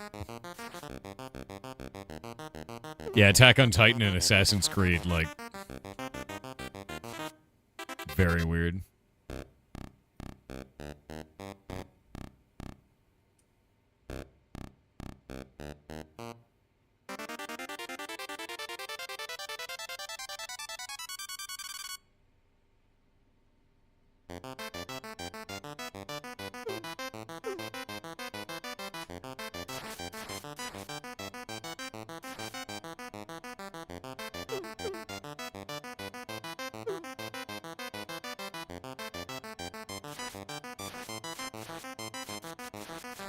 You live on Thanksgiving? I will be, yeah. Oh, yeah, no. I guess in your area, so like here in West US, we'll have Carl's Jr. and Green Burrito, and the East US, you have a Hardee's, which is the same as Carl's Jr. It's actually the exact same company. I don't know why they call it Hardee's there. It's weird. It's exactly the same. You guys have thick burgers at yours, though, and ours don't have thick burgers for whatever reason. It's not the same. They're exactly the same. The only thing that's different is you guys have the exact same menu. But it's got thick burgers, unless they've changed that. Have they changed that? What's different now? Let me see. Because when I was younger, they were the same. Hardee's versus Carl's Jr. Yeah, you guys are exactly the same. Bro, you even have a map. You're the same company. You know that, right? Like, they are the same company. Still thick burgers? They're two distinct food brands under the same parent company, CKE Restaurants, but they're primarily distinguished by the regional markets and regional menu differences. Carl's Jr. is mainly located on the West Coast, while Hardee's is dominant in the Midwest and South. Though they share a similar core menu, regional tastes have led to unique menu items such as Carl's Jr.'s Western Bacon Cheeseburger and Hardee's Breakfast Biscuits. Do you guys not have a Western Bacon Cheeseburger? Do you have an Eastern Bacon Cheeseburger? Do you have that? Well, I have two. I don't know, man. You don't? Weird. Okay, I didn't know that. Yeah, that's weird. I guess when I was younger, they were more similar because I've eaten it at Hardee's before, and I used to eat at Carl's Jr. when I was younger. And like, when I was younger, they were exactly the same, except Hardee's had thick burgers, and that was it. Do you not have biscuits? No, we don't at Carl's Jr. Nope. So I guess they've just expanded the menu over years. That's cool. Yeah, that's weird. Yeah, it's super weird. I haven't been to Carl's Jr. in like 10 years, though, to be honest. I don't eat fast food anymore, man. That's whack. I didn't know that. Anyway.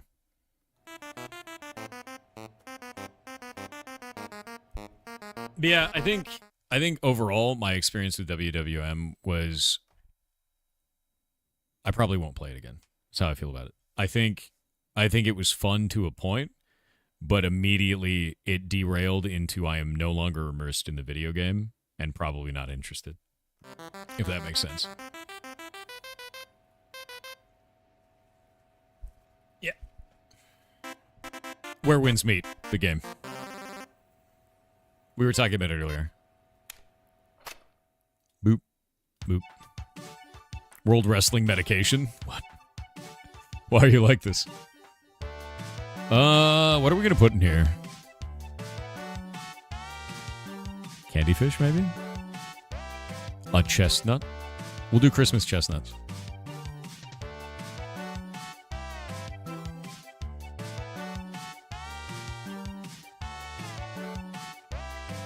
There we go. You've always been like this? I don't think so. I don't think you have. I don't think you've been like this. It's a lie. We gotta go into our drops. What is it? Into the Alchemist's house. The queue is growing? Shit. TurboCat777 said Flight of the Navigator and Last Starfighter are my childhood, along with batteries not included. Yar stinky, yar stinky, yar stinky. Dude, you're stinky. You're like 5 stinkies, dude. Vespi238 said greetings Thor and chat. I have completed the project I put onto myself. The completed face is in stream chat. If you want I can see if it fits in a structure block, save and put that file somewhere. Wait, what? This sounds horrifying to me. Oh yeah, I'm still a chest. Warp to the Giving Tree?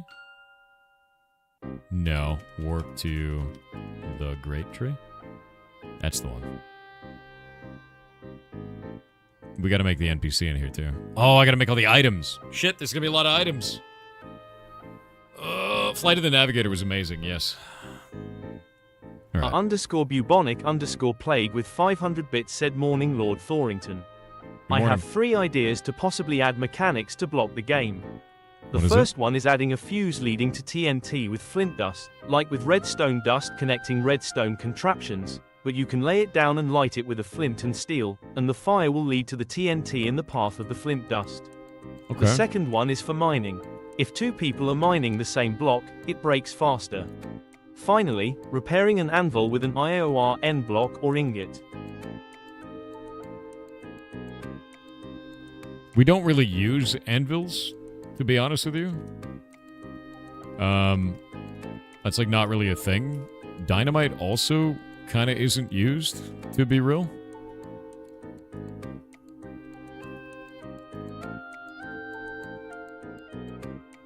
So I'm trying to think of like how that would even function. Like what would that even be used for? Right? Is that not working? Chess Holiday Christmas. Chess Holiday Christmas.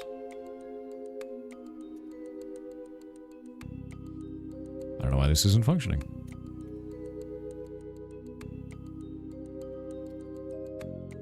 Yeah, I'm trying to think of like what that would even be used for though, man. Like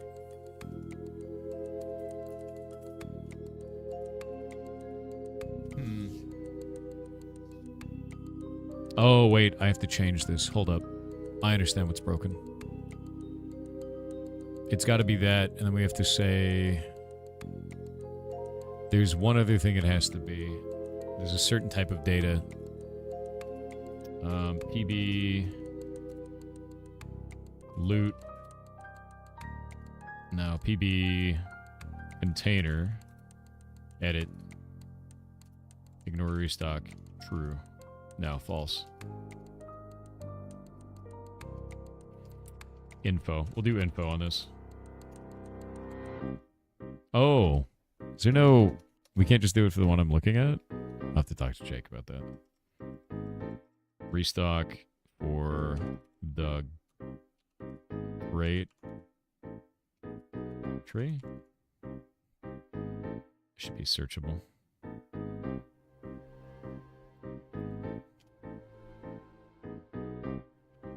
Huh.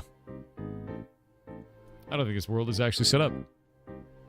I need to go look at this. One moment.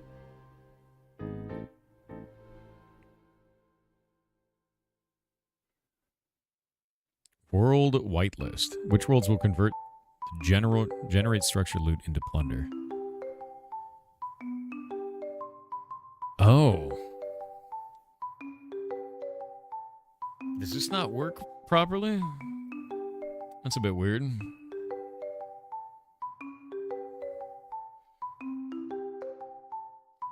Huh. This should be set up in a different way. Hold up. No. It should be in clock game. Let me go pull up clock game. Clock game. Can't wait for stream to start? Yeah, I just put it there because I had debugging AIR036 said Prometheus said, hot take. Yeah. The other Greek gods respond, hey, give it back. That's pretty good. That's very funny. They're remaking Black Flag? Really? That's weird. I wonder why. Talamir said since yeast is a fungus, and fungus apparently is meat, does that make my beer a protein shake? Yes. You figured it out.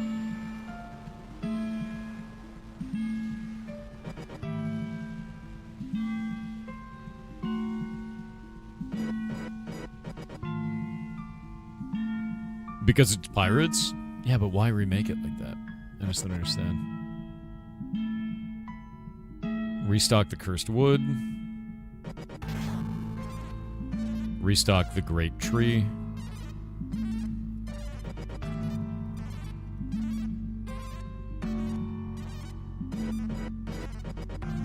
Is that GP?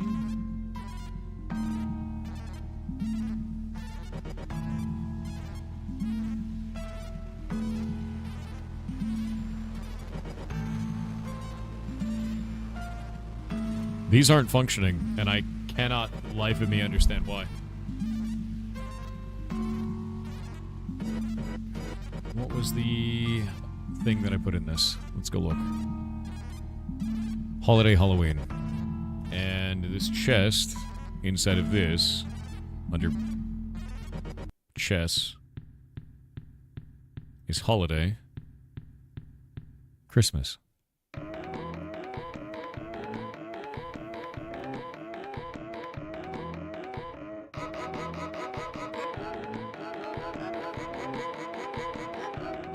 Ah, you know what I think it is? I think I know what it is. I think that item doesn't exist.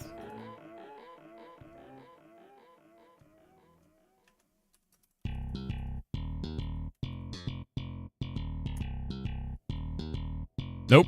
I have no goddamn idea. I'm gonna warp the test world. That has nothing in it. And we do this. We'll go grab this.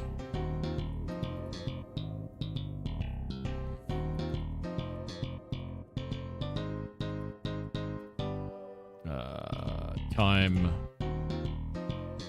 noon, always. There we go.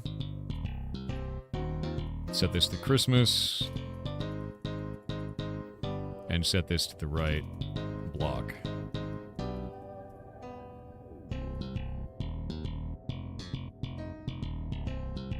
So why does this work here?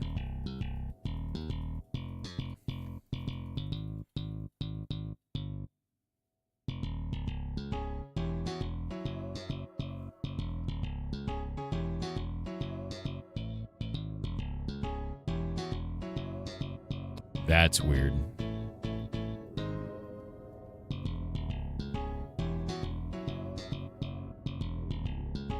Is it the missing token? It might be the missing token. For whatever reason, it looks like it's missing the token, but it's also not applying the random. That's really weird. Yeah, that's really, really weird.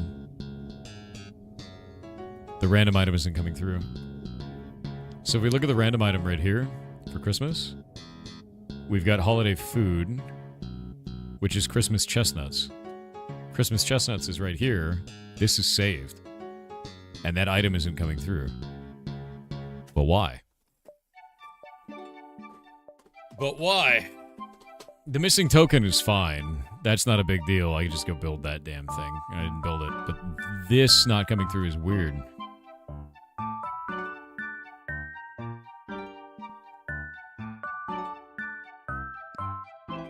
And we've done this in the past with other drops, so I don't understand what's going on here. It's some system Jake implemented. Probably forgot to add the holiday world. Did he add a new system for this? Hold up. I'm going to hide this again. He might have added a new weird system that I don't know about. Database. No. No, he didn't add a new one for that. He did put all the database information directly at the top of this page, so I'm glad that I hit this. It's got generated structure set, but nothing else. Did he add something specific to this?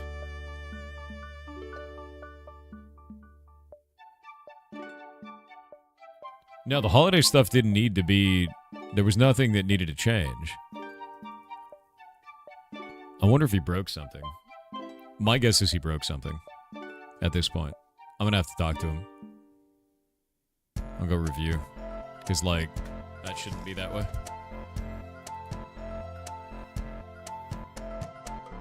Want to message him? Let's see.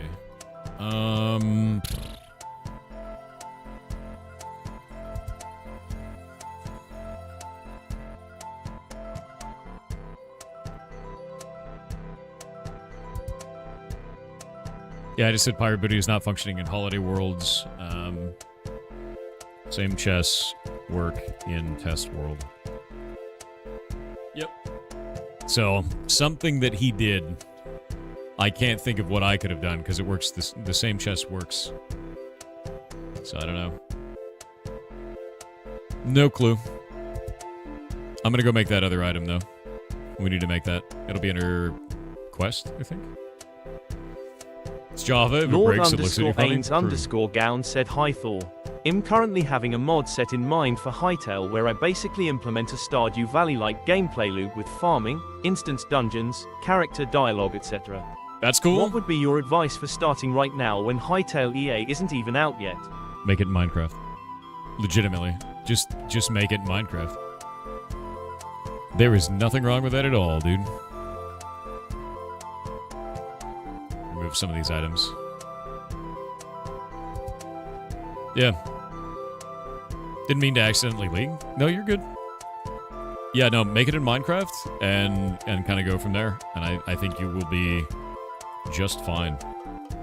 Because that's what we're doing. We're going to move everything over.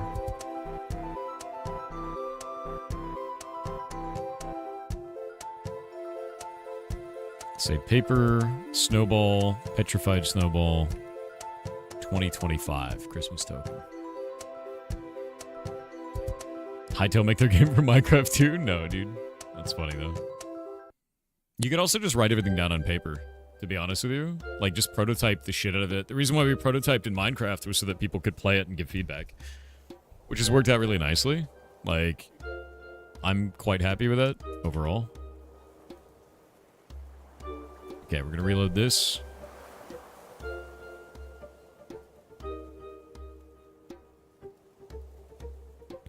Why is that not working?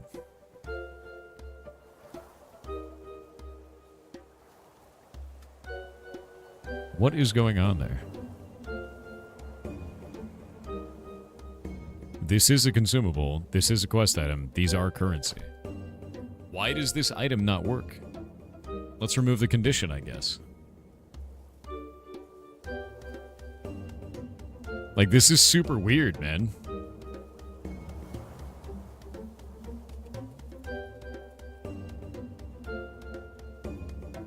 It never creates it.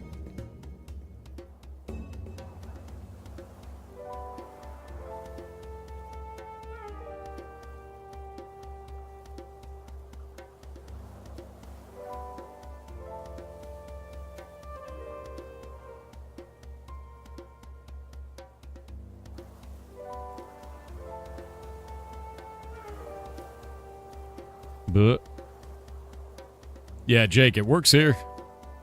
Doesn't work in the Great Tree. I don't know what event world you put that in. Do you have like some secret hard-coded list of worlds? Because it was showing empty loot in the Great Tree, and I don't know why.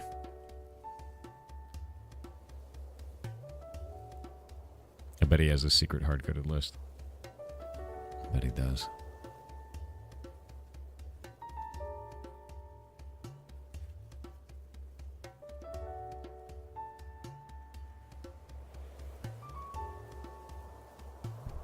I bet he does. He says no. Well, what the hell's causing this?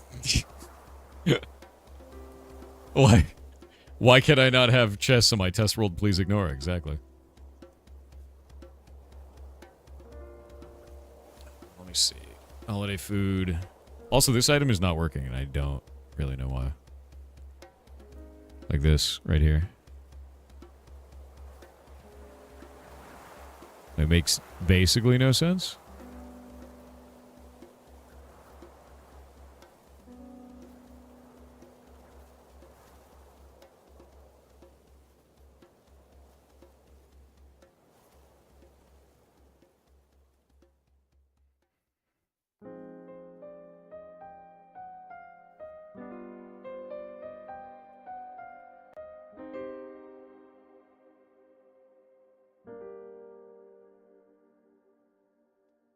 Let's see.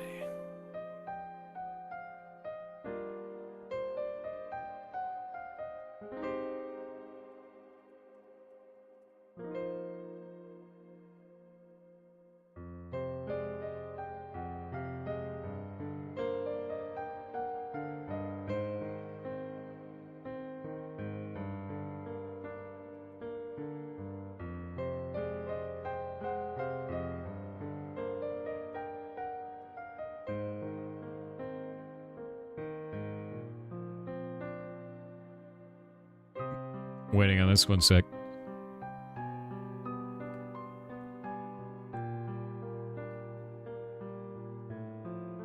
Alright, let's see. For whatever reason, the Christmas chestnut is not functioning. And I don't know why.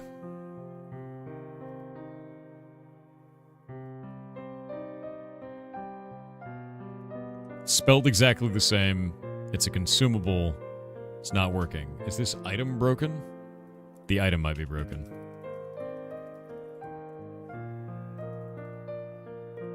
That's the only thing I can think of at this point, is that the item is busted. Nope.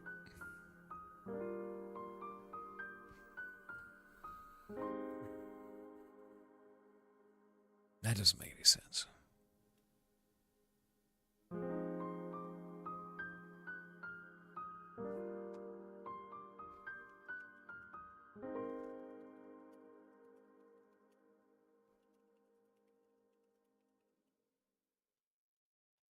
That doesn't make any sense.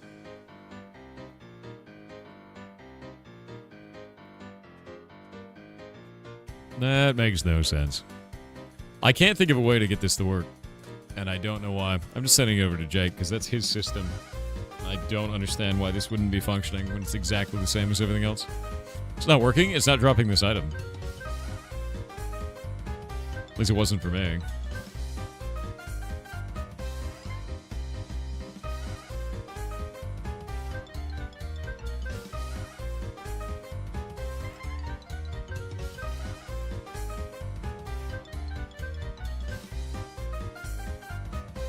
All right. Give me a minute. Want me to run down on the up dog? You're an up dog, dude. Jake's got it. It's dropping for him now. No idea why that wasn't working. Yeah, it's super weird.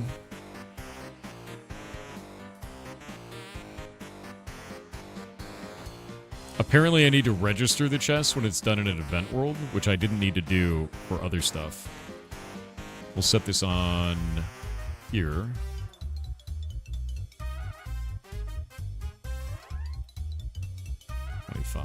Save it. He's preventing you from getting loot? No.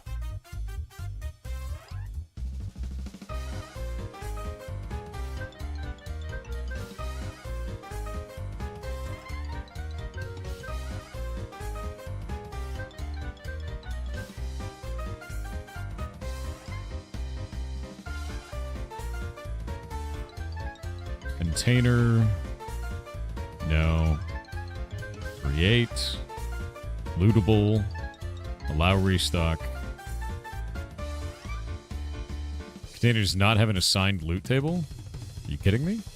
I already did that. It absolutely does. Hold up. That's weird.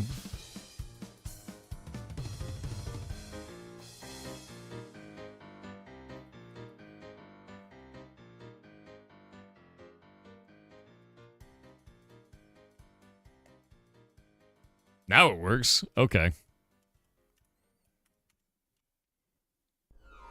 Things that I don't understand. Great. Fantastic. Will it function? Yes. The loot's a bit anemic. We'll fix that. Okay. Every day these should reset. The loot's a bit anemic. We'll fix that. You didn't ask nicely enough, apparently.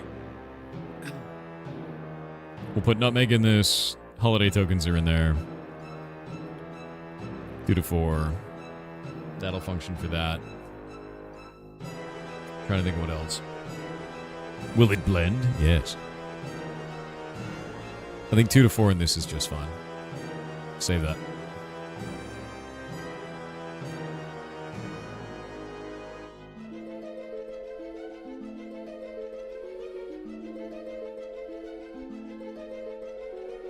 Okay. Chef Holiday. The last thing that we need to do is add all of these recipes to the chef. That's all we're after now. We've got eggnog. Let's go grab this. We're going to go through each one of these and add the recipes. You guys ready to make some weird recipes to make food that's strange as hell? Gingerbread cookie. Candy fish. Christmas candy fish. There we go. So I think the candy fish is totally fun. We need to add a recipe for chestnuts. I think you should use a chest when you're making chestnuts. I think that requires a chest. I think that's what that should do.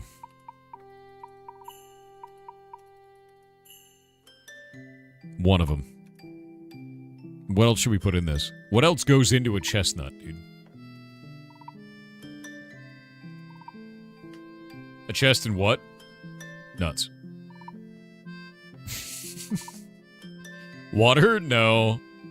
I've got nutmeg, because that's used in all of them. A campfire? Oh, a campfire would be really funny, actually. Because they're roasting over an open fire.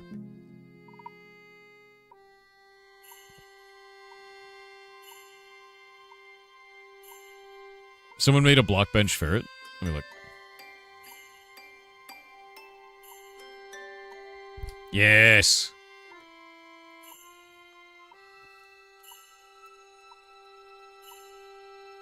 Hell yeah. I just responded with hell yeah.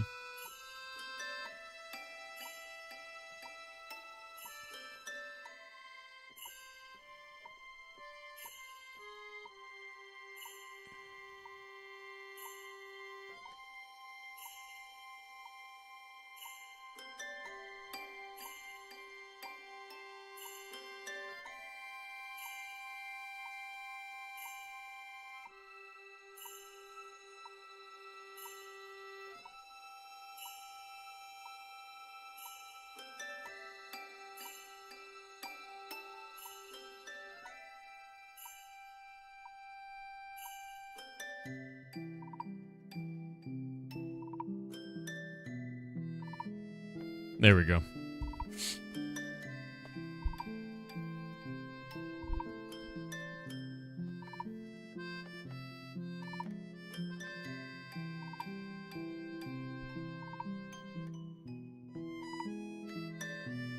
One sec. Alright, I've got everything set up. Alright, chestnuts. We're using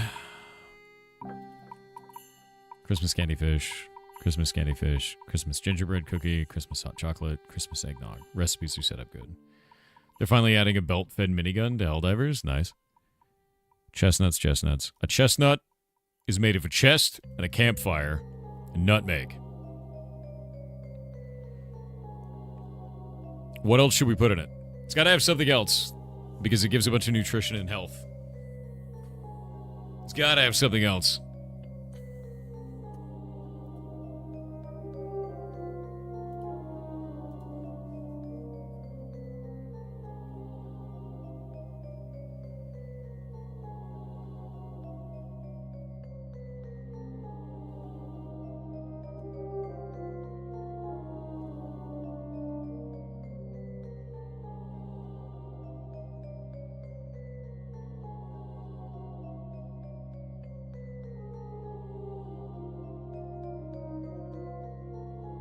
Winning on ads.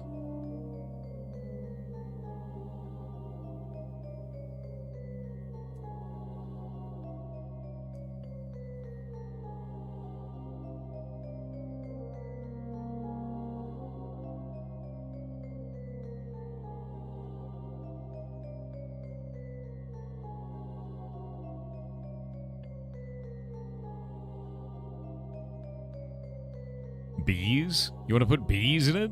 Why would we put bees in it, dude? A chest plate?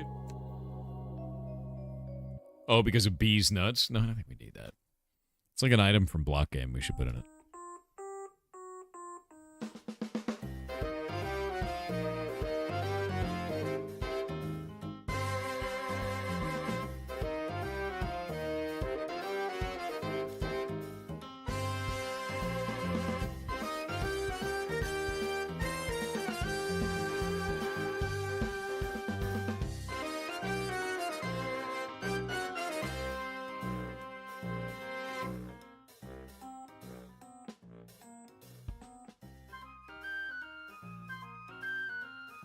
Do chestnuts have any seasonings on them when you roast them?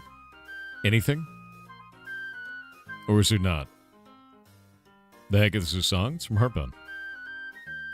You put sugar on them? Cinnamon? They can, but not by default. Are they better with seasonings? Do you put salt on them at all?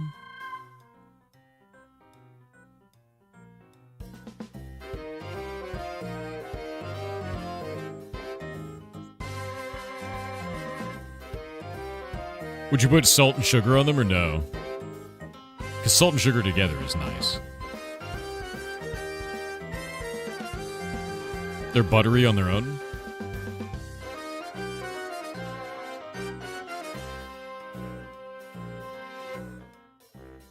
I guess, yeah, roasting them gets them out of the shell. So you wouldn't be able to eat them with seasoning at that point. I guess you would roast it and then you'd throw it in the seasoning and you'd eat it, you know? Yeah.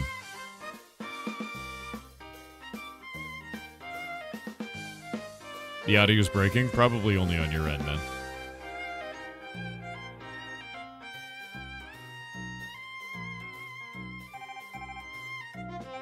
Roast, roll it in light butter, and then sugar it? Wait, what?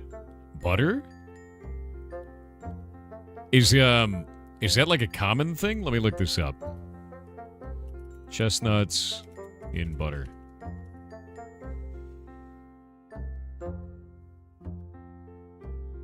Place nuts on a baking sheet and toss with melted butter. Really? You just roast them in the oven with butter on them?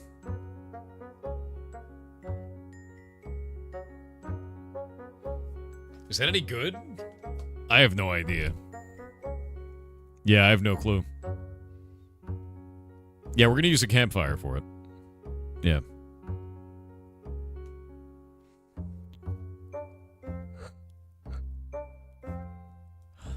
Butter and brown sugar. Maybe we'll just use butter with it then. Yeah. Because I need to add other materials to it. Butter. We'll do 2 butter, 1 nutmeg, 1 campfire, 1 chest, and we'll make it so the chestnuts give 2 nutrition and 2 health. So they're not going to give a lot. I think that works. Actually, it should be 10 and 10, just like everything else. It's a little bit awkward. I'm trying to think of what else we could do with this.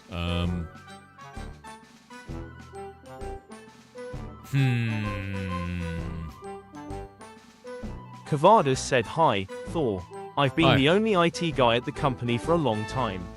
I do everything from CRM administration and supporting a dozen websites to automation and writing interdepartmental workflows. Okay. I'm looking to change jobs, but I've never worked on an IT team and I see that my skills aren't quite up to par. I'm currently trying to take a DevOps course. Could you please give me some tips on how to improve?" Yeah, let me think about this, actually. You've been the only IT guy at the company for a long time. Everything from CRM administration to supporting a dozen websites to automation and writing interdepartmental workflows. You're going to change jobs, but you've never worked on an IT team. You see that your skills aren't quite up to par. What skills are you finding that you're not quite up to par? You already have a lot of stuff in your purview. If you're trying to take a DevOps course, like I'm more interested in why do you think you're deficient? Right? Like, what do you think you're not able to get? Because usually what you do when you go to IT, you start at a help desk job. So if you're trying to change positions, take a help desk job while you're running the DevOps course and then level up once you're able to, because that's going to teach you everything you need at the same time, right? I'm trying to think of, like, what else you would need there. I had a lot of imposter syndrome moving up in IT. That makes sense. Could be that. I'd be mostly interested in where you feel that you are deficient at this point and what positions you have been trying to go for that make you feel that way. Because usually the way that it goes, like I said, is that it goes in that direction, specifically in doing help desk first and then going from there. And it seems like you're not going that direction, so I'm kind of interested in, what is it? What is it you're trying to do? And why do you feel negatively about this? Why do you feel deficient? I don't understand, if that makes sense. All right, we'll do this. Because nothing that you said there seems wrong. Seems like you're going in the right spot. A lot of help desk roles now require certs. What? That's supposed to be entry level. What kind of a cert do they require? That doesn't actually make any sense at all. That's like asking for a cert to, like, work any entry level position. That makes no sense. Entry level means you don't actually require anything. Whoa. They're requiring Net Plus to take a help desk job? No. What? What? Okay. World's a changing, dude.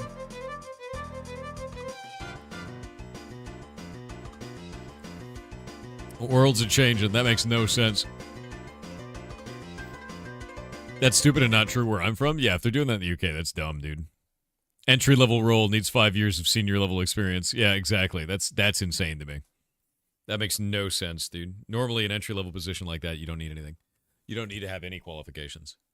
You need to have a pulse and understand a computer, That's the beginning of that, because it's an entry-level position. Yeah. You're in the U.S. and you see a ton of them all over the East Coast. That's so stupid. And that's not a mid-level. You're sure that's the entry-level position, because there are other levels of help desk. That's dumb. That's really weird. I would run from anyone like that. The IT market is broken worldwide. It is. I've said it a number of times, dude. You're seeing all these like major companies, and they're banking on AI to replace all of their juniors. And in a couple of years, they won't have any juniors to turn into seniors, and that's gonna suck. So that seems like just more of the same to me. Is what you're talking about there. That makes no sense to me, is having certs being a requirement for a help desk position. Yeah, no. It's common nowadays. Yeah, that's weird. The AI collapse is going to happen? Dude, I know it's a bubble because Notepad has freaking AI in it now. Because my browser had Gemini built into it. Like, they're trying to slap it on everything. I don't need AI in my Notepad, dude. It's freaking weird. Strange as hell. It's like every time your grandma's like, "Hey, do you invest in those bitcoins?" It's like, "Up, sell." The normies are talking about it. Time to leave, right? Like, that's every time, dude. Like,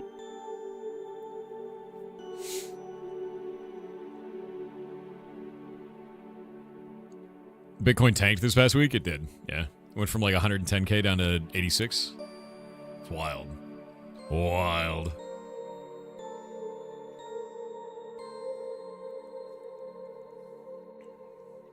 No, not Notepad++, just Notepad. Yeah, no, the drop is nuts. Let me actually, let me open this. One sec.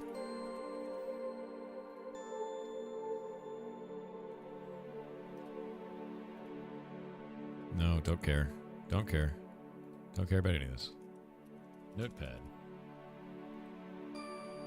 All right. You see this? You see this? You see this up here?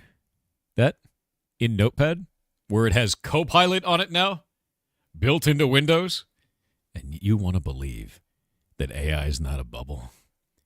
That's nuts, dude. Why does... Yeah, I know you can remove it. It doesn't matter if you can remove it. It matters that they put it there. It matters that they put it there. Whoa. That's so weird, dude. Like, who's out here opening Notepad to use Gemini, dude?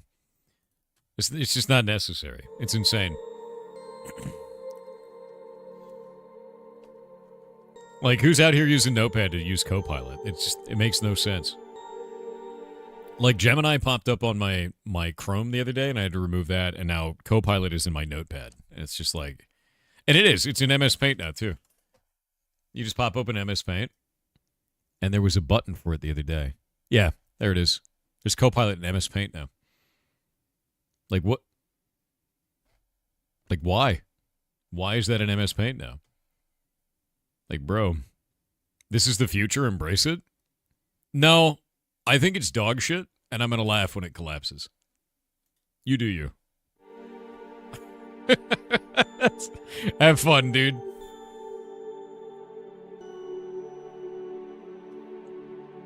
Yeah, you can embrace these nuts, exactly.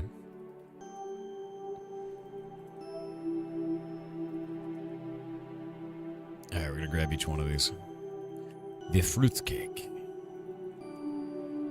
Oh, we should make fruitcake use one of every fruit off of all the trees.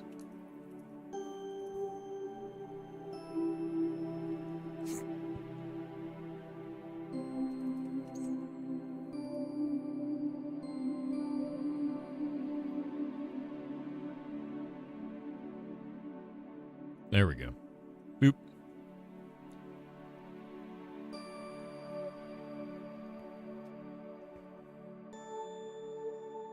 Yeah, honestly, the way that I see it collapsing isn't the way that I think a lot of people see it collapsing. People see it collapsing as everyone suddenly rejects AI. I don't think that's the case.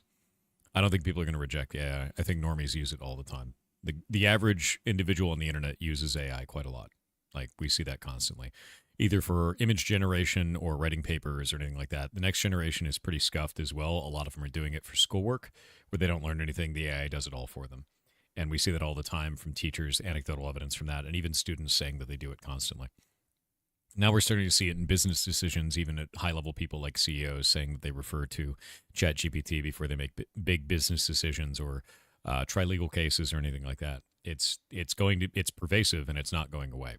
Where I see the collapse has nothing to do with AI itself. The collapse that I see is people's inability to function without it.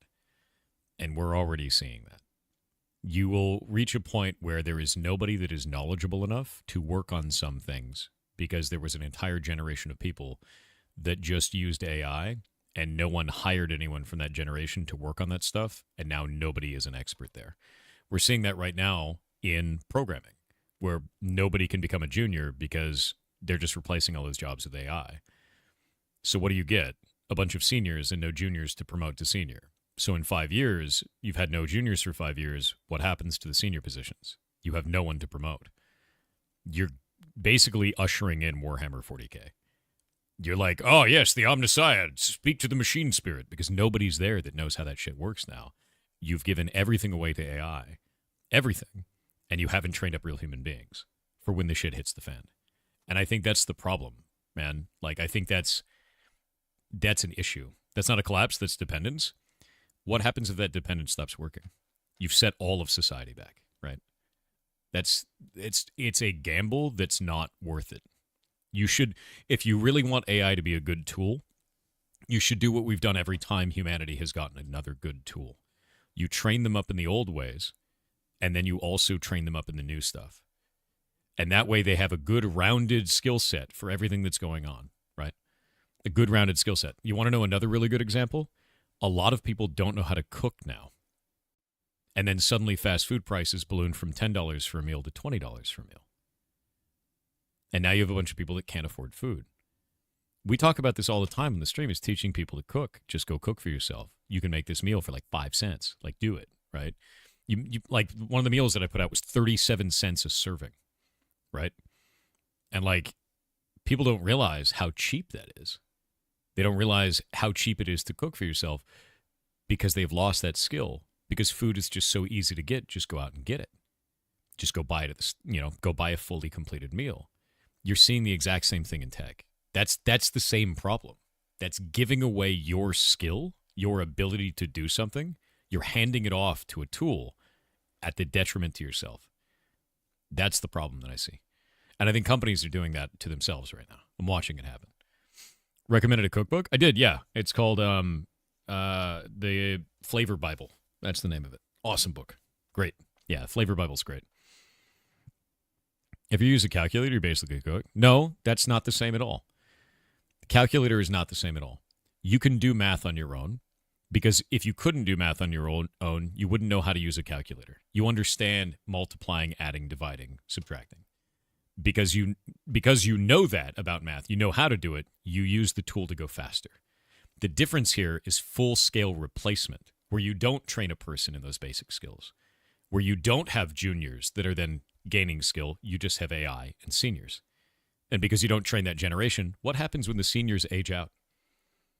What about when they retire and you don't have any juniors that you've trained up? That ends up being a problem. So it's not the same as another tool. A full-scale replacement could be fine if you're training people at the same time and they're not doing it. Yeah, just make the seniors immortal, exactly. That's the only thing you could do. And it's not real, right? Yeah. Also, we could meme on ChatGPT. We could. Ask it how many R's are in strawberry. 4.0 and below, we'll say it has 2, right? Memes. We do that all the time. The best we have right now are VIs. Oh, you're talking about using AI as a term. I think there's an argument there, but it's not really the one we're talking about. Anytime I try to get AI to do anything algebraic or above, it fails miserably. Fair, right? Put the brains in the jar, yeah. But I think this is the big danger that I see with this, is it's more nuanced than people on the internet are ready to have a conversation about. Is people on the internet, largely when I talk about this, they're like, you're a Luddite, you just hate technology. And I'm like, no, that's not it ever. Or they're like, oh, you're promoting AI, you're a piece of shit. I'm like, no, that's not it either. I see a danger in that we are not training junior engineers. So who's going to become the senior in 5 years? You've made the market so difficult for someone to penetrate and take a early position to skill up and become good. What's going to happen? At the same time, telling a whole generation, don't work in tech, you won't make any money. What do you think they're going to do? They're not going to work in tech. Then you're going to have a shortage. Yeah. It's also just really bad for the environment. Yeah, but a lot of shit we do is really bad for the environment, right? You know, like a lot of kids are. You know, a lot of that shit is bad, dude. We do all kinds of dumb shit to the environment. So I think that, and to be real with you, I don't think that is an argument that most people care about. Because if they did, they'd stop driving cars, and they don't. I care about that, but I feel like most people don't, you know. Yeah.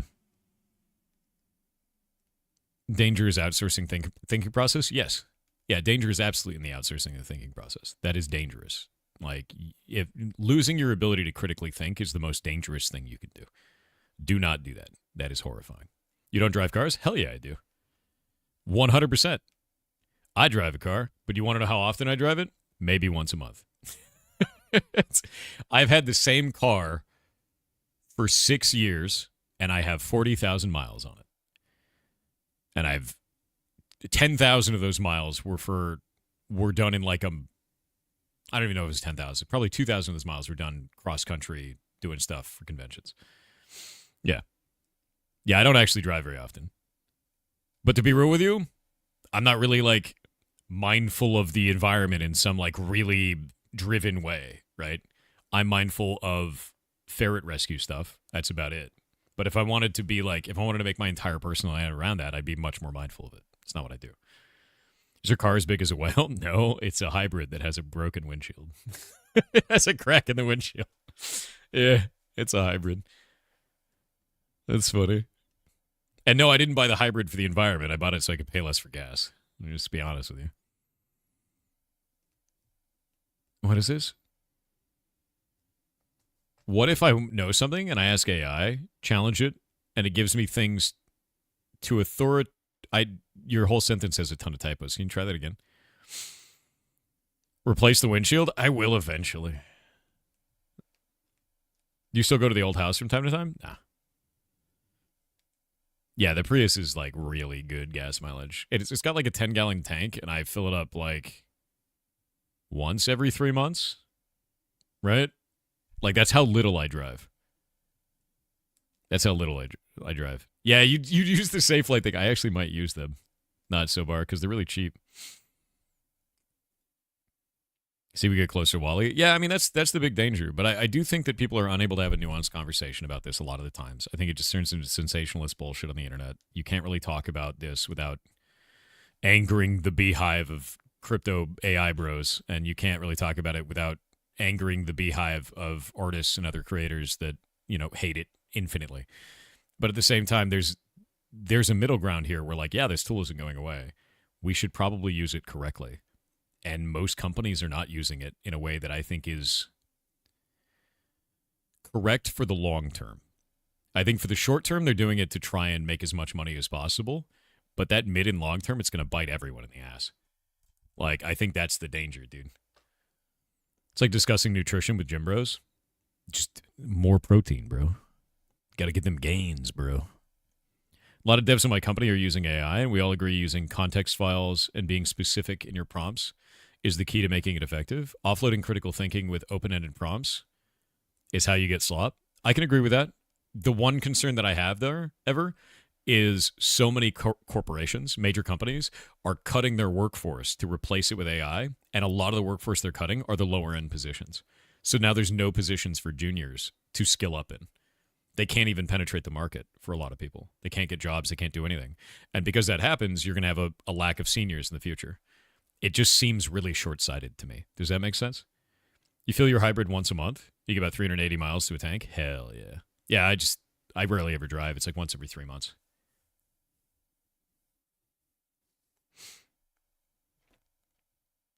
Absolutely. Yeah, I just think it's short-sighted, man.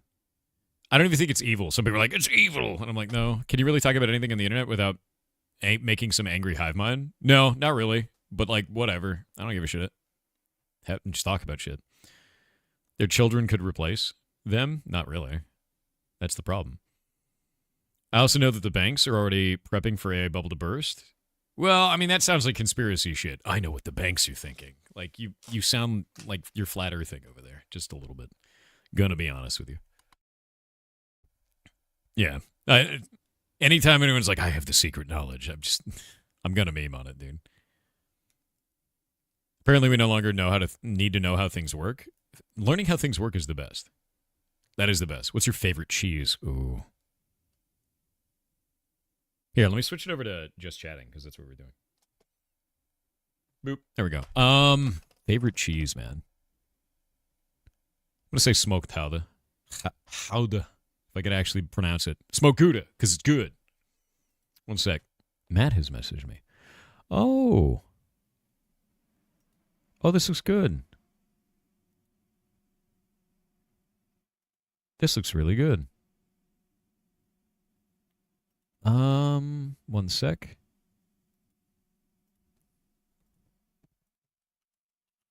One second.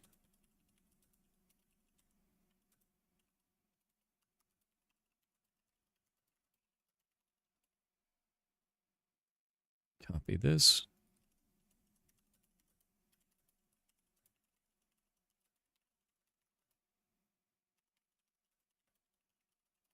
There we go. We've got updates to the ferret rescue tool, the actual extension for it, and the buttons on the left here, actually. Oh, you are? Cool. Yeah, Matt, the only thing that I would change is buttons on the left and left side. Getting the dark outlines around that would look really nice. And then dark outlines around the titling there, because, like, if you go pull this up, see how much nicer that looks when it has that dark outline kind of around it? That sort of a thing, right?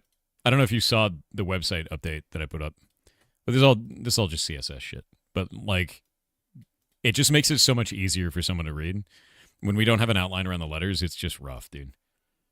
Like, it's just really hard for people to focus on it. I don't know what we could do for the actual letters themselves on there, like the text. Probably nothing, to be real. Make sense? Yeah, no, it's just visibility shit. Which, by the way, I have to update this. I have to update this because we heard back from the contractor, and it's the scariest next moment. It's the scariest moment. It's full of cost and fear. You can add an outline to all the text in Android now? Can you? That's interesting.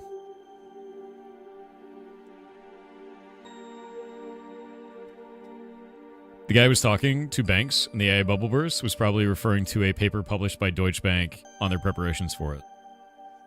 Okay, so Deutsche Bank specifically was making preparations for a possibility of that happening. That is what I would expect any bank to be doing, whether they're making that public or not. Like, it's the same thing when people are like, this government has plans drawn up for invading this other government. And I go, yeah, that's what you do. You plan for every eventuality. So just in case, like, you know, that doesn't mean it's happening. It just means that just in case, you know what you're going to do. You know, that's very normal. Yeah, contingency plans. Exactly. Very normal shit.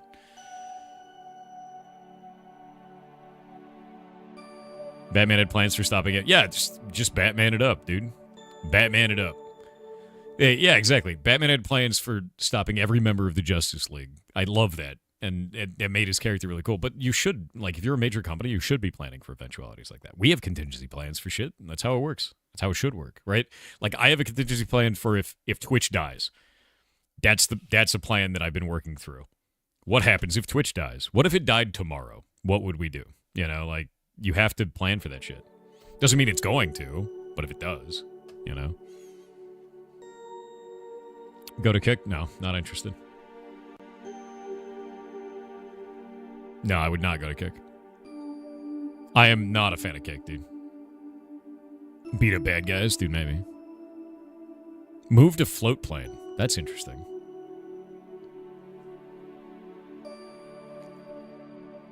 Thor has a plan to replace himself even? Yes. Not as a streamer, but if I die, I know exactly what's happening with the rescue. That's in the will. Revive mixer? No, wouldn't fix it. Yeah, no, I have like all the contingency plans for if I die are all there, dude. You're not giving money to the LTT folks. Do you not like them? That's interesting. I'll activate my clone? Probably. The Lazarus plan, dude. Let's come back. If Twitch dies, Kick dies? No, I don't think it will. I don't think it does, but I think they're very different culturally. Create own streaming platform. Don't have the money for that. I'd actually go for a pirate software OnlyFans. Holy shit. Deeply horrifying. Volunteer Thor to create the next streaming platform? Don't have the cash for that. That's a crazy amount of cost.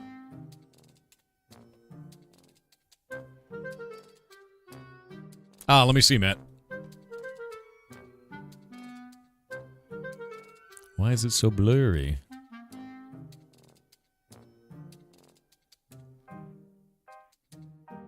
Huh. Yeah, this looks good.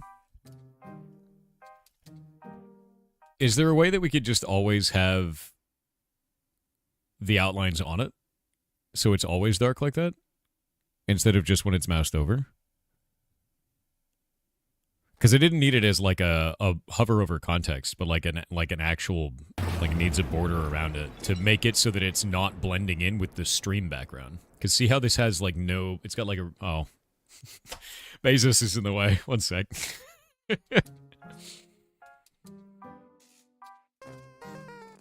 Yeah, we'll have a Pirate Software zine, dude. By a secret meetup.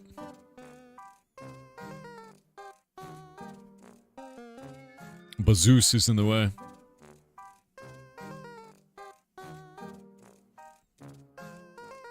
Yeah, Jeff is in the way. A zine, dude. It's like a digital magazine, man. Hell yeah, zines. OnlyFans doesn't have to be adult? Okay. When I say I made an OnlyFans, you immediately think of porn. If I said that I streamed on Rumble, you would immediately think of politics. The platform has a style, my dude. like, that's how that goes.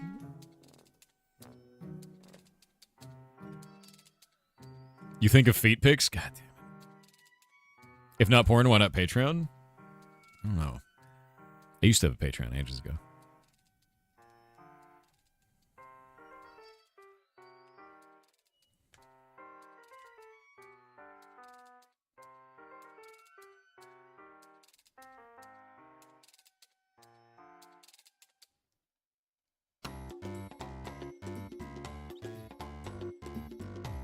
How'd the Twitter stream go? It crashed OBS.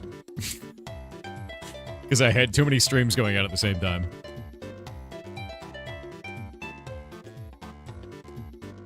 Alright.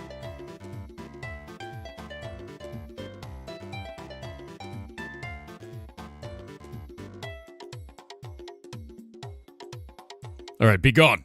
Be gone, Bezos. He's gone now. Alright.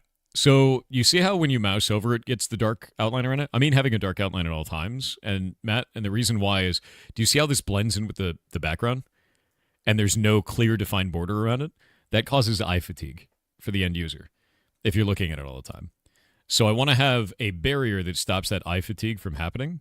So just having it like this at all times. And maybe we use not an outline for detecting that you're mousing over it, but maybe a filter over the entire asset, if that makes sense. Maybe brighten it in some way or darken it in some way over the whole asset and play around with that. Because we do need those borders or it's just going to blend. Like up on this thing, on each of these, all of that.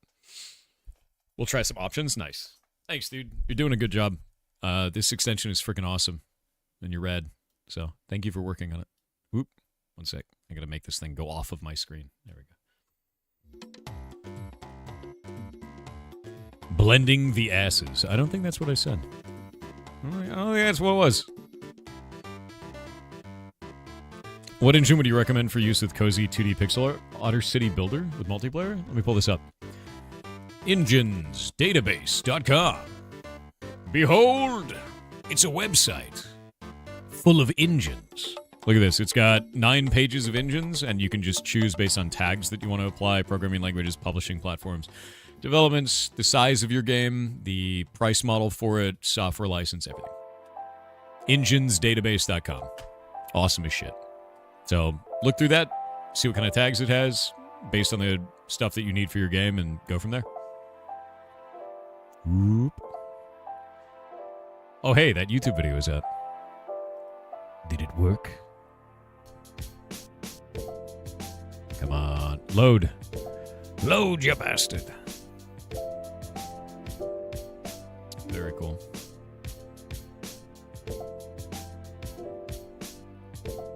Here you go. It is out. Don't breathe this? Oh, man. You watched Will It Blend, didn't you? Will it blend? Don't breathe this.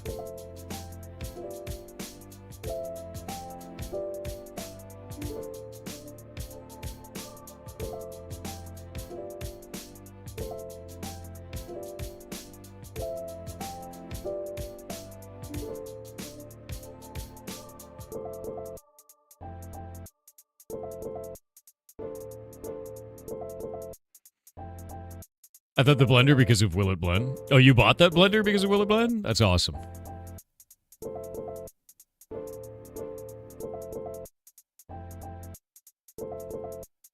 Yeah, we put out the video for in December. It is out now. Stop it. When is this happening? It is out now. The In December video is there. Fantastic. Who does your hosting for your website? What's your mother's maiden name? Yeah, now you can do that. Nice worms on the side. Thanks, man. We love worms. All right, I'm going to put this up on the old Discord arena, too.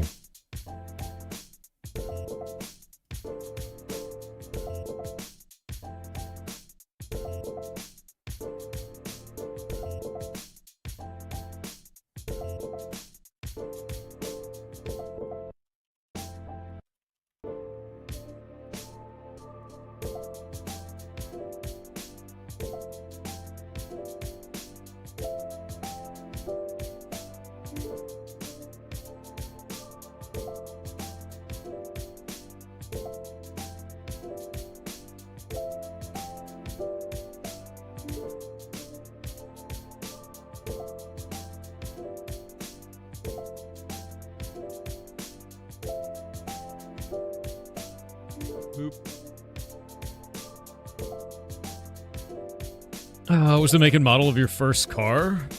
Actually, I can tell you that. I had a Scion XA, and I blew it up. It was a cool-ass car to have when I was a kid, man. That was a cool car because it had a great sound system, and I was turning left in California. Yeah, it was a decent car. I blew it up. I almost died, too. It's great. There was a road that was like this, and I was going this way up it, and I stopped, and I turned left like this, and this guy came around this corner. There's a blind corner here, and he hit me on the back wheel right here on my car, totaled the car. This hubcap actually flew off the car. It spun me around this way, and there was another car sitting here, and my car, this side of my car, hit the front of that car. Because he hit me so hard. He was going 50 in a 25.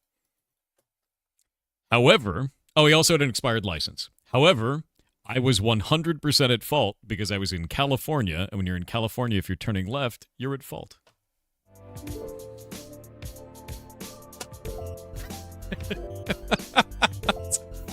So that sucked. Yeah. Yep.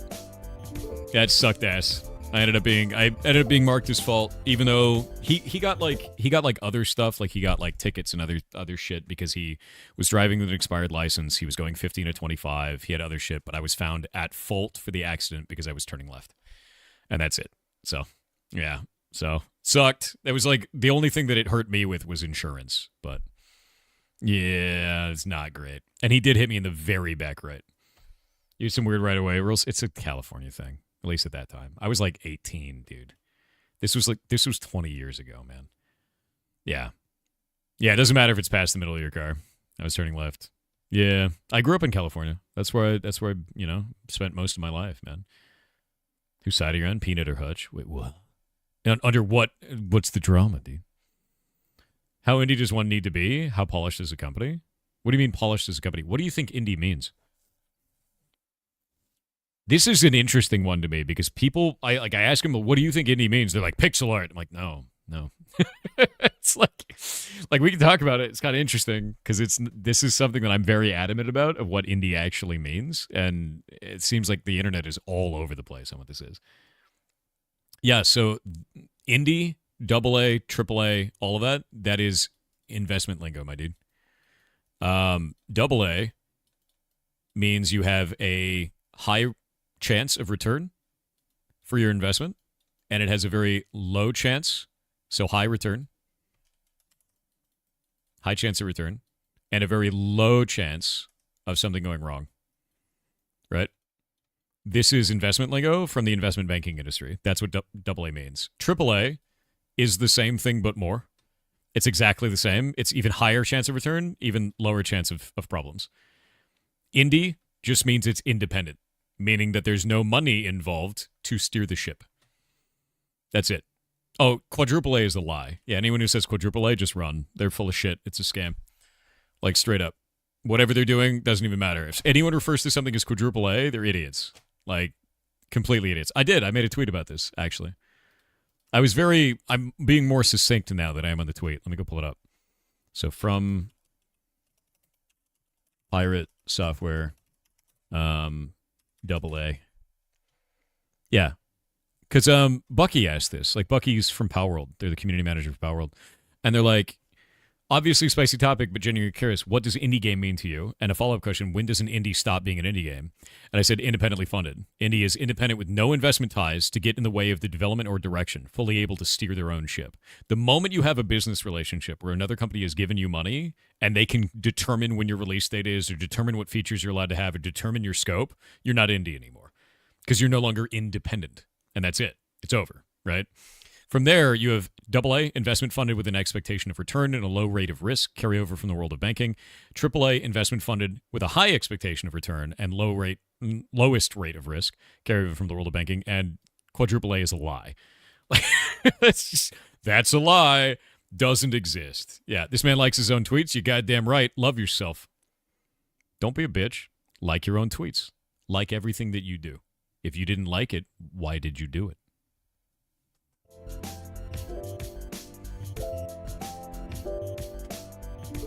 Yeah. Would you consider crowdfunded games independent? Yes. Crowdfunding games are 100% independent. Do you know why?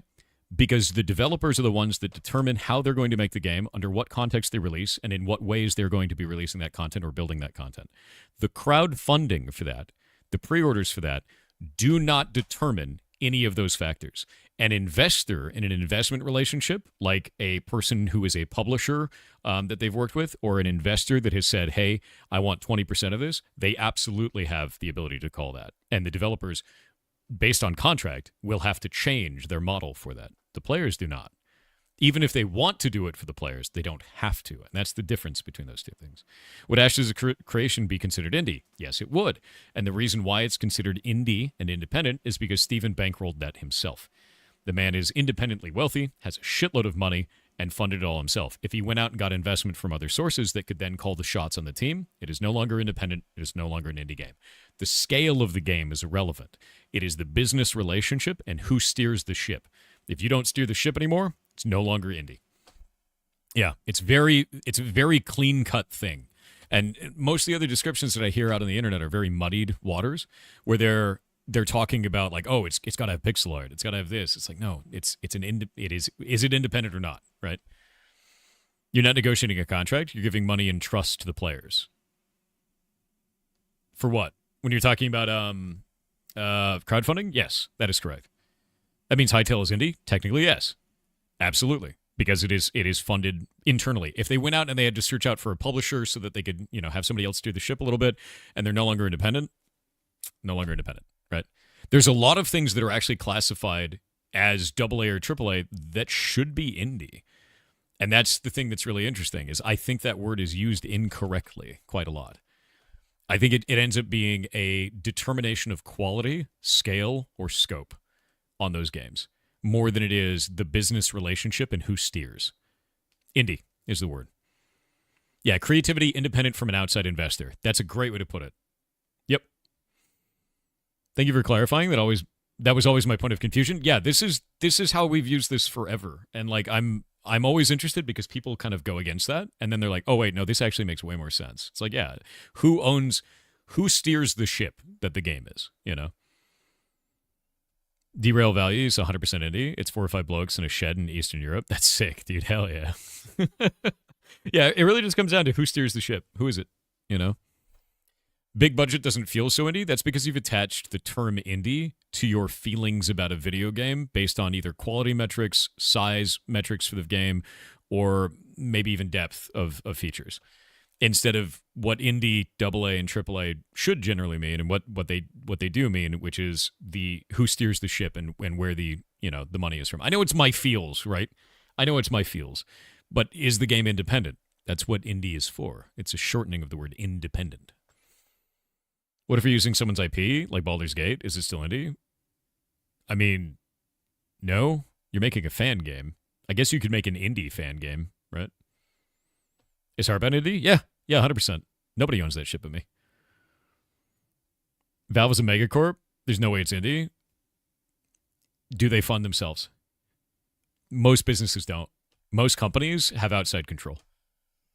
Like somewhere. Some kind of investment system. Having a company that owns itself is actually rather rare. Look at Bungie, right? They bought their own freedom. Look at Blizzard. They're owned by Microsoft. Microsoft steers that ship. Look at Twitch. It's owned by Amazon. Amazon definitely steers that ship, right? This is very common. If Valve has no outside investors, they're fully independent. There you go. They steer their own ship. And you know what you'll find 99% of the time that I find? If there's no outside people steering the ship and you have a very good vision internally, they thrive. Always better. Yeah, Sony bought Bongo. Oh, did they? Oh, Bungie's owned by Sony now? God damn it, dude. I got to keep up on that shit. Bungie keeps changing hands like nothing else. I remember when they bought their freedom. Why would they go back? Too many cooks in the kitchen. Bingo. That's exactly it. Because if you have the problem is this, is the relationship, right? So like if you have an outside investor that just wants money, the investor doesn't give a shit what you're making. They just want a return. That's all they want. They don't care about anything else. And you want to make like a game. You want to make a dev, a piece of media, whatever you want to make, right? This could make money, but your main driving factor is to make something artistic, make something valuable, make something interesting for people. But this guy just wants that return. This idea can clash, and it most often does. Doesn't always, but most often it does. So you end up having these weird situations where this guy's unhappy, and he's the guy really calling the shots. That's why you can't be independent anymore. It's not an indie game. I feel like there's a point where an old definition of the word... What is this? I feel like there's a point where the old definition of the word doesn't fit how the word is currently used, so the definition of the word must change, like bespoke. I feel you on that. However, the new definition of the word is that there isn't one. It's just a word that people use to describe feelings that are different and subjective for every individual that makes that determination. The correct usage of the word, I would then say, is the original use of the word, which is independent. If a game is not independent, it's no longer indie. That's very solid. It's a hard thing that you can refer to. And you could apply that rule to any game that we've ever seen. The other one is, well, it doesn't feel like an indie. What does that mean? And that is different for every person that will ever say the word. So it's a useless word. It becomes filler. And now there's no meaning to it. There's no point in using it. So I think that is, instead of an adaptation of language, it's the death of the word. Need to stop trying to redefine words that have been established since our existence. Yeah. Boop. It's public meaning many shareholders. Yeah, no, Nintendo has a lot of shareholders. Yeah, it's a publicly traded business. Aluminum. There's a difference between social rights consciousness, how Leadbilly used the term versus now. Wait, what are you talking about? I feel like I just hopped into the middle of whatever your thought process was, and I have no idea what came before it or will happen afterwards. Like, I'm lost, dude. Did you say skibbity? No. No. Not like this. Don't be this way. Clearly your game is indie because it has pixel art. Yeah, exactly. And that's just vibes, dude. Like you're determining words on vibes, and that doesn't make any sense. That's not a good way to communicate with others. Because it's not clearly defined and it's different for every person involved, it no longer has any meaning. And then you just have a word like skibbity. Cursed. Deeply cursed. What does AAA actually mean? So, let's go to AAA investment meaning. So, AAA credit rating, explain definition, criteria, and bonds. So, you're talking about the highest safety. AAA is the highest rating, indicating the lowest probability of default and excellent ability to pay principal and interest. It is an investment term from the banking world. That's what AAA means. Because games in AAA and AA are investment products. They're not just games. They're not just pieces of media. They're not just culture. They're an investment for prospective investors. It's a corpo thing. Yeah, it's corpo. Corpo shit all the way. Yep, highest earner with lowest risk. So when you hear the term AAA game, when you hear the term AA game, that's an investment rating, dude. That has nothing to do with video games at the end of the day. It's just a carryover from the investment world. Because when you're talking about like a publisher, the publisher, when you want to make a determination for a game that you're going to publish, you look at it and you go, I could make more money off that than I put into it. All right. That's what it is, right? We could make that succeed in a way where I'll make more money than I gave you. Which is why the publisher may almost always is ripping you off in some way. Almost. Not always, but almost. Think of AAA bonds. Bingo. Yeah. Bingo. Yeah, credit rating lingo. Exactly. The low risk does imply that the game will be good enough to have a large enough audience. Maybe. You're dealing with subjective media. So what does good enough mean? What if it flops? It can still do that. AAA just means it's going to reach the widest audience. It has the greatest chance of success, but it doesn't mean it's going to succeed. We've seen so many AAA games flop, right? We've seen it all the time. Just like with investments. It's exactly the same. And it's the same lingo used in the same way. Yeah, look at Concord. Look at Marathon, right? Like, it's just, that's how that works. Don't talk about Anthem like that. Dude, Anthem didn't need to die, man. Anthem could have been a good game. AAA is good enough. Meanwhile, in Silksong Land. Yeah. When you have something that's independent, basically, who here has played Dwarf Fortress? Who here has played Dwarf Fortress, right?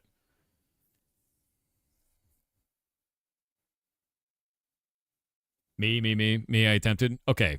The way that I see this, the best way to describe this, there's a difference between an indie game and a AAA that's really clear for a Dwarf Fortress player. Have you ever had a dwarf that falls into a melancholy mood and then like goes into a room and is like, I need leather and bones, and I need this specific stone, and then he makes like some insane shit? And it's like a comb of the highest crafts dwarfship, right? It's some insane bullshit like a Fey Mood. Yeah, they make one of those, right? This is the indie game. No one told that dude to make that. He just needed a bunch of materials. He fell into like a crazed mood and made some magical bullshit that's not for everyone, but goddamn is it amazing, right? That's indie. That's the dwarf went off to the room and made some weird bullshit. And it's some people, it gets a cult following. They love it, and it's not for everyone. And then on the other side, with AAA, you get a room full of corporate executives that then tell their entire marketing team to be like, how do we get everyone to buy this? And then how do we get more money out of them after they buy it? That's the real difference between these two. They both carry risk. A lot of indie games fail. A lot of AAA games fail. The difference is kind of the direction for that, to sustain the gigantic corporate empire or just some guy making a weird thing, right? The risk on this side, I find, is actually lower because you have someone that's deeply passionate about something and they may just need some little resource. They need something tiny. And once they get it, they can just keep making their weird thing in it, in the basement. I think indie is a better investment a lot of the times. I really do. Even though it's, people always focus on the AA and AAA. Why can't investors wait to get gains from a game at full release?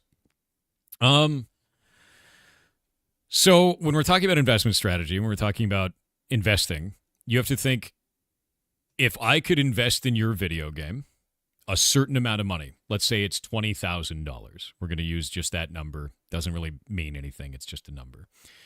And I'm going to get a percentage of sales from your video game, and it's going to take you 3 years to complete, right? And let's say I get 10%, whatever the hell it's going to be. Now, let's say that I invest that same $20,000 for 3 years in the stock market. Which one would you do? You would do the one that makes the most money, right? So if the game, instead of taking 3 years to come out, takes 1 year to come out, you'd probably be more excited about that as an investor. Because maybe if it comes out in 1 year instead of 3 years, you'll make more money than if you spent 1 year in the stock market or other investments. This is why publishers and investors push games to come out faster, because they're getting a greater rate of return on the investment that they put in. And also, maybe the investment is X amount of dollars per month. And if you do it in 1 year instead of 3 years, you have 24 less payments. So, this sucks. This is awful for the game, but that's the reason. So I hope that makes sense. Yeah. Let me turn the music back on. Where'd it go? Boop. 20 years ago, big companies. What was it? Yeah, 20 years ago, big companies were run by folks who created them from zero and were passionate about games. Today, they're managed by businessmen who don't care about games and think about profits only because it's an investment. This is why I think AAA is always going to lose to indie, man. I really do. I really do think that AAA is going to just completely lose to indie, and it already has. I've been saying that on this stream for 4 years. It's it's the indie renaissance is here. Just watch. And then over the last 4 years, we've just watched AAA indie is just rising the whole time. Yeah, it wasn't even 20 years ago. It was more like 60 years ago. No, it wasn't. Don't say that. What's the matter with you? It's not only games, it's any company. Yeah, I think that kind of happens always. Because what you do is you start off with a tiny team of really cool people, right? You start off with that tiny team, and they're really passionate, and they make more money than they needed, right? So what'll happen is you have this small team here, maybe you got 4 people, right? But they make 50 people's worth of money.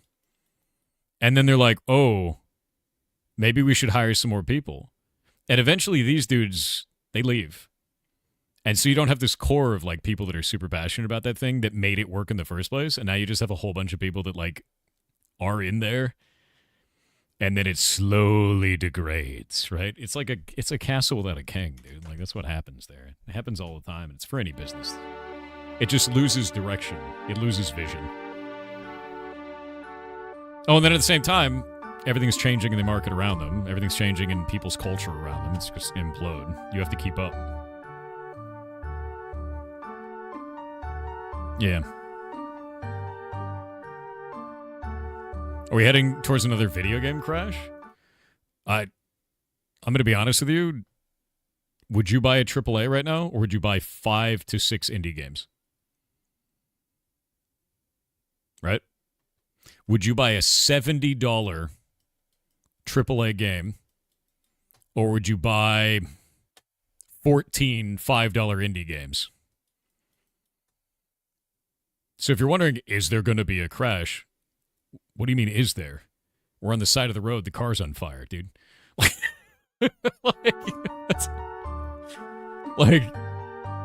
Indie games 100% for basically everyone, right?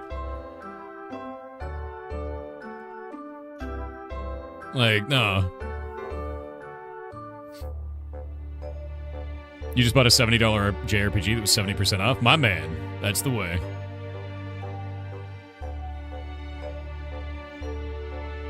You recently bought 7 indie visual novels in the past 2 months. There you go. Right? if you want another indicator of this, how many companies do you know are remaking all of their old games? Like, they just re-released all of Mega Man Battle Network on Steam. Do you think they would do that otherwise? Do you think they'd spend the time to do that? Because those games are good. It's like... And they're like, oh, shit, well, we couldn't make a new one. Like, let's get this back out there. That's a good idea. And it worked. That makes sense. Need more indie games? You do some kind of indie game showcase? That would be really cool indie concepts? Man, if only I were doing some kind of indie game showcase. If only I was doing that next month for the entire month. If only we had already 250 games in our inbox in 48 hours. If only. It's too many. We're not going to be able to showcase everyone. Our plan is actually to do, hopefully, a summer version too in like maybe June. So if you don't get into the Indie-Cember showcase, we can do, I guess, an Indie Summer showcase of some kind. And then just do that. And then we're just going to keep building it up and doing that stuff. But I think that works, you know? Yeah. Indie Summer. Break it up into 2 parts. Yeah, because there's no way I can cover 250 games in a month, dude. Yeah, we'll just keep chewing through the list. I mean, they essentially make the Master Chief Collection on sale regularly. How are you going to decide who gets covered? Vibes. I look at them with my eyes, my special eyes. Yeah. And then I yell about my brand. We've got ads. Indie Game Month leading up to the Game Jam. Yeah. Master Chief Collection. Master Chef Collection. Yes. Sleep less. Upgrade your mutant gene. Dude, it's going to fail eventually. My dad's did. He went from 4 hours of sleep to 6 hours when he turned 50. It's going to happen to me. I'm going to go from 5 hours to 7 and I'll be like a normal human being. Disgusting. Ugh. Horrible, isn't it? Yeah. I don't want that DLC, dude. Leave me alone. You wish you could get 5 hours of sleep? Yeah, no, it's a genetic thing. Whole subreddit of patient gamers? That thought process really speaks to me. What do you mean? How about the prices on Mega Man games? You mean for Mega Man Battle Network? It's actually really cheap. You get them all. Does the game need to be web app only for Indie-Cember? No, dude. Like, I just released this video today. Here. Here you go, man. 200 normal human being now. Robot confirmed. I might be. Maybe I'm extra normal.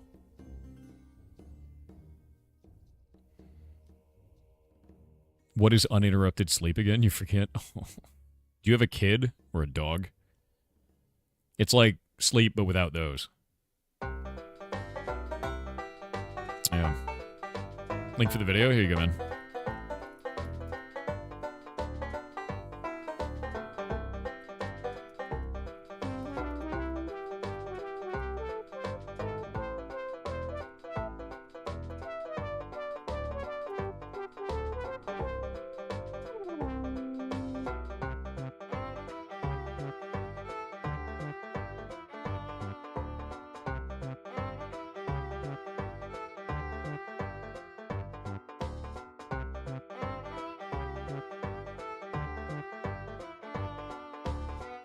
Sleep, you mean the moments of silence I get before I have to go to work again? Oh no.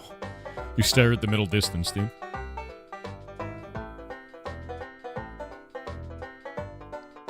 Are you against gachas? No, I'm not against gachas. It depends on how it's monetized, right? So like, if I'm playing a gacha game, the one thing that I think about is it mandatory? And I'll play through the game, and if the game ever goes, hey, here's a brick wall, the way to get around that brick wall is to give me money. I uninstall your game. Like, straight up. I just leave. There's also a distance to how far you go before you serve me an ad about your monetization method in the game. This loses you points with me. If it's, like, really early, they're like, wow, you beat the first quest. You want to buy something? Hey, do you want to... There's a pack. You hit level 1. Do you want a pack? Like that, I hate that shit. Stop it. Stop doing that. Isn't that all gachas? No. I've actually found that Hoyoverse leaves you alone, which was very surprising. Wuthering Waves also leaves you alone, which is very surprising.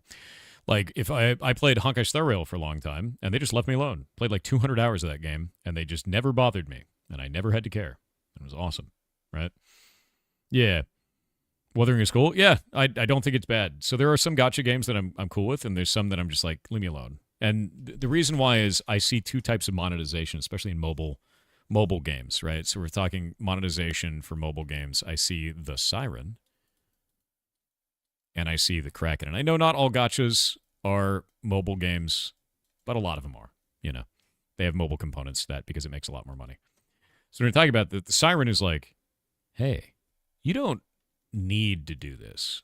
You know, you don't need to give me money, but if you did, you might get a little bit of a benefit, maybe +2 strength, right? Maybe a cooldown, a timer would be a little bit faster. You don't have to. Doesn't really matter, but you could, right? That's the Siren. And there's no benefit really to it. You're actually just buying less game when you do that type of thing. But you can. And then the Kraken is like, have you ever played one of those games where you have like you got to build a town, and there's timers on each one of the town buildings, and it's like, this will take 12 hours. Then you use like the currency or whatever to speed it up, like that kind of a thing. And then there's like PvP involved, and there's like a shield around your town. And then after 3 days, the shield pops. And now PvP is just a thing about the game. But you've already invested like 3 days of time into building your town. You're kind of like emotionally invested in the game. And then they're like, hey, do you want another 3 days of shield? That'll be $2. The Kraken holds you hostage.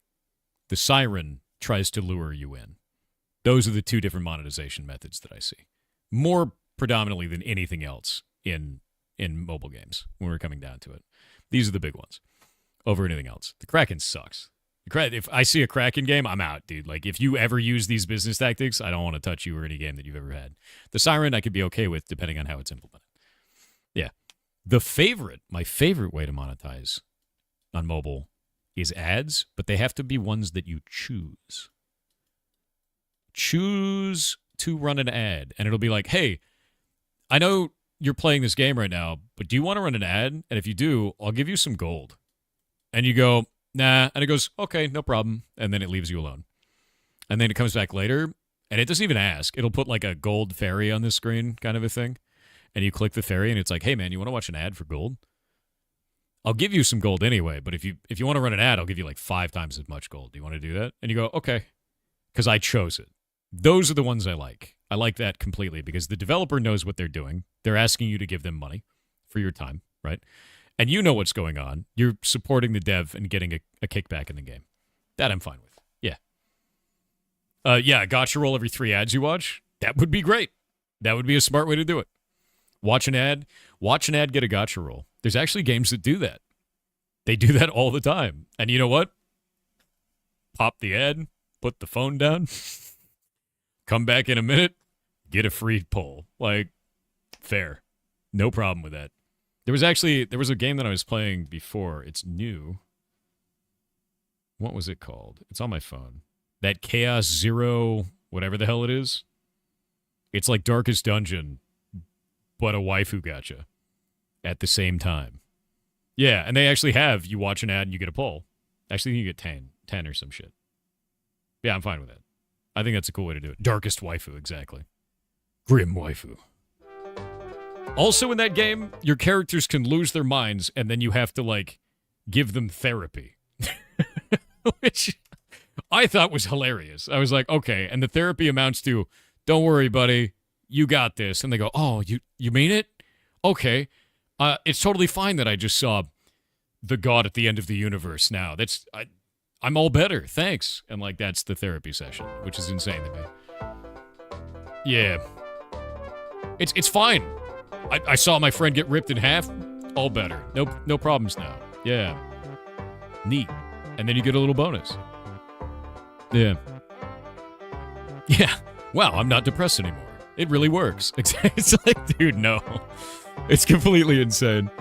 We're talking about Darkest Dungeon? No, we're talking about that anime waifu game that I've been playing. Have you considered forgetting? Oh, wait. There's a funny part about that. There are 2 ways that you can cure the character One of them is you give them a token and then you give them therapy, where they do this little mini game where you like give them a pep talk and they just get over seeing old gods. And the other one is you literally erase their memories with currency. So have you considered forgetting is an option, which is ridiculous. Yeah. You're just like, oh, that memory, it's gone. Don't worry about it, bud. Yeah. It's an absurd mechanic, and it made me laugh. I was like, this is crazy. Yeah. Do you need to have a Steam page for the indie game to submit it to in December? You don't need to have a Steam page, but if you did and you have a playable demo, that's a big deal because we want to play them on stream. Having a playable is very, very important. I want to give something to the people on stream that they can go play and try. And if you don't have a playable to do that, that's going to make it less impactful for them and less beneficial for you overall.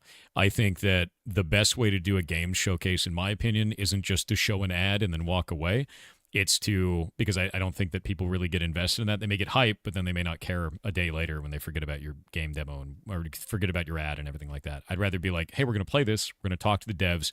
You get to meet the devs. You get to learn a bit about the game, why they made the game, and then you get one in your hands. You can go play a demo. That's the best experience a player could have. Like 100%. Will you do Indie Summer in this summer? Yes, I want to. Yeah. Yeah. Just try to sell demos in, all right? Yeah, seriously, what's the gameplay? The store page doesn't say much? Yeah, no, exactly. I want to put games in people's hands for demos. Like, if you're an indie, make a demo. Do it. It's super important, man. Yeah. Essentially an online convention. Bingo. You got it. You're figuring it out. As a mobile game dev Unity, the various ad packages cause so many bugs. Yeah, no, I understand. That is, it's hard to put that together.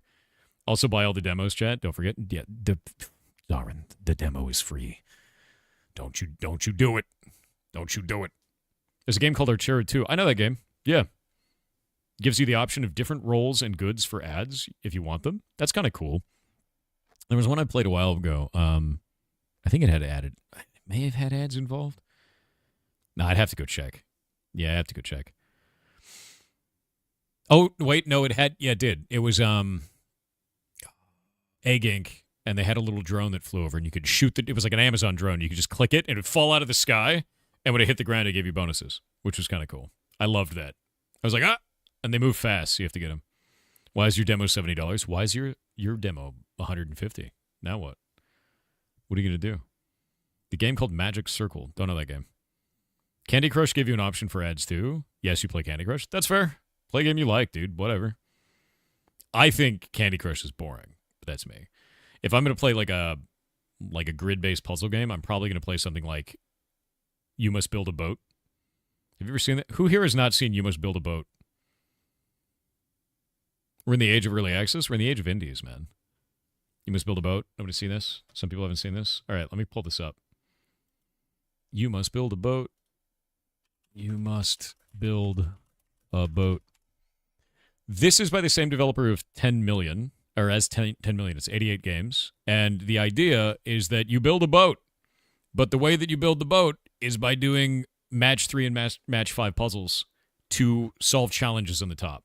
So if you want to do magic damage, you make stabs. You want to do physical damage, you make swords. You want to open a chest, you make keys. And it's real-time combat the whole time you're doing this. It's fun as shit, dude. Yeah, it's actually really, really fun. This looks mobile game coded. It's not. You could play it on mobile, I bet. But it's really fun. I played it on PC. Where can you get the demo? God damn it, dude. I love this game. How much is this? It's $5. How many hours do I have in this goddamn game? I don't even know. Yeah, the graphics are charming. It's really good. You're playing as Action Noah? You're goddamn right. You actually fill it up with NPCs that give you quests and all kinds of other stuff, and the boat just gets bigger and bigger and does all kinds of things. It's a fun game. It's a good game. Princess Connect Redive had really good monetization practices. It's a shame Crunchyroll ruined it by letting their distribution license to it lapse. Oh, that sucks. Yeah, that sucks. But their first game was actually called 10 Million, which I also own. And that one was basically the same game, but like in a dungeon and not as kind of fleshed out. So I'd say You Must Build a Boat is the better version of 10 Million. Like 10 Million was like this was like my first try, and then You Must Build a Boat is that but better. So it's quite good. Yeah, it's really good, actually. I want to get a handheld. I don't know if I should get the Steam Deck or the Rogue Ally. I like my Steam Deck, personally. Yeah, it looks a little computer people coded. You look a little computer people coded. Now what? Oh yeah, we were looking at solo leveling. And then I saw it's $40. I don't know how to feel about that. I will say this, and this is the part I don't understand. This is solo leveling, but it's an always online video game. And that doesn't make any sense to me. So, I wanted to find out why it's an always online video game and what social features they added to it. Because the whole point of solo leveling's universe is that you're alone. But I guess you can play together. So it's more like a soft MMO. Yeah, so I want to know what's up. Yeah, it also is anti-cheat. Well, it has to because it's multiplayer at that point. I just don't know. Igris is in it? Yeah. Together alone, yeah. You need to go back to the era of games so you can play while the internet is down. Well, I mean, if they have social features being like a big part of the game, I get it. Yeah, online co-op in the universe of solo leveling doesn't make sense to me. And I'm a big fan of solo leveling. I have the entire manhwa in paperback. Like, I'm into it. I love it. But that doesn't make sense to me. Is it dumpster time? Oh my god, it might be dumpster time, Zaffroth. But that's at 8 a.m. It's 8 a.m. right now. Do we dumpster today or do we dumpster tomorrow? When do we dumpster? Bring back LAN parties? I love LAN parties. Yeah, solo boosting, dude. Why not both? We could dumpster. You want a dumpster? Dumpster diving event? Dude, I wish. No, we were looking at, what the hell is the game called? My brain just turned off, dude. I want to say Trash Man, but it's not Trash Man. Every time I think of this game, I think the words Trash Man. Kingdom of the Dump. Is it Kingdom or Kingdoms of the Dump? It's Kingdoms of the Dump. Trash Man. Yeah, dude, if you haven't seen this game, it's insane looking. You are a trash can. And it's an RPG. Also, some of the art is done by Frankie Pixel Show, who made Look Outside, which is great. It's a phenomenal game. We played that all on stream, too. Yeah, I want to say Trash Man. It does look great. It's actually really good looking. And it's got a lot of cool shit. Made by real janitors. Living Trash Can, yeah. Look Outside creeped you out? Yeah, I mean, you can immediately see Frankie Pixel Show's work right there. Like, I know it immediately. You look at that and you're like, oh, that could be in Look Outside. Like, you know, like just done. Immediate. The game's trash. Yeah, exactly. But no, the game is freaking awesome looking, dude. Like, I love that. It's rad looking. Trash Man. Pretty sure it was. Yeah, I guarantee that one was done by Frankie. How much? $18 is the game. Down from 20. They're doing a 10% discount for the launch. And it's sitting at 97% positive with 284 reviews, which is not bad at all. Yeah. We should play some garbage. Play Trash Panic? Don't know about that at all. You burn and recycle stuff and keep temps hot? That's kind of cool. I'm going to go buy this. F_T_ said, hey Thor, I have been a drug addict ever since I could remember. I I don't know what to do anymore. I get insane withdrawal symptoms within minutes when my supply gets cut off. I honestly think I can't live without it anymore. The drug I have been abusing is a blend of invisible gases that some people call air or oxygen. It's insanely addictive. My doctor said I will die if I stop breathing air.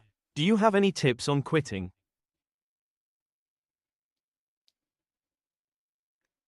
I'm going to give you a Red Foreman treatment. Did I swear to God?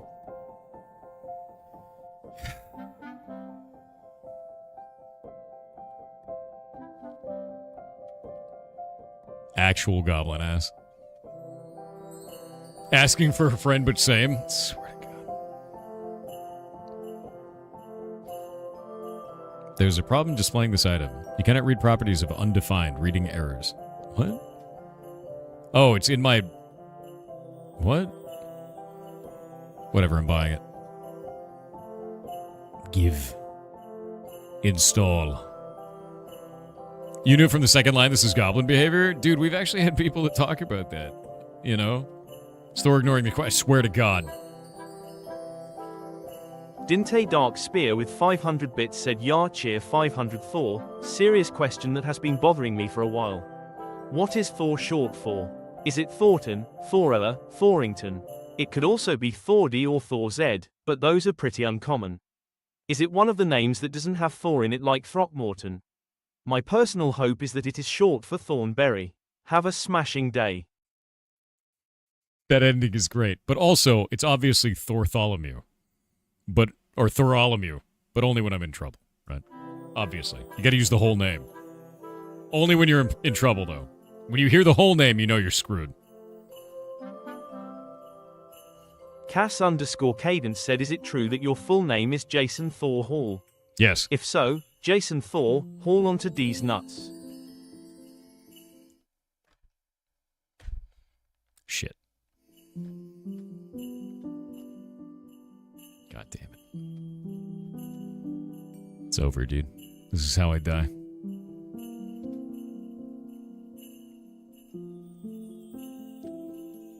This is it. I'm dead now. Yep.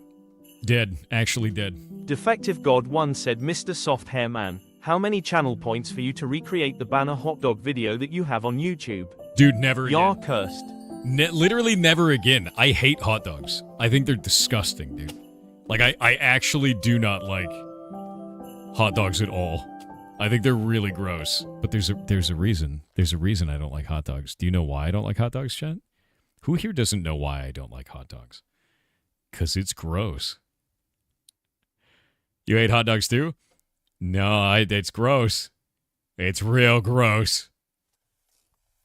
Don't say it. Oh, I'm going to say it. I'm going to say it. It's gross. All right, hold up. We're going to go into the big cam. I have to do the big cam. Do you see that finger? Do you see how it's kind of weird? And there's like a weird like lump on the end of my finger there. Do you see that? You see that? That's this part of my hand. Yeah.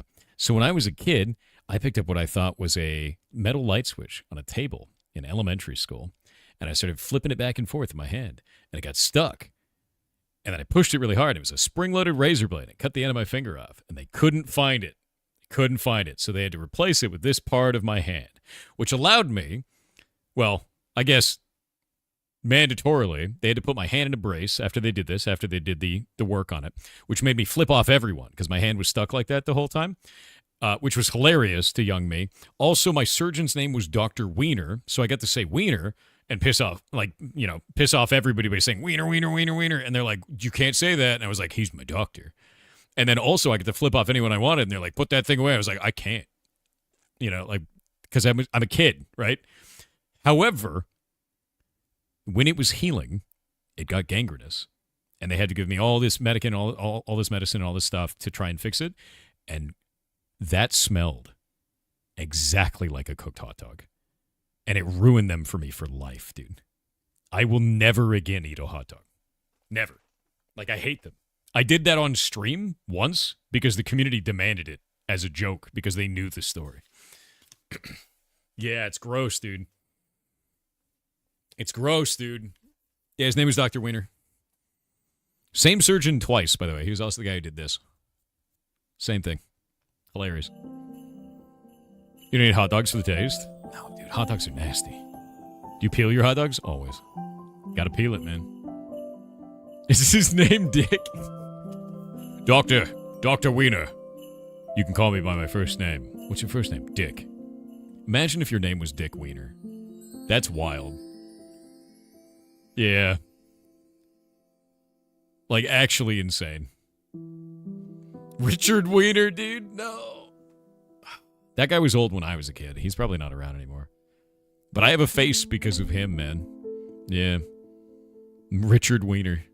What a name. No, his name was... all I know is him by his Dr. Wiener.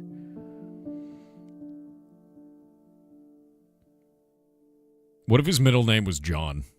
Richard Johnson Wiener. That's his name. Yeah. This chat is a hive mind. It's pretty good. They're goblins, dude. You're one of them. Yeah, no, I have a face because of Dr. Wiener. The second thing that happened was I fell out of my chair. I think it was first grade. I caught my mouth on a chain. I was supposed to be attached to a bookcase so that the bookcase doesn't fly around the room during an earthquake. Welcome to California. I wasn't attached. And caught me here and went all the way back to my ear, man. All the way. Chat must be more sensitive.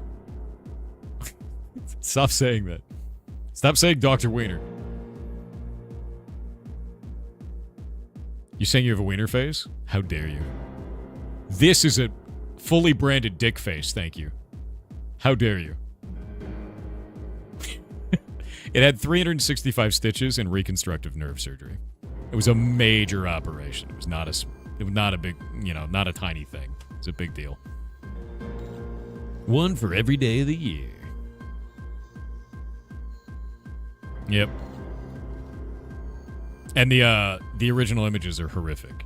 How long was recovery? I don't remember. I don't remember at all. I remember falling out of my chair. I remember my face being numb. In my memory, it's actually on the other side of my face, which is weird because it's clearly on the left side. But in the memory that I have, which is wrong, it's over here. So I fell out of my chair and I held my face and I yelled to the teacher. I remember yelling to the teacher and she was like, "What?" And I was like, "Ah!" And she's like, "What?" And then I opened my mouth more and then I just remember screaming. Like all of the people were, the kids were screaming, the teacher was screaming, and then I have no memory after that moment. I blinked it, wherever it went, right? But apparently what had happened is the teacher passed out because my face went, and the teacher next door, who was screaming, came over, saw what happened to me, and rushed me out. And then they called my mom, and they're like, "He fell, you have to come pick him up." And she got there, and I was getting loaded into an ambulance. Just like... It was grim, dude, but like I remember very little from this shit. Yeah. Or they were calling an ambulance or some shit. I don't remember any of that. I've only heard, I know nothing about what actually happened. I just know this from third parties from my dad and my mom. Nothing. I know nothing about it. Because I have no memories of it. My brain blocked it out. Yeah. Yes, 100% trauma repressed, dude, because that's it's an insane thing. Yeah. All I know is that supposedly the teacher passed out. The teacher next door heard the screaming and came and got me. Yeah, it's an awful thing. My dad told me that like he had this whole thing where he didn't let me look in mirrors or anything like that to see how bad it was and all this kind of stuff. How do you even unsuppress a memory? I don't want to, because whatever happened there, I'm good with it not being there. Yeah. The music choice is doing wonders for the story. I know, right? Our dad is streaming it. Ask him, dude. Ask my dad. It's my dad, not your dad, not our dad. Because I don't remember any of it.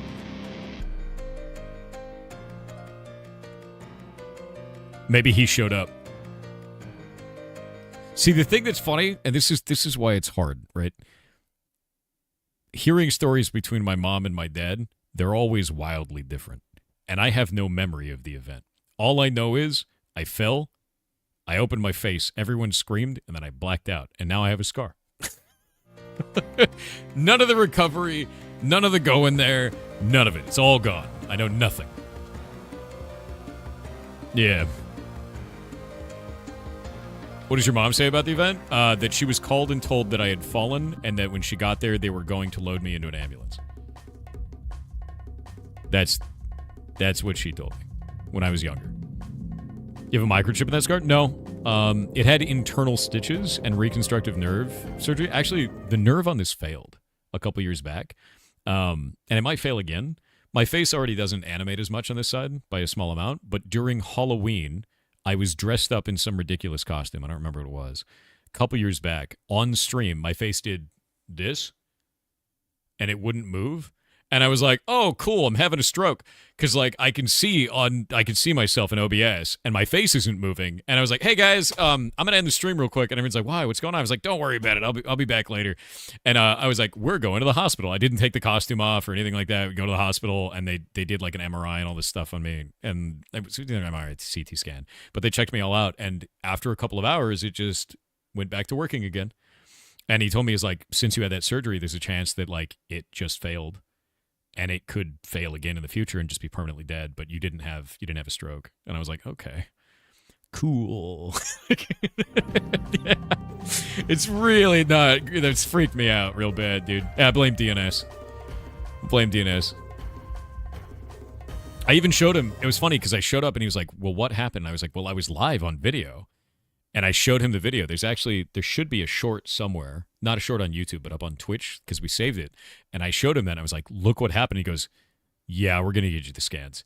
So, like, when he saw the video, because at first he's like, I don't know if this matters. I don't know if what you're saying makes any sense. We probably don't need any scans or anything. You're clearly fine now. And I was like, look at this video. And he goes, we're scanning you. Like, that's not great.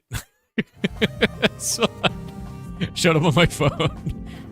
Because it freaked me out. I was like, this is not great, dude. I'm glad that it was on video. Strokes ain't fun? No. That's scary, man. That's the scariest thing to me. Can you, like, I don't know where it is. If you guys can find it, it'd be great. Yeah, you have stuff on tape as a streamer. Yep.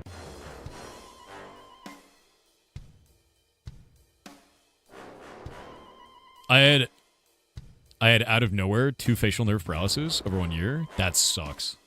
I had, for a long time on the left side of my face, I had trigeminal nerve pain, which if you don't know what that is, it's a nerve that goes like this. It's like over your whole face, right? And I just had burning like here and like there and like here, and they couldn't figure it out. We couldn't figure out what the hell was going on. So they put me on gabapentin, which is like a nerve pain blocker. Oh, wait, we got ads. We're going to wait for the ads. Hold up. We'll get back to the story after the ads.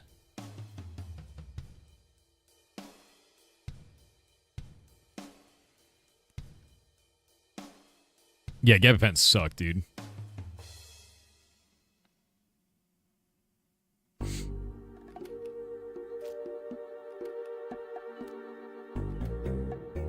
Watching yourself in a seizure isn't as cool as you would think it would be. No, that sounds awful.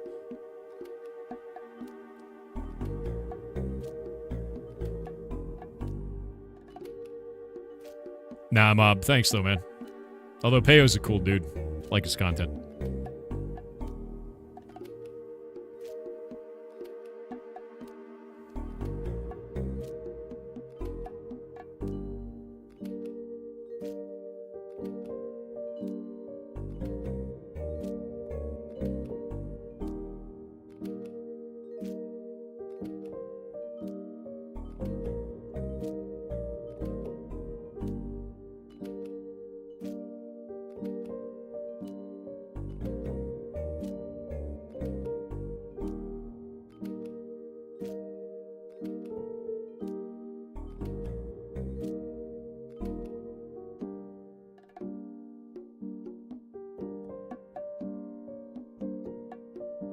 You got a Narcan ad? That's weird. Yeah, Narcan's supposed to save people's lives when they're overdosing. That's an odd ad to get on Twitch.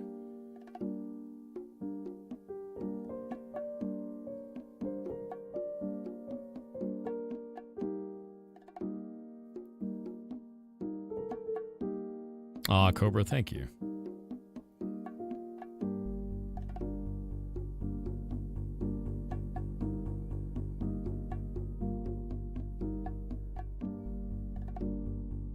Yeah, Twitch is wild sometimes. All right, ads are over. By the way, I pause for ads, so if you're new here, yeah, don't worry about it. We have Lord Bezos show up, and he's like, whoa, and then like we just wait and just chill out for 2 minutes. Let me think. What the hell was I talking about? What was the story I was talking about? I don't remember now. You like Danish pastries? You goddamn right. You goddamn right. Oh, the nerve, the 3-pronged face thing. Okay, so I had trigeminal nerve pain. And they couldn't figure it out. They actually gave me a brain scan. That's if you do the your brain, or is it your brain scan? That emote right there, that's actually my brain. Not a joke. That is a GIF of my entire brain. If you freeze it at a certain like frame, I look like an anime character because my eyeball's gigantic. That's actually mine. Yeah, that both of those are my brain. That one called Brain Champ, that is also my brain. So they had to do that because they couldn't figure out why I was having the trigeminal nerve pain for this. Because they're like, what the hell is going on? Is this a tumor?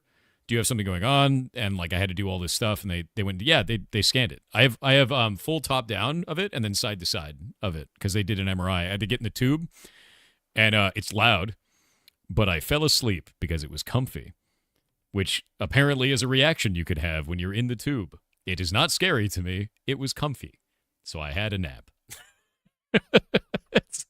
which was weird, but after that whole process, they found there's nothing wrong with your brain. There's no tumors. There's no weird shit. And they kept investigating. And then they sent me to a dentist, and they had to do like these fine-tuned like x-rays on here. And what they found is this tooth, one of my molars in the very back right, is too long genetically, and it touches the trigeminal nerve. So I've got a picture of this from, let's see in here. Trigeminal nerve. Boop. Let me see if I can find this. I know it's in here. Tooth. From Pirate Software. Tooth. Found it. Yeah. So, this, if I pull this up, this is my sinus cavity right here. This tooth is too long and is pushing into the sinus cavity, and this is soft tissue that has gone over the top of it to protect my sinus cavity. And because it's so long, cool genetics, it's pushing the trigeminal nerve and causing a problem. And that's it. So eventually, I just stopped having that pain, but if I have it again, we know the cause now. I just have a tall tooth for no reason, which is like, cool, man, great. Thanks. The human body is bullshit. It's basically what I'm getting at. Yeah, there's no reason for it, but that's my tooth. Yeah, that's my dumb tooth.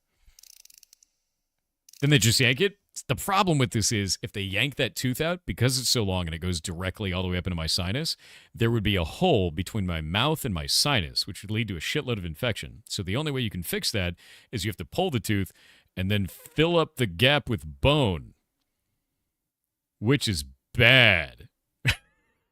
So we leave the tooth there and hope, because otherwise I got to rip it out and then bone plug it and then heal over the top of the bone plug. None of that seems good. Yeah, they fill it up with dead guy bone. I don't want dead guy bone in there. That's gross. So no dead guy in my jawbone there, please. Thanks. Yeah. Yep. Leave it in there. Leave it in. Just plug up the hole with a tooth. No grinding it down from your nasal cavity? I guess they could do that. They could grind down the root of it, sort of a thing, but I don't really want to deal with that either. I'm just leaving it alone. And it's annoying sometimes. Sometimes it's like, ugh. You volunteer? You'd have to be a dead guy. No. You'd be a true necromancer? Probably. Yeah, the long tooth. I'm long in tooth, dude. Pinky finger is a useless bone? I don't think that's true. We use that to grab stuff, dude. Yeah, I'm just going to leave it alone. Just use your skelepathy. I think I would have innate bonuses to skelepathy if that was the case. I think I actually would. We'd have like innate skelepathy bonuses, which is terrifying. Chat, no.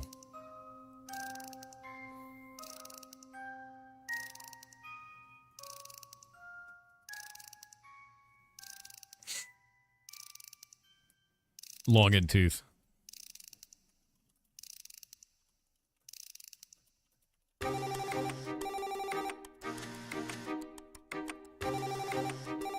You had 2 bone grafts in your mouth? No dead guy bones?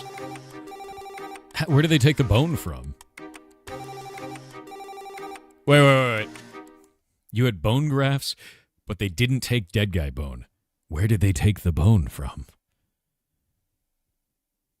How does that work?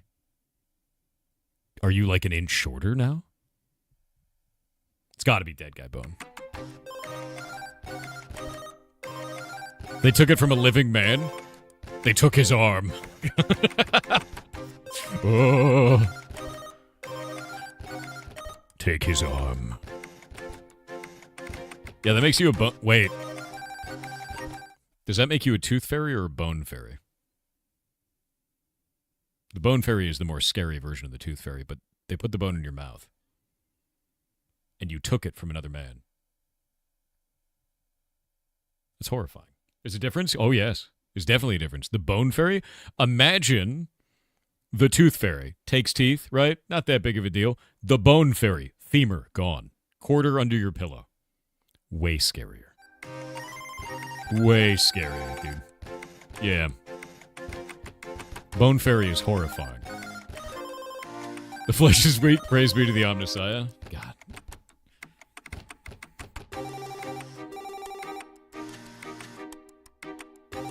They can take a piece of rib.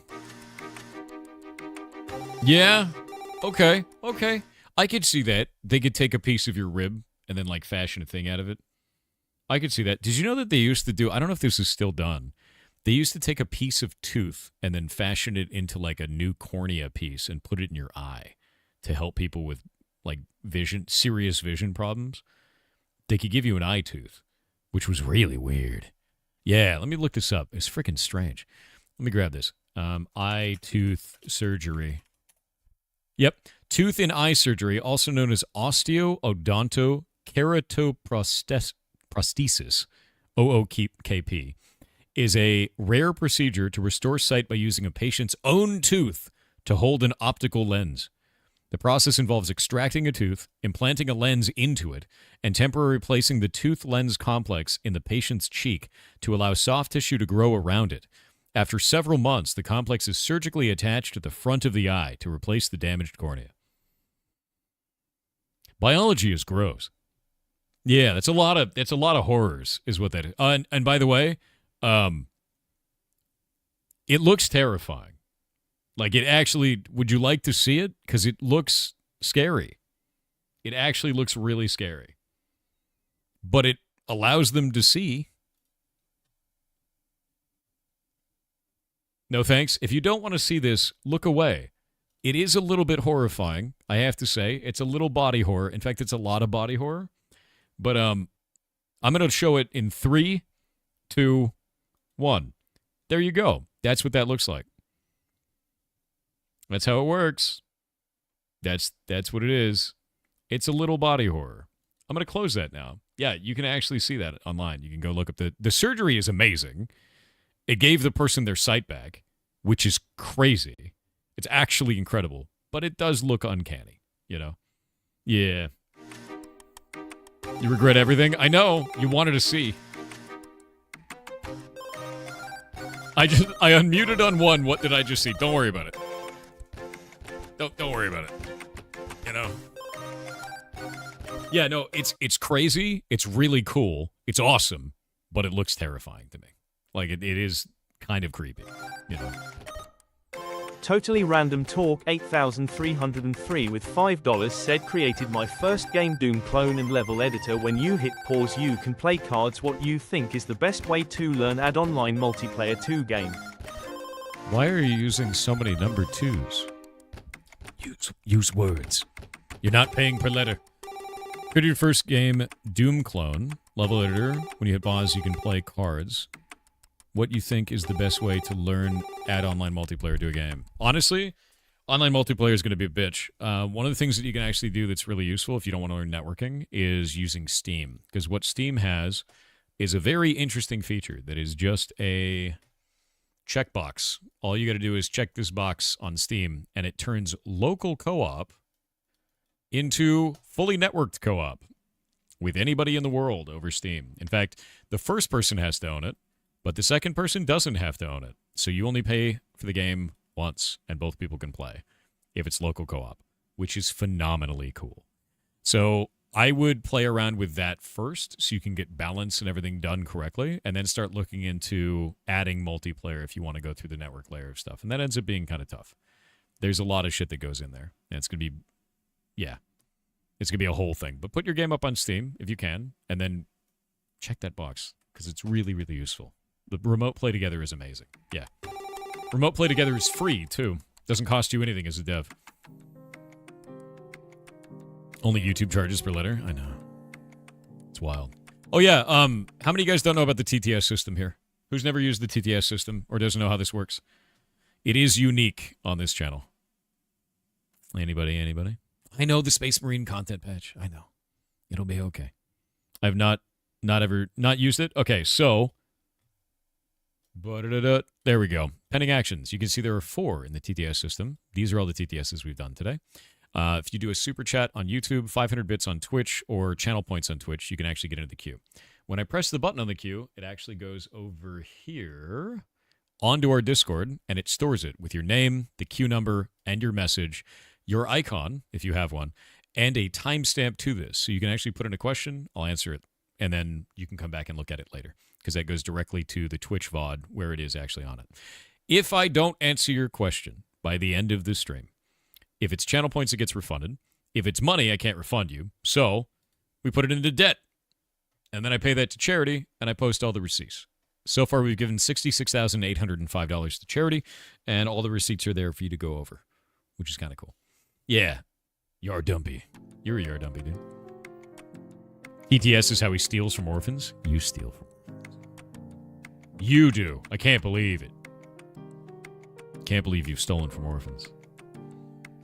What are the cute things on the left side? What do you mean cute things? What? Where? What do you mean? I'm going to press this button now. El Janush said, so for now that Xmas on close at hand, are you finally gonna put the demo on sale? Maybe a nice 50% off, that would be pretty cool. I'm going to put it 90% off, so it's going to go from free to free. You goblin. Oh, the things on the left side, those are bits, man. Yeah. Jays was taken said for chat. Time Splitters Rewind has dropped into a public early access build. This is a fan project authorized by the IP holders to modernize the Time Splitters franchise into a playable state, including co-op and multiplayer features. It's been stuck in development hell for many years, but it's finally come to fruition. One of my favorite video game composers, Jose Pavli, also contributed by touching up the OST. Link incoming, https://www.timesplittersrewind.com/. That's actually freaking sick. I had no idea that was officially licensed, man. I love that. Yeah, I really love that, actually. Hell yeah. That's boss, dude. Shadow Crushes said, how many things will be possible when porting block game to Hightail? And will you be using same hosting as you use now for the Minecraft server, or will you find a more suitable one, with less problems to have the Hightail server on? We don't actually have any problems with our current host. They do a really good job. They just had some weird things with certain stuff. And my hope is that those weird things go away by the time that we're porting over to Hightail. I don't have any intention of changing hosts right now. They've done really good by us, and they have exactly what we need. I don't know how this is going to work for Hightail. We'll see. We playing games today? Likely. But also I'm just kind of chilling out, just talking. Nefana said, so you heard that dolphins will avoid eating any bread that falls into the ocean. The reason why is that they heard it's made with all-purpose flour. You could be any other way. You know that. You do know that, man. Hightail got revived? Yeah, it did. Very excited for it. When will you play DRG again? Oh, shit. I don't know. I haven't played DRG in ages. Dolphins are not porpoises? Did you just actually that TTS? I'm here for it. Post-Tato software. You're post-Tato. December is going to be a crazy month within December and possibly Hightail releasing. Dude. December is going to be nuts. Like, unironically, it's going to be nuts. Oh, what is this from Matt?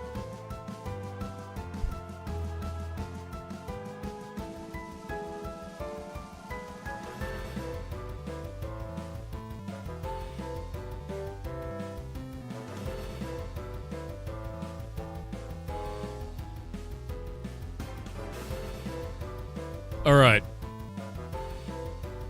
Is Hightail going to be a part of it in December? I don't know. I'll talk to their community manager about it. I think it'd be a really good idea. Posting individual videos of the December games that you play? Yes. So, you're going to see the YouTube channel flooded with videos. And I mean flooded. The idea is that every game that I play, every interview that I do during In December, we're going to cut it up into a video and throw it up on there. And it'll be named In December and then the name of the game for every single one of them. And I want to put that out there because I want not just an event, not just people finding out at an event. I want it to have lasting impact, right? That's the whole idea for it. So we're going to do that. We're going to do it for every one of the videos. I feel like In December is going to be a snowball into something where it's Thor on stage in a suit reading a prepared presentation speech. It will never be that. Do you know why? Because the point of doing the event in this way is that we take a long time to do it over the entire month, and it's all interactive with chat, and I have to play the game. It'll never be like an award show or like another showcase show. It's not going to be ads played. It's going to be the video game in all of its glory. And you know what? Some of these games are probably going to have breaks. Some of these games are going to have bugs. Some of these games are going to have weird design. And that's the point. Exploring the game actually, not just their advertisement. Is there somewhere you can recommend any games really liked for the event? If you go to the video, I talk about how to connect on there. It's contact, or it's pirate@sidequestmedia.com is the email. And encourage the indies to go and submit it because we have to talk to them, you know. Yeah. I think it's the most important thing. The cult community. What do you mean cult community? It's not a cult. It's an after-school sandwich club. That's what that is. It's different. What are we doing? Hanging out? What are you doing? I was working on some shit, and then I was like, let's hang out. I gotta make a fruitcake out of all of these things. Except for the pale apple. That's not going in. Boop.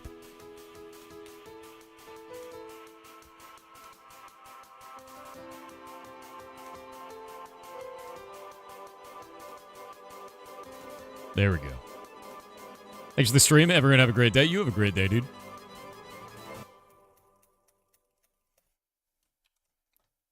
The meat fruitcake or the fruit meat cake? Wait, what do you mean meat? Wouldn't that just be meatloaf? I guess you could make a meat fruitcake with like aspic. Oh, that's nasty, right? Yeah. Imagine if Arby's released a fruitcake, but it's got the meats. I don't know about that. The more I think about it, the worse it gets in my head. That's like an eldritch horror kind of thing. It kind of freaks me out, actually. No, I think that's... No, the more I think about it, the grosser it gets. I don't want a meat cake, dude. That's not what I want. And it's permanent inside of my mind now. All right. There we go. We'll just put all these things in it. We'll put one of each. It'll be done. Meatsicle? It's a little bit of meatsicle, right? What goes in a fruitcake? I don't even know. Fruit and cake. But how does it become so dense? Meat cake is just meatloaf with bad marketing? Dude, accurate. Have you had a pizza? Is that like a pizza that's all meat? Because, like, yeah, that's good shit. George Carlin did a bit about meat cake. I don't think I've ever seen that, and I love Carlin. Hydraulic press. Yeah, I mean, that's the thing, is like, I don't even know how to make a fruitcake. All I know is that they last forever. I have a fruitcake that's been in my fridge for a year. And it's exactly the same. It's not weird at all. Like, you could slice it off and eat it right now. It'd be fine. It's grim. Meats has a meat crust, too? What does that mean? What do you mean a meat crust? That's just meat. That's just burger. You're not even eating a pizza at that point. It's just...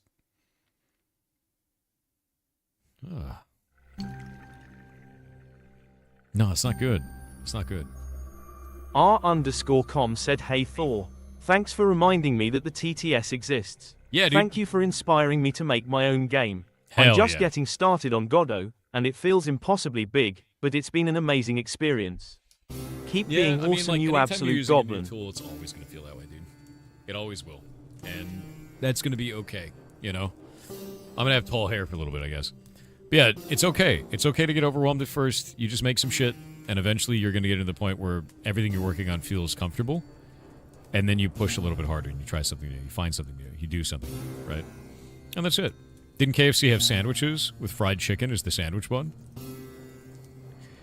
Is that part of the, like, the no-carb thing that everyone was doing for a little while, where they're like, now, with no carbs, you could have a lettuce bun. You could have a chicken bun. You could have, yeah, the double down or whatever it was. You remember that? Everyone was doing it. And then they stopped doing it because it's gross to touch fried chicken directly with your fingers when you're eating a fried chicken sandwich. The bun is basically a napkin, let's be honest. The KFC double down, so good, so deadly. Yeah, it seems like a bad idea. 2 chicken patties with lettuce and mayo in the middle. Yeah, it's not low carb at all. It's fried chicken, yeah? They still have it here in New Zealand. It's pretty damn good. You know what's actually horrifying to me? I don't eat fast food anymore, man. Like, I just cook for myself. But, like, the McRib is probably the scariest thing I've ever seen. The McRib makes no sense to me. It's a meat monolith. It's like a pressed into a shape Play-Doh Fun Factory food. That's grim. Yeah. It's boneless ribs where they press into a shape where it looks like it has ribs. It's goated? You can't say that, unironically. That can't be good, dude. It looks like it's shaped into like a weird meat monolith shape. And it looks like if you ate it, it would be about the consistency and temperature of like low-grade cafeteria food. Am I wrong about this?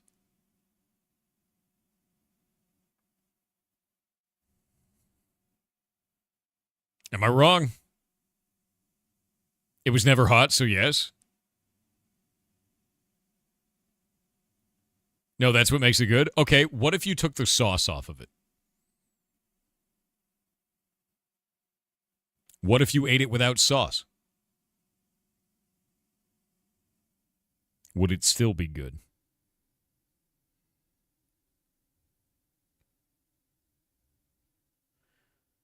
Dry as a fart, Betty? Yeah, exactly. I feel like the only reason the McRib is good is because they pack the shit out of that sauce with sugar, dude. I think that's what that is. I don't think it's good at all. I think if you ate a McRib with no sauce, you would change your mind about that meat. Yeah, no, it's grim, dude. It's all too y'all too bougie for me. The McRib is too bougie, dude. I get it. Fair. Yeah, no, it creeps me out. Mystery meat. It's the sauce. It is the sauce. Would you make your own rib sandwich at home? I've done that with other fast food, actually. I have, let me go to my Twitter. I've done this a couple of times, actually. I could make a McRib at home. I'd probably make a McRib at home. From Pirate Software Crunch. Let me see. Crunch wrap. Yeah. I've made my own crunch wraps before, man. And they don't look like amazing, but holy shit, were they tasty. Like, better crunch wrap. Made it at home. Took 5 minutes. Shit was delicious on the inside. Crunch wrap. Done. Right? So, like, yeah, I'd make that. I'd make that in a second. Yeah, I'm only eating homemade crunch wraps from now on. Delicious. Way better. Way cheaper, too. I think that cost me, at the time, it was like 80 cents of material. Because it was all, I bought it in bulk and then just made it all. Something like super cheap. And my God, they were tasty. They were so good. So good. What is this on my timeline? What is this? Boop.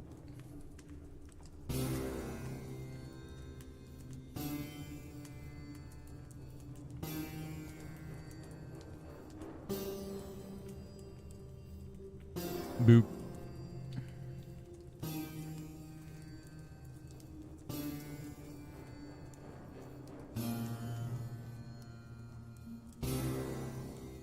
So many people are excited about Indie December, dude.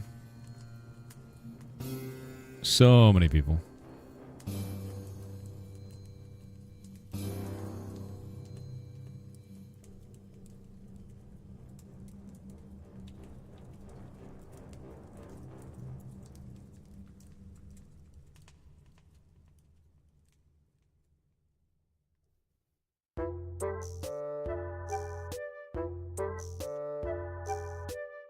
You need to make a Bezos as a McDonald's worker now at this point? We could do that. We could do Bezos McDonald's. Start a recipe like that for a pizza roll? Hell yeah. No, pink slime is gross, dude.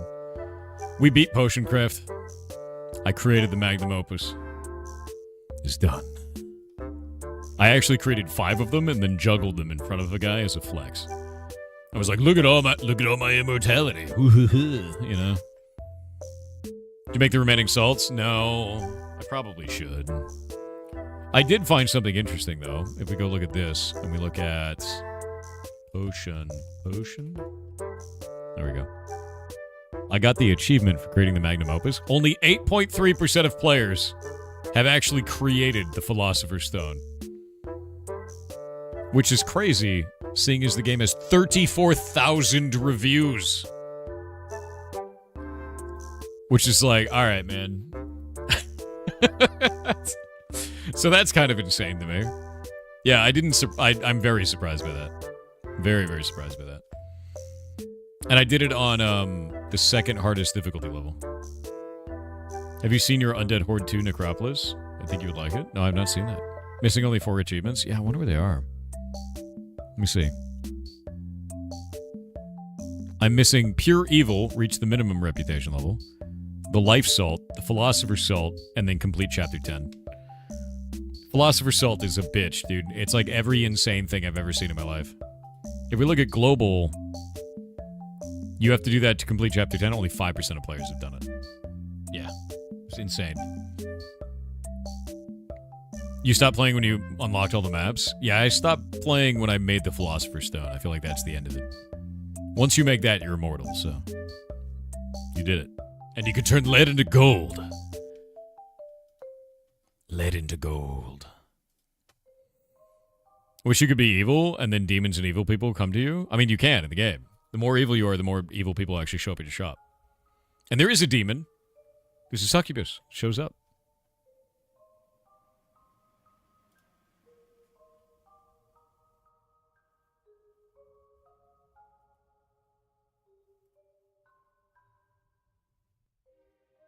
Waiting on the ads.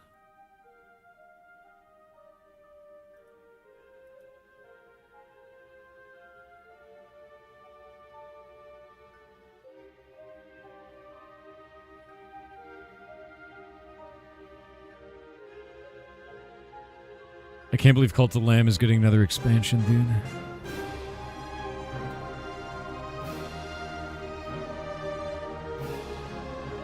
Succubus mean waifu? I mean... Till she kills you. You ever play Monster Hunter Stories? Yeah. I'd be down with that. Yeah, not a bad way to go? Yeah, but it's not a good way to go. What if you just didn't go, right? You could fix her? No, you couldn't. No, you can't fix her. That's not how that works, man. No. Nope. You can't fix her. It's not true.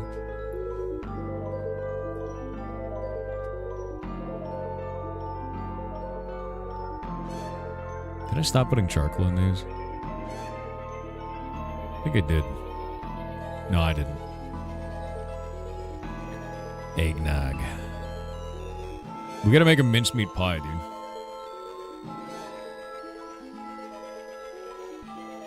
I think I'm just gonna fill it with mysterious meat. Mysterious meat! Boop.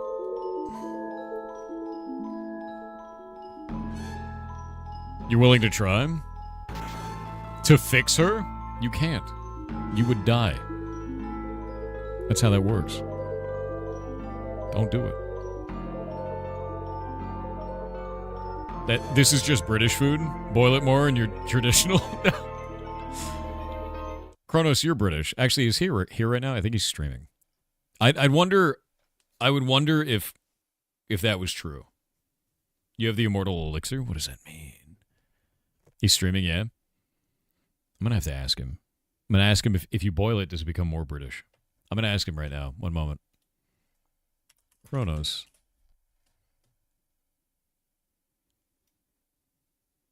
What is he doing?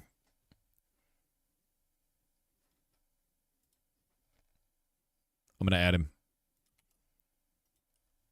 If you boil it, Does it become more British? I've asked him. We'll find out the answer.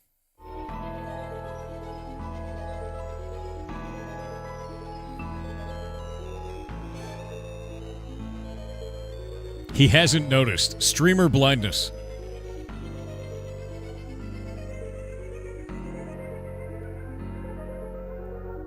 He's still blind. He's still blind. This man is blind. That's insane. Doing TTS. In Blanky with 500 bits said, hello Chief Ball Tester from the Fracking 5, hope you are well. That's not... How will you decide the time for each game on the event? Will there be a schedule? With this new teeth allegations, I think we have proof you are a vampire on the pocket of Big Suck. Also, since you have a wiener face, are you a face changer or a fleshmancer? You have a wiener Finally, face. You can't... It seems that just yesterday you were talking about wanting Hytale to be available because Minecraft is dog ass. How does it feel to be on a time loop? Yar cheer 500. I just got, dude. He didn't answer. I can't believe he's so blind. Kronos is too blind to talk to him, closing his stream. Too blind. Oh, what was I talking about, dude? God damn it. It's over. It's so over. Absolutely steamrolled? Yeah, no, it's over for me. It's 100% over. Hot dogs boiling? I think if you want something to be more British, if you boil it, I don't know if that's true. I wanted to ask Kronos in his expert opinion, but he's too streamer blind to pay attention. So, maybe... I think if you want something to be more British, let them put it in a museum. That's the way. You're British, you can attest. If it was to make it more British, you put it in a museum. Or do you put other people... No, you just put other people's stuff in the museum. That doesn't make it more British. It just makes it owned by the British. Because they're still looking at it. Boil it and then museum. Fair. Yep.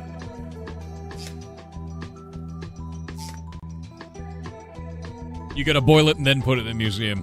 Boil the museum. British people, do you boil your museums? Do you boil them? Kronos said yes. I didn't see it. Okay, so if you boil it, it becomes more British. If you boil a British person, what happens? Do they become British too? Like British squared? Advanced Brit? What happens? It's too British. As an American, this offends me. Yeah. That's how it works.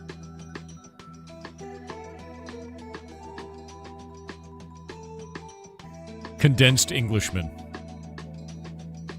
What? The posh level goes up. How do you think they made the monarchy? Oh, so monarchs are just really boiled. That's what's... Is that how that NRNR's Oris Rex with 500 bits said, help, I've broken out in spontaneous meat sweats. I don't know what to do. Good. Eat more meat. That's how it works.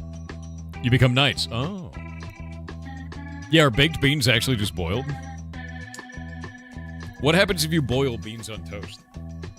Right? And like at that point. That's the big question.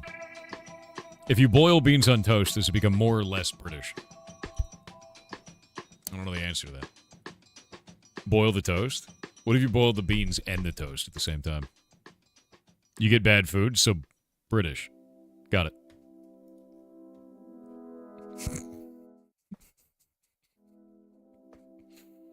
Cake_June with 500 bits said, sorry to repeat the message from my sub, but I just wanted to ask if you have played Primordialis yet. I know it's been asked in the Discord. From the Noita modding community smiley face. Also, fun fact about horses, they get sinusitis quite a bit because of how close their teeth grow to their sinus cavities. Ooh. Yeah, I don't think I've actually played Prime... What was it called? Let me look.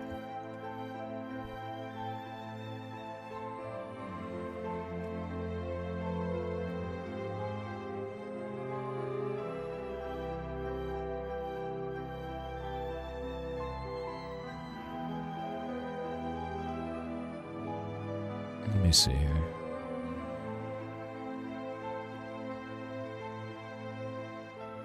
Primordialis? I don't think we played that on stream. Yeah, I don't think I played that. No. Would Thor like Stargazy Pie? I know what Stargazy Pie is. I don't know whatever that second thing is. Now I'm going to look it up. Looking it up. A Wigan Slappy is a meat pie served in a bread roll, also known as a pie barm or a Wigan kebab. This popular Wigan, England dish is a type of pie sandwich. Bro, I'm going to tell you this right now. You just put a goddamn pot pie instead of a bread roll. What's wrong with you? That's not a dish. That's bullshit. That's like college kid meal. Like, that's we have food at home. What the hell is that, dude? Solid UK meal? That? No, dude. What is that? The hell is this?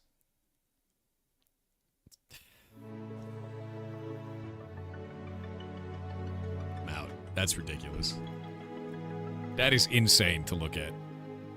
That is insane to look at. That's like AI food, dude. Yeah. Can't complain if you don't try it. I mean, I'm going to be honest with you. Don't hate it till you ate it, right? But that's like the lowest level of respect for food, I find. Like, you're like, oh, it's a pot pie.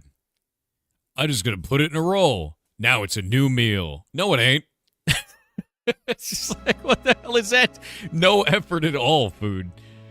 Like, no, dude. You just put a beef pot pie in a burger bun, man. Like, what the hell is it?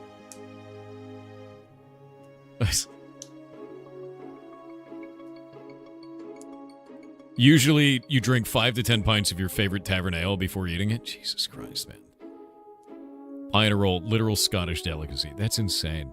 Look up a Chip Buddy. I know about the Chip Buddy. The Chip Buddy is also up there on that list for me.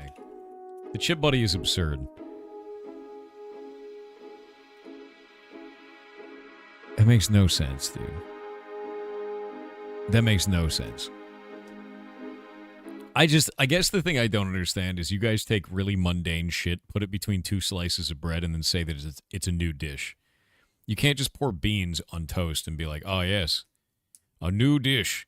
You can't just put a pot pie in a bread roll, and not like you're using the bread roll as the crust for the pot pie. You just put the pot pie and then the bread roll around it and be like, it's a new dish. Like, this is so low effort. It's so low effort.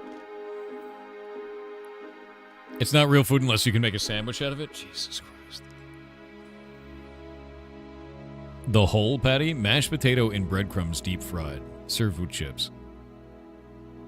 At least that has steps to it. Primordialis game from TTS. Let me look at this.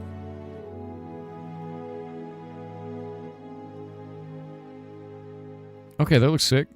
Are you a mushroom? Wait, what? Yo, this is crazy, actually. It's a physics-based roguelike fish builder. Unleash your creativity to defeat creatures using venomous tentacles, electrical shocks, or exploding children. The possibilities are endless. Explore primordial depths to reveal its secrets and discover what lies beyond. And you build the body? That's crazy. Oh, that's crazy, dude. Laser worm. Spike guy. No, that's insane to me. What a cool game. What a completely insane and cool game. Wild. What's it called? Primordialis. This is like Spore early game, but is the whole game. And better. What a cool-ass game here. Yeah, that's neat. Fishnoita? Fishnoita. Did they make a computer? Is that what I'm looking at? Oh, he made a computer. He made a computer and then died. Bacterial Noita. I'm okay with that. That's cool, man. I dig that. Jetson. Fish Noita. I'm fine with having Fish Noita. I think that's neat, man. As my hair goes into the sun. I actually really dig that. What a cool game. What a seriously cool game. When did this come out? Recently. No shit. 93% positive, too. That's not bad. That's not bad at all. That's neat, man. Oh, I have to put beets in this, don't I? I think we could just do... I'm going to get rid of this whole, like, flour bullshit in this. I'm just going to put dough. Dough. Yeah, I'm going to upgrade all of these, so we just don't have to deal with this anymore. Doo-doo-doo-doo. Hot chocolate. Delicious.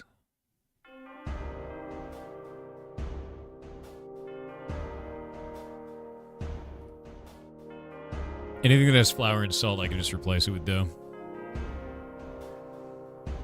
Wait, why do I use dough on this? It's a turkey noodle soup. Oh, to make the noodles. Top 3 sandwiches? Reuben, and it's not even close. Anything that's in second place might as well be in last place. The Reuben sandwich is the best goddamn sandwich. I don't think there's anything that could ever possibly get close to the Reuben for me. That's the best damn thing on the planet. Love a Reuben sandwich, dude. And it's got to have that marbled bread, too. The marbled rye bread. That's the way. You've never had one? Dude, have one. Classic grilled cheese right now? Okay, if you want to get even close to second place, they're grilled cheese the way to do it, but it's got to be grilled cheese plus. What I mean by that is you take a good piece of sourdough for both sides. It's got to be like really good sourdough. You put a thin layer, really thin layer of Kewpie mayonnaise, and it's got to be Kewpie. Kewpie on that. Then you toast that in a cast iron skillet. It's got to be cast iron. Then the cheese. It's got to be sharp cheddar. And you melt the two halves together. But before you do this, before you do any of this, in that same pan, you cook thick cut bacon or pork belly, preferably. You make that pork belly in there, in the same pan. So the juices from that get all over this thing, and you put pork belly in there, in the grilled cheese. And that's the sandwich. That, for me, is the perfect grilled cheese sandwich. You dip it in MSG, you goddamn right. You can accept that? Yeah. I love this. Old lady mustard? I mean, if you want to put the old lady mustard on it, you can, but that's gonna hurt some people. Who doesn't know what old lady mustard is, actually? Babushka mustard. You grab it. Old lady mustard is a Russian mustard that we make fun of all the time. Call it old lady mustard. But it's my favorite Russian mustard. And it is vicious. Look at it. It is vicious. That you eat that, you will not have sinuses anymore. It's not that your sinuses will be clear, they will be gone. Which is why it's fantastic. I love this mustard, dude. Yeah. Yeah. Does the word have a 3 in it? It's Russian. This is Cyrillic. Cyrillic characters. Looks tasty, even better. Yeah, it's great. Even the old lady looks like shit's... Yeah, no, you look like this when you eat it. That's the face. Like, every time I'm like... Like, every time I eat this, I look just like that. Every time. It's... And I love it. Your husband will like that mustard? Get it. You can get it on Amazon, man. Yeah, it's horseradish. It's, like, really strong horseradish.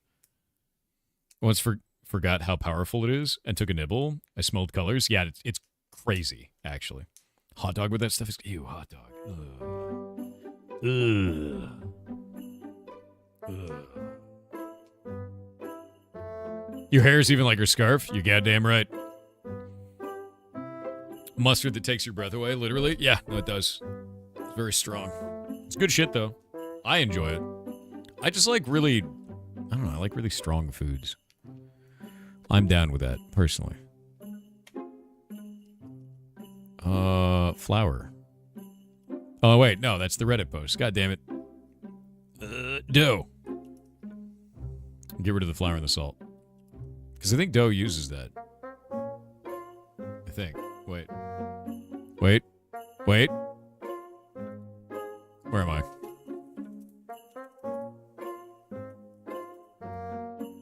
Chef man. Do you use dough? Where is this? Yeah, flour, salt. All right, cool. Sick. What if the dough uses sugar? It doesn't. So if the recipe uses sugar, you just have to add sugar. We're just gonna have dough in there. So this way, by normalizing this, we could just have players just make a whole bunch of dough, and then they can use that for different stuff instead of like constantly bringing bottles of water and doing all this stupid bullshit. Because it's just a mess for players. We don't want to deal with that. Unrisky biscuit. Yeah, salt and dough? That's a little bit weird. We're just gonna make that dough. Salt and dough is very weird. And then flour and salt. Okay, that's fine in that one. And then flour for pierogies. Pierogi. We're gonna make that dough and get rid of the salt. And then this one is salt and pepper. That one's salt and pepper. TTS. Husky X Ninja TTV said, "Hey Thor, did you know that Pac-Man's design was inspired by a pizza missing a slice? Mario was originally a carpenter, and that the first video game was not Pong, but Tennis for Two. Also that 87% of classic video games are critically endangered, and the Konami code has appeared in over 100 games." I also know that 87% of all statistics are made up on the spot.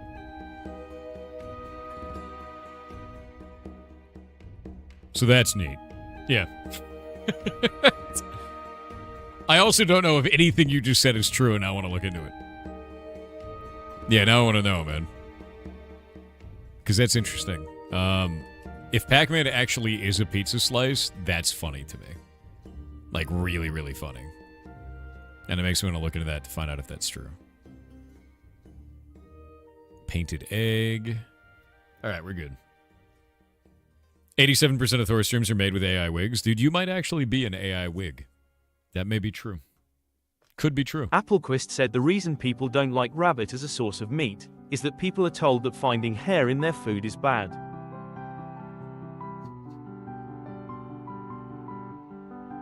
Shut up. The 5P3CTER said, "Greetings Thor, have you played Magnum Opus before? If not, I think it is right up your wheelhouse." No, I've not played Magnum Opus. What is that game? Let's find out.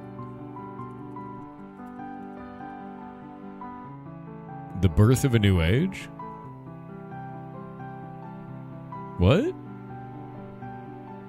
A sandbox game? Online role-playing sandbox game? Or are we talking about something else? Is it Magnum Opus or Opus Magnum? Not this one? Wrong game. Opus Magnum. So this one? It's an open-ended puzzle game from Zachtronics. Oh, Zachtronics rocks, dude. I know I'm going to like this. Immediately. I know I would like this because everything Zachtronics makes is cool. Like, all of the games from Zachtronics are awesome. Oh, that looks sick. Oh. So it's creating a compound that has to be placed into another thing. Is this an alchemy machine?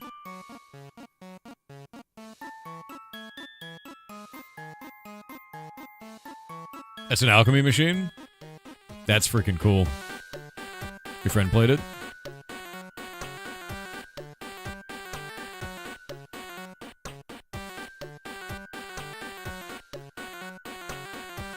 Look at it go!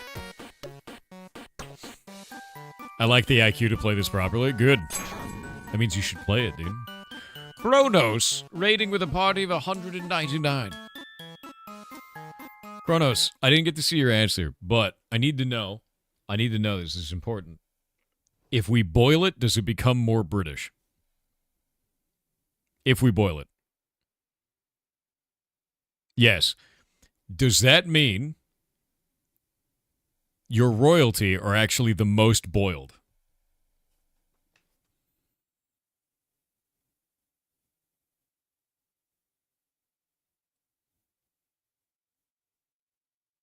Your royalty or German? How does that make it? Doesn't make any sense. What? What does that mean? I'm too American to understand this. We imported jeans. Is it because they were running out? Is that what was happening? Too much royalty going on is basically. You had to import some new jeans. Got it. All right. You're running out of jeans. It's true they really are German? No shit. Too much inbreeding across Europe and too much war killing off the spares. Yeah, that is how that goes. Royalty in Europe are all related to her one way or another, but are they boiled? It's not really about importing genes. Are they boiled? Are they the pinnacle of British is now boiled? Back when you needed an heir and 15 spares? You know, I think that's still a thing. Importing jorts? Yes. Yeah, boiled. I guess you could explain that they're cooked then, at that point. If they're boiled, are they cooked? There's many questions. Yeah. The old hierarchy was so boiled, they had to go shopping for some new import jeans. Fair. Boiled jeans, dude. The jeans are cooked for sure. You shouldn't inbreed. It's not a good idea. Anytime someone's like, we must keep the blood pure, I'm like, that's a bad idea. That's how you make weird ones. Don't do that. That's not good. That makes weird stuff happen. Yeah. Spread it out. You gotta go cuddle Bailey. Good luck. Try not to get attacked by the cat.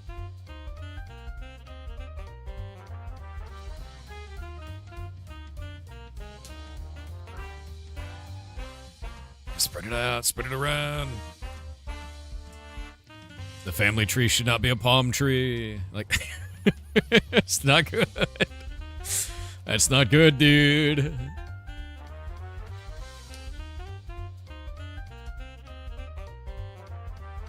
And there's a game like Crusader Kings 3. Crusader Kings cool. Yeah, no. Crusader Kings 3, where there's intense enough inbreeding that your character gains an OP trait. Yeah, it's not great. Simon tweet, new blog post at 2 p.m. New blog post. Ah! Ah! Ah! I need this. This is the one I've been waiting for.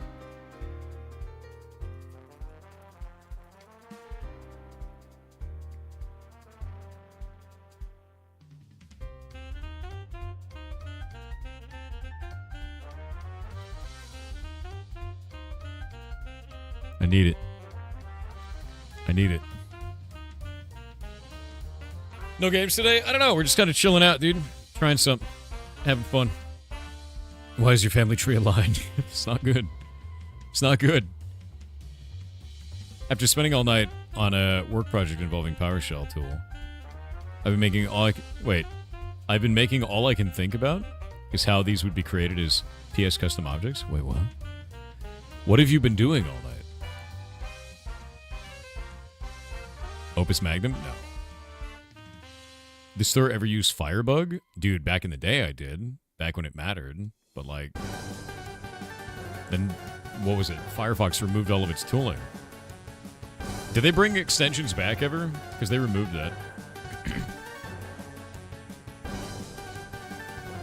Converting Thor to adding more meat to things that didn't have meat in them? Well, I mean, yeah.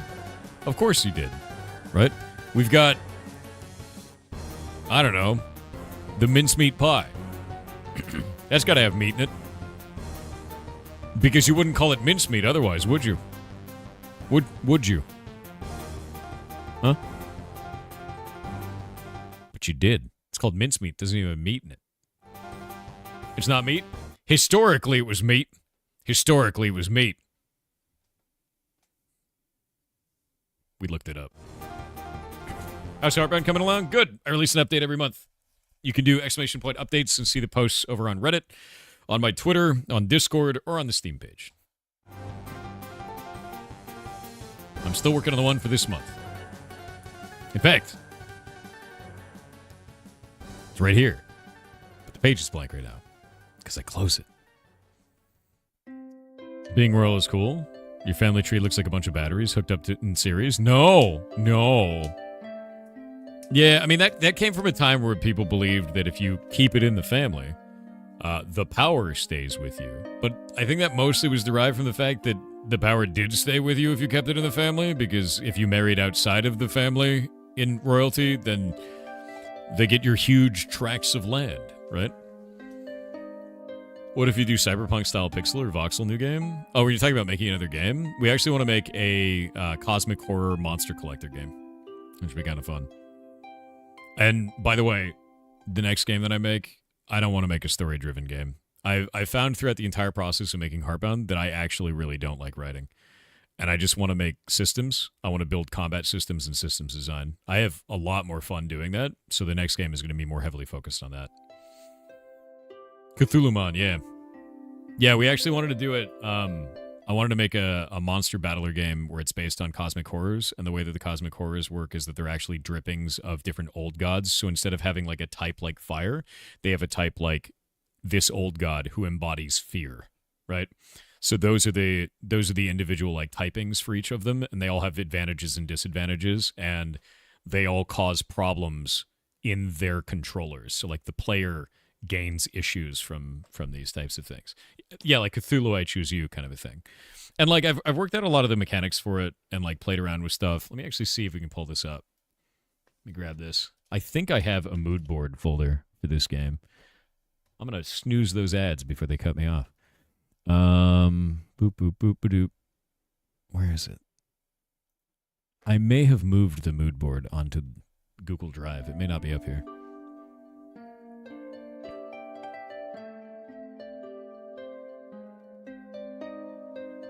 Yeah, I think I moved it. It might be on the old computer, too. I haven't worked on it in a long time. But I am excited for that. So, what's a mood board? A mood board is when you take a bunch of different images and you put them all together to kind of give yourself like a style or a mood for something. Games. Block game, breakfast, moon. Doop-a-doop. Doop-a-doop. Yeah, I don't have it on here. I have to go check to see what machine it's actually on. But that was the thing that I'm like super into, man, is I want to build that. And like, I like the idea of really spooky shit. And I like the idea of cosmic horror because I find that people don't do cosmic horror very well. In fact, the best cosmic horror game I think I've ever played at this point is Look Outside. Look Outside is easily, at this point, the best representation of cosmic horror that I've ever seen in a game. It's phenomenal. It's exactly the kind of shit that it should be, to me. Which is, you have this absolutely enormous, omnipresent, omniscient, horrible thing that if you look at it, it causes horrible things to happen. And then it has no idea. It's just a force of nature. It is a thing that exists beyond all comprehension. And if you look at it, merely comprehending its existence causes madness, is the idea. Worlds of horror for you? Yeah, just go play Look Outside. Play it. It's phenomenal. You can upload your Look Outside playthrough to YouTube.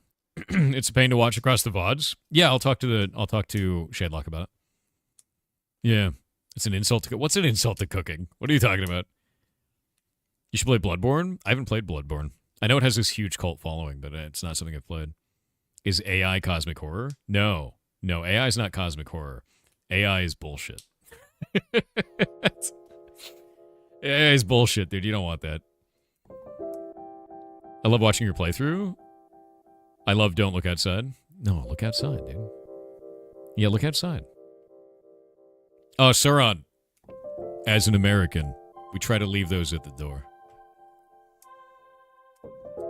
It's phenomenal and creepy. Yeah, I think Look Outside is really creepy, and it is really phenomenal, and I like it a lot. I find it to be a really well-made game. I loved that. That experience was very fun for me. I love this. I love this statement here. Bloodborne is very good. Bloodborne is bad. The dichotomy of man. This person is wrong. Now you two have to fight to the death, right? Oh, wait, no, this isn't Twitter. Yeah, you don't have to. It's gonna be okay. I summon a mystical beast. I call for my golem of yeast. No, Breadman. How dare you? You show up every day trying to summon bread in my chat.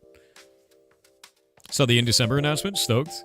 My game releases Q1 2026. Demo is up. Yes, send in you don't have to send in a key or anything like that. The demo is just fine. Send me the email. We have to be clear, we've had over 250 submissions. With that in mind, I can't play all of those games in the month of December, so we're going to choose a bunch of them, and then we're going to do another one of these probably in June.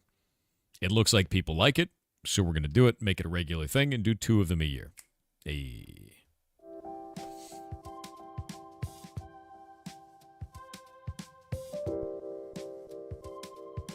Hope you like my hacking game RPG. Oh.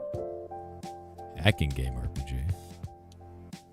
Have you played a puzzle game called Superliminal? Yeah. Superliminal's awesome. Did it on stream. It's good shit. Are you letting people know ahead of time if you selected them? Yeah, because we have to set everything up. Understand that right now, you probably have not been approved or denied. There's just a lot of people. We actually set up, I think, 30 games in advance before I put out the public announcements about all of this. So we reached out to people and did 30 games in advance. And now we're doing backfill of like 60 more games this way. With that in mind, if you don't get in, don't worry about it. It's not that big of a deal. We will eventually show your game off, you know? That is the whole idea. That's a lot of gaming. It's going to be crazy. December is going to be nuts. Have you seen a game called White Knuckle? No? Maybe? I don't know. That sounds familiar. Yeah. Would be cool to get other streamers on board. Already done. So my company, like the company that actually does all my sponsorship stuff, is called SideQuest, and they handle all of it for me, which is great, so I don't have to deal with any of that shit. And they're actually getting a bunch of other SideQuest streamers involved, so it won't just be me. Yeah. I'm just the anchor. The big community. Markiplier did a playthrough of White Knuckle on YouTube, and it was great. I'll have to check it out. Yeah, I don't know anything about that. Yeah.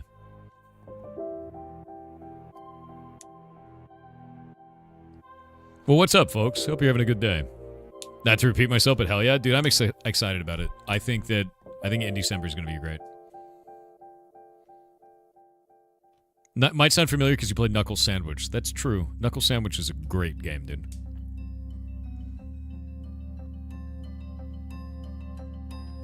We're going to wait on the ads, by the way. I'm going to go brush my teeth during the ads. One moment.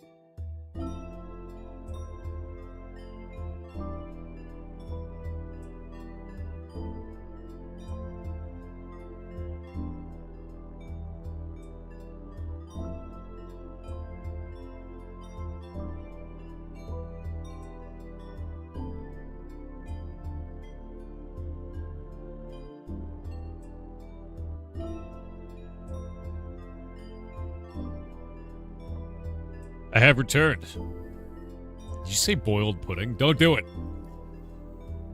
Greg's the Greg's Throne? God, I wish we had Greg's here in the United States. Greg's ruined me, dude. Greg's has ruined my life. We have nothing like it in the United States. Literally nothing. At all. And I don't think there's any way we can get something like that at the same price point. Greg's is 25% off today? You son of a bitch. How dare you? Dr. Crowley, how dare you? I want Greg's. What is Greg's? Okay, so Greg's is like a little... Greg's is an SCP. Okay, so the Greg's kind of looks like this sort of a thing. And then, like, back here, there'll be a person selling you sausage rolls. And then somewhere in here, there will be an old woman known as the Greg's lady. And the Greg's lady is just there to, like, help you out. And she could be the person behind this. She could be in the building somewhere. There's a Greg's lady in there. And you know what I'm talking about. There's always a Greg's lady. And then with this, they sell you sausage rolls. Greg's and SCP is wild. Go into any Greg's and tell me there's not a Greg's lady in it. Guaranteed there's going to be one. That's SCP whatever number -1. It's true. It's true. It's just like going into a Denny's. It's the same. In the United States, it's the same. We have Denny's, you have Greg's in terms of SCP quality there. So with this man speaks like Hot Pockets don't exist. If you, even for a second, think that a Hot Pocket is in any way similar to a Greg's, you have never had Greg's. No. Not even close. Secure copy? Oh, wait. Who doesn't know what SCP is? Yeah, Greg's is good, dude. It's just cheap as shit sausage rolls. Like, when I went to Europe this last time, I went to Greg's and I bought 8 sausage rolls and I ate them all in a day. And I also got 2 of those steak cheese melt things or whatever the hell they are. I ate them all in a day. I became a fat ass. I gained like 6 pounds while I was in Europe, and it was all Greg's. It was great. Yeah, a shit ton of people don't know what SCP is. Who here doesn't know what SCP is? Like, say me if you don't know. And it's not weird. It's not weird to not know. So, the SCP Foundation is actually one of the coolest things that I know of on the internet. But the idea is that it is a collection of short stories from people from all over the world about objects, locations, or creatures that are anomalous in some way. And you can read about them, and it's an extended universe. There are over 9,000 of them now. So there's a shitload of these damn things. Massive amount. And I think it's really cool. Like Control. Control is basically the same, yes. But this has been going on for years and years. In fact, Control probably got all of its inspiration from SCP. Legitimately, because SCP predates that game by a long shot. Yeah. SCP's still around, and they're still adding new stuff. This set that entire genre of stuff, SCP did. And, like, they're really cool, man. Yeah. They did literally ask permission from them. That's awesome. Here, I'm going to link this to you. Over 9,000. Yeah. But no, they're great. Honestly, SCP is phenomenal. If you haven't read that shit, you really should. My favorite one I have to show you is SCP-7976. Got it. It is a business of 3 ferrets that want snacks at all times and know absolutely everything about political situations around the entire world. They are, yeah. So they know everything, and they can converse with you. Superior human-level intelligence in matters related to geopolitics, international relations, diplomacy, war, foreign policy. Their breadth of knowledge is thought best compared to that of tenured professors and experienced politicians and diplomats of the field. They know all of it, even stuff that just happened. Yeah. But they also don't like you, and they want snacks. Hilarious. Always meant secure copy to me? Yeah. There's 2 kinds of people. The SCP fandom isn't doing all too well. The wiki has been a lot of drama relating to gatekeeping new people since being able to post new works by abusing the file approval system. Not sure if this has gotten better since the last check. I didn't know about that. Yeah, I've never known about that, to be honest with you. I had no idea there was any drama in that community. I know that somebody tried to, like, take the trademark for it at one point. That became, like, a huge problem. But, like, I don't know anything about it. I just think SCP is cool, man. I'm sorry to hear that there's drama in that community, but whatever. Who gives a shit? Read SCP. Right? Not the most inviting group of folks? Write your own stories. Also fine.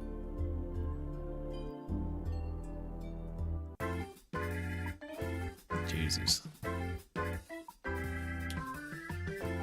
Yeah, SCP's the whole world. Can I send you an image? If you promise not to dox the shit out of you. Okay, I will not, quote, dox the shit out of you if you send me an image.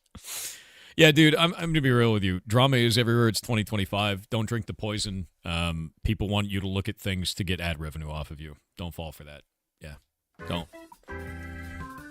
Yep. If you ever wake up in the morning, you're like, damn, I wonder what happened on the internet today. Stop it. Stop. Don't look outside. Exactly. You submit the fact that Mariah Carey is an SCP? No, that's just real. Yeah, that's not even fake. Yeah. You sent me on Discord? Mr. Crowley. What did you just send me? Did you just send me a map of your location with all of the local Gregs? And how close they are to you? What kind of horrible person do you have to be to do that to me, an American who cannot access Gregs?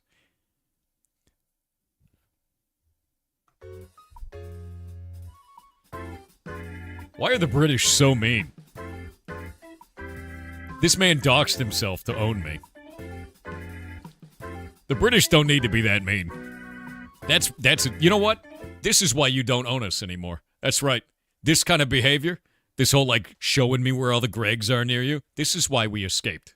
That's right. We'll throw the tea in the harbor again. We'll do it. Yeah. You're not mean?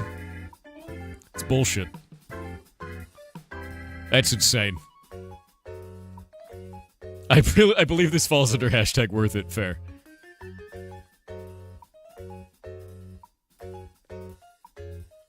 Yeah, just make shit, dude. Who cares about any of your drama? Just make shit.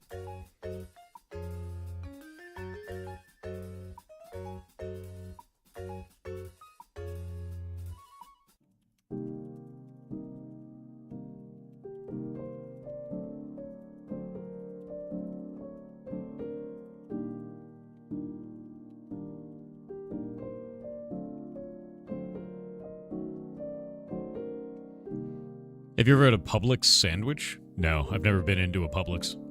I don't know anything about it. You know where I went yesterday, though? You know where I went last night? I went to a Dollar Tree. And I got a drink at the Dollar Tree that's insane. It's actually insane. Pub sub? I don't know anything about it. I don't know anything about it, dude. Publix subs are legendary. Are they good? No, I went to a Dollar Tree and I got something that was actually really good.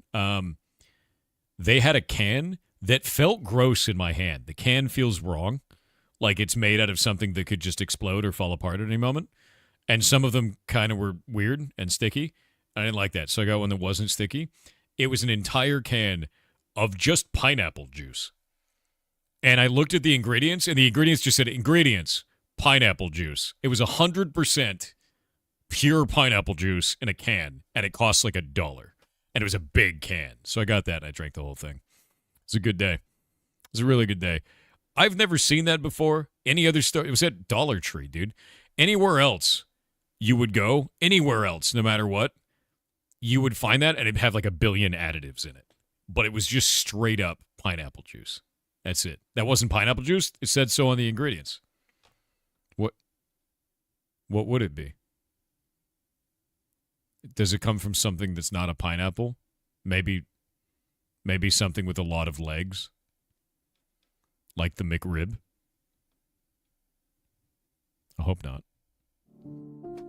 I hope not. Pen, pineapple, apple pen? Fair. Yeah, it said so on the ingredients. Exact. Spiders. Spider juice. Delicious. Chicken tender sub is unmatched at a Publix. What is a Publix? Is this a supermarket? Like, what is this? McRib ain't done nothing wrong. Eat a McRib without sauce. Do it or no balls. It's a supermarket? Really? Chicken tender sub. I'm gonna look this up. Okay. That looks good, but I guarantee it doesn't look like that. Like, you linked me this, and I guarantee it doesn't look like that. There's no way. You got a picture? I'd be amazed. Do you have proof of this claim? Does it look this way? 100% doesn't look like it? I believe that person, even though he's one guy. It looks better? Show me. This is mostly glue, I bet. It does look dry. It looks really dry, actually. Publix is known for paying employees well with great benefits. Honestly, dude, the idea that they're known for paying employees well with great benefits is the saddest thing I've ever heard. That shouldn't be the exception. That shouldn't be an exceptional position to be in. That should be the standard. Like, that sucks, dude. I'm glad that they do, but the fact that that's not the standard blows me away. This looks like fake movie food? Kind of does. Kind of does. Yeah. Yeah, send me a picture of one of these sandwiches, but for real. Are you eating glue? Chat, no. Stop eating glue. The bar is non-existent. Actually, here's something. How many of you guys think that our moderators work for free? How many of you guys are new and don't know? Like the mods you see in chat, you think they're free? A lot of channels do that. Super common. Every one of the moderators in here, when you guys made me internet famous in November of 2023, I formed a corporation and I hired on all of the staff. Everybody gets full-time pay. They're actually on salary. They also get medical benefits, vision, dental, life insurance, and therapy on a $50 copay. And time off whenever they need it. Yep.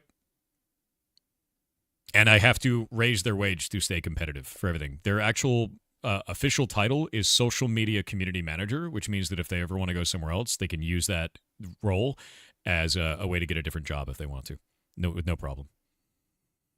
That's how that shit should be. Honestly. I know that a lot of streamers can't afford that, but for the ones who do and don't pay their staff, it weirds me out. I couldn't do that. Yep.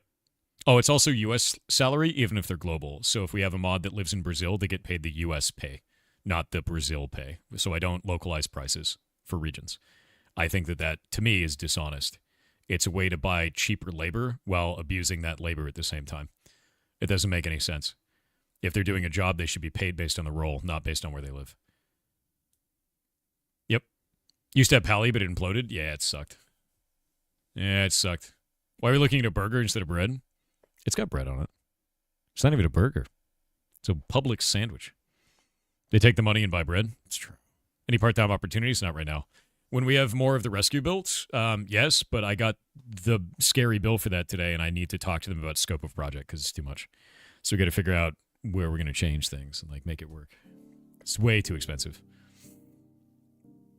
You looking for another way to get that up again? Eventually, yeah. Not right now. They have a Buffalo version of this as well? Really? New Space Marine 2 batch? I know. I've heard. Excited about that, actually. Is Jersey Mike's any good? I'm going to be honest with you. You know what's better than Jersey Mike's, but it's not around anymore? Quiznos. What happened there? Quiznos was actually okay. It was not bad. Like the carbonara sandwich they had, that was like a hot sandwich. Quiznos kind of didn't suck. I just don't know what happened to them. Like you had like Jersey Mike's, Five Guys, Subway, and Quiznos. And I think I would generally prefer Five Guys and Quiznos over anything else. And the Quiznos carbonara sandwich was freaking delicious, dude. Dave's Cosmic Subs are great. I've never heard of that place. That sounds like a local place. What is buffalo sauce? Well, you take a buffalo and you squeeze. It's a whole involved process, honestly. Quiznos ripped off the franchise owners? Wait, what? Did they really? Yeah, they did toasted sandwiches. Yep. Yeah, basically, Quiznos' entire thing was that they did toasted subs before anyone else, and then everyone else got toaster machines, and they competed back against Quiznos and won. Like, that was it. Subway must dip everything in Olestra. Ugh. Horrifying. Five Guys requires a mortgage now? It's brutally expensive. Dude, everything's brutally expensive. That's why I tell you guys to cook all the time. It's, super important. You learn to cook. Buy an Instant Pot, throw things into it, walk away. Food.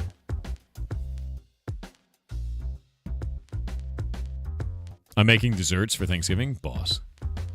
I'm making the greatest lie that I was ever told when I was a kid about food. I'm making a green bean casserole.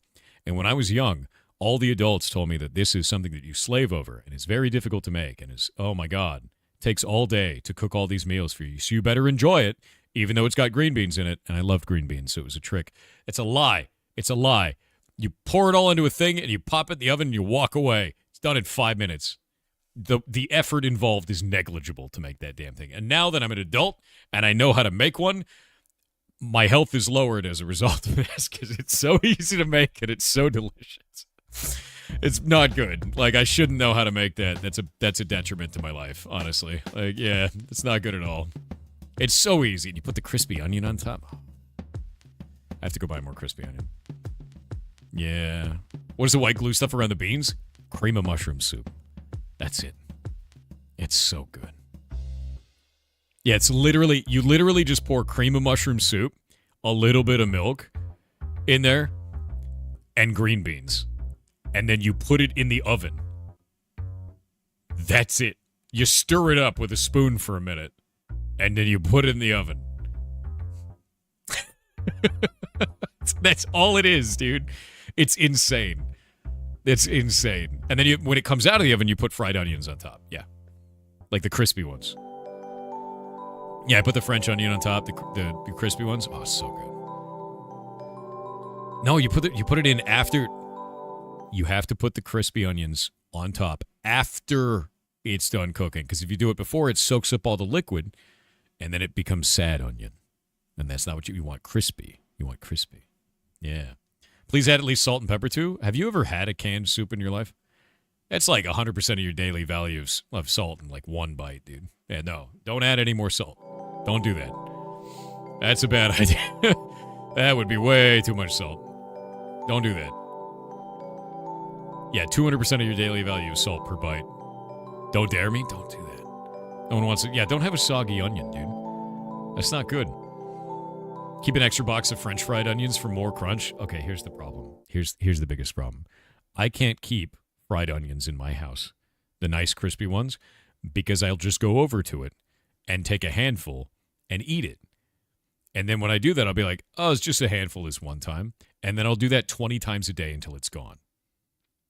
And I have many times. So I use it all, and I get the smallest bag I can at the store because I'll just eat it. They're so greasy and delicious. They are. It's messed up. Cornbread casserole is also delicious. I don't think I've ever had that. Yeah, Mom lied all those years back. 100%. Green bean casserole is the easiest shit on the planet to make. Who gives what 9.5 out of 10? What is this? Oh, dude. It's the report of the week guy. The Publix chicken tender sub.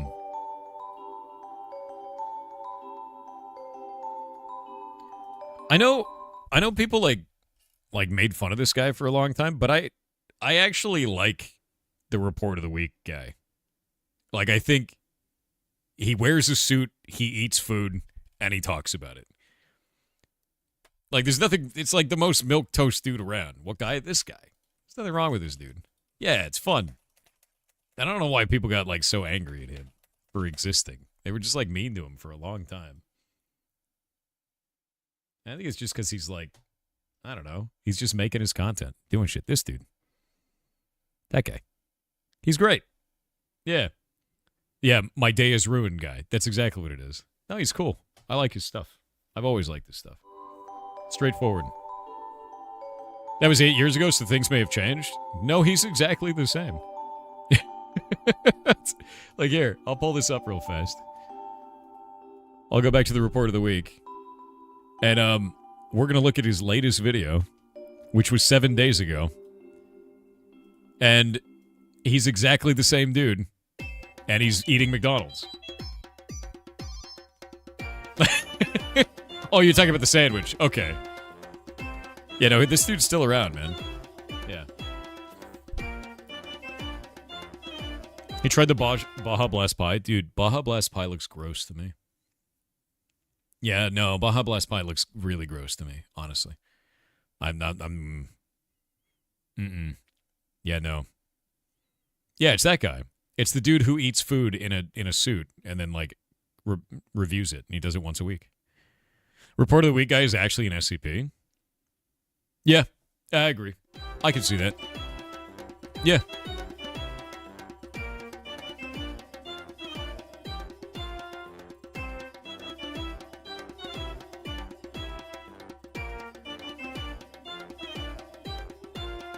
Taco Tuesday. Isn't that Baja Blast night? Baja Blast is the worst Mountain Dew flavor. No. Mountain Dew is the worst Mountain Dew flavor.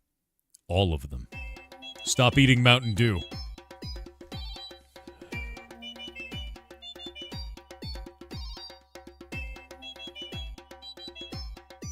What is this? Epic Games CEO warns rising RAM prices will impact high-end gaming for years. Okay, so... Oh no! The expensive cost of hardware will impact high-end gaming.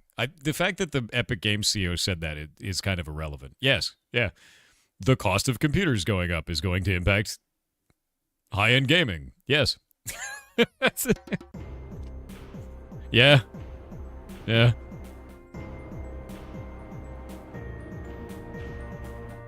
I'm always amazed at how the news becomes like a weird sensationalist shitfest with stuff like that. Like, this CEO says that things are going to be expensive. Yeah, he's a CEO and also doesn't care that they're expensive. The man's a multimillionaire. He doesn't care. Promise. Promise. You know, he's just saying that so that the news has a news bite to run a story for the day. Yes, games are getting more expensive. Hardware is getting more expensive. And a CEO telling me that isn't going to change my mind in any way. Yeah. Project 8 Cell was a mistake. We ate so much RAM. It raised the RAM prices. What is Project 8 Cell? What the hell is that?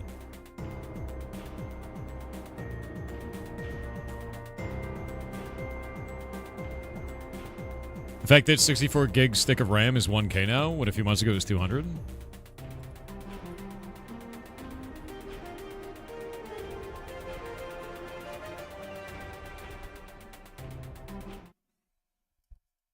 Where are you seeing that? Because 64 gigs of Corsair RAM right now is $292.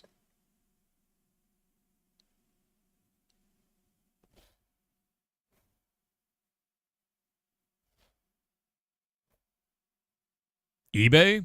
Yeah, you know that's sold by random individuals, right?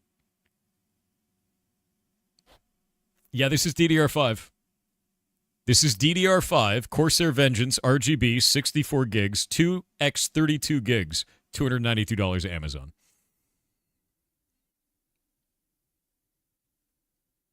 Stop buying things on eBay.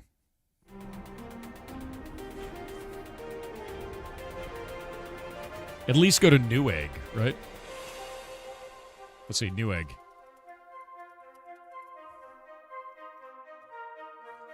Like, I get that the price has gone up, but it's not $1,000 for RAM, dude. Like, that doesn't... No.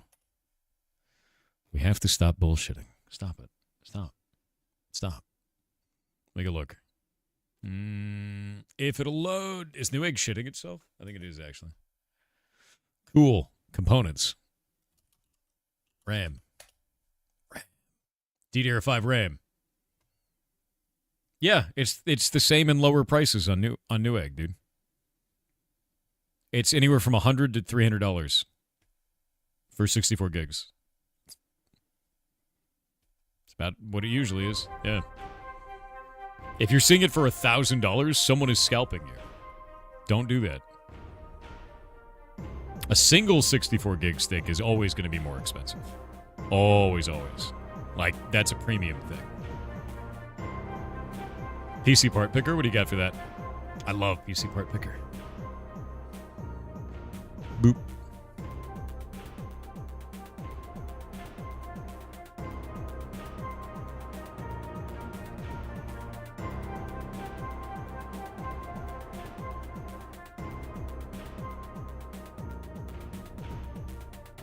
I'm going to be honest with you. I think PC Part Picker is wrong right now.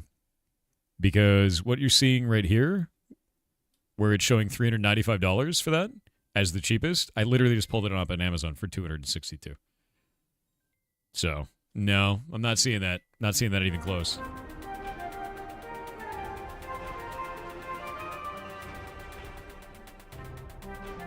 Yeah. Just go to Amazon.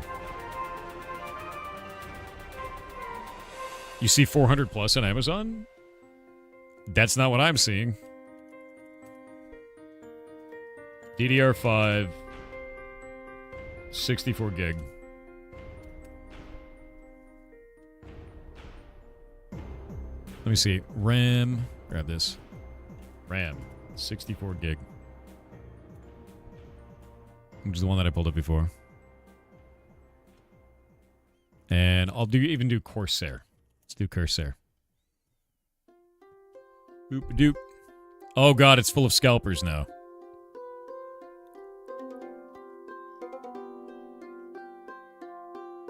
There we go. 292 on this one.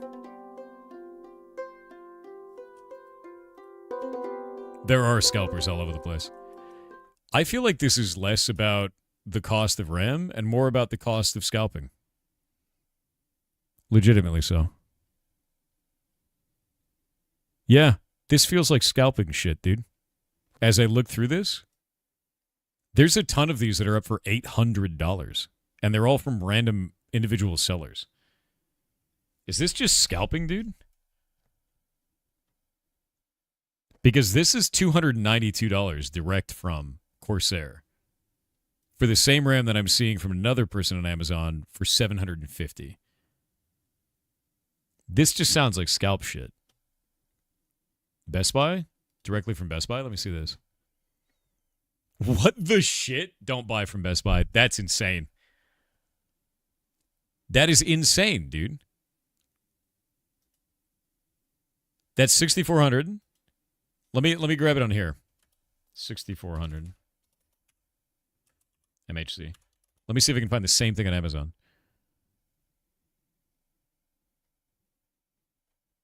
The exact same one on Amazon. This is my favorite part about this. A private seller is selling it in black for the exact same one for $618, but in white for $450. Same exact RAM. It's a scam, dude. RAM's a scam. RAM's a scam. I'm really glad we're paying like $200 for the black dye. Let's go buy this shit on Amazon. Oh, yeah, that's Crucial. I've never used that RAM. I don't know if that's any good or not. I know nothing about that brand. I use Corsair for RAM. Yeah.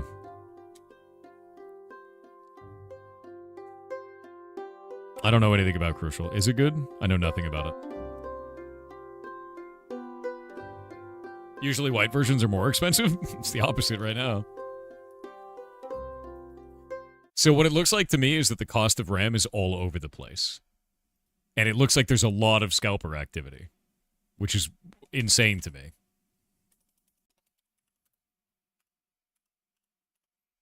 It's insane to me to see how expensive this is.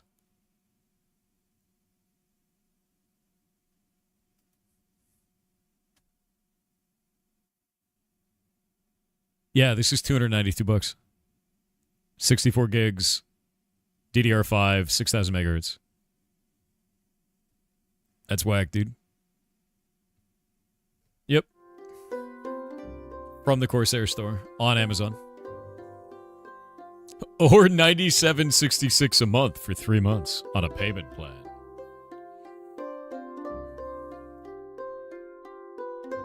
Also, I'm going to be honest with you.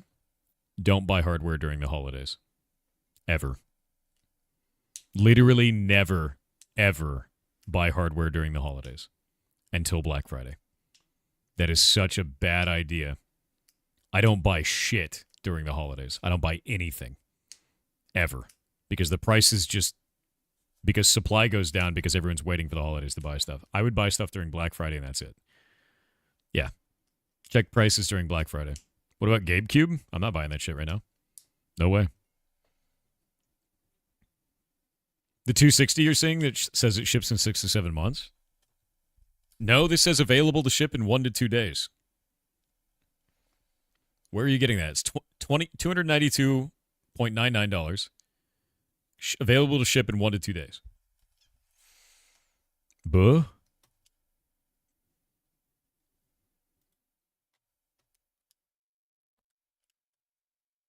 That $260 one? This is a UK import? Wait, are you getting it in the UK? Where's this listed? I wonder what happens if I add this to my cart. Let me go add this to my cart and see actually how long it will take. Because this is crazy.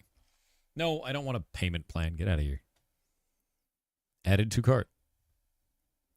Proceed to checkout. How much would this be?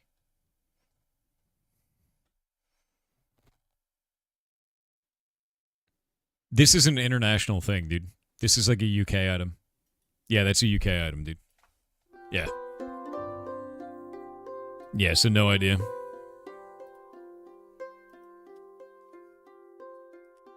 Yeah, that's crazy to me. US usually cheaper than Canada by a lot. Yeah, we get stuff for a lot cheaper. Right now, it's kind of expensive. Honestly, dude, everything in the United States is going up into the sun in terms of price. Food most heavily. Do you guys want to see the dumbest analytics that I've been storing? Do you want to see the dumbest, most absurd numbers based on this that we're talking about right now that I can have? Are you ready? Are you ready for the burrito index?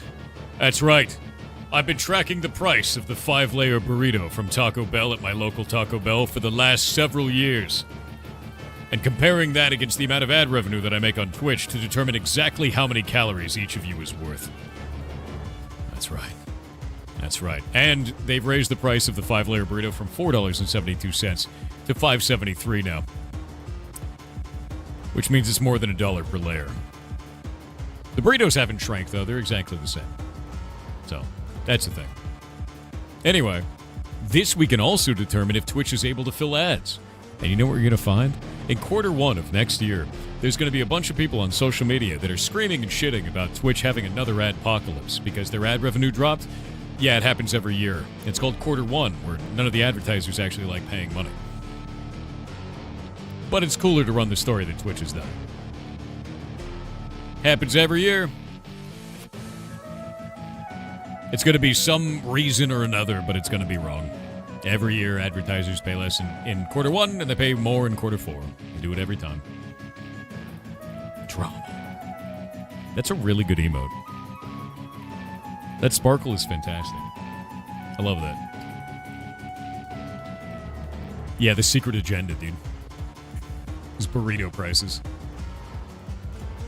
Kami_Silver said, "Hey 4, I've told you about this before, but I was wondering if you have checked out Mages of Mistralia. I think you'll like it." Yes, that game looks cool. I know exactly what you're talking about. Britva has excellent emotes. Yeah, those emotes look really good, dude.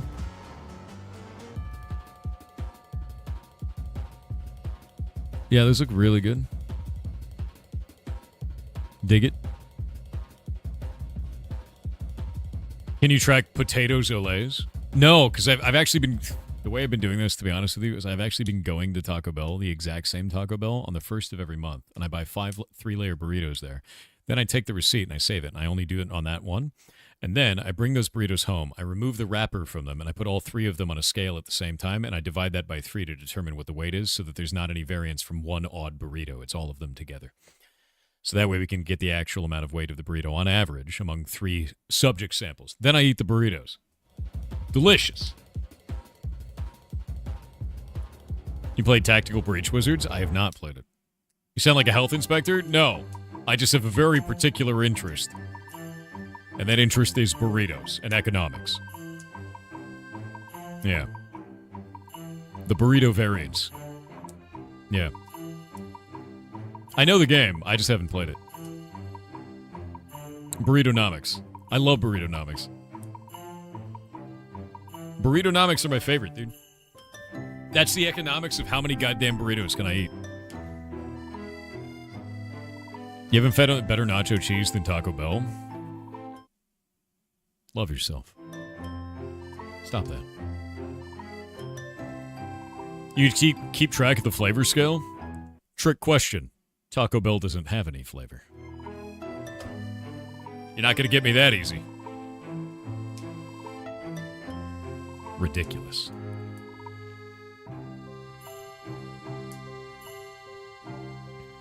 Starbound finished yet? I release an update every month. You can do exclamation point updates and see our Reddit thread with all of them listed, or look at the Steam page with all of them listed, or pay attention to our Discord where we list them there, or on Twitter where I list them there. That's why you make your own tacos on this Taco Tuesday. You goddamn right. Speaking of which, I know this may be saddening, there will not be a stream tomorrow.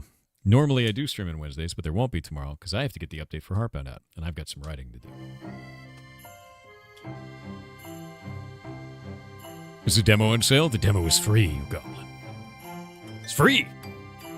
Swearing Train said the British royal family isn't boiled, they are baked. That's why they are inbred.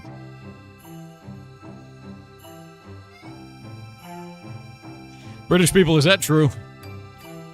Are your royals baked? Because they're inbred. Is that accurate?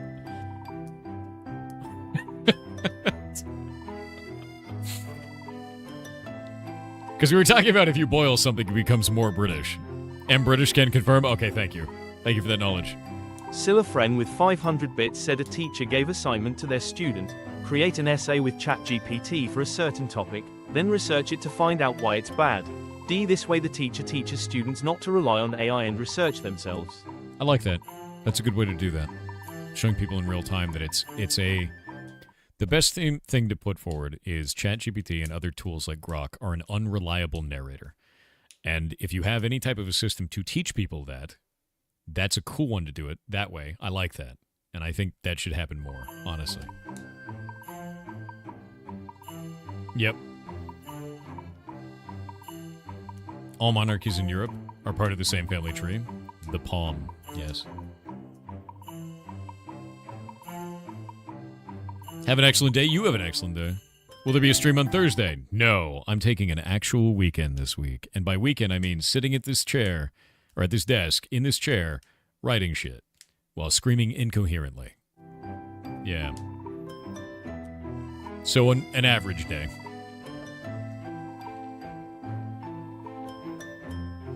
I'll become a shrimp. Yeah. So if you're wondering what it looks like when I'm off stream, it looks like this. That's basically the same, but I'm just all the way down here. You know? And I just type like this. And I full shrimp it. That's my job. Sometimes I play video games that way. Most of the time I don't. Most of the time I just work on shit. Yeah.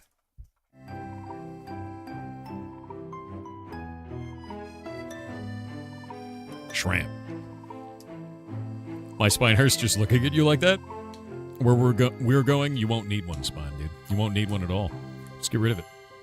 Become a shrimp. Your spine shouldn't be so flopsy. I think you're wrong. I think you're wrong because of the power curve. You see that? Power curve. Do not remove your power curve. How many of you guys play World of Warcraft? How many of you? I know you're in there. How many of you guys play World of Warcraft? Do you remember the moment that you killed Gul'dan? Remember when Gul'dan died? You remember that? And he was all curved over and he's hunched and he's like really powerful. And then his final phase, what does he do? He stands up and he dies. He dropped his power curve. Don't let it happen to you. Preserve the curve. Preserve the curve. Shrimp for power. That's how it works, dude. Thanksgiving is Thursday this week? Yeah, I know. Oh, wait, shit. I am streaming Thursday because it's Thanksgiving. I don't know human time. All right, I'm going to work on stuff on Wednesday then. So I'll work on everything tomorrow.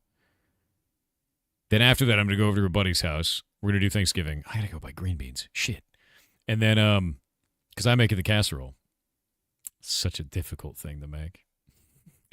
And then, on Thursday, I'll stream. Yeah, I'll stream on Thursday. Yeah.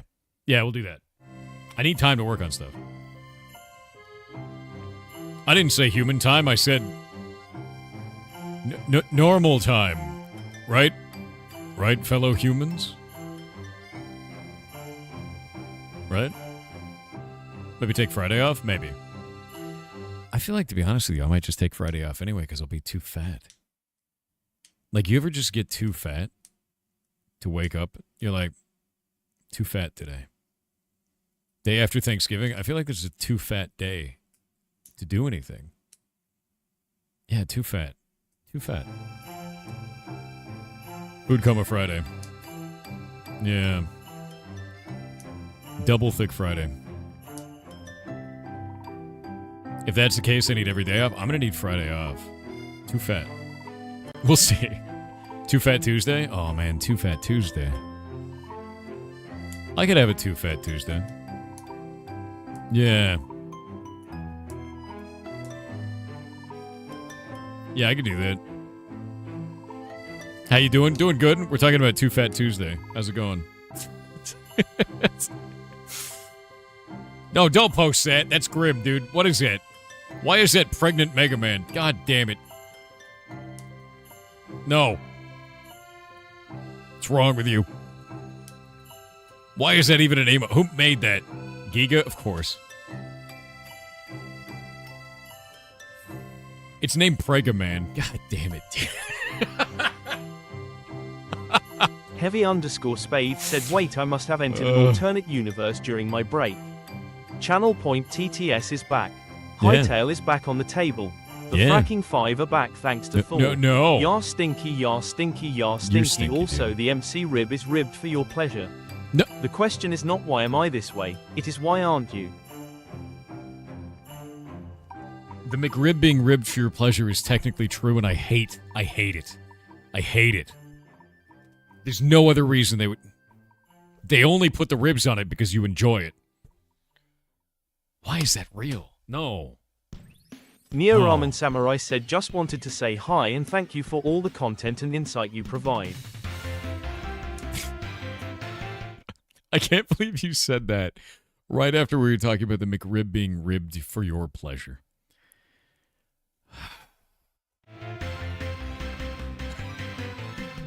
That follow-up is insane, dude. You just threw up a little butt? Yeah. The timing, dude. Also, thank you. You're glad you're immune to this comedy? Oh, you're not immune. You are not immune to propaganda. Did you see your face in Minecraft? I have not yet. You've heard worse? Give them worse, Jack. Did your high school ever have the pork hoagie? I brought my lunch to high school all the time. I remember in like elementary school we had a lunch room, and that was like a thing. And I remember eating small amounts of pizza, and I can't remember anything else. Outside of that, it was like go to school with a lunch bag and put a thing in it. And I had like the saddest from Stater Brothers bread sandwich imaginable. And that's what it was. Look at your face in MC, Vespeed Animation. Where can I see it? Where is it? I have not seen it. Where did you put it? Where is it? What if your teeth were naturally flaccid?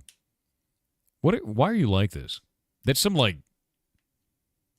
SCP shit, dude. No. Don't tell me about floppy teeth. That's horrifying. You're horrifying. RNICH77 said the McRib is nasty and yar stinky, yar stinky, yar stinky, yar stinky, yar stinky, yar stinky, yar stinky, yar stinky, yar stinky, yar stinky, yar stinky, yar stinky, yar stinky, yar stinky, yar stinky, and you made us this way. Oh, you like uploaded my face into one of those like generators for Minecraft? God, it's horrifying. You could just make it out of that, couldn't you? That is deeply cursed. Look at that. It's me made out of blocks. It's grim. It's actually horrific. Look really close at it. Look how grim that is. That horrifies me. Oh, wait, that's actually in game? Where? Where? Not in block game, right?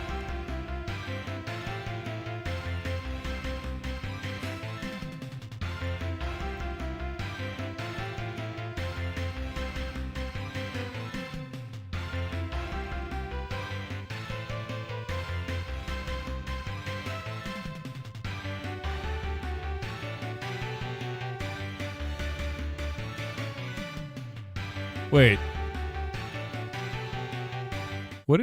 Why are these angled on these ones? Is that shadows? How does this work? It's wild.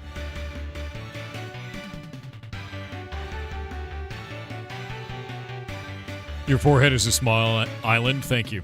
Thank you. I belong in like... Oh, what was that cartoon, dude? Code Lyoko. Yeah. Yep. Put it in block game? Not like this. Depth, shadows, and glass. Video version? Jesus.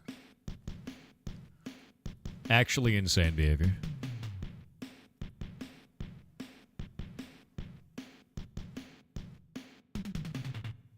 Deeply horrific. Deeply, truly horrific. Do you have like a time lapse of you building it? I want to see you build it like an ant.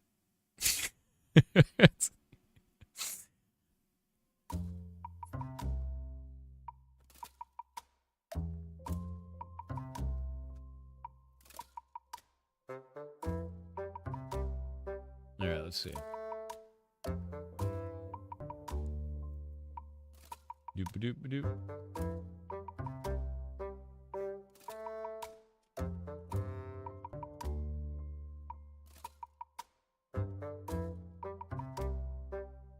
Alright, there we go.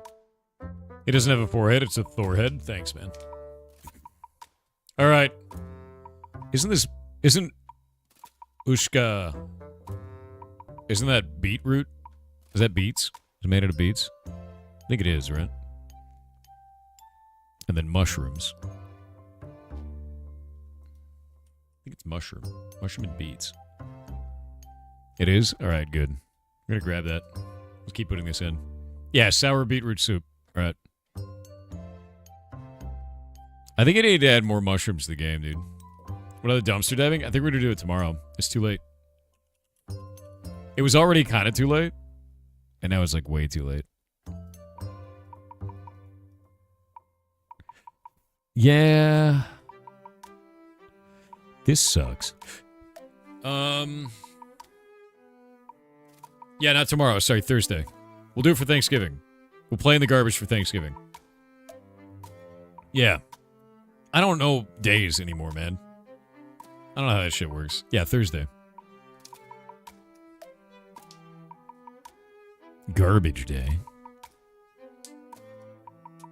What about a quick rogue trader run in heretical only mode? I can just blow up my whole party. That'd be fine. Yeah, we'll play in the garbage for Thanksgiving, guys. Don't worry. We'll do it. We'll do it. Thursday is unironically my garbage day. Mine is Monday. Every Monday I have to put the trash out. Or Shay has to put the trash out, depending on who gets to it.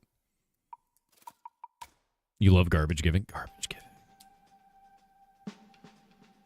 Thor AI lost track of its clock. I have no idea what you're talking about. Definitely not an AI.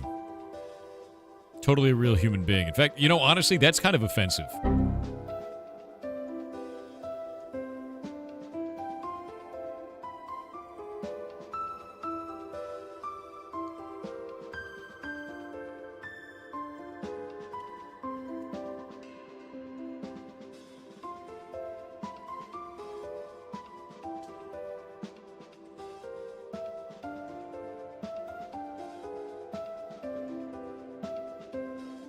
All right. Don't you forget it.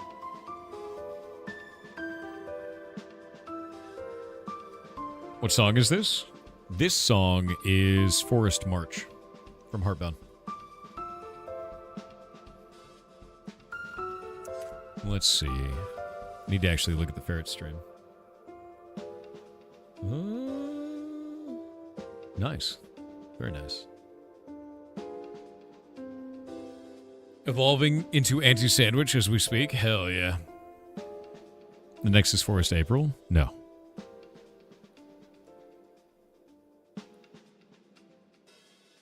Show us your island collection? No. That's secret. I have to prepare it. Leave it alone. Alright. Ushka. We're gonna do beetroot. We're gonna do... I think I want to redo mushrooms. I think I want to redo mushrooms.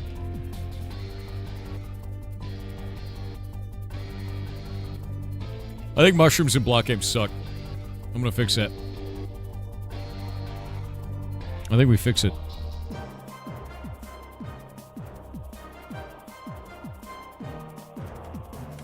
What if I changed it so that mushrooms are actually an archaeology item that comes out of, or an herbalism item that comes out of the dirt?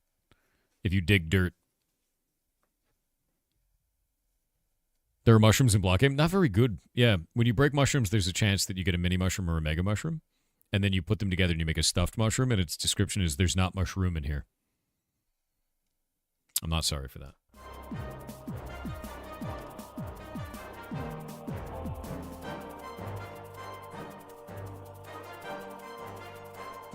I feel like we should have that still.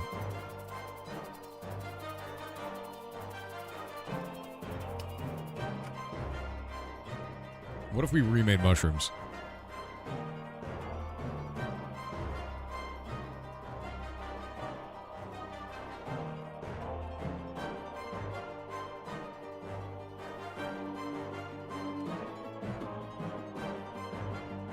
Spore Man's food?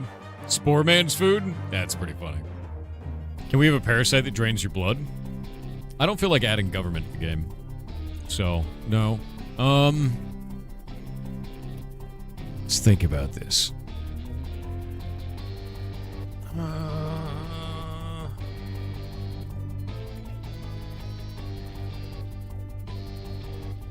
Yeah, we'll do it that way.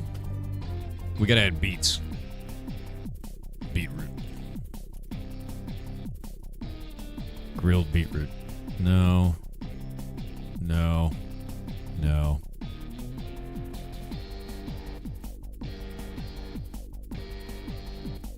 Raw beetroot.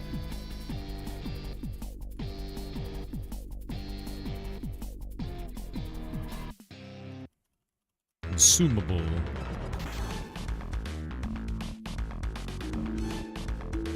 All right. This seems correct, but now I gotta make the item. We gotta make a mushroom medley as a material.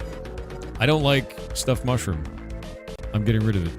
I don't think we use that for anything, do we?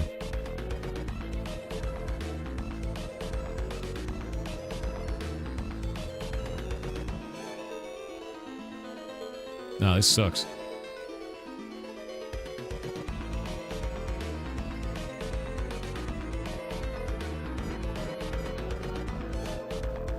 Be gone!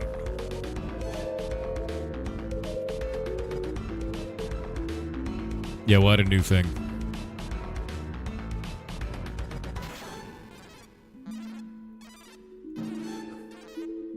Oh, I want to add 3 kinds of mushrooms to the game. Aggressive food recipe? Maybe? We're putting in this Christmas stuff right now. But I want to add 3 kinds of mushroom to the game. I want to add chanterelles. I want to add king boletes. And I want to add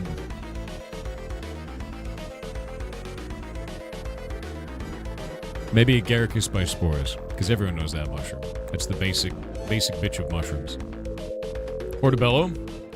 But do you know the secret of the portobello? Do you know the secret of the portobello, Chad? Who doesn't know the secret of the portobello?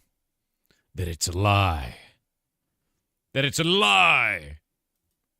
The portobello is a lie. It's just a white button mushroom, but old. Yeah, if you've ever had, so like a lot of people are like, oh, I don't like mushrooms. And they're talking about the ones that go on pizza and stuff like that, right? Those basic ass mushrooms. These guys right here. And then you look at the cremini.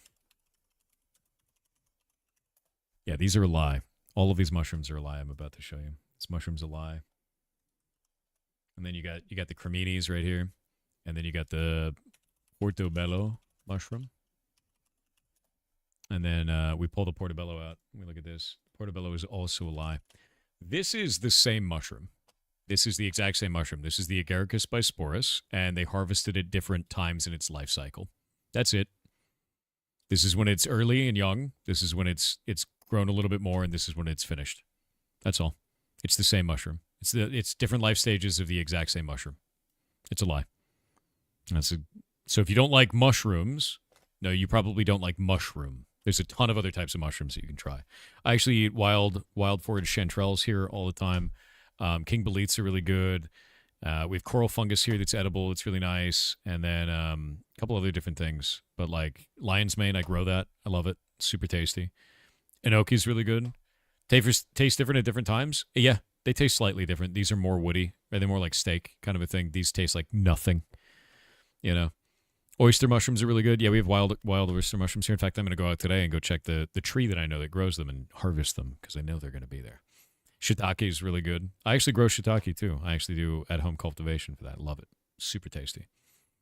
Same as different colors of bell peppers. They're just at different stages of the ripeness. Yeah, it's exactly the same. It's just a lie. The mushrooms are a lie, dude.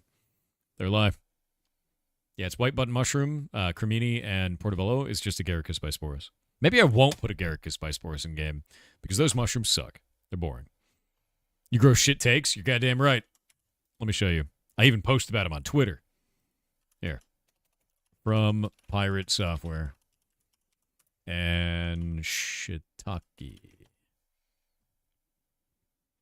Do. Let me see. I probably wrote the word pounds. Yeah, I think it was pounds for this one. Latest. There we go. Yeah, these are, this is actually my at-home cultivation here for these mushrooms. And I love it. They're really tasty. So these are my shiitake blocks for this, and this is after they get harvested. You shave them, and then this is a big old bowl of mushrooms, and then I like to dehydrate them in my big food dehydrator. And then from there, I'll store them in jars, things like that. And then when they're kind of scrungly or like maybe stems, I grind them up, and then I use that as a seasoning to cook steak. It's very tasty. Yeah. Where do you get the cultivation stuff from? Northspore. A lot. I also do my own bags and stuff too. You get belly pain from mushrooms? Are you sure you get them from all mushrooms? And are you sure you cooked that mushroom enough? Because mushrooms contain chitin, and if you don't cook them low and slow for a long enough period of time, you'll get a bellyache. No, I don't do hallucinogenics. Only food.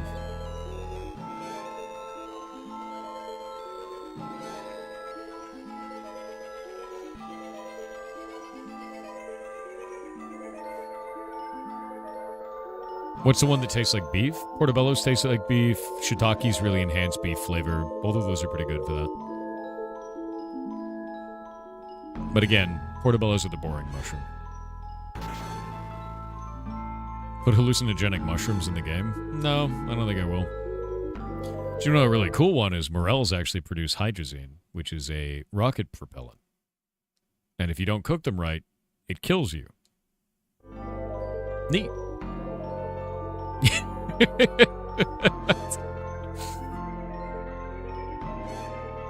How about Helvella vespertina? Yeah, Helvella vespertina is actually really cool. You cut it thin into noodles, and that's quite nice. And they're black. I actually have those in the yard. They grow around one tree in my yard. I don't know why they grow there, but they like it. So I just go around that tree, and I pick them all up, and then take them inside. It's very tasty. Do you want to see a Helvella vespertina? They're really neat. They're weird looking. I'll show you them. Yeah, I go out and I pick mushrooms all the time. Yeah. So here's the Helvella vespertina. Weird looking mushroom. We're going to wait on the ads. Get out of here, Bezos. We're showing people mushrooms. Get. Go on, get. Get. Yachts. Money. Look, a dime. There we go. Gets them every time. All right, so with that, this is a Helvella vespertina. It looks like a really thick, robust mushroom, right? That one right there. It looks like it's real dense on the inside. It's not. It's very thin. So this is what they look like. They're real wrinkly and strange looking, right? Gallius Regina said, hello Thor, mods and chat. Hello. Wanted to say thank you for this corner of the internet. Oh, you rock, It is really nice to come here, unwind and enjoy the good life advice with a side of cursed humor. Yeah. The bigger the curse, the better. Silliness aside, hope you keep doing what you have so far. It means the world Kronos, quickly, we have fresh Kugloff at the ready. Pass it on to the mods before he figures it out. No, I know. We will send Strudel as backup. It's too late. It's too late. You can't. I'll replace it with something else in transit. It won't be bread. It'll be close, but it won't be wrong. How dare you. But yeah, with that in mind, wrong button. This is Helvella vespertina, and the way that it works is it's real thin all the way through, about that thin, like a fettuccine noodle. And even the stem and the cap are like this. So they're really good to, you slice it kind of in half and you open it up and then you lay it out flat like a piece of lasagna noodle. And then you slice it thin like fettuccine noodles and you cook it like that. And that's it. You cook it kind of low and slow with other stuff, and it's great. It's like a really, really good mushroom. It's kind of tastes like almost like nuts. It's almost like a peanut kind of a thing, like a cooked peanut almost. It's really good. It's very light flavor too. Yeah, it's really, really good. You're mortified that it read it like that? Don't worry about it. It's funny. And then this mushroom is another one that I have in my yard. This one you can't eat, or maybe you can. We don't know. But they're called witch's caps. And they turn like this when they get old or when you poke them a bunch. If you break their skin or anything like that, it'll do that. And they turn into little black witches' hats is the idea. But the interesting thing is we don't know if they're poisonous. We know that people have eaten them in the past, and some people say they're delicious, and some people say that they've been poisoned by them. And there's only one case of poisoning, and it was out of China in the 1800s. So we have no idea. We have no idea. They could be delicious. They could kill you. No one's tried since. Yeah. Yeah. Color usually means poisonous. No, it doesn't. Nature isn't really like that all the time. Mushrooms do whatever the hell they want. Yeah, mushrooms are insane. You cannot the mushroom. Paul Stamets? I don't know if Paul Stamets knows on this one. Because there's so many kinds of mushroom. And send it to a lab and analyze it? See, here's the problem. You can't just send it to a lab to analyze it. Because there are certain types of compounds that break down in biology in an animal, such as you or other animals, that changes entirely. So when we're talking about chemical compounds in biology, it's not just about can you eat it, what do the compounds break down to? What about when it's stressed? What about when it's at the black phase here of its lifespan? What about when it's just fresh? How does that break down? How does it store in the liver? How does it pass through the kidneys? What does that break that into? Is there any interim chemical? Is there a chemical process that it ends up as? Does it enter the bloodstream? This is like a shitload of work. You can't just send it to a lab. Like, there's way more than just send it to a lab. There's, like, all kinds of shit that ends up happening to do that. And then on top of it, what about your test subject? Are they allergic? Are they allergic to an interim compound? Are they allergic to the main compound? Are they allergic to the production of the compound?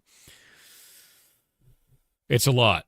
It's so much that goes into that, and I wish it was just send it to a lab. Like, the biochemical reaction ends up being insanely complex. It's crazy amounts of work, which is why no one's done it, because, I don't know, it's just kind of a weird-looking mushroom. Yeah.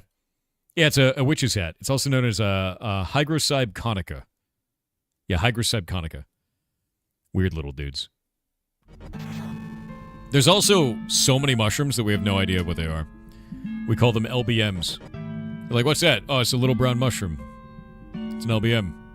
It can be a million different species. We have no idea. Okay, ChatGPT, thanks. Thumbs up. Don't ever ask ChatGPT about a mushroom, dude. You're just gonna die. Yeah.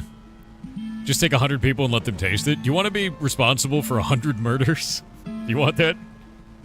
Terrifying. Yeah, no, fungus is crazy. Mushrooms are not your friend. You do not want to eat a mushroom based on ChatGPT. You don't want to eat don't grok, is this real? A mushroom, you'll die. And that's a dumb way to die. Honestly, like, there are dumb ways to die, but asking grok if you should eat a mushroom is a dumb way to die. That's wild. Absolutely wild. Sounds like a job. Oh my God, you're goblins. Got to be careful. You do. You have to be careful about mushrooms. You really do. The only reason why I'm able to go and do that for foraging is Shay was actually trained by the Mycological Society of Washington State. She is trained by experts for this, for specific variants in our region, only in this area. Outside of this area, no idea. Don't touch them, right? But in this area, Shay knows what's up.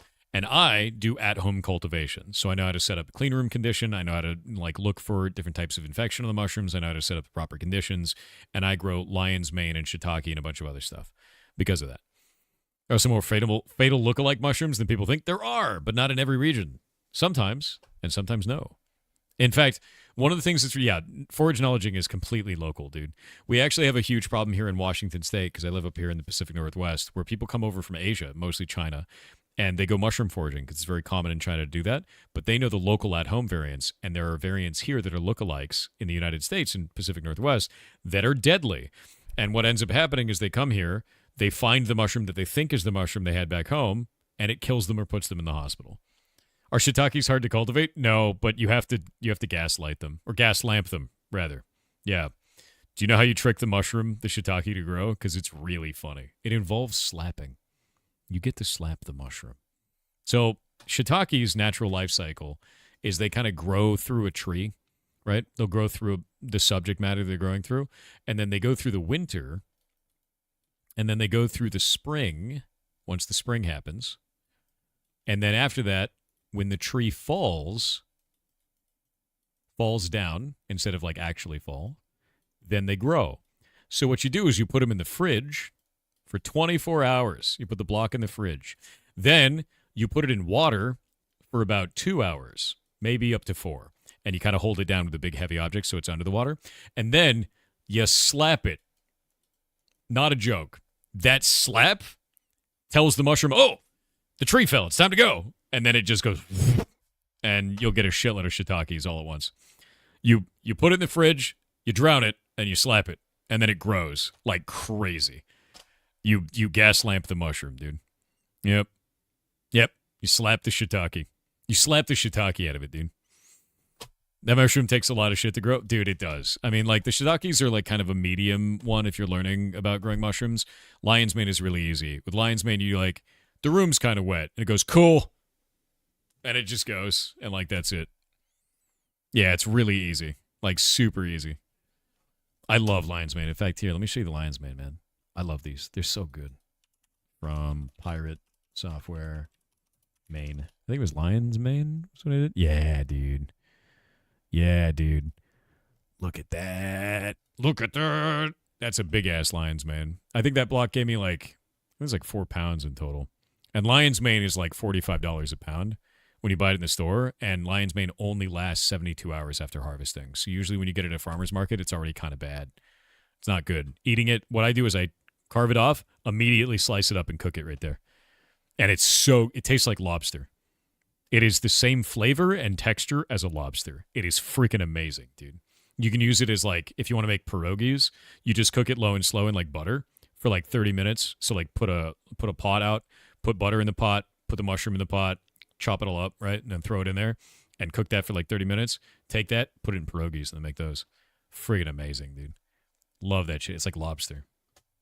How lobster taste? Like a sea bug. I don't know how to compare lobster to anything other than lobster, man. Yeah, it tastes lobstery, you know? It's like bugs in the ocean. Large, delicious sea bug that they used to feed to prisoners because they thought that they were boring. Which is not a joke. The lobster used to be fed to prisoners as like a punishment. And now we eat them because they're amazing. Sea bugs, dude. I have other pictures. This is not my photo. I want this. I have been hunting the forests up here every year to try and get one of these. It is a chicken of the woods, and they're huge. And every time I find one, it's gone bad. And I want them so bad, dude. They're so good. Yeah, I want to try this mushroom, and I've heard its flavor is amazing. Yeah, I've heard its flavor is incredible, dude. Yeah, can you cultivate it? Nope, you cannot. I don't know any way to do that. Yeah, chicken of the woods, dude. I need it. I need that. And then, actually, how many of you guys played New World? How many of you guys played that game? I'll show you something real weird. See a weird thing? You did? So you remember in New World, there was that big white mushroom that had the red dots all over it in that one zone up at the top of the map? You remember that? Do you know those are real? Do you know those are real? They're called the bleeding tooth fungus. Did you know that that's edible? but you wouldn't want to. You have to boil this like 20 times to eat it. And you just keep pouring off the boil, or it's the most bitter, disgusting shit imaginable. It is like the worst, most chemical kind of bitter that exists. But if you boil it, apparently, if you boil it like 20 times, it is edible. But that was only from like a scientist that was like so into it that he did it. And he was like, after it was boiled, it was awful, but I ate it. And that was it. Yeah. When you have water but no food, yeah, no, it's not. It wasn't even good at that point. It looks like ice cream. No, it looks like death. It's not good, dude. Yeah, it was incredibly British at the end because it was boiled so many times. But yeah, you don't want to eat that. I also grow oyster mushrooms. So here's some oysters. Those are fun. I like growing those. Actually, there's a really easy way to grow oyster mushrooms. And yeah, here's one of my harvests right there. So oyster mushrooms and then lion's manes. Nice. Oysters are great, dude. And here's me holding a lion's mane. And it looks like a koosh ball. If you remember those. Koosh ball, dude. Look at that thing. Hell yeah. Let me grab this.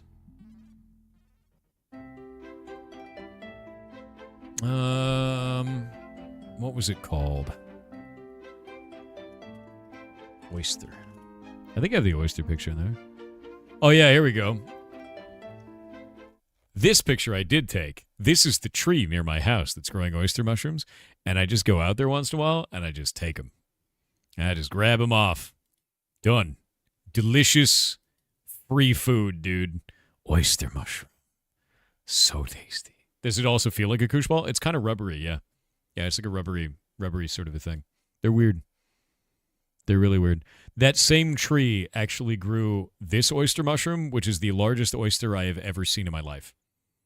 So the first time it did its flush after the tree fell, it did this. And I was like, holy shit. That oyster is enormous, dude. It's really tasty, too. Yeah. Absolutely enormous. And then also, sometimes the trees don't fall down, and you can't reach the oyster mushrooms, and you're sad about it. Look at them all. I'm going all the way up the tree, dude. You slap it, you don't have to with oyster mushrooms. The tree fell in the forest already. Yeah, that tree's huge, too. But I can't get those. They're all the way up the tree. I'm actually going to add oyster mushrooms to the game. I'll make them drop off of Lumberjack based on your herbalism skill. We'll do that. I think that'll be fun. Let's add them. I think that would be really good. Yeah, I grow them in buckets, too, the oyster mushrooms. What I do is because what oyster mushrooms do is they look for kind of like a weak spot on the bark when they're growing out of the tree, is you get a food-grade plastic bucket, you fill it up with straw all the way up to the top, and you wash the straw first. And then you put grain spawn in layers between the straw going all the way down this, and that grain spawn is already cultivated oyster mushroom. And then it spreads all through this, right? And then after that, you have holes drilled all through this bucket, kind of at regular intervals like this. And what the oyster mushroom does is it spreads all throughout the substrate, and then it finds these holes, and it just produces oyster mushroom right out of the hole. And then you can just pop it off like an apple. You get this big, massive oyster mushroom for straw, right? It's great. It's super nice. You see the science news with spores surviving on the outside of the space station? I'm really not surprised. Spores are incredibly resilient. It's like insane. You're breathing in tens of thousands of them right now, too. Where do you get your grain spawn? Usually from North Spore, but I also keep a cultivation of them here at home. How do you clean the straw? Boil it. Boil it. Boil it all. Mushrooms are basically the fruit of the fungus. That is correct. They are the fruit. It's like an apple. Yeah. Also, technically the sex part of the fungus. Like the apple. Also the same. Yeah. Nature. It's weird. How do you boil things? Well, you make them more British, so I guess offering tea is the way. We learned this earlier. Kronos, a British person, told us the secret. Yeah. Any experience with fungi outside of North America? No, I don't have any experience with any other region, only Pacific Northwest. I would say that I would love to have more experience with them all over the world, but I also fear the fungus, right? Like, I have a very deep respect for mushrooms and know very, very well not to tempt Mother Nature. It will kill you. So if I'm going to go try mushrooms anywhere else, I'm going to do that with a local expert. Like, straight up. Yeah, healthy fear of the fungus. 100%, dude. 100%. Because it'll kill you. Nature will just be like, dead, whatever. And to be clear, dying to mushrooms is a horrible death. Because the way that you die to mushrooms is that they kill your liver and kidneys. And that is a not fun thing to die from. It is slow, it is painful, it is incurable, and no one can save you. It's bad. Yeah, it's not fun. It is a shitty way to die. Do not the mushroom. The mushroom will kill you in a bad way. Yeah. Do you have a favorite mushroom that is not for eating?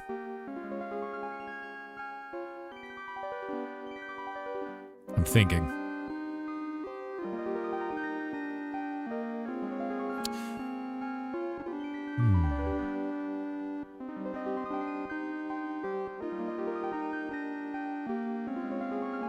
Yes. One moment.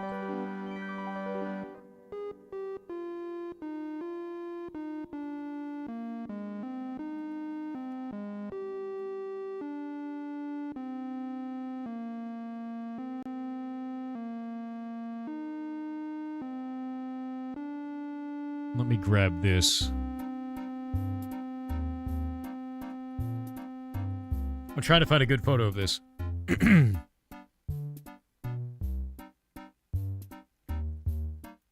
All right. I've got a good one.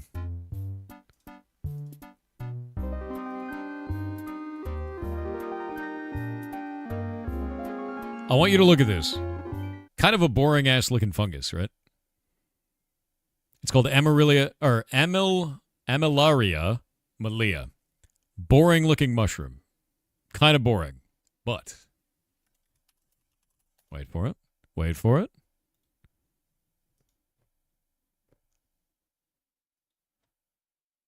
Let me grab this. Let me see if I can find one that isn't AI generated because the internet is dog shit now. We love that. At night, they do this. They have what is called natural foxfire. They are a glow-in-the-dark mushroom. And even their mycelium glows, too. It's really goddamn cool. So, if we look at this, the mycelium, which is kind of like what you would expect the roots to look like, also glows. It looks a little bit smudged here, but they glow. And it's neat. Yeah, it's really cool. This, in this case, is called foxfire. It's very, very cool. Yeah. Really neat shit. Let me see. It's called an Armillaria. I always get this wrong. Armillaria Malea. They're so neat looking. Love it, dude. But they're neat. They're neat. And this is kind of touched up to make it like brighter. They just brighten the image. Normally, they're not super bright. They're pretty dim. And they look more like this. So they're kind of haunting, you know? Who is AI generating images of mushrooms and putting them online? A lot of people. In fact, there are a ton of books and things that you'll find on Amazon that are fake, that are mushroom identification guides that will get you killed because they're AI generated. This has become a very big problem in the last year. There's tons of resources online that are just faked bullshit information about local mushroom identification. Do not trust any of this shit online. Do not. Find a local expert. That's why I keep telling people to do this. Yeah. Yeah. It's a huge problem, dude. There's a lot of kids' AI books, too. That's true. It's grim, dude. But yeah, I love it. I actually really enjoy it. I think they're a really cool mushroom. Yeah. Really cool to cultivate these foxfire mushrooms in a terrarium as decoration. I don't know how these grow. Let me see. Honey fungus. How to grow. How to get rid of? No, how to grow it. I have no idea how to grow this.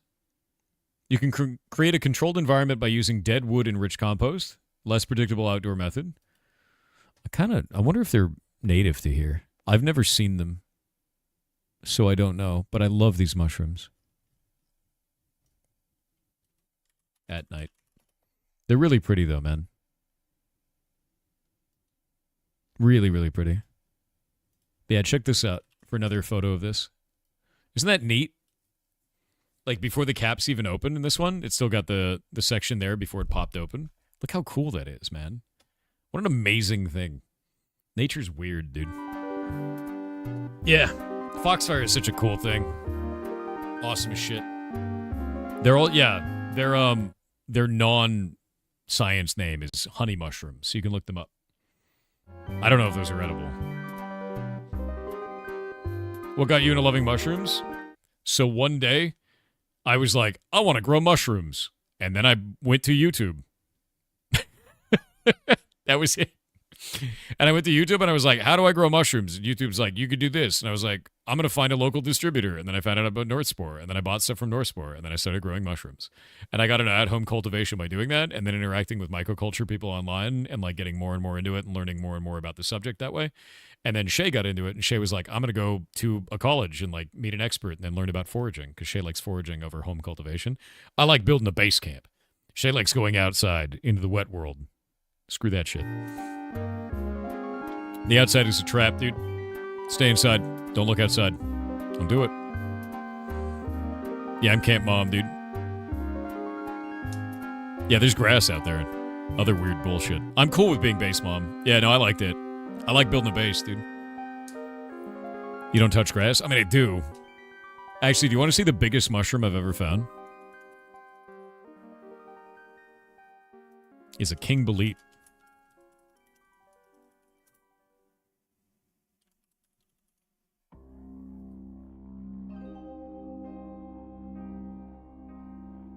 Look at that goddamn mushroom. Look at it. It's a king bolete. They're so big, dude.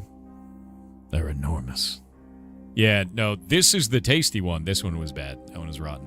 But you can see they're just king boletes. Like that one right there is really good. This one is perfect. That one is rotten, but I took it because it's cool looking. Yeah, big old mushrooms. Big old chonker mushrooms. See how gross it is? Like that one's wrong. Can't eat that. Did you make any omelets? I ate a bunch of king bolete. They're really tasty. Yeah, they're about the size of Bao, I'd have to say.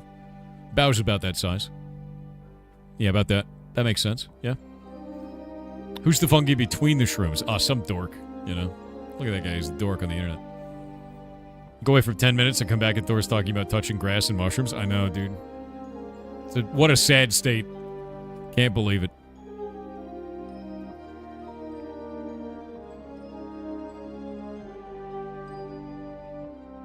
Let's see if I have any other pictures of these. I don't think I do. But no, those were good, dude.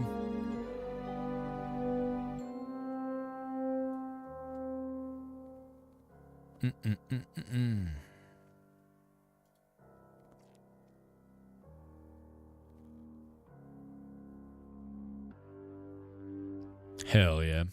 People are so excited about Indie-December, dude. I'm surprised you managed to fit into that pic, seeing there's not much room in it. God damn it, dude.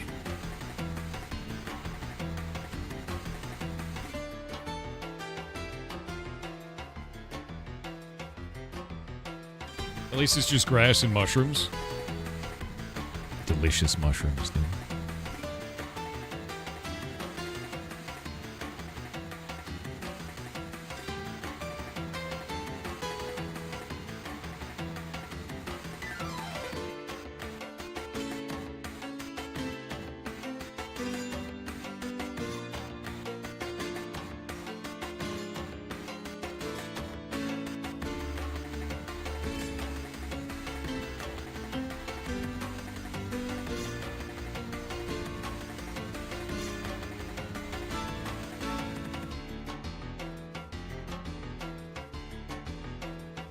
Shay goes in the wild and you stay at the base. Does that mean Shay's higher level than you?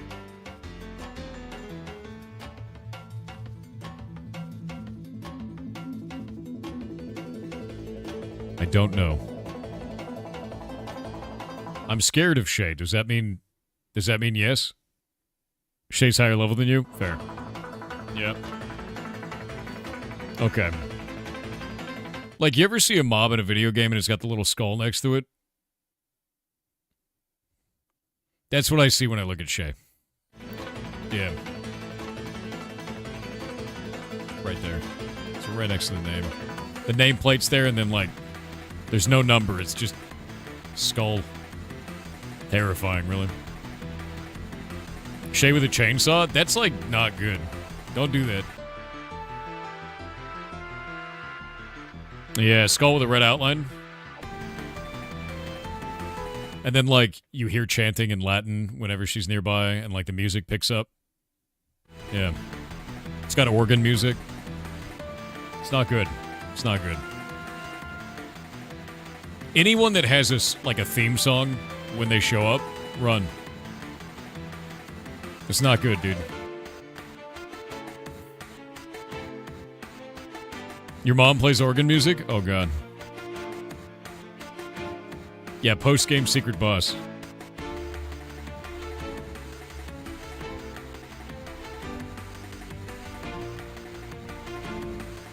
Don't send Shay a chainsaw. Don't do this. Nutmeg dough, mushroom medley, raw beetroot. All right, I'm adding mushrooms. And they're going to be materials, you won't eat them directly.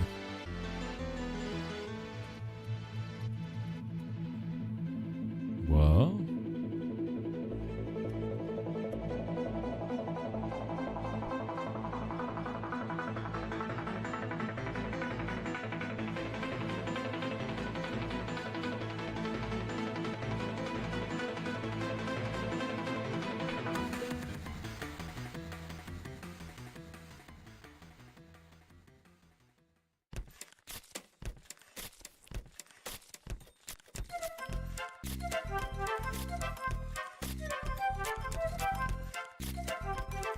How excited are you for Hytale? I shit myself constantly waiting for Hytale and me being able to play it. I want to play that so bad, you have no idea. I cannot wait for us to port everything from Block Game into Hytale. We talk about it every day. I respond to like almost every one of Simon's posts because I want to find out more information. I have a shirt. I have a Hytale shirt sitting right here that the dev team sent us because we were going to be one of the headliners from before Hytale actually died. Originally, because we were going to port Block Game into it and be one of the first, like, the second-party games right in the beginning. And then they died. And now they're back, and I'm talking to them again. I've been waiting for this since 2022. That's when I got engaged with the game. I'm so excited. You have no idea. Yeah, would you like to know more? Dude, I'm a giant nerd about this shit. I need a image for this.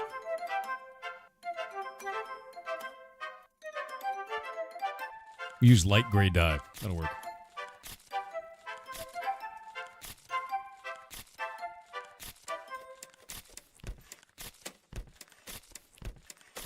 I love how responsive they've been to all the inquiries. Dude, they're awesome. They're really goddamn cool. I love it. I'm so pumped to see you and Jake do all the things in Hytale. I just can't wait, man.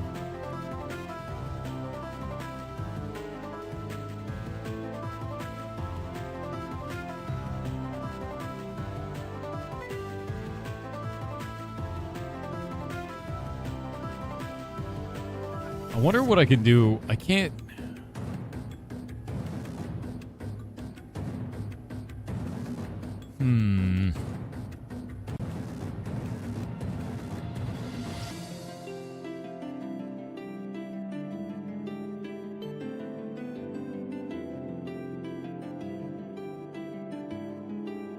I wonder...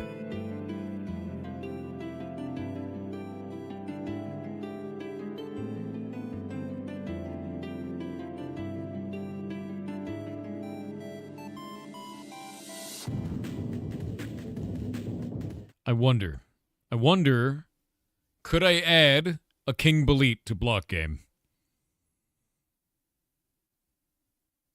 Could I add a King Belit to Block Game? So have you experienced the madness that is modded Minecraft with Create? No, we just do it all in vanilla. We actually rebuilt the entirety of the game, and I'm adding mushrooms to it right now.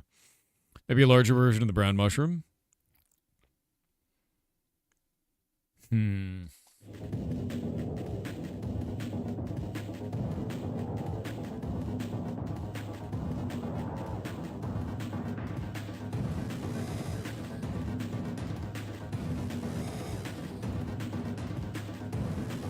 you know the Mushroom Man who lives in Tarn Mill? Oh my god, dude.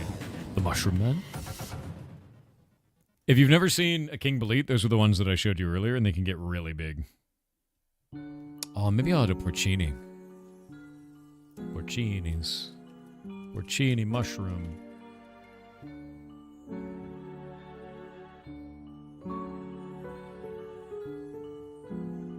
Porcini mushrooms are really cool, actually. Look at these guys.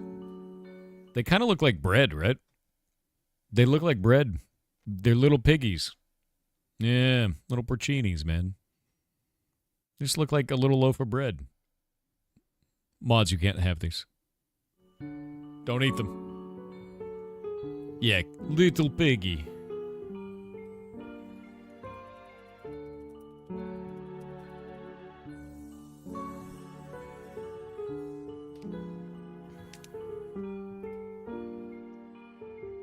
Yeah, no, they actually mean little pig. It's like a whole thing. What about breadfruit? I think breadfruit looks weird, doesn't it? Breadfruit. I think I know that. Yeah.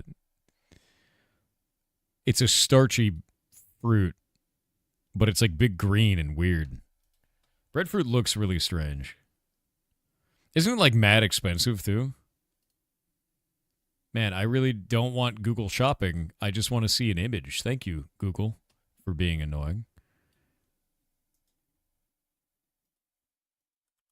Aren't these really expensive? Am I wrong about that? Yeah, because it rots super quick. Look at this. Is this your game? Yeah, it's block game. In the background. We've been working on it. But yeah, they're weird. Those get expensive. I've never had one. I don't know anything about it. Yeah.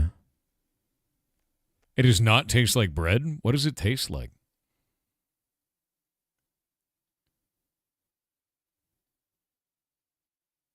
No, Wernick, no. Don't you even joke about that. It'll kill you. Don't. Looks like an avocado. Avocado. Delicious. Durian is fine. What is that? A breadfruit. I don't know anything about it. I know that they're supposed to be really tasty. Yeah. You know, if there's a specific breed of pigs to sniff and find out about mushroom, you're talking about truffles. Yeah. Truffle pigs.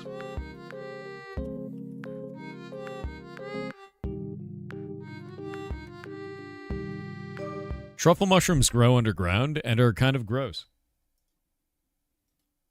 Let me show you. Look at that. Isn't that weird? That's what a real truffle looks like. That's a truffle mushroom. They grow underground. They look like a gross Cthulhu walnut, and the inside looks like worms. Yeah. And then they shave them. And that's it. And they shave it onto your food, which is like a thing. And it costs $50 billion. They're like insanely expensive. The level of expense for a truffle mushroom is great. Is that a golden kappa? Oh my god, we get to see the UI finally. Look, it's doing it. The golden kappa, look. The UI worked. It's so basic right now. Look at it. Look at it. It's gold. And it shines. It does like a shine animation. Shines. Golden cap. It's gross. It's doing it. I gotta add more features to this. I just wanted to see if it would work, but now it does.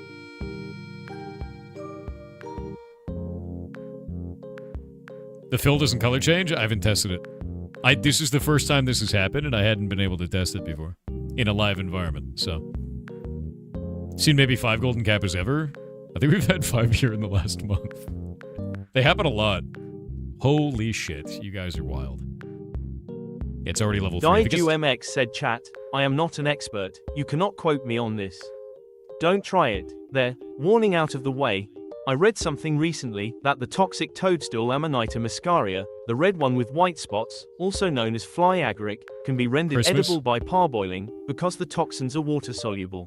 Yeah, no, there are people that eat that for hallucinogenic reasons. It's not safe. That's a poisonous mushroom. Do not be dumb. Don't. It's a bad idea. It's also illegal. Also bad. Yeah, don't do that. The Mario mushroom will kill you. Do not the mushroom. Also, if that hits level 10, it will automatically change the music now. The train music goes up at level 10 now. Maybe I'll have it do that at level 1 if it's gold. Right? Zafaroff with 500 bits said, did you ever get more morels growing this year in the old burn site on your property? I didn't. I remember last year you found some. Yeah, I did. The morel mushrooms did not grow this year. I need to burn more stuff. And I mean that. Morel mushrooms.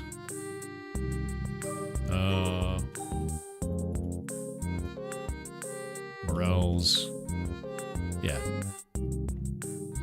These are morel mushrooms. If you look at this, this is the mushroom. Crazy looking mushroom. Naturally produces hydrazine. Will kill you unless you cook it right. Also goddamn delicious. And look how many of them I got, dude. The reason why I could grow these, and these are puffballs that I got as well. But the reason why I could grow these is because the last homeowner burned a bunch of shit in the yard. And morel mushrooms only grow where there was a recent burn. So if you want to grow them here, you burn a bunch of stuff in a pit, and then they grow. And that's it. And you just burn it, and the next season you'll get it. So I got to go burn shit in the yard, and then I'll get that, which is kind of weird. Like what, oil? Nothing, just wood. Just burn wood, and then the ash causes it to happen. They only grow when the forest burns down. That's what they do. Yeah, it's a golden kappa. It's going. Burn a bunch of stuff and pray, dude. And it grew so many. There were so many, dude. Yeah, homeowner. Yep. And then these puffballs, there's an exact spot in the forest near my house that I know exactly where they show up. And I go there every 2 months, and I get these puffballs that are like this big. Every time. They're delicious. And you chop them up, and you cook them like a steak, dude. Will level 10 override the mute music? Yep, it will. In fact, it'll override everything. Overrides video games, all of it, dude. If it hits level 10, anyway. Still my puffballs, they're mine now. Creepalord 3131 said, hey Thor, the creator of Skibidi Toilet sold the rights in 2023 to Invisible Narratives for a Michael Bay movie that still doesn't exist. Now he's locked out of his 47M sub-channel, gets zero YouTube revenue since 2024, and the company spams weekly trash for cash, trampling on his legacy. This very creator worked hard to fight content farms and bootlegged apps, products and more to protect kids from getting scammed or worse. https:// Nice story, but I don't buy it. The reason why I don't buy it, he sold the rights. If you don't want this to happen, don't sell. He sold his legacy and then is upset that a company used it for shitty means. Don't sell. You don't have to do that. Yeah, don't sell if you don't want that. No. I'm going to be honest with you. I don't feel bad about that at all. Don't sell. The moment you do, it's out of your hands. It's not yours anymore. Yeah, no.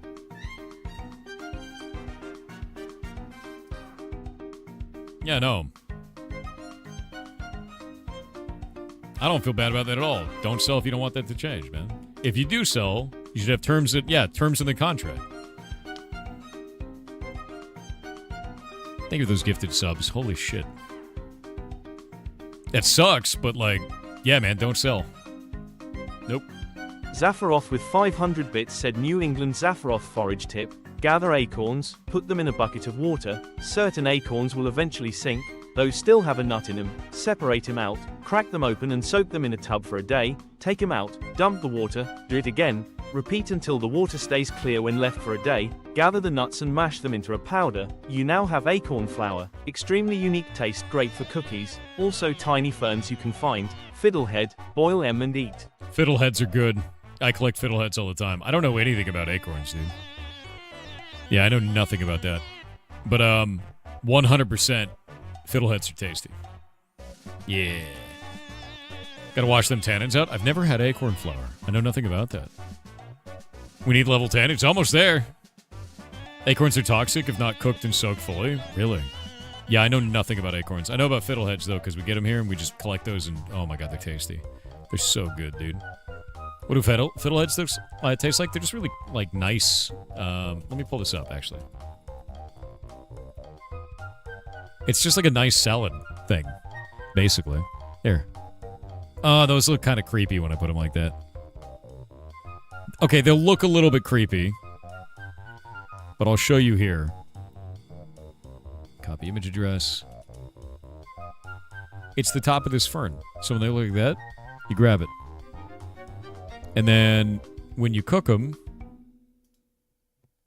they look like this. And that's it. They're just very tasty. Yeah, they're really tasty, dude. They're very good. And it's a specific kind of fern, by the way. It's not all of them. Yeah. You thought those only existed in Stardew? No, that's real. Oh! It happened. The music is now playing on repeat. I have no control. Do they taste similar to anything? Not really.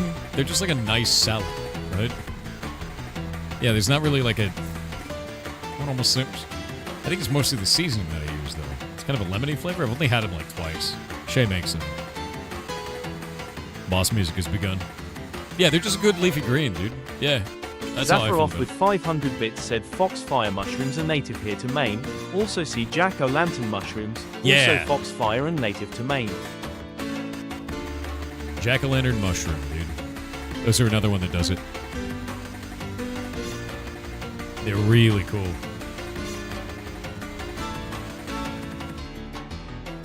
They also, jack-o'-lanterns also trick people into thinking that they're chanterelles. They look like a false chanterelle, which is very funny to me. Because chanterelles don't glow in the dark. It's a little bit different. Yeah. Is that the record for the golden hype train? Dude, that's a lot. Yeah, they don't grow in clusters either. I actually have chanterelles that grow here and I get them all the time. I'll show you my best chanterelle that I've gotten.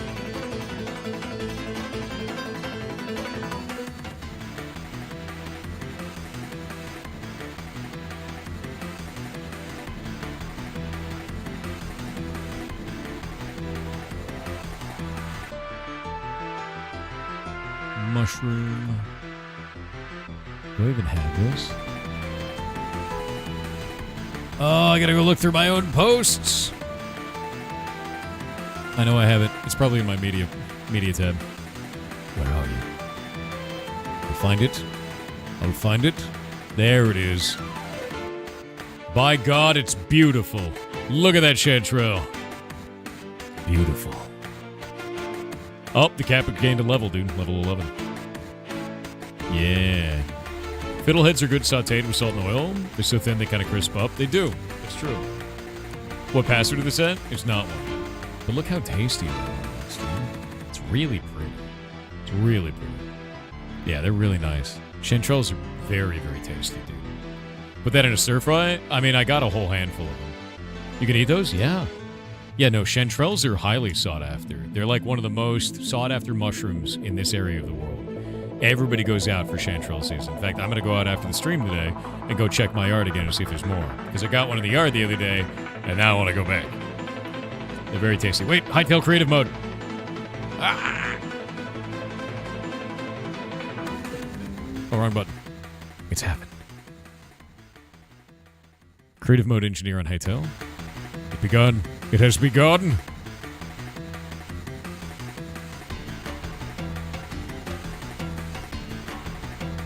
Okay. Brushes? Why does it say tentacle brush?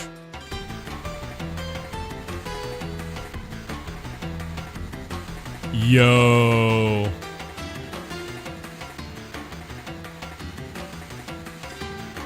Can you turn off the music? No, only you can. It turns off when the train dies. I'm not playing audio on this right now.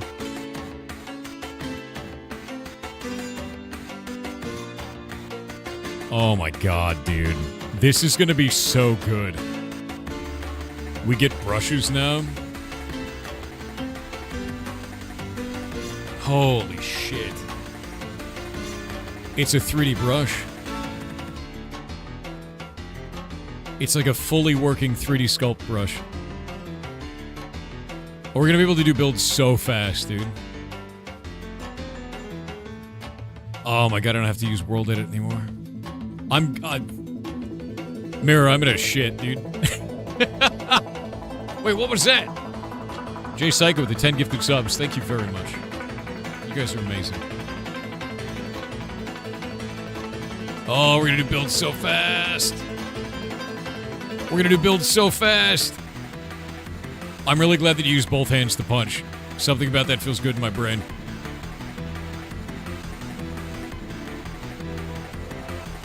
Oh, is that a building brush? Did he use building? What is that? Okay, so you can change the shapes, the width, the height, the thickness, the density. Did I say wall thickness?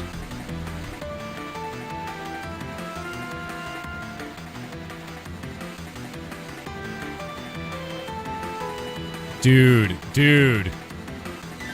Is that creating random generated castle structures?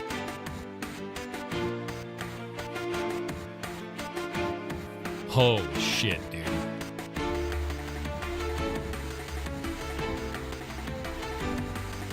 This is crazy, honestly. I'm really excited for this, man. You have no idea how good this is gonna be. Yeah, Wolf, what's up?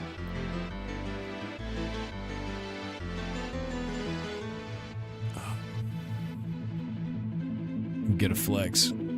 Let you flex your skills, dude. Get on Block Game and make something, man. If you submit a build, we'll put it in the game. Jake and I are gonna build a converter so we can take, our stuff from Block Game and transport it over one-to-one. Actually, have you seen the latest building? Yeah, the undo redo is crazy.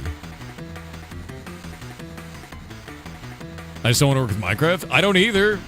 Like, how does one submit a build? Tell me to go to your house and Block Game, and I'll just go look at it. And then I'll steal it. If you want me to. What is this? Can I wishlist this? This is Hightail, dude. Hype trade is still going.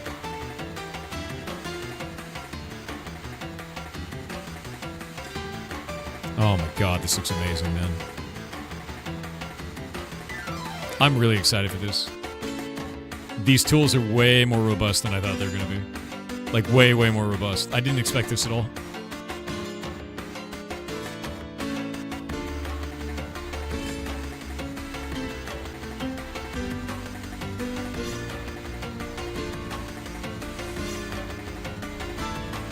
Dude.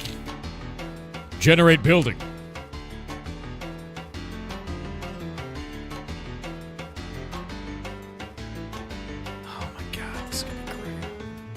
Yeah, this is gonna be great, dude.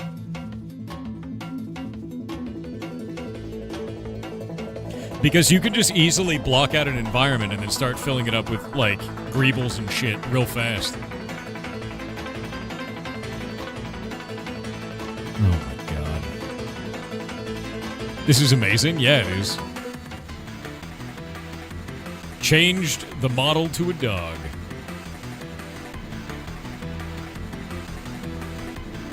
Immediately can just... Wait, hold up. Wait a minute. You go back there. What was that?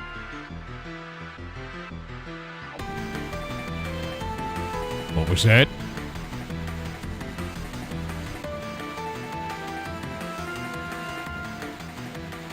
Enhance. Enhance.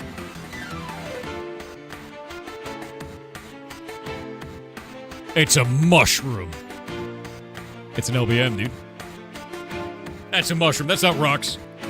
It's not a gas cloud. It's a mushroom. Mushrooms are real on the cube Earth, Chet. It's a goddamn mushroom. I'm gonna make those edible. We're gonna make them mineable, dude. I'm excited for this. Oh my god. You have no idea how excited I am for this. I'm so goddamn excited. Prefab lists. So you can build prefabs. That'll be like their version of structures. World gen here. Okay. Prefabs are like what we have for structures now. We're going to build a system that allows us to port... Oh, it ended. The Golden Kappa train is over. Golden Kappa train completed level 12. Thank you very much. Thank you. You guys are amazing. The train has ended. Yeah, Mycomancer. That'd be awesome as hell. But like, here, I'm going to... Oh, there's no audio. Doesn't even have audio. But yeah, I'm going to lose my mind, dude. Wait, look at the edit prefab system. Oh, there is audio now. I had to restart it. Oh, there's no audio in this section. All right. But look, you can build structures like this and then turn that into a prefab. It's the exact same thing. Like here, this environment that you're seeing right now, watch this. It's the exact same shit that we do here. We're going to be able to carry all of our stuff over from Minecraft, dude. 100%. We're going to have the exact same thing. And look, Mushroom House. Like, yeah, except with 50 less steps and not having to do this shit anymore. And not have to do, like, jigsaw blocks and everything else that we're doing. Like, we could just have it. Oh, my God. Edit prefab info. Oh, my God, you can actually save them as, like, a file with, like, information held on it. Holy shit, dude. You'll be able to slap this together in minutes instead of days.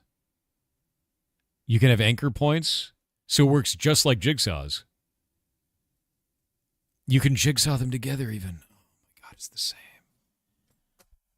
This is everything I was worried we were going to lose. The fact that we're actually getting all of it is insane to me, dude. It looks insanely good. It looks insanely good. There's a red mushroom there too. Yeah, there is.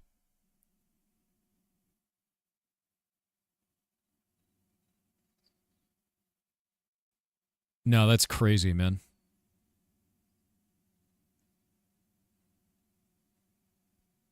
And then being able to make the prefab tool like that and then just be able to paste it. Look at this. This is everything that I wanted, dude. This is everything that I wanted. You need an artist to make more skins? Fine with me.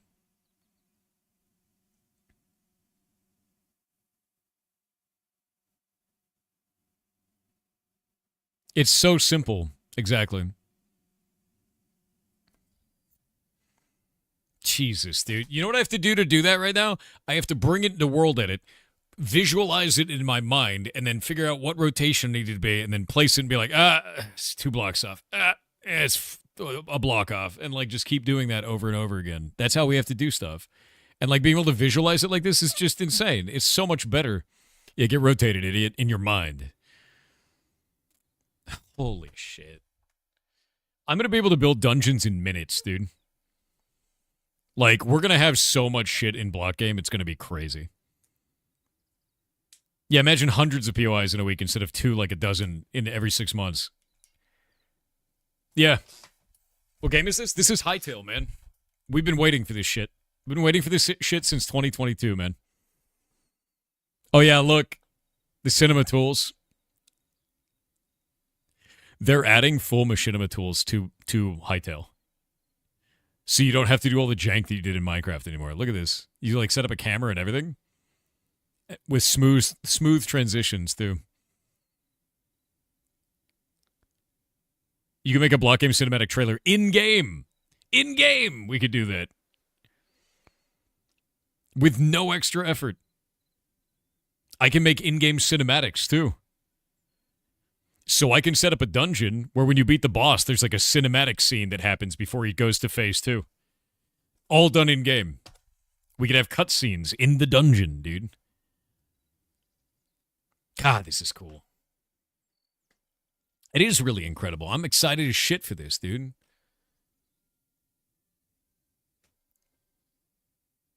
Yeah, no flying head spectator camera account. Look at this. It's going on its own. It's following the path that he just did. Mach speed 2. Look at this. So now it's following the path that he just generated. Oh. Look how smooth it is, too, man. Imagine we could fire that for all the players in a dungeon, at the moment that they kill a boss, so they bring the boss to phase 2, and we can do a cinematic edit doing that. And he did it in seconds, and it's all built in-game. God, this is great, dude. I'm, like, legitimately very excited. Yeah, dungeon intros, everything, man. I could do the fly-through Final Fantasy XIV dungeon intro, dude. Oh, my God. You know, they're like, whoosh, like, through the whole dungeon in Final Fantasy XIV when you walk in? We could do that in, like, a minute, and it'd just be permanent. Welcome to the dungeon. Victory fanfare. Yeah, exactly. Including special effects sounds and I just rip a bunch of farts, to be honest. That's how we do it. Can I have this now, like right now? Dude, honestly, Jake, I don't want to do anything else when this comes out. We're going to have full day streams of me just doing this and nothing else. That's what we're going to be doing, man. I just want to work in this on shit. How long until release? Not soon enough. They canceled this. Yeah, Riot canceled this. And I think the problem was, what I saw is that they were trying to overscope that shit. They were trying to bring it onto console and mobile. And Simon bought it back. And, like, this is such good bones to make something that isn't shit. It's crazy. Yeah. Apparently it's out in the next few weeks. And it's going to be broken. By the way, to be clear, as excited as I am, this is going to be broken as shit. To be clear, it is like a weird build that they cobbled together out of 300 branches into something that is probably going to crash constantly.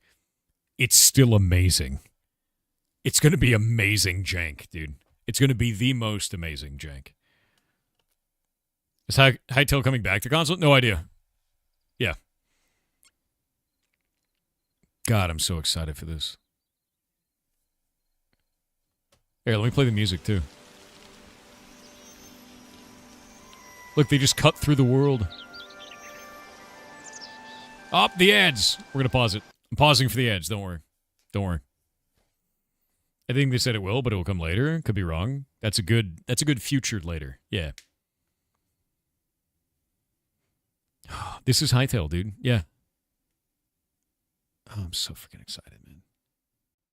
You worry about what? You see an undo command with the count modifier? Count modifier? I think I saw that as well, yeah. What about blocks that are not in Hytale? We're going to build a converter that's going to make it take it from the Minecraft block to the block that looks the best in Hytale, so we can convert our builds. It's going to take a little while to get it done, but once we get one build transferred, we can transfer everything. And if we look at builds in block game, we actually have a lot of builds that are in here that need to come through that are part of our POIs and shit. I just made this one the other day. It's full of meat.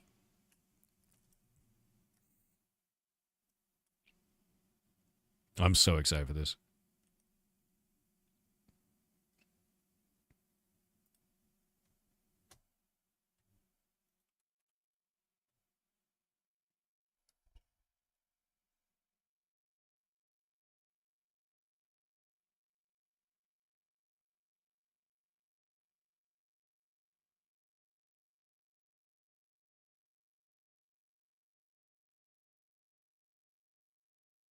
Haunting the fiefdom of London stock.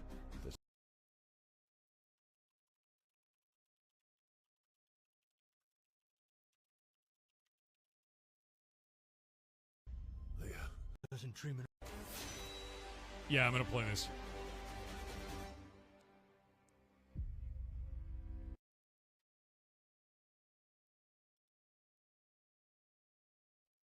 Ads are almost over. We got 2 seconds. Just waiting. Just waiting. Making it short right now? No, the short is out. It's queued for the day. It'll be out in 45 minutes. I was reading reactions to the in December video. God, I'm so freaking excited right now. You have no idea, dude. So freaking excited right now, dude.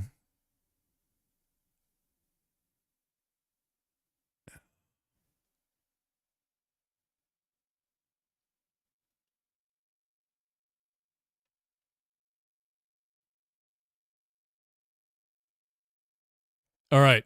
Ads are over.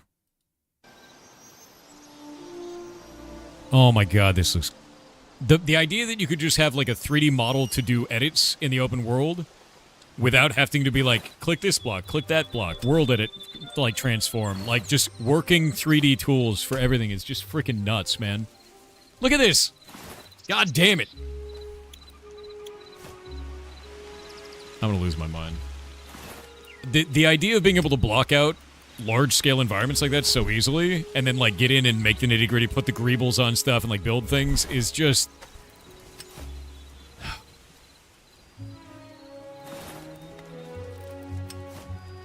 Like, here, let me show you what I do in Minecraft right now when we're building a dungeon. I'm gonna go warp to Sunken Cells.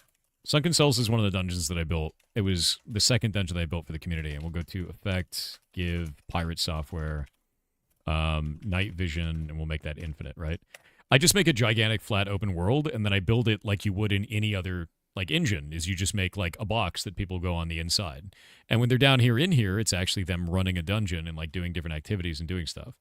And it took a while to build this. I could build this kind of a thing in probably about 48 to 72 hours, including bosses and everything like that. And that means I have to have a really good idea and do it all on paper for the 2 weeks prior to that. But if I want to build something in that, I could build like 2 of these a day. Like, easy. Because we just have all these chunks, and I can even probably make them dynamic, which would be amazing, to be honest with you. Yeah. It takes a long time. It does. Like, it's not easy to do, to build all this kind of stuff out. And if we... Here, let me do effect clear for this one. And that makes sure that, like, all the lighting actually looks really nice, and, like, everything goes on like that, because we want it to be atmospheric, like this is here. If I do F3B, get rid of that. So, like, when players are going through this, it's supposed to look a certain way and feel a certain way and everything like that, and have, like, the right kind of loot and the different areas for that stuff, and the monsters have to be tuned and all that shit. Like, imagine if I could just do that without the Minecraft scuff in the way. And there was a lot of things I wanted to do with this dungeon that I couldn't do because of Minecraft scuff. It's going to... Yeah, exactly. Basically, all of this is going to streamline the shit out of my workflow for this.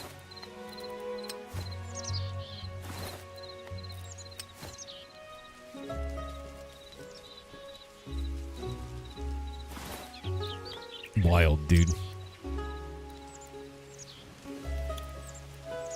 The wall thickness thing is probably the most interesting. You can change the density, change the wall thickness.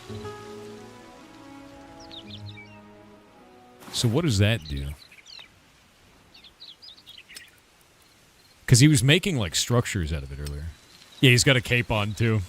There is a cape. Yup. Look at that. So he made a hollow sphere of the exact dimensions he wanted, and then sliced it, all with 3D modeling tools in-game. I'm gonna lose my mind. Block Game Open World Dungeons win. That was actually something that I was testing in Block Game originally, so if we warp to Test World, I was making these portals that you'd be able to jump into, and they would drop... They were supposed to spawn in Murkheim, and then they would drop you into like a dungeon world that randomly generates every week, and when we found out Hytale was coming back, I stopped developing this. I'm just gonna build it in Hytale. The intention is that there will be pocket dimension openings that take you into a dark world that changes every week and is always different. And you'll just jump into that and it'll just be there. So, yes, that will be in the Hytale version of Block Game. 100%. Like, absolutely, man. Evil Murkheim, bingo.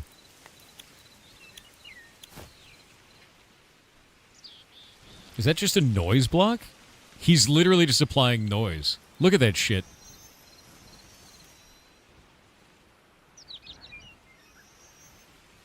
Are you kidding me? So it's not deleting it all at once, it's deleting it based on a noise pattern. Over time. That's crazy. Oh, progressive noise block. Yeah, exactly. It's progressive noise deletion. Yeah, you'd have to do that by hand in Minecraft. I'm gonna lose my mind. I'm gonna lose my mind, dude. We're gonna copy-paste everything we own. Right into this shit.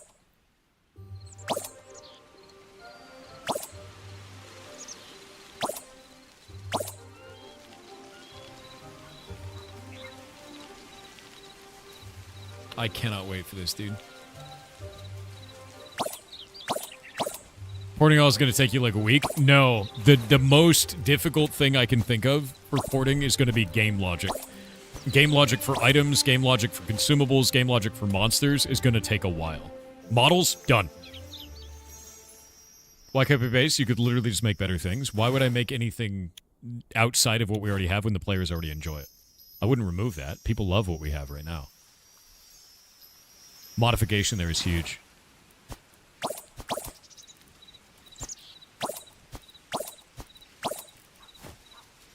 Yeah, building shit is going to be the easy part of this, man. Like, I can get my builds over very fast, but building game logic, that's going to be hard. It's going to take us a while.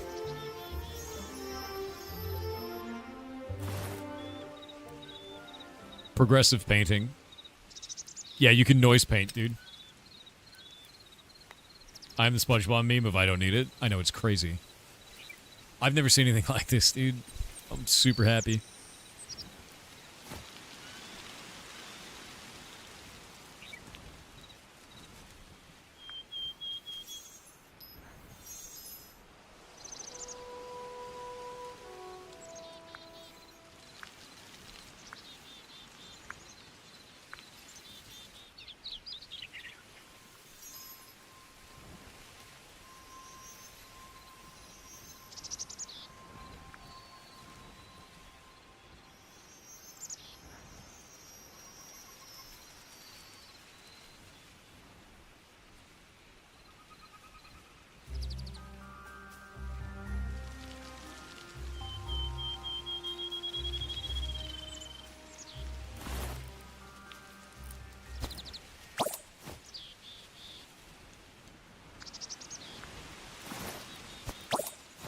Let's see.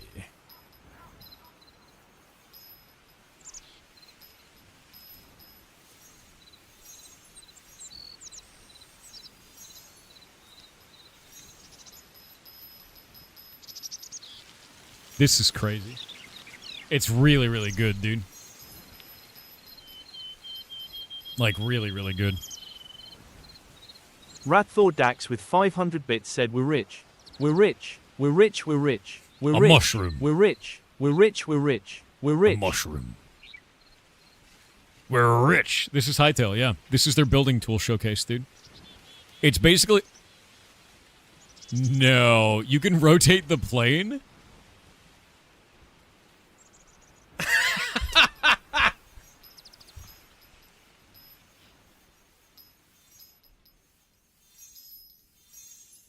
Bro. I'm shitting violently in my head right now. That's wild. That's the craziest thing. Yeah, that's Hytale, man. They just put this video out. They're showcasing their build tools. That's insane.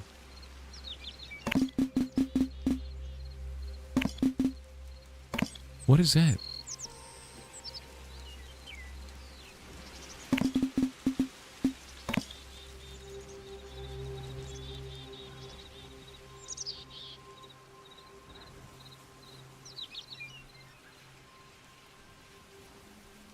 It's world edit with visualization tools as well.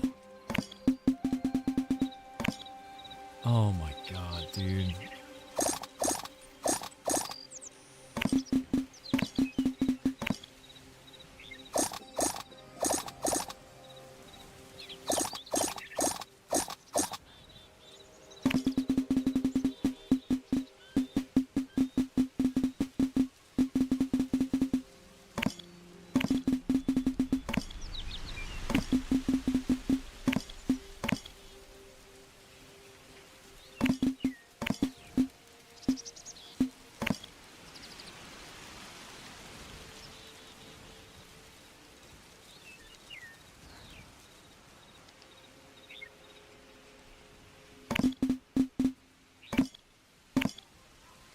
That's insane. Yeah, he just extended it. Make more. You can just select and extrude a material.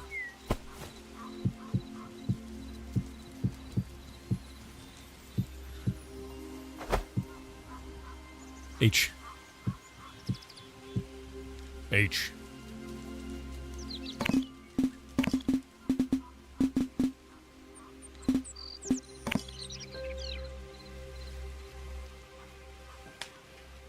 The extrusion tool is crazy, dude. Because you could do a pattern and then extrude that across the entire thing, and now you've got the entire rampart for your castle. That's bonkers, dude. My flabbers are gasted, man.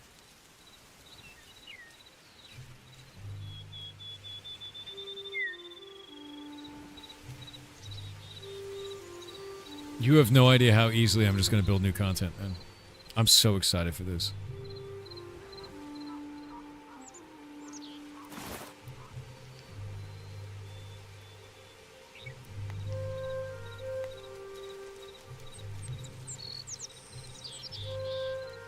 I think the thing that's insane about this is people are they love Minecraft. They love Minecraft, and I think the reason why is because they grew up with Minecraft as a tool set, and they know their way around it. This is better for content generation and building. Straight up, it's just better. So because of that, this will be the next generation standard for tools in games like this. Like, straight up it will be. I'm blown away that they have it at this level this early on.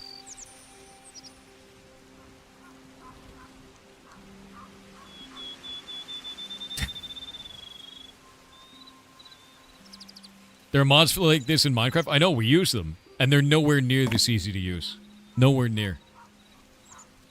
And if you do use those, you have to use a client-side modification to get it to work right. And even then, it's not like this.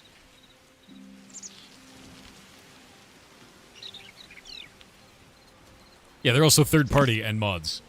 It shouldn't be mods. It should be standard first-party like this. And this is the unfinished... This is the 1.0... It's not even 1.0. It's like the 0.1 version, dude. This is the early days, it's not even ready version.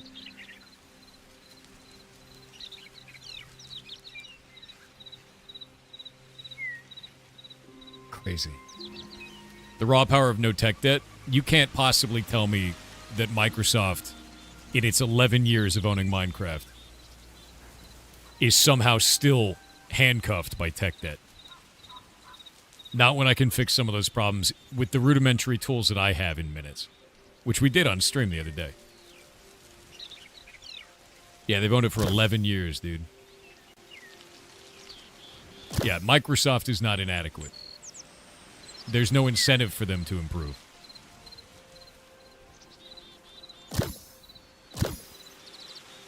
And they also rewrote the entire game in Bedrock, and somehow that's worse.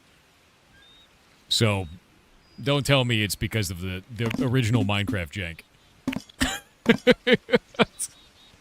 No, dude. It's not tech debt.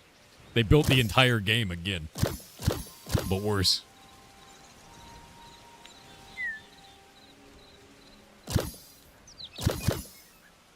Minecraft is 16 years old. As far as I know, Microsoft has only owned it for 11 years, though.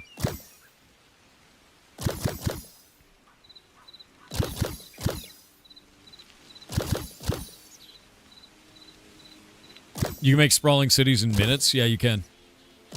It's completely insane. What are you watching? This is Hightail, man. We're watching the build tool showcase for Hightail.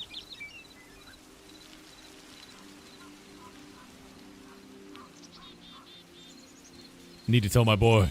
My boy.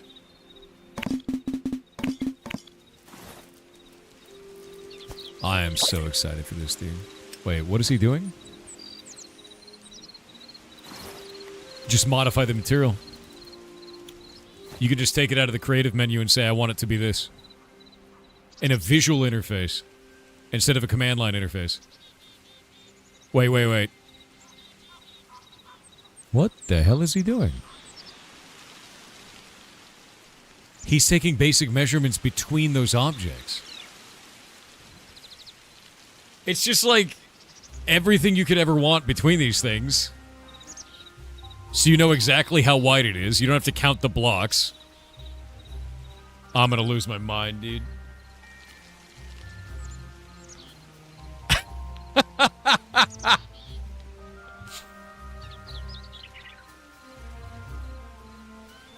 I know they literally took modeling software tools and just put them in the game.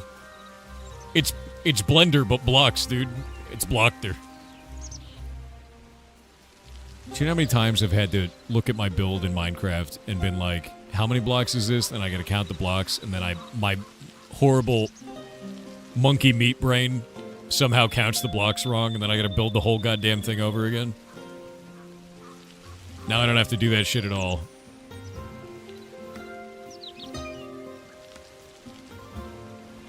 That's awesome. What are we watching? Hightail. We're watching Minecraft 2, bro.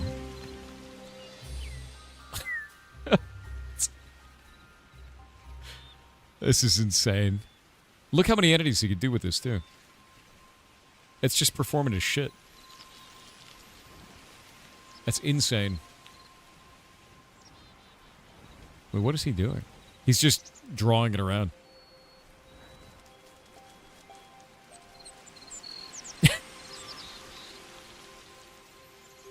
They're calling it Minecraft Killer? It's not the Minecraft Killer. It's the natural progression of Minecraft. If Microsoft took the time and effort. Which they didn't. And now it's too late. Actually insane. Yeah, you can do sightlines with it. Oh, I wonder if they're going to be able to expose ray tracing for logic. I guarantee they will. Yeah, visualize raycast is what that just was. Yeah, you can check LOS, which is huge for when I'm building dungeons. Yeah, what's done is done, and it cannot be undone.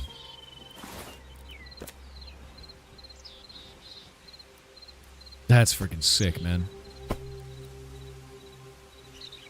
Don't call it a Minecraft killer. I don't want it to die like all the other ones. It's not. I wouldn't call it a killer. This is just... I'm going to be honest with you. Building in Minecraft for the last 5 years, compared to this now, this is going to unlock such a level of creativity for young people that are just getting into this. It's insane.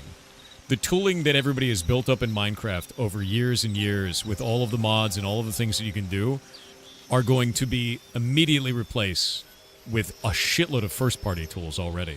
And the speed of creation in a system like this is so much faster, meaning it's more accessible, it's easier to build stuff, and you're just going to see wild stuff pour out of it instantly. This tool is crazy? I know. And all of the tools that they've shown off are like this. Did the what? Wait. Did the water just automatically rebalance? Did I see that wrong?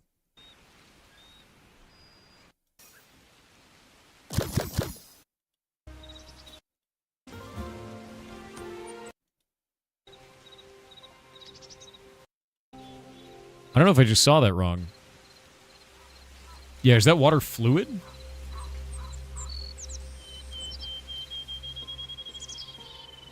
I'm gonna wait and see. It's not flowing in the world? It might not be flowing yet.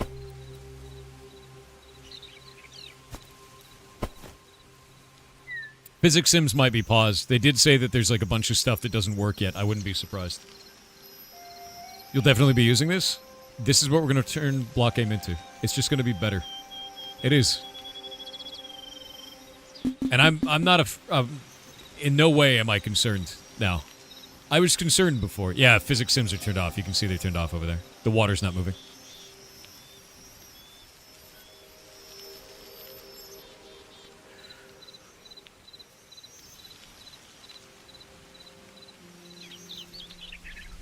I can't believe that Riot fumbled this.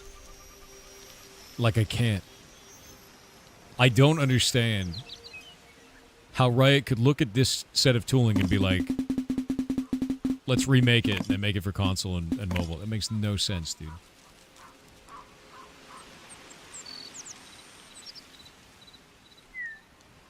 Alright. You got an undo, too.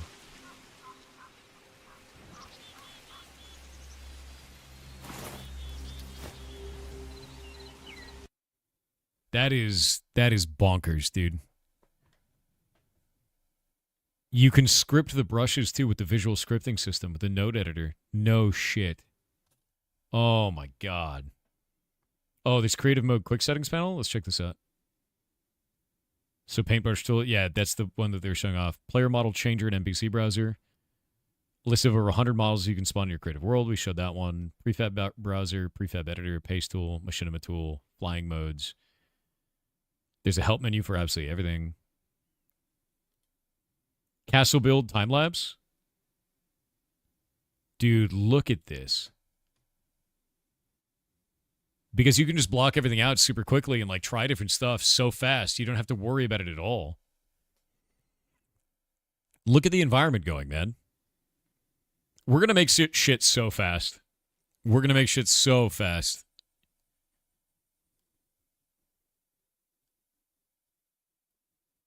Oh my God. Yeah, you block it out and then you detail it. And look at them detailing it with like the grass and everything and like the hanging pieces. They're greebling it all out, you know? Yeah, the vines and everything. This is exactly how we build the environments in the game, so. Greeble it. Greeble it.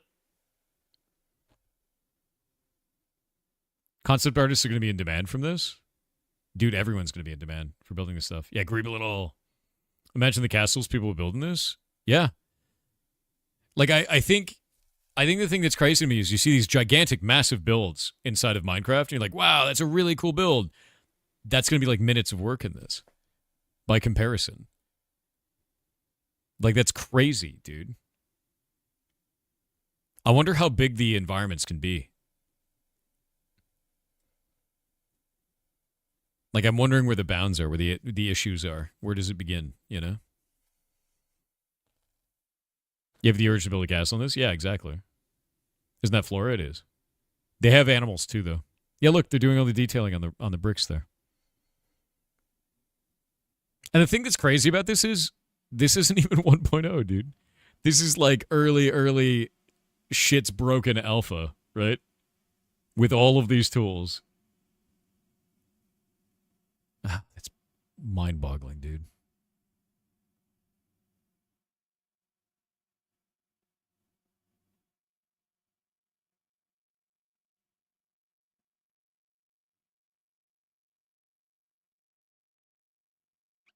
That is mind-boggling.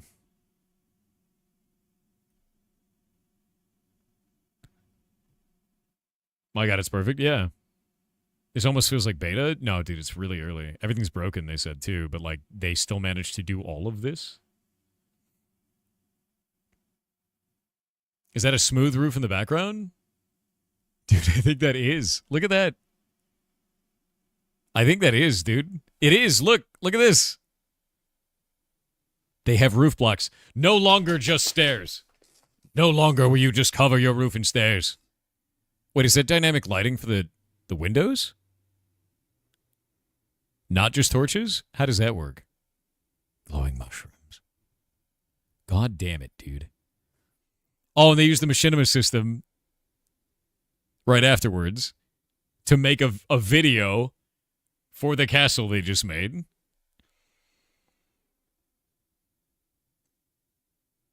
That's bonkers, dude. That is absolutely insane. Yeah, there's colored lighting. There's a lot of colored light sources. I noticed that as well. Like, see these ones over here? These crystals are like colored like an orange lighting, and then those mushrooms are like a blue. So they have a shitload of colored lighting. And I bet you could modify that on the items. Because they showed like a modification system before they were changing values and stuff. I bet it'll be a modify where you can just change it all. You see a lot of terrain being used. Let's see. Yeah, no, this is nuts, dude.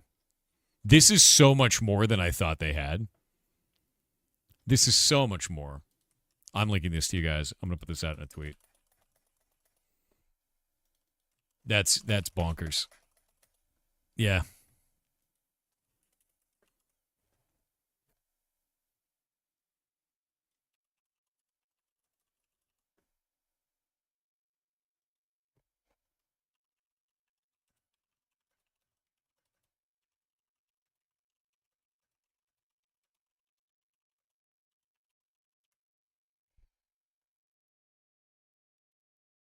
That's completely nuts to me.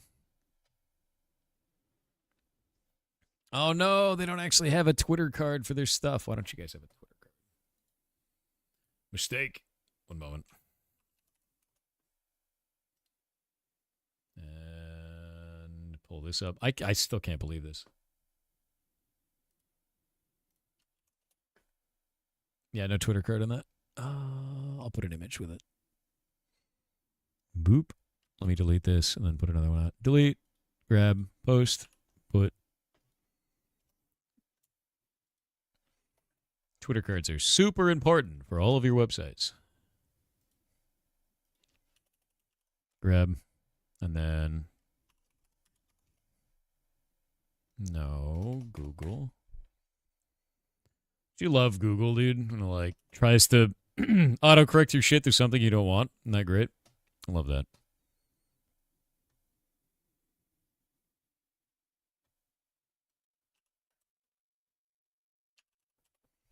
I still can't believe this, man. Didn't Hytale die like 2 months ago? No, it's been a long time. It actually got bought by Riot, self-destructed, and then Simon bought it back from Riot. And now it's happening again. And I'm very excited for this. All right, here we go. Boop. There you go.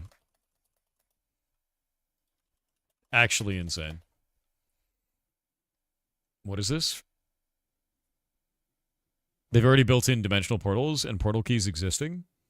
You can make rare drop dungeon keys and have massive pocket dimension dungeons with unique skyboxes and everything. Are you kidding me?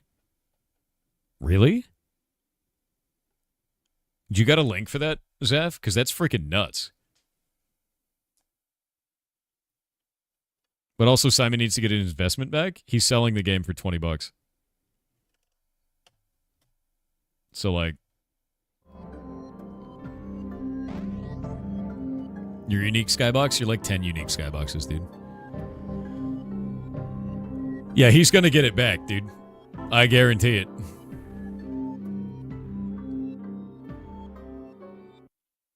Yeah, guaranteed. He'll get it back.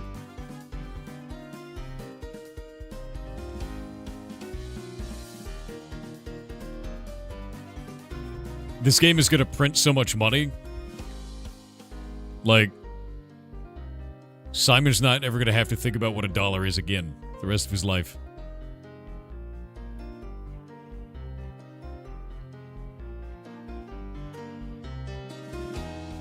Do developers have different pricing? I mean, yeah. You can charge whatever you want for a game.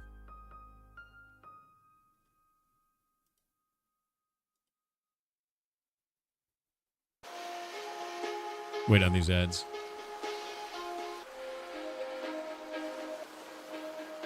Could Minecraft buy and just kill it? You have to be willing to sell for someone to buy.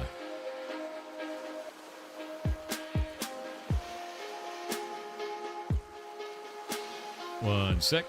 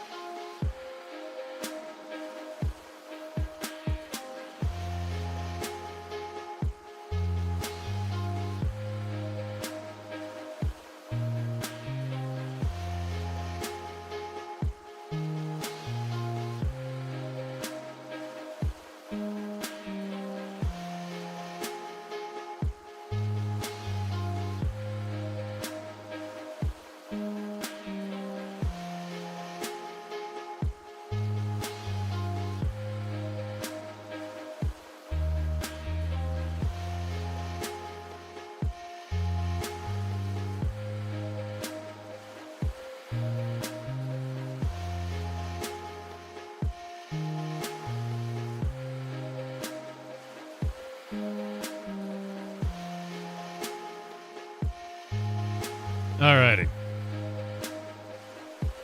Is this in a Minecraft mod? No. Oh. The hell just happened? Are you guys still there? Hello, hello? Anybody, anybody? Twitch just disconnected me from chat, then reconnected me. There's no drop frames, but chat died. Did it die for you guys? Yeah, it just said disconnected from chat and then said reconnected to chat. That was really weird. Yeah, I've never seen that. It's been doing that all morning. Really? Is Twitch shitting itself? I could see you guys on YouTube. There was nothing wrong on YouTube side. Yeah, it was weird.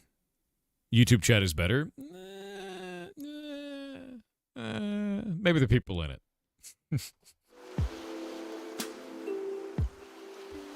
You're in advertisement land? Fair.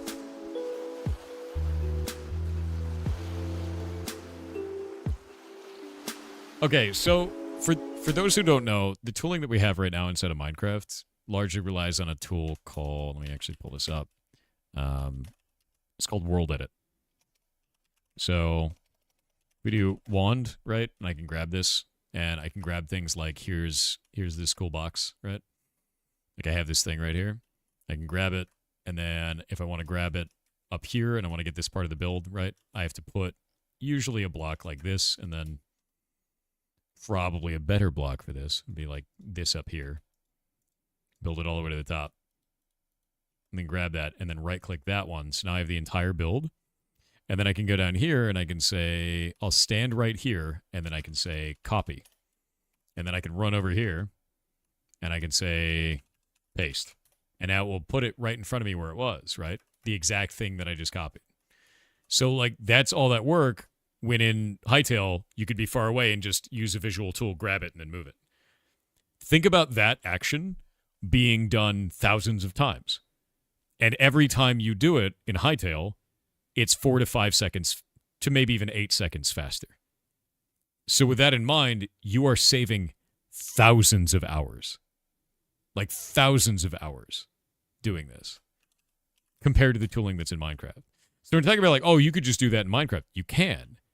But the time taken is so much longer inside of Minecraft. And this is a mod. This is a third-party tool to be able to do this. It's not first-party, which is crazy. Yeah, also it's a first-party tool instead of Hightail, which means it's going to get the best level of support because they're using it. They're building it. They're also running their own servers in this so that when they're doing stuff, they're going to find bugs as well and fix things. That's going to be great, dude. It's going to be, I'm like super excited for that. Like actually insane. It's like compare Paint with Photoshop. It's like compare Paint with GIMP, dude. Yeah. Isn't the yay less game argument though? No, it's not the yay less game argument at all. Like not at all. Like if the game for you is building one block at a time, sure. But like that's not what I'm doing. I'm trying to provide a server which is gameplay for other players.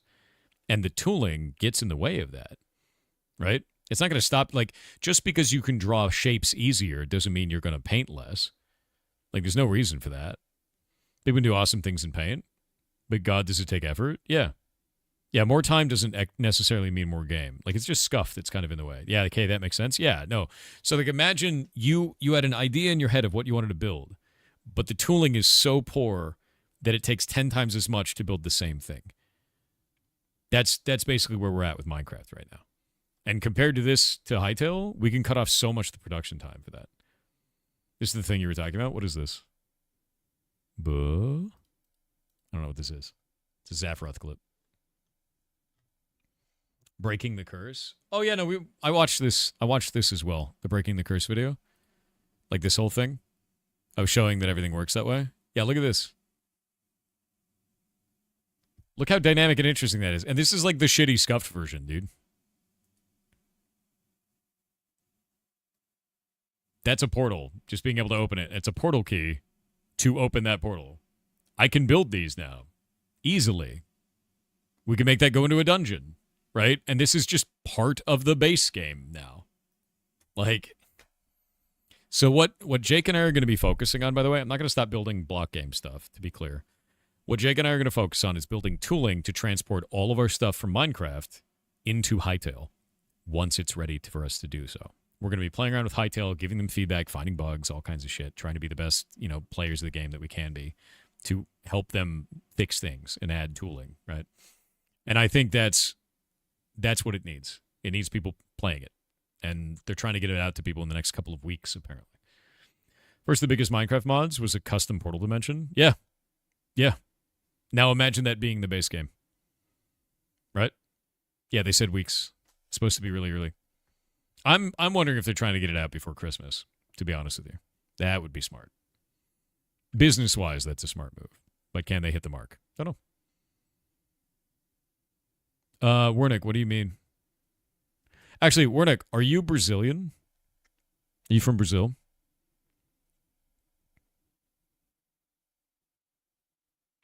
I have a feeling that you are.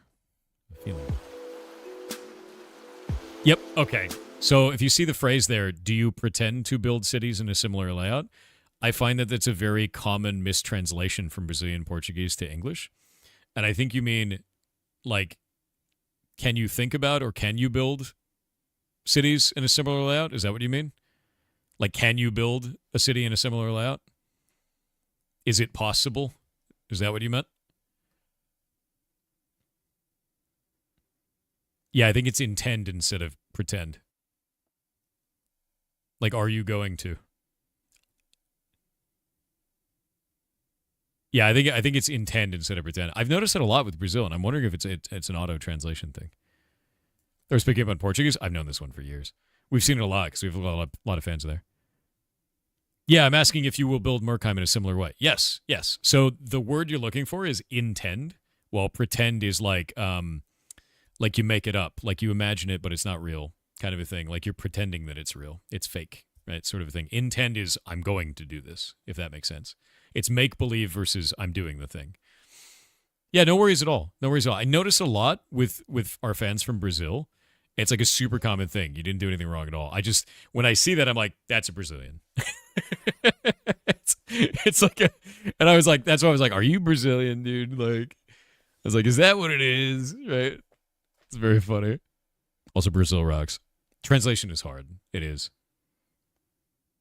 Oh, in Portuguese, pretende means do you intend? That's the problem? Is that what it is? Is it the same in Brazilian Portuguese and Portugal Portuguese? The same between the two?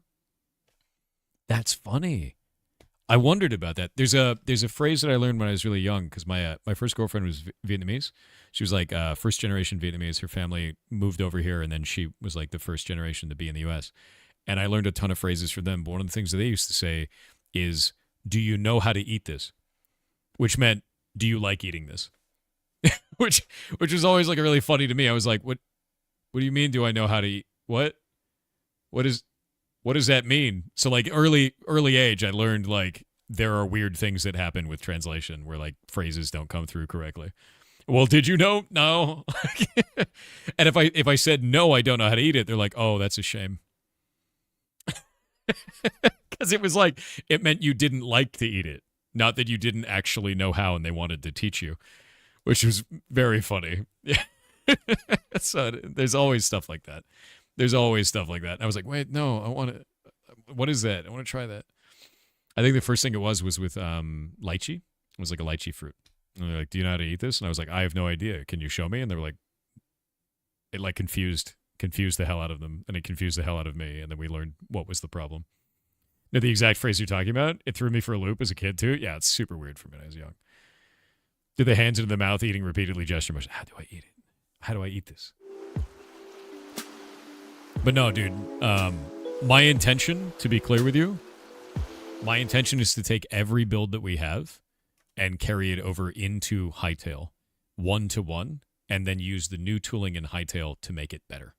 So everything that we've built, all of the dungeons, like if we go to Krognar's Bastion, right, and we have all the automated systems, somebody just threw some bread out over here, dude. Like all the stuff that I built for all of these, for like the world building shit and everything that I've made for this, and like the dungeons and the boss fights and everything like this, we're going to carry it over 1-to-1. And then from there, we're going to start building this. Is there copyright issues with Hightail vs. Minecraft? Nope. It's all new custom shit. So we'll rebuild everything that we have here to make something cool and new, including the boss fights. So like when we're talking about going and doing stuff with like Cinder's boss fight with the breakable walls and all that shit, like the hard part isn't going to be the build. The building will be easy. The hard part is us setting up game logic. That's the difficult part, because we need to make sure that bosses' abilities still work. Enemies can shoot fireballs. Damage is done of a certain value.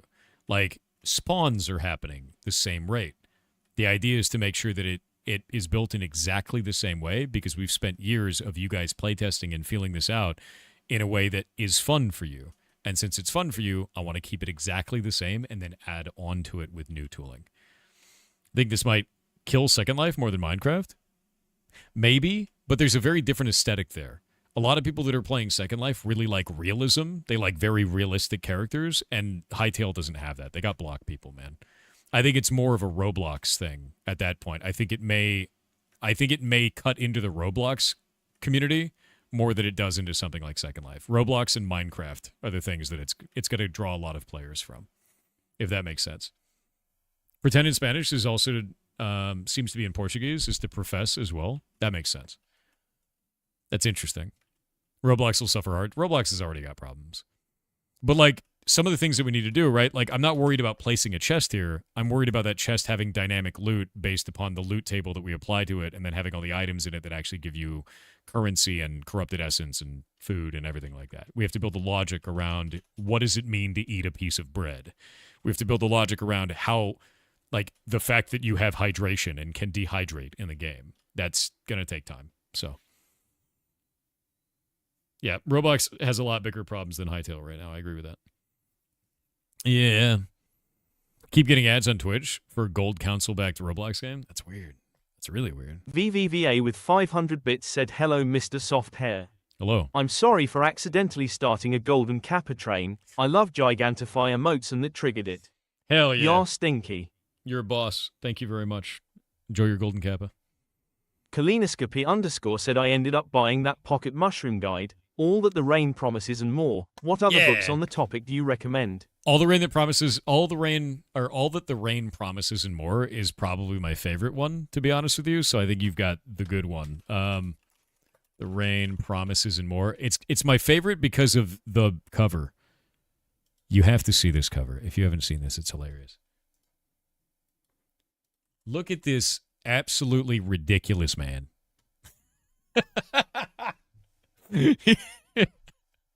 Like, what an insane book cover, dude. It's just it's incredible. Exactly. It's everything you wanted from a mushroom guide ever. Like, it's so funny, dude. It's actually insane to look at. Yes, sir. Exactly. Oh, the trumpet is hilarious, man. Oh, it's very funny. It could be a streamer. Yeah. You know that guy knows stuff? Dude, he knows. He knows. You know? It's foggy in the background, too. It's like haunted. It's so funny. But no, I would say this is probably my favorite book for this. Outside of this, local experts, man. Like 100%. Yeah. It's quite a trumpet. Mushroom. Sane Cesar said, what, you don't get big eating Mario's mushroom? No, you think the world is small when you do. And then you die.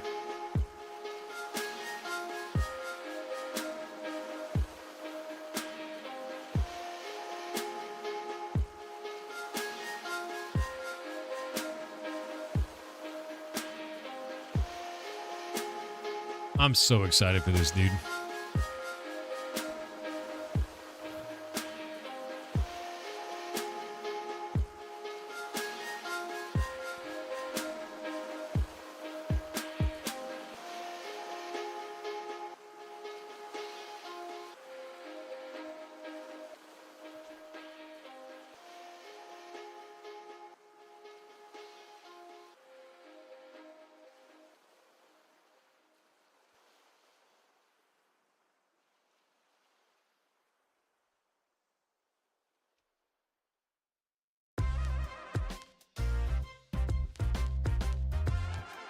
You should pitch a Hytale X Power collab. I mean, you don't need to. People are going to build it, dude. I promise. We're going to migrate, dude. We're going to migrate it all. By the way, just to be clear, we're going to be doing this migration process completely live. Like, I plan to do it every day once we get our hands on it to try and do that, to see what goes on. But again, it's going to be a lot of work to transfer everything. Just chatting or working on block game? Kind of both. Just sort of dorking around, right? Just chatting, you can kind of do whatever you want as long as you're talking to the chat. Block game in Minecraft will continue getting updates until block game in Hytale is ready. Yes. Yes. At that point, the Minecraft server is gone. What we'll do is we'll have a big day where we say goodbye to the Minecraft server.